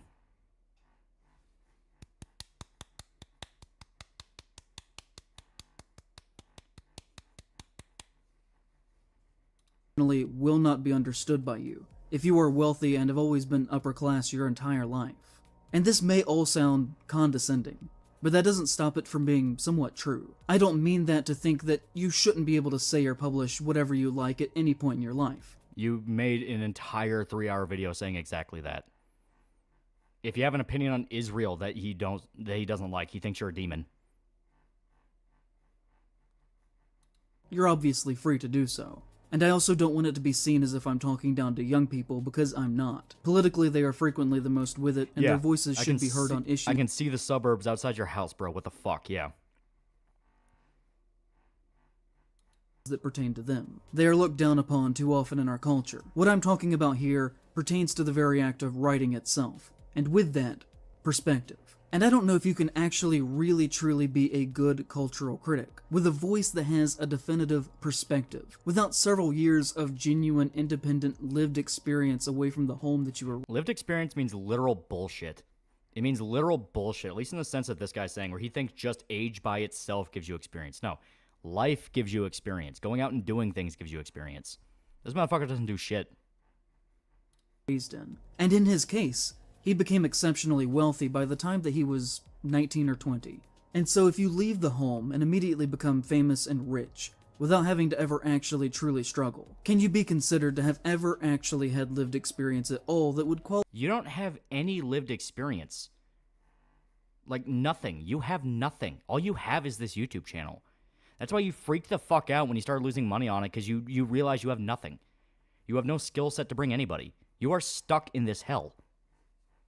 Qualify you to give criticism on works of art about the experience of the guy that complains about parking being too far away from a convention is questioning other people's experience. Average and poor people. I would argue not. And if that is the case, why would your perspective matter as a critic? Not to mention the fact that Wendigoon was raised in a... Yeah, it looks like the type of guy to ask if that was a gunshot or fireworks. Guys, man, that Wendigoon's not only more successful than him, but also probably got no bitches with stash like that and drip like mud. Wendigoon was like 24 when he saw success. That's like getting a proper job after college. Yeah. And he, like, this is also ignoring the fact that, like, Wendigoon didn't just become a YouTuber as soon as he was 19. Like, he fucking worked as a fucking Sunday school teacher. Like, he was involved with a lot of his community way before YouTube. Very wealthy family. And with that comes from a wealthy perspective. He himself has inadvertently admitted that his family at one point had millions of dollars. When he said once on stream, "Would you believe me that when my dad was young, he used to be in an organized crime gang and is now a Sunday school teacher? Very wild life that guy's lived. He was in an organized crime gang that my grandfather ran. A lot of bad things went down. They got investigated by the FBI. My grandpa went to jail. My dad had to testify and tried to take up the business. The business fell apart, and he ended up losing millions of dollars to the state. Lost everything, found God, became a Christian, and is now both the best man and the best Christian I've ever met." The man who has no lived experience has a story about his father and grandfather being fucking gangsters. You tell me that's not lived experience. Wendigoon also has a 6-foot-something goth wife. He succeeded. Is she actually that tall, or is Wendigoon short? Because if she actually is that tall, then I am going to have to kneel, not going to lie. Yeah, this is proven false. Wendigoon's father lost it all before he was born. Yeah. But also, I'm not even here to criticize his body of work. I think his videos are very uninteresting. You know what? Actual clap for Wendigoon.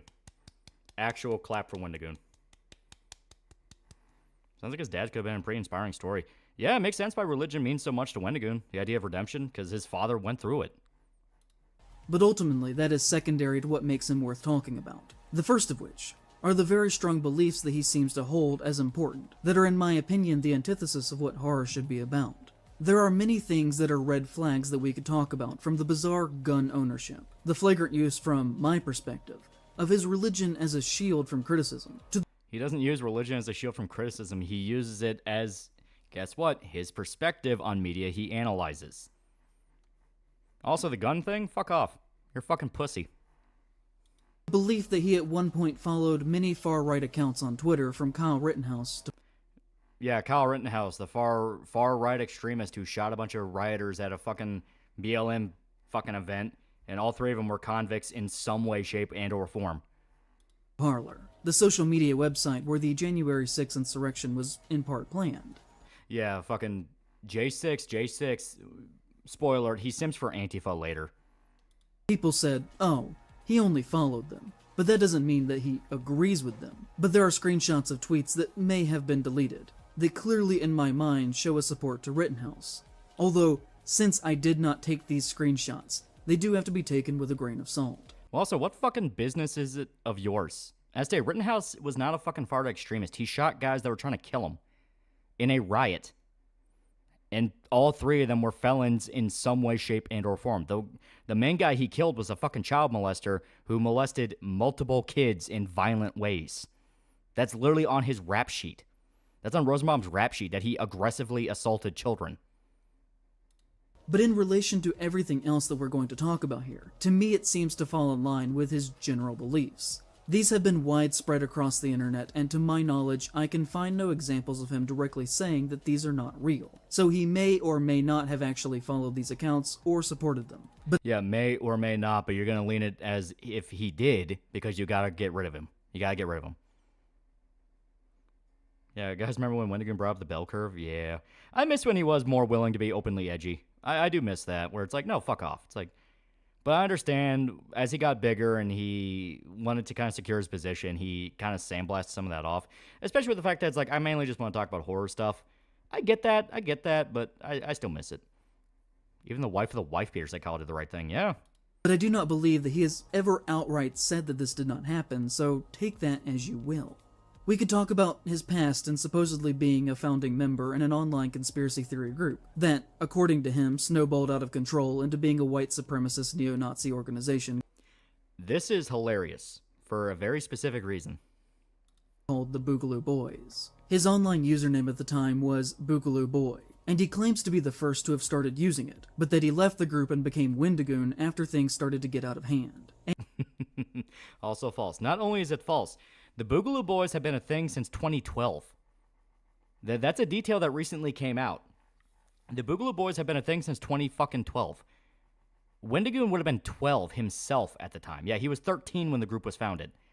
So he's saying a literal child who is 13 years old helped found a fucking militia group.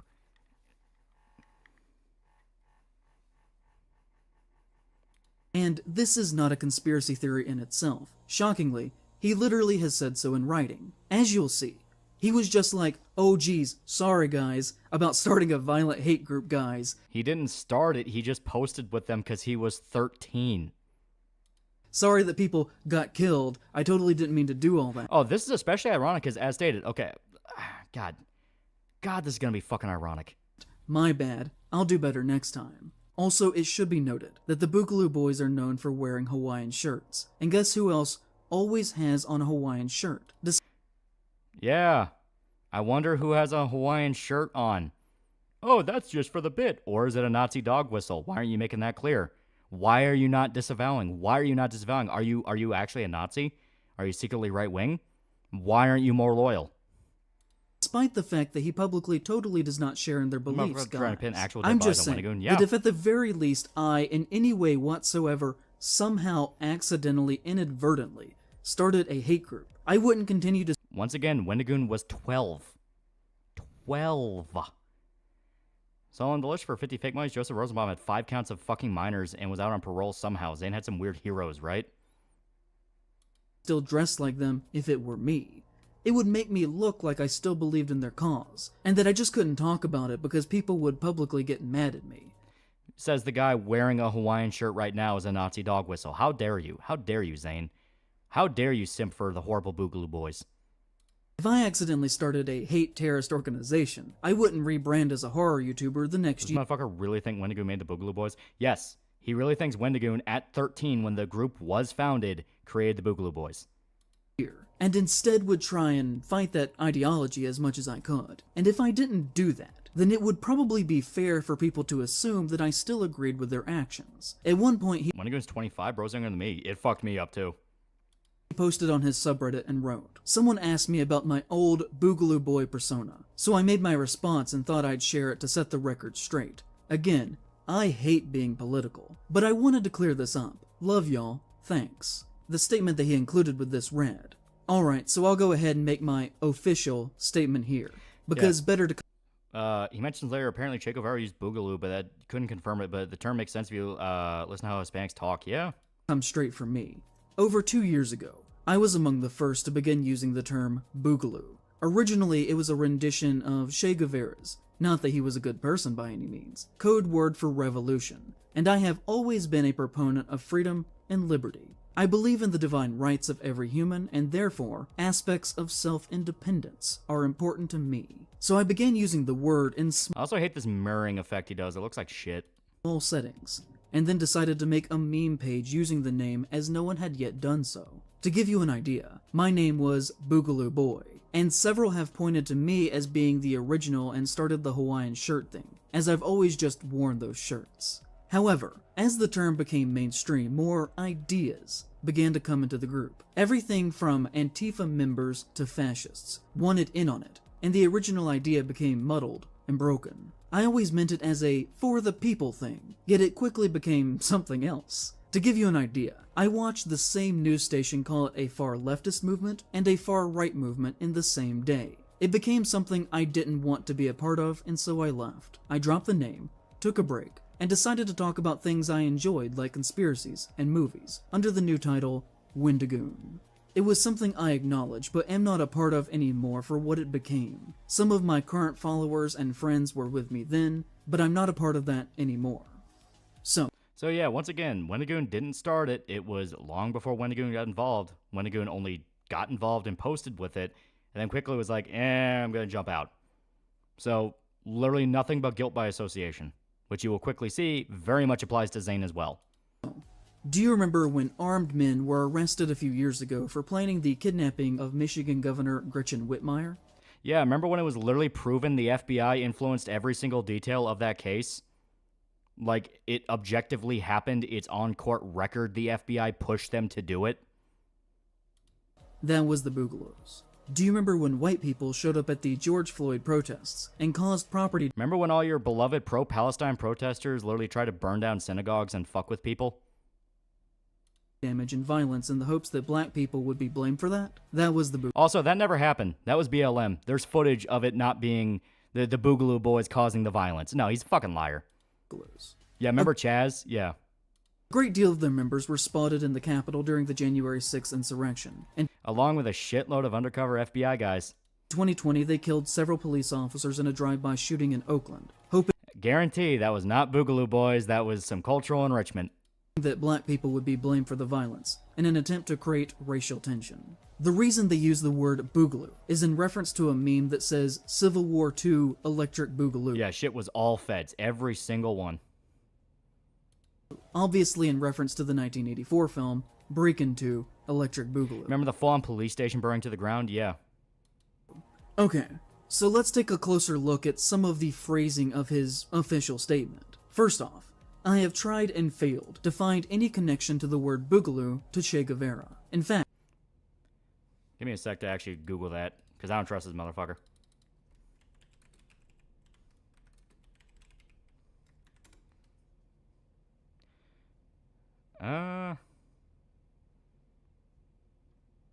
Alright, to his credit, yeah, it doesn't pop up, so. To his credit, he gets this. When you Google Che Guevara Boogaloo, you just get things... literally all of Sophia Narwitz's journalism doing BLM. Sophia Narwitz, fucking Andy No, the journalist that actually fucking recorded shit and showed it. ...related to Wendigoon. When you type in Che Guevara word for the Boogaloo boys apparently love police so much. Why would they kill police to blame it on BLM? Exactly. ...revolution, you get things related to Wendigoon. Che Guevara died in 1967, and the earliest example of the word Boogaloo that I can find was in 1966. Hispanic people sometimes say El Boogaloo. He could just say that as slang. Well, I think the Boogaloo thing just comes from Electric Boogaloo, the fucking movie thing, because it's been a meme. Where's a great Yu-Gi-Oh! Duelist time to chaz it up? In relation to the musical style. So, I would wager that that is more than likely a lie, to cover his actual intentions and sympathies that he held as a... Remember all the elderly people that were beaten during Summer of Love 2020 by Boogaloo Boys? Oh wait, that was BLM and Antifa.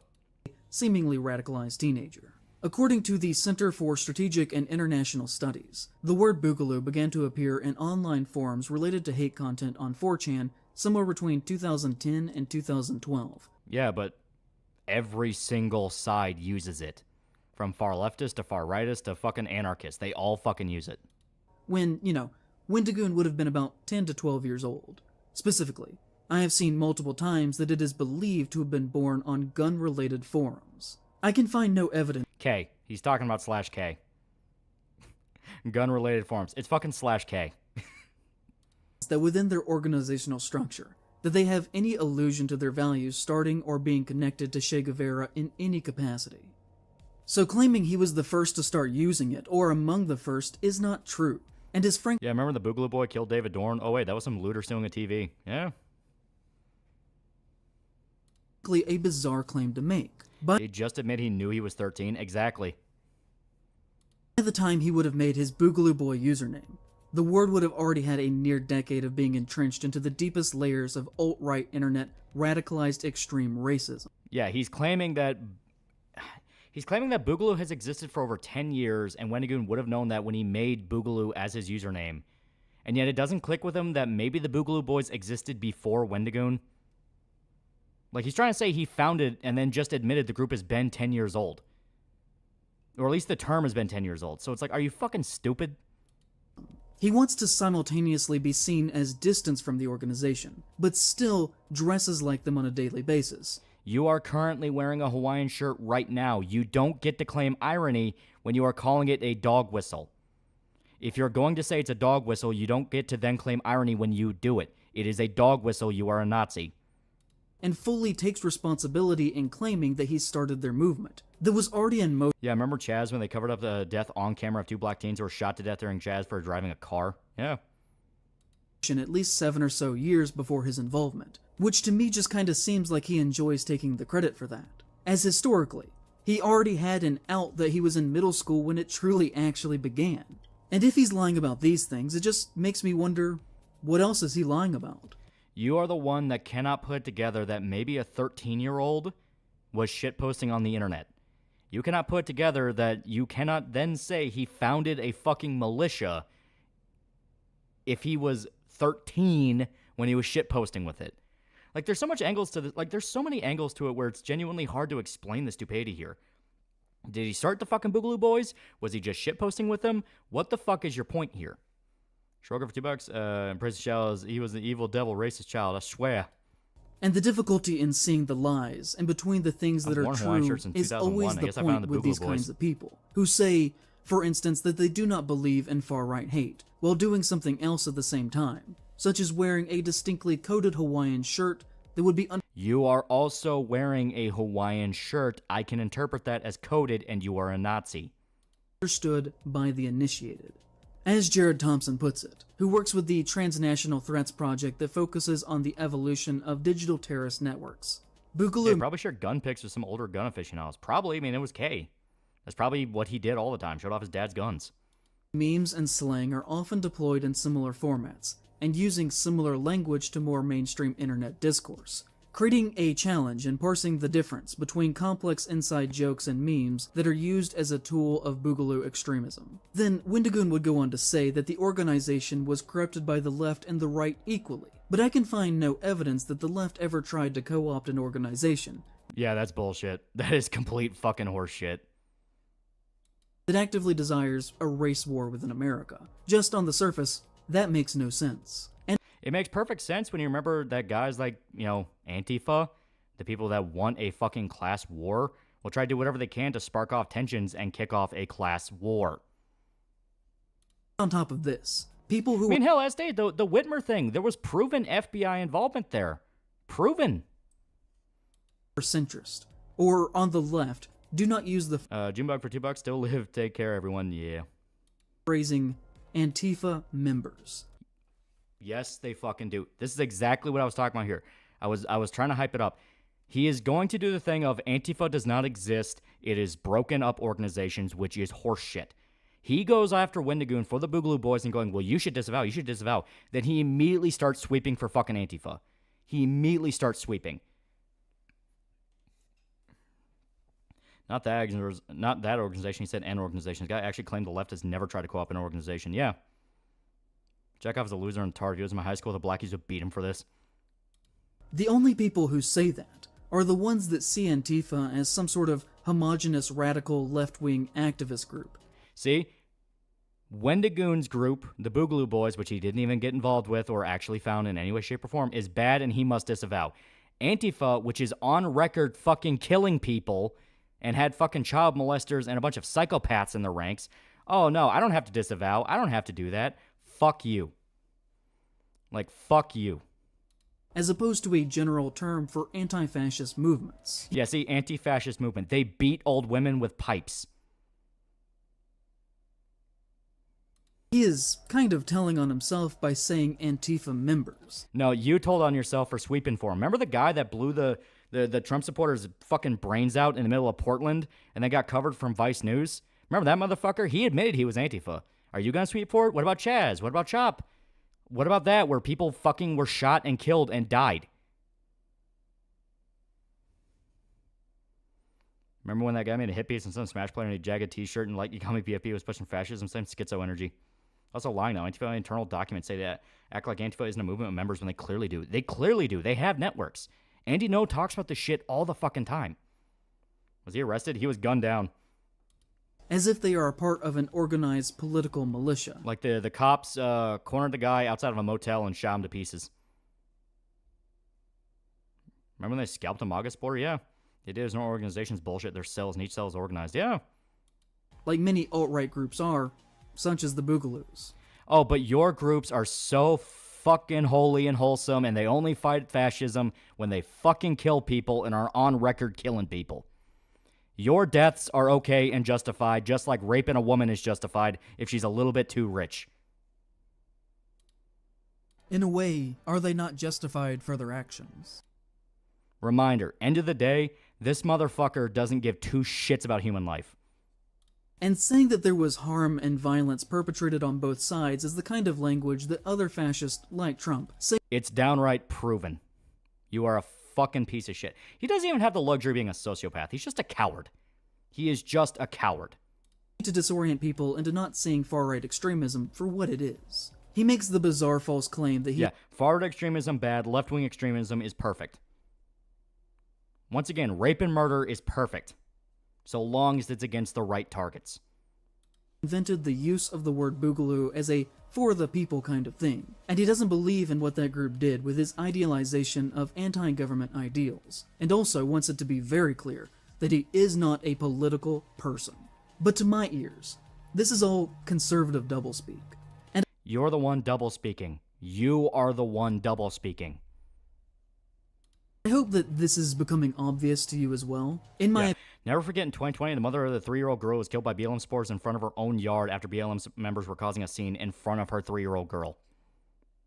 Opinion, there is a regular pattern of behavior there, from supporting Rittenhouse to having multiple ties to other far-right extremist figures, that I think a clear picture is painted that he does not mean this as a... Yeah, 13-year-old shitposting in 2013 is too far, but sweeping genuine acts of violence under the rug is fine. The champagne socialist does not care about the working man who uses puritanical morality to bring others down while he cries in a suburban home that working people dream about.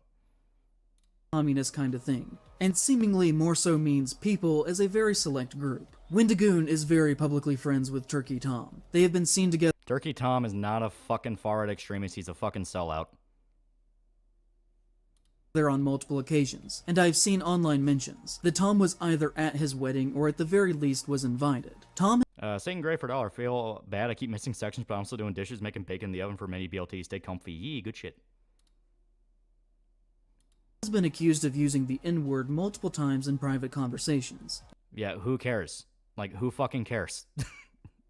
Who fucking cares? What do you mean Tom is a sellout? He'll pick a Big Brother figure, then start following them relentlessly and trying to copy every single mannerism they do. Recently, he's doing that with Destiny. Including these screenshots of texts that are alleged to be real. And he's also been accused of saying that the upper tiers of his Patreon were intended for Jews with deep pockets. Yeah, it's a joke. Clearly you don't get those. Wendigoon is publicly connected to the Internet Historian, and has even appeared in his videos. The Internet Historian publicly said that his birthday was April 20th. It is not, and has only said that as a joke because that is Hitler's birthday. It's also a reference to weed. Once again, holy fuck, you're just a piece of shit liar. You are just a liar. This is why I despise this genre. This is why I despise this genre. It's why I despise the H-Bomber Guy plagiarism video, because it gave dipshits like this confidence. It gave them confidence to just lie like this, to just break shit out of context and do whatever they can to smear everyone they don't like as the devil. Wendigoon is publicly friends with Donut Operator, and even retweeted a photograph of the two of them hugging. Donut Operator is a gun-crazed, very far-right YouTuber with 4 million subscribers, whose career consists of him reviewing footage of police officers shooting and killing people. Donut Operator is also former SWAT. Like, say what you want about the guy, I think he gets a little clickbaity. Donut Operator has much, much bigger testicles than you could ever fucking hope to have. Like, the motherfucker's a legit badass. He's done things. His lived experience makes yours look like a fucking pussy. He was once a cop himself, before he made more money making... Not just a cop, former SWAT. He talks about that. YouTube videos and retired. His content is very pro-state, pro-cop, pro-gun, and pro-death to people who don't... Yeah, he just watches police footage. That's it, yeah. He says his heart was in the right place when he made this. No, it fucking wasn't. My breadtubers love to defend pedos, right? Share his beliefs propaganda. For example, one of his videos is titled, Predator Takes Shotgun to the Face, and features a picture of him smiling in the corner of the thumbnail next to an image of a terrified man about to be executed by cops. This guy was a pedophile. A pedophile that got caught in a sting and they fucking executed him because he tried to kill the cops. Like, people reference this all the time as like the worst possible one to pick, because it was a guy who, in no uncertain terms, was guilty of being a pedophile. He was not an innocent victim. The text that reads, head removal. Hi everyone, Donut here. We got a couple of shootings for you today. The main shooting just warms my heart. And you know, for someone who supposedly is so very anti-government. Why are you simping for pedophiles? Is your mustache a dog whistle for pedophilia? You've already defended raping women in Hills Have Eyes. In a way, are they not justified for their actions? Just saying. Wendigoon seems very comfortable with a man who makes his living worshipping violence committed by the state. He's a man... You worship violence committed by the left wing by simping for Antifa. ...of no conviction, claiming to be very against the government and for the rights of the people. Well, You're not for the rights of the people. You're only for the rights of the people that you like. Anyone else isn't even human. He's defending a lot of sexual assault in one video. At the same time giving a warm embrace to one of the biggest fascist bootlickers on the internet. You're a fucking bootlicker. You fucking licked the boot. Donut Operator did something with his fucking life. You do nothing. And the only thing that one could reasonably gather from this picture of them hugging is that he too is a fascist bootlicker himself. No. He's hanging out with the guy like a friend. You don't know that because you have no friends. He has collaborated with Nick Crowley, who constantly makes money through the most morbid and shameful true crime content, of showcasing the last minutes of people before they are suddenly and unexpectedly killed. Isn't that horror? Isn't that punk? Isn't that breaking social norms? Crowley is similar to Wendigoon, in that on the surface they seem fairly edgy, but clean enough. But then you notice that he follows less than 200 people on Twitter, and among them are the same circle with names like Wendigoon, Plagued Moth, Turkey Tom, Mr. Ballin, and Donut Operator. Wendigoon has collaborated with Plagued Moth, a completely shameful content creator who reviewed snuff films on his Patreon before it was taken down, and is... In Wendigoon's defense, he didn't know all this about Plague Moth. This is actually one of the few cases of, yeah, Plague is just fucked up. Plague is just a fucked up dude. But Wendigoon didn't know that. He just, like, from what I understand, he was just got an email from him one day and was like, all right, cool. Been accused of showing genuine gore content to minors on Discord, and whose main YouTube channel consists of him reviewing censored videos of horrible acts of real-life violence and death. He is publicly friends with Shoe on Head, who is a conservative... Shoe on Head is a mother now. You got any kids in the bag there, Zane? And any hope of a future? This right-winger listened to Pink Floyd's bassist, Roger Waters, former gardener, Jose, who once met El Chapo in Chile. It's a fact, though. He's a cartel member. Masquerading as a leftist, who has built a career off of lazy anti-woke content, complaining about SJWs. All you do is bitch about capitalism and white people. It's the same shit, just different terms. Who says stuff like, Karl Marx rising from the grave finding out his movement has been taken over by fat, ugly, mentally ill losers. He is friends with... You are fat, you are mentally ill, you are a loser, so, yeah. Brandon Buckingham, a gun YouTuber who has been accused of threatening rape. He is friends. Yeah, this one is just completely wrong. That one he got quoted from fucking Sneeko, and Sneeko flat out admitted he accused him just to fuck with him. Just to fuck with him. With Oompaville, a gun-obsessed content creator that has taken advantage. Yeah, if you talk about guns at all, you're gun-obsessed. Unless it's guns used by Antifa, in which case they're not all connected, chud. And gaze of swallows for $1 in praise of Shao is a gun tuber who, despite claiming to be leftist, wears Hawaiian shirts, which shows that A, he's conservative, and B, has poor fashion sense. Of Nikocado Avocado's mental decline, for fame, and for money. And like, Nikocado Avocado plays a character. That's his thing. He's playing a character. He's admitted to it. It's a fucking bit. You don't fucking give a shit. On top of that, has made content with the human trafficker, Andrew Tate. He is friends with Muda. He's made fun of Andrew Tate. Fucking place shells, especially for using that picture of Brandon's grandfather in critical condition in the hospital. Yeah, like this, it was just shitty.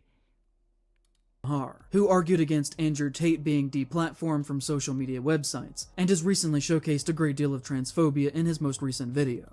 Yeah, the Keffels one, which exposed that Keffels is a goddamn fucking pedophile. A fucking pedophile that stole over $100,000 for drugs and groomed children.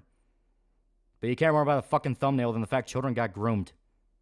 He has publicly interacted in a friendly way with the account Rock Solid on multiple occasions. Mr. Pulp Noir for $1, he said nothing. Yee. I'm gonna give you a little heart to make up for the fact you didn't get to say anything. With just a quick look at their profile, I saw them liking anti-trans posts and neo-Nazi content. Rock Solid just shit posts. That's his thing. He interacts positively with Disclose.tv, a far-right propaganda website that uses hate speech. And Disclose is a fucking news source. They don't have any commentary to what they post. Engages in Holocaust denialism and platforms neo-Nazis. They don't do that. They're a fucking news source. Zealous no 5 fake minds. This guy's literally the commie shooter in Disco Elysium, right? No one lives up to his standards. Notice how he, oh. Well, you're up late. We're almost done with this video, right? At this point, it's fucking perseverance. Roxall just jokes about VTubers and games. Fuck off. Exactly. He has appeared in content with Mr. Guns and Gear, whose remember, heart in the right place as he throws shit on every person possible. Bio reads, dedicated to restoring the civil rights of Americans. But despite that, he's tweeted negatively about trans people many times. Who cares? Who fucking cares? He has interacted positively with Garant Thumb, who has said, the traditional family should be encouraged and strengthened. I see little to no support from the government or big media. He has said anti-trans statements. He has called people degenerates, and has said that non-traditional sexual interactions are a disgusting, hedonistic lifestyle. That's specifically about swinging. As in, you know, letting your wife fuck somebody else or you fucking another woman. Yeah, that's disgusting and degenerate. We saw that with Ricada. And on top of that, I will repeat once again, Garant Thumb is legit. Like, dude's actually done shit with his life. Is the breakdown of the family unit. Wendigoon is publicly friends with Brandon Herrera, who has made... Brandon Herrera is also legit. Dude damn near won a fucking political seat in Texas. It was like, what, less than like 800 votes?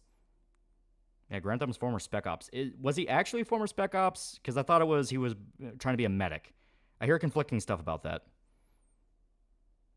Jokes that implied that he was sympathetic with public shooters who killed leftists, Army, and collaborated with Kyle Rittenhouse, who has posted... Former Air Force Special Forces. Well, there you go. Like Zane, you want to shit talk the guy. What the fuck have you done? Images of himself with an MP40, which is a gun used by the Nazis, that he described as the original ghetto blaster. Yeah, it's a dark joke. Gun people have an appreciation for the history of firearms. Even if it was made by a side that was quote-unquote bad, there's an appreciation for the engineering involved with the weapon.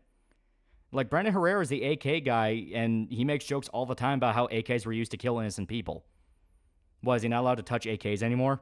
Oh, of course not, because that's a gun, and that's horrible and fascist and evil. Unless it was Antifa. If it was Antifa, they can do whatever the fuck they want. I've also seen people insinuate that Herrera was with Wendigoon in the days of being part of the Boogaloo movement, but I cannot find substantial proof on if this is true or not. But considering your history, I'm just going to assume no. I've seen several comments saying this, so online it is at least culturally believed to be true. He has appeared in gun-related content with Haley Luan, an influencer whose content is based entirely around making the United States military appear fun and bizarrely sexually appealing, which again, for someone who is supposedly anti-government, he sure does seem to have a lot of wealthy white friends who actively work to uphold the values of the American empire. See, once again, zero consideration of conservatism and what it actually means. Being anti-government does not mean you're anti-military or anti-police. No, it means you are anti what the government's become. The control from the top beast that has to be involved with every single step of society. The idea is that there are good people working in police and military that know the lifestyle, they know the culture, and they're good people that just want to do the right thing. And they're stuck, shackled to the fuck sticks above them. That's the whole thing. Like, the whole idea of, oh, if you're anti-government, you cannot be associated with police or military at all. It's like, no, you're a fucking dipshit. You have no idea how this works. Or we could talk about the time that he stole art to use in promotional material for his videos, and then blamed it on his editorial team instead of just... From what I understand, this was completely bullshit. Like, this was completely bullshit and was solved in, like, what, 2 days? Just taking the responsibility. Then, of course, there is his user. Yeah, Nagala for $5. Chat, what does this have to do with conservative horror?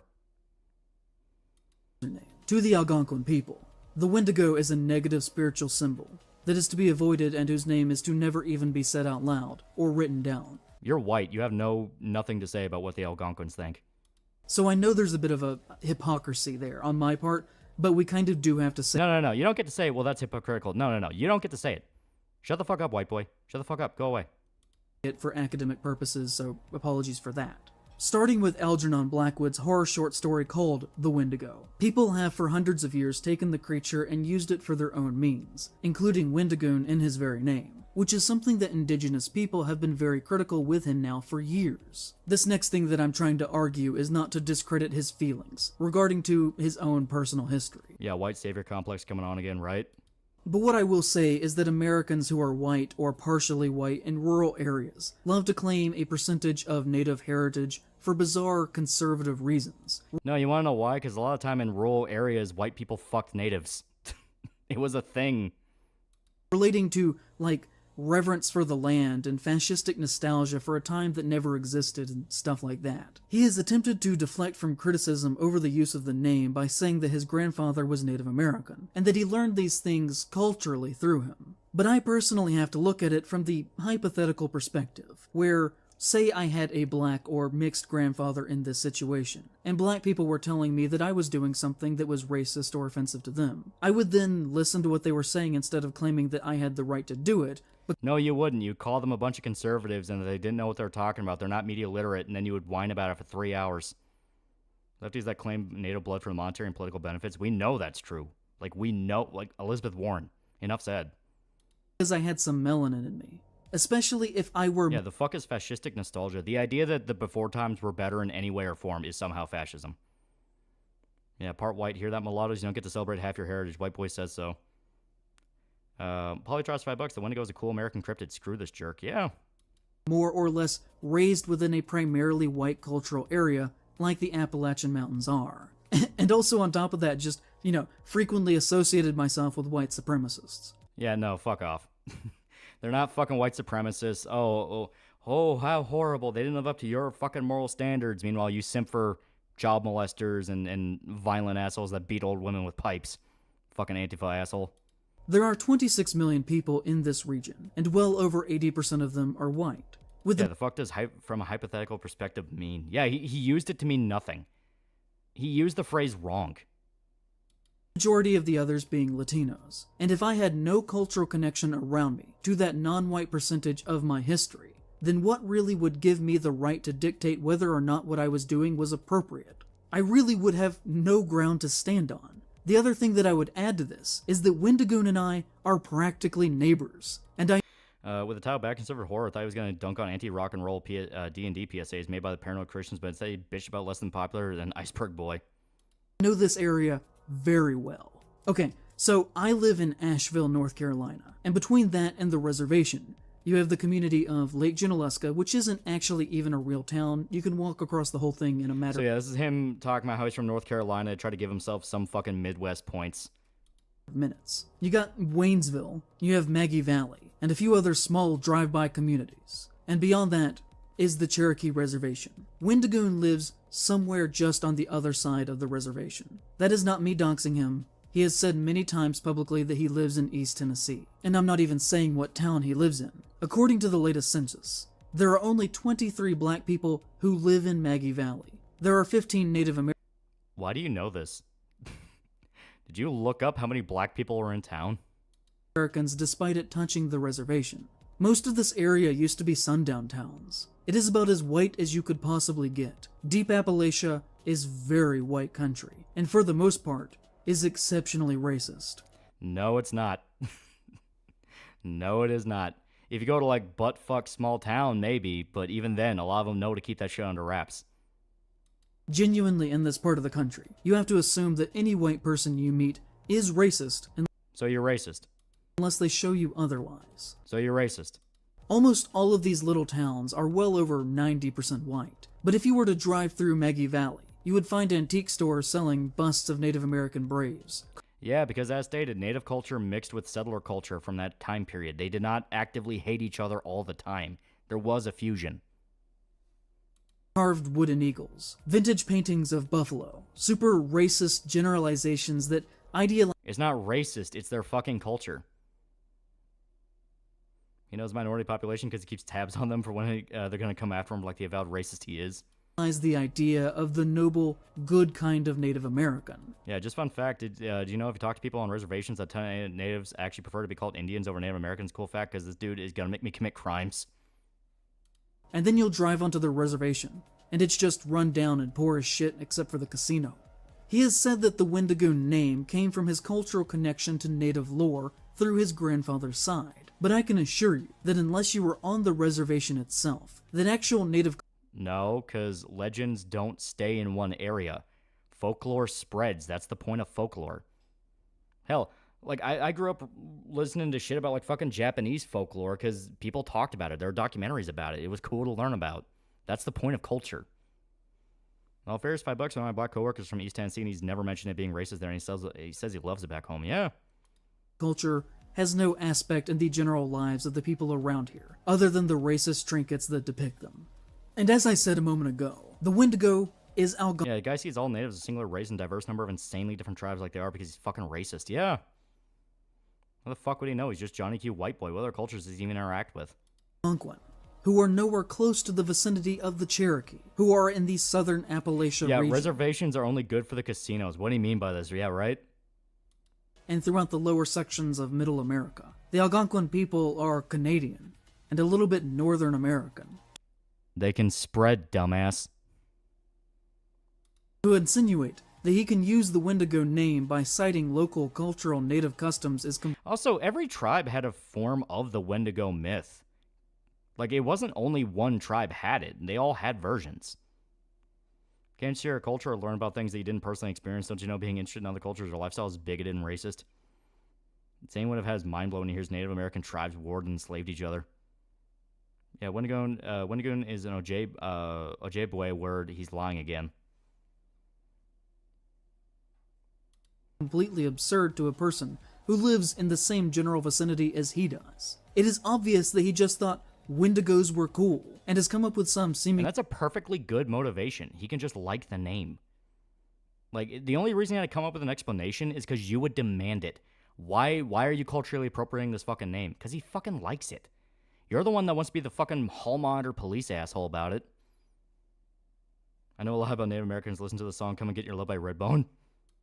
Strange backstory line. Yeah. Concept of sundown towns are mostly bullshit, and this guy's using it to be a fearmonger. Yeah, sundown towns don't fucking exist anymore.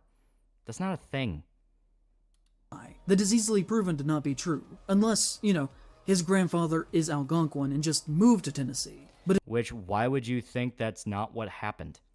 If that were the case, I don't know why he wouldn't just come out and say that by now. Because why are you owed an explanation? Why are you owed an explanation? Why do you deserve to know that? Dark Time Side, $2 Wendigo might be a reason to explain cannibals. Yeah. Steve Englehart racist because he created the Wendigo Marvel comics. Exactly.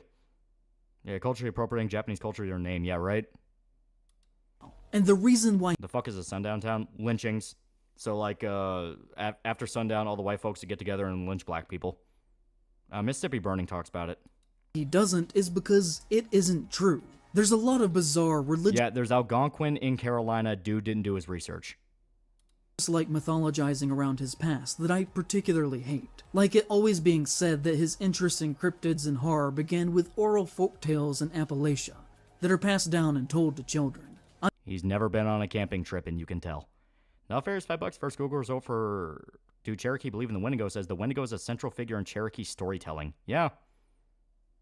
I assure you, as someone who lives near him and has for most of my life, this is total bullshit. I know about Native Americans. I've seen so much porn of Japanese women wearing native headdresses. And is some weird, false, cultural, imaginative idealization of the American South that is not actually true to the real Appalachia. We aren't sitting around at night talking about the goddamn Mothman and shit. You've never hung out with friends. Came from a poor family, and he didn't. When I was a kid, I have seen people riding into towns on horseback. That's called the Amish, dumbass. That's not a matter of poverty. He admits to being raised by millionaires who got their money from crime. He just likes spooky stories, which is fine. So do I, obviously. This guy must be special kind of dog shit for you to go longer than most EFAP streams. We are almost done. But to come up with some weird folksy reason as to why he became a folklore YouTuber that somehow culminated with the destiny... Yeah, again, that's a flat-out lie, yeah. He's pulling a boogie with more poor impoverished family, yeah. Of local oral tradition is the kind of language that is used by members of a cult of personality. They might as well claim that he was born on a fucking mountaintop. Nobody talks about it. But don't you think it is extremely weird and off-putting that... No, I think it's weird and off-putting to dedicate 3 hours to bad conservative horror movies and you only talked about one. And it wasn't even a bad movie, it was The Exorcist. All of his fans call him Dad. Isn't that really strange? That's a running joke. People call me Dad. People call Jim Dad. People call fucking Deadwing Dad. Everyone has that fucking joke name for it. No understanding of how guys talk to each other and like the way people kind of want to fuck with each other and take jabs at each other. It's like no understanding of human interaction. Fuck this guy. Generally hope he goes homeless. Bad person. What follows is an exchange between two anonymous and... I'll call Kirsch mom. Indigenous people about how they feel about him and his behavior. People call Maury Dad. I've been watching a YouTuber named Wendigoon for a long time, and I noticed that his username always made me feel weird. He often uses Wendigo imagery in his merch, and made it a part of his brand. He says that his grandfather is Cherokee, and taught him the legend, and I'm not going to make assumptions on if he... Yeah, you defended pedophiles minimum twice this video alone. Don't toss stones. Exactly. ...is lying or not. But I feel really weird still. It feels really disrespectful to me to use that name. I'm not sure if I'm being a baby about it, or if there's something wrong here. He has also said some shit about cultural appropriation that put up some serious red flags for me. The cultural appropriation comment came from Super Eye Patch Wolf throwing a bitch fit about fear and hunger, and saying that the cave people in that game are meant to be Native Americans, and that's bad. Wendigoon made a whole point where it's like, hey, the point of culture is to spread ideas and let other people take your ideas and do something with them. You know, culture is not meant to be insulated. It's not meant to be all or nothing, you know. The whole idea is other people learn about it. And it's bullshit to have this fucking stupid-ass standard of, well, that's a native thing. You can't do that. Fuck off. Fuck off. Who are you? Who are you? Well, he just said he lives near a reservation, but apparently his grandpa being native is a bridge too far, and him telling him stories about his culture is impossible. Yeah. Who else just sees natives as backwards half people? Exactly. The Wendigo comes from the Algonquin people. I don't think Cherokees come from that group. Every tribe had their form of the Wendigo. And apparently Cherokees just flat out called it the Wendigo. Unless he's presenting the white people concept of a Wendigo. You can call him out, but he has 3.5 million subs. His community will probably hunt you down before you ever get him to shut down. Yeah, use Wendigo imagery. He's literally saying that fucking fan art representative of actual legends. Yeah, it's fucking stupid. What follows is the comment that they were referring to about cultural appropriation, where a native person called out Wendigoon for his use of their spiritual symbol, to which he said... Yeah, the concept of the dragon is in every culture. Yeah. No one calls you dad, you're the slow kid living by the creek in a cardboard box. That is more accurate. I'm actually going to make a video on this in order to make a direct... No, the fuck you aren't, motherfucker. Oh, the doofus can look at Wendigoon's luscious locks and not believe he has some native in him is beyond me. He does have some native in him. You can see it. Response, but for now, cultural appropriation is a good way to alienate one group of people from the other. Whenever a society makes advancements in art and literature, and then another society gatekeeps others from interacting with it, it makes the creators seem inhuman and odd. The easiest way to create prejudice is to convince others that a group of people should not be interacted with. I have spoken to several natives who love the concept, yet only those who have no value in its existence say I shouldn't talk about it, inciting an indoctrinated superiority. Furthermore, when we stop talking about cultures, they die. This is especially applicable to Native Americans, who use spoken word to pass down their stories, and if we do not continue to speak their stories, their culture dies before we do. Lastly, I was raised in Appalachia, and my entire life has been filled with stories of the mountains, and creatures that lurk in the dark. My culture is as American as any, and I recognize the importance in keeping the fire alive. He's just right. I mean, that's just how it works. Yes. If you don't talk about culture, if you don't allow it to spread, if you don't allow people to just enjoy it and see it as something to be admired and loved and not terrified of, it's going to vanish because no one's going to respect it. Because the people this guy's so insistent on of like, oh, well, the actual natives care about this. They don't give a fuck. They don't give a fuck. You know, because it's not people that keep the legend alive. It's the specifics that want to keep it going. You know, those few that keep everything archived, those few that keep everything logged. It's not the majority. It's always those crazy autistic few that just need to know everything. I in no way mean this to attack or to be direct. Just a simple reply. If we develop the idea that we can't speak of certain people, then we're no better than those who silence them. He's right. I mean, like I said, it's...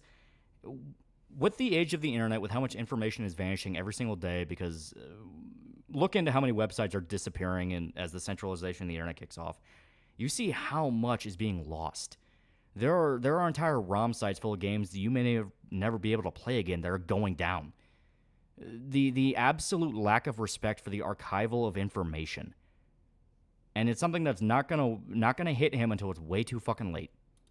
He's basically using the I have a few black friends excuse to tell him... That is not what he fucking said, you retard. That is literally not what he said. It is, we need to respect history and legends or they will vanish. We have a story about there are indigenous people in my place that are already starting to pass down their tribal body art so that it doesn't die out. Praise does not care about that. Exactly. Indigenous people to fuck off and to not bother him, so that he can continue without criticism to make a lot of money by selling plushies. Yeah, words and mouth fallacy. That's literally it. Don't forget, in place, Shaw's later attempted to shame Wendigoon for rightfully demonizing Christian for raping his dementia-riddled mom. Yeah. Of a monster that was invented by a white British man that is ultimately making fun of their culture. As well, it's not making fun of it. It's using it for a horror story. Isn't he all about how horror is meant to be great and wonderful? As well as plastic figurines, posters, shirts, and other merchandise that depicts Wendigos. I don't know if he fully realizes the irony of being a rich and famous person taking a symbolic figure from a smaller native group of people that he is not connected to in any way. Oh, isn't that fucking ironic? Like, you jump into their defense when they don't care? Like, what are the native people losing from Wendigoon making action figures of a Wendigo? What are they losing? They don't care. Well, spam $2. Hello, I'm back and heading to work, yeah.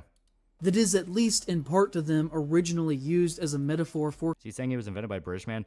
The thing that kicked off the idea of the Wendigo in Western culture, at least in the sense of modern Western culture, was a story from like 1800s where it was adapting the legend of the Wendigo. Colonialism. The reason that this comment is publicly still available is because Wendigoon archived it by posting a screenshot of it early in his channel's life to his Reddit page. As a clarification... Yeah, Horrors About Love spends 3 hours spreading hate, yeah. ...of his official position on why he should be able to use the name, saying... So a white guy's telling a Native American he's not true Native because he himself, a white guy, knows more despite the closest he ever got to a Cherokee was a Jeep. Hey everyone, so I hate getting political, but this keeps coming up. I'm showing this comment reply now, so my opinions can be made known going forward. This was 3 years ago. This is when Wendigoon was at 50K. I've also blocked out the original commenter, and please do not show hate if you see it on the video. Also, I'm at 50k. I love you all so much. We all know the reason he hates Wendigoon is because he was so much more successful and able to make videos about what he wants to be successful and make money, which he can't. Yeah. Also, I have received comments from natives who advise me not to use the term Wendigo, as it is a bad omen and is dangerous. To be fair, I was big into folktale, but I would never know what a Wendigoon was if it wasn't for Wendigo. Yeah. That is entirely different from not talking about a group of people altogether. They genuinely believe the legend and want me to be safe. They're cool. Thumbs up emoji. It has become a more common thing for people to call him out on his beliefs, his behaviors, and at the continued— And you single-handedly put that into the fucking grave. You single-handedly killed that in its fucking steps. Use of the Wendigo in his name and the merchandise that he makes a lot of money. Yeah, he had potential to actually get more views, but he chose to be this pretentious political pundit instead of saying how the movie was. Yeah. Off of. It became so much of a conversation that he even put out a statement trying to shut this down, saying some rude— Yeah, the Wendigo that was a monster with a deer skull comes from 1800s adaptation. Before that, Wendigo was more of a feral man. Yeah, it was meant to kind of be their version of a cannibal. Slanderous things have been said about my character, and I just want to clarify that I am not right-wing or bigoted or anything, besides thankful for my opportunity to make goofy YouTube. The only thing I believe in is loving God and my wife. Donut operator. Yeah, I hate being political, so the guy keeps bringing up politics, yeah. Isn't Empress Shadows wearing a Juneteenth hoodie in this video while also saying he shouldn't profit off other cultures? Pretty good point. You know, the ex-cop who makes death content. He makes shooting content because, as stated, he's an ex-cop. Boomers love that shit. My dad watches them all the time. Wendigoon shared a picture of the two of them hugging not long after this. Can be found in the comments of this post asking if Wendigoon wants him to start killing people who said that he was right-wing. Oh, don't worry. Anti-Goon is not an actual organization. They're all separate cells. It's totally okay. I think that this is an all-time bad public statement that says absolutely nothing substantial. And that's the point. I quote-tweeted this and said, not that I have a stake in this whatsoever, but this is such a non-statement that doesn't even address any of the issues that folks are criticizing him for. Someone using their religion as a shield in the same breath as claiming that they believe in nothing politically is a red flag. It's not a red flag, it's the fact that he openly can't be right-wing because you would shame him. You shit on him for being right-wing and then are shocked that he has to pretend not to be. Oh, I'm just a goofy, wholesome boy. Please don't ask me why I follow less than 500 people and one of them was Kyle Rittenhouse. Why did you say that the woman in Hills Have Eyes should have been raped? Don't ask me about all the guns that I post pictures of. I promise I have no strong beliefs. Apolitical, really. Why are you slandering me? Why did you sweep for Antifa who have actually killed people? I really only care about this because if you have that large of a platform and make your money from being a public persona, then you are no longer fully a private person, and your political beliefs do in fact matter and are a fair topic of debate. We should have the right to debate whether or not you actually watch half the movies you make videos on. You can't get mad if people call you unquestionable things that are said or done if you are making money off of them. And what resulted from some good faith criticism of his use of language was days upon days of people calling me a faggot. Amongst other things, but that was their go-to word. And to be honest— Yeah, because you are a massive faggot. You're the reason that word exists. You are the definition. It's the South Park episode all over again. You embody that word to a T. There is no better slur to describe you than that. It's not even a slur, it is an objective statement. It's like looking out the window and seeing the sunrise. If you're a public figure who is being criticized publicly, and the only people who come to your defense are Nazis, then that can only be read as two ways. Either that you're sympathetic to their views, or that you're perfectly fine making money from them, and are— If you go to a convention with Kevin Spacey and you don't call out Kevin Spacey at the convention to his face, clearly you're there for Kevin Spacey. Comfortable with that ideology being the backbone of your base. And this did go on for like at least a week, where every single time I said anything, my mentions were just filled with the most vile far-right rhetoric from Wendigoon fans. Because you're a massive pussy. And if anyone ever criticized me, and people's reaction to it was to immediately start using hate speech, I would shut that shit down so fast. No, you wouldn't. You would cheer it on. You have shown time and time again you genuinely despise the people you talk about and call them Satan. You find any reason to demonize them. I think that most decent people who work online would do the exact same. And if they don't want to be seen as a big group of Nazis, Then let's see how they react to this video's existence. Why did you not disavow Antifa who have killed people? Why did you not disavow the convention where Kevin Spacey was at to his face? Why didn't you? Why did you give them your money? Why did you not go up there and shit talk Kevin Spacey to his face? Why did you not do that? If you were so brave, why did you give that convention your money and not do anything about Kevin Spacey? Because you don't give a fuck. Because I am certain they will be very level-headed about all of this. Right in the midst of this going on, a very funny thing happened, and that Wendigoon followed me on Twitter. I was not following him at the time. He never publicly told people to stop calling me a friend. He never once reached out to me privately, but he did follow me, which means in my eyes that he 100% knew what was happening because I did tweet about it several times, and then followed me to let me know that he knew, and that he was watching and that he intended to do nothing to stop it. Yeah, because why would he? Like, why would you? Why would he? You bring this on yourself. Why else would he follow me in that exact moment? He has never interacted with a single one of my posts. Not one Yeah, that sounds paranoid as fuck, yeah. Like, not one comment. We are not friends. Yeah, bro never reached out to Wendigoon. Yeah, you never reached out to him. You never DM'd him. You never did anything like that to ask him. You just immediately made this to shit on him and call him a Nazi. But he does follow me. He follows next to nobody on Twitter. What other motivation could he have had there to follow me in that specific moment? Other than to be a method of quiet... Yeah, some conservatives hide their politics for the same reason gays used to hide their sexuality, because evil people like this guy love to persecute others when society allows that discrimination. Yeah. And deniable intimidation. What other way could that have been read from my perspective? If you think it was... To not be a fucking tard and DM him?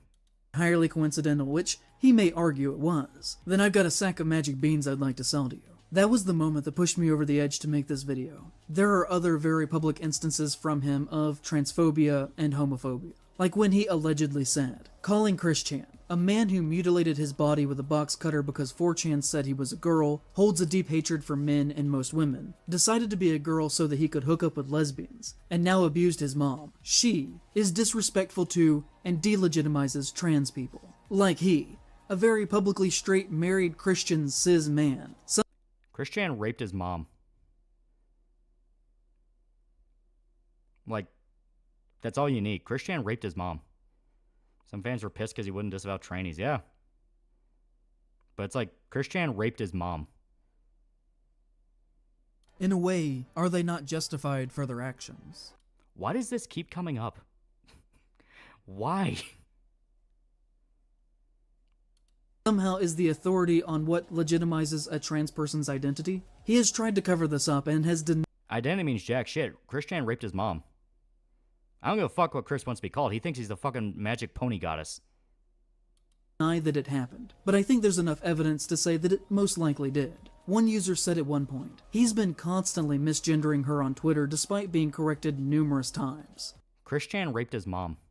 To which Wendigoon said, show me one time I misgendered her on Twitter. Actually, please don't watch my content if you're going through my replies and monitoring followers, who may just be unaware of Chris Chan's entire lore. Perhaps people just not knowing something doesn't mean that they're a transphobe. But if he should have just...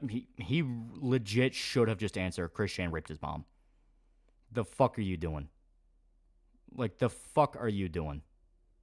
Go back and look at old screenshots from this time. You can see that this account is quote tweeting Wendigoon's transphobic tweet, but if you go to that account today, that post is now quote tweeting a deleted tweet, which to me shows Chris Chan raped his mom. That more than likely, Wendigoon went mask off with his transphobia. Yeah, you can tell someone's intention if they ever defend Chris Chan. And then deleted the tweet sometime afterwards, when he realized that people would be mad about it. But there's a very small chance that this is... Yeah, he's making arguments without regard for self-consistency because the arguments are just pitiful attempts to tear down objects of envy. Yeah. Not true because I did not take the original screenshot, so make of that what you will. We could talk about the time that Nick Spheres did a video... He's made that garbage video just because Wendigoon followed him on Twitter. How triggered do you have to be to go out of your way to be that much of a faggot pussy? ...about the disturbing movie Iceberg, who is a great horror trans creator, and I really hope that she's not mad at me for mentioning her here, because I think she's very cool and you should definitely go read her books. But Wendigoon famously did a very popular video on that particular iceberg challenge as well. And in the comments of her video, he said, "We will be watching your career with great interest." Yeah, I'll follow this guy, see what he says about me. He's gang stalking me. This is intimidation. Yeah, it's like, fuck off. list, which is just kinda gross, because in a way it is similar to him following me. You can literally see Nick's fears joking about it, going ooh woo. It's hearted by Nick's fears. This is not a threat. They're bantering.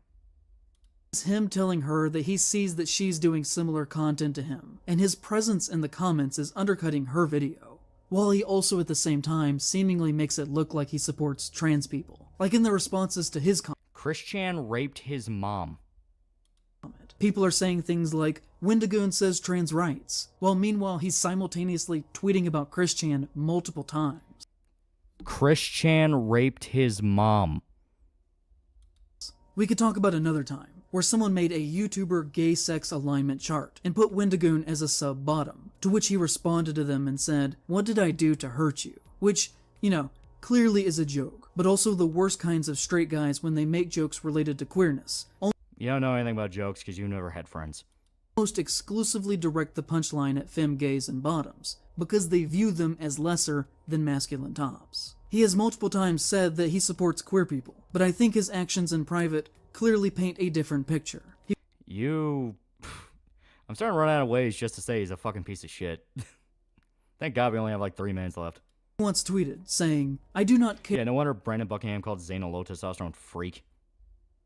If someone is gay or straight. Sexuality is no one's business but the individual. Don't make assumptions. I make an effort to stay away from politics and social issues. Which, you know, first off, equating sexuality with politics kind of already shows what you kind of think of the issue. Douchebags like you made it political. You specifically made it political. He can't even say a man raping his mother is wrong unless he uses the right pronouns, because you are a fucking piece of shit. And second off, clearly, as we have seen, everything that he does has deep political motivations, and to argue that he's just a horror YouTuber is comical. Far-right figures are often the only ones who hide their harm under a false shield of wanting to... You have actively spread far more harm than Wendigoon has ever done. As stated, you have made an entire generation of extremely stupid fucking people think they're smart because you puff them up and make them think shit. Seem like they have no strong beliefs at all, because their real views are so socially abhorrent. And the thing that people kept saying to me in all of this was, why do you even care? Which, if you watch the comments under the video, I guarantee you will happen again, with takes like, oh, he's just a YouTuber.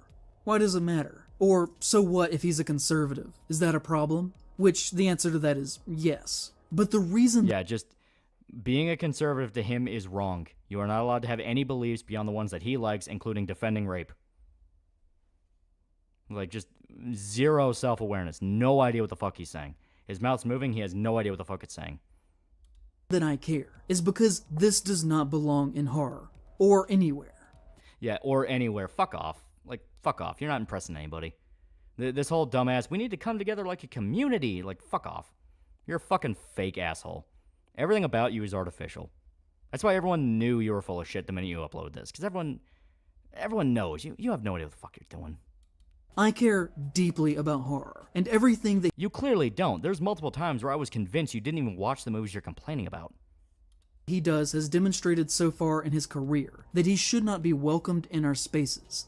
Yeah, it should not be welcome. Meanwhile, you the fucking Antifa simp who says, well, maybe the rapist had a point, you know? No, your ideas are perfectly great and should be allowed, and no one should ever challenge them. Even, you know, just in public in general. I think that these things... Stream staying up or there'll be a supercut. The idea is this stays up in full. Clearly showcase a repeated pattern, in my opinion, of racism and homophobia, while on top of that, being very irresponsible and dangerous with his large platform. Like, I think that anyone... Yeah, our space is fuck off with this trying to make everything a community mentality, yeah. Who supposedly accidentally... Yeah, what does the removal of conservatism look like? ...starts a neo-Nazi hate group, and fully... Yeah, how does he start a neo-Nazi hate group when he was fucking 12? Acknowledges that they did that should not be accepted within society at all. They should... Yeah, not just should not be accepted in horror, should not be accepted in society. Not be celebrated. They should be treated for what they are. Because, remember kids... don't harass Wendigoon, but he shouldn't be welcome in public. Yeah, that bullshit mealy-mouthed cowardice. Somebody shows you who they are, believe them. Oh, I fully believe I know what you are. I fully fucking believe it. All right, so that's the video. I'm pretty sure after that it's just all of his fucking subscribe shit, like Patreon shit, but here we go. There we go. Ugh, that was a fucking odyssey. Jesus Christ. Started off fun. First half of it was genuinely fun. Then you got to the takes where it's just outright, you are a fucking Nazi. Like, you are just a fucking Nazi. If it's not up to your standards, you are a goddamn Nazi who is unafraid to ruin everybody around you just so you get a little bit further ahead. Holy fuck. Like, Jesus Christ. No wonder this motherfucker had a fucking mental breakdown. It's like, God. Play the clip one last time. We'll play the clip one last time. Good morning, dog! You doing good? Wow, nice! You're doing good! Wow, I have something important to announce! Wow, I'm... also doing good! Wow! There we go, to refresh some spirits. Ugh. Cloak of Arm for $2. Thanks for taking me past Celia and Odysseus. Yeah, right? Dude deserved all the shit he got. He deserved all that and more. Like I said, the fact he doubled down on the Hills Have Eyes thing and said, oh, I factored all violence together, including sexual, and then said this. In a way, are they not justified for their actions? The Hill people can be representative of anything that you want them to be, really. They can be Native Americans, and the Hills themselves can be allegorical of them being forced back onto reservations. They can be Black Americans that have for hundreds of years been forced to live within a dehumanizing system that has balances in place that assure that they never get ahead. They can be anyone who has been a victim of hundreds of years of horrifically violent, white, wealthy, educated progress. So all of that included rape. When he specifically said the Jupiter clan may have been justified for their actions, he included rape. Why do you say there could be Black Americans they steal a baby?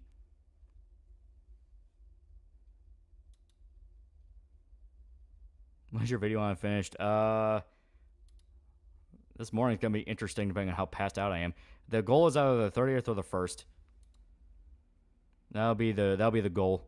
Lead up to 4th of July. The sun out yet? I hope not. I really hope not. Yeah, head empty, mouth moving, movement regressed, in place of Xiao's experience, yeah. She used the Are They Not Justified segment as the new Look at Me, I'm Donkey Kong, right? Yeah. Vulture for 2, fake money's cool video, lol. I still need you to work in 10 minutes. Alright, give me a sec to pee and I'll get ready. Let me know when Shota reviews the Dragon Ball I sent you. I want to know if I sent you something worthwhile. That'd be cool. Miguel for $2, longest 8 hours of my life, right? Like, fuck. At least we've had a pretty decent-sized crowd that was sticking around for it. We had like 700 people. The amount of people that wanted to stick around for this, Jesus Christ, you guys are fucking warriors. But I'm fucking tired, man. Unrelated, don't you happen to get around to watching the 70s Euro movie, the one with the yen subs? I planned to do it today, but I got busy. I had to run around because I'm going to go car shopping tomorrow. So I had to make sure everything was prepped for that. But I want to sit down and watch them. That's what I'm going to do first thing when the Hills of Eyes video is done. Frick James for $2. This man has the best dogs. Hates the best dogs, right? Well, spam $2. Grape is good as long as you're a perceived victim, right? It's like the fact he said that. And he tried to go like, well, it's just a horror movie. It's not real. It's like, no. It's not about the fact if it's real. It's that you saw rape in a film and thought, well, the person doing it may have been justified. That says everything. That legit says everything. Defend a fictional rapist, defend the pedo Kyle Rittenhouse shot, defend the pedo donut operator made fun of, and defended Chris Chan. In place of Shallow seems to love sex pests. Remember the chat, use code TALL to fight communism. Yeah, here we go. 10% off your order of gamer subs. It'll be great. Fantastic. Amazing gamer subs. You got most like 970 viewers. Yeah, it was pretty good crowd. Pretty decent sized crowd. Closing statement for all this guy really needs to iPod and become an hero. Everything that happened to him was justified and more, and I think more people do need to look into his media takes because holy shit, the amount of delusion in the media takes alone. Like, because like I said, I watch horror movies. I'm not like a super fucking expert in horror movies, but I watch a decent few of them. So hearing some of the shit he was saying about like Late Night with the Devil, or like, oh, they never even play music. It's like, yeah, they fucking do. They don't play like a dedicated song, but they play like ambient music, like what a band in a talk show does. It's like, what the fuck are you talking about? Shame you never show the new viewers the entirety of the scat rant. I know what's worse, the video or Biden during the debates, yeah. What happened to him to happen to everyone he mentioned in the video. If he didn't, he wouldn't have called them out by name. That is true. He wanted to start his own cancel campaigns.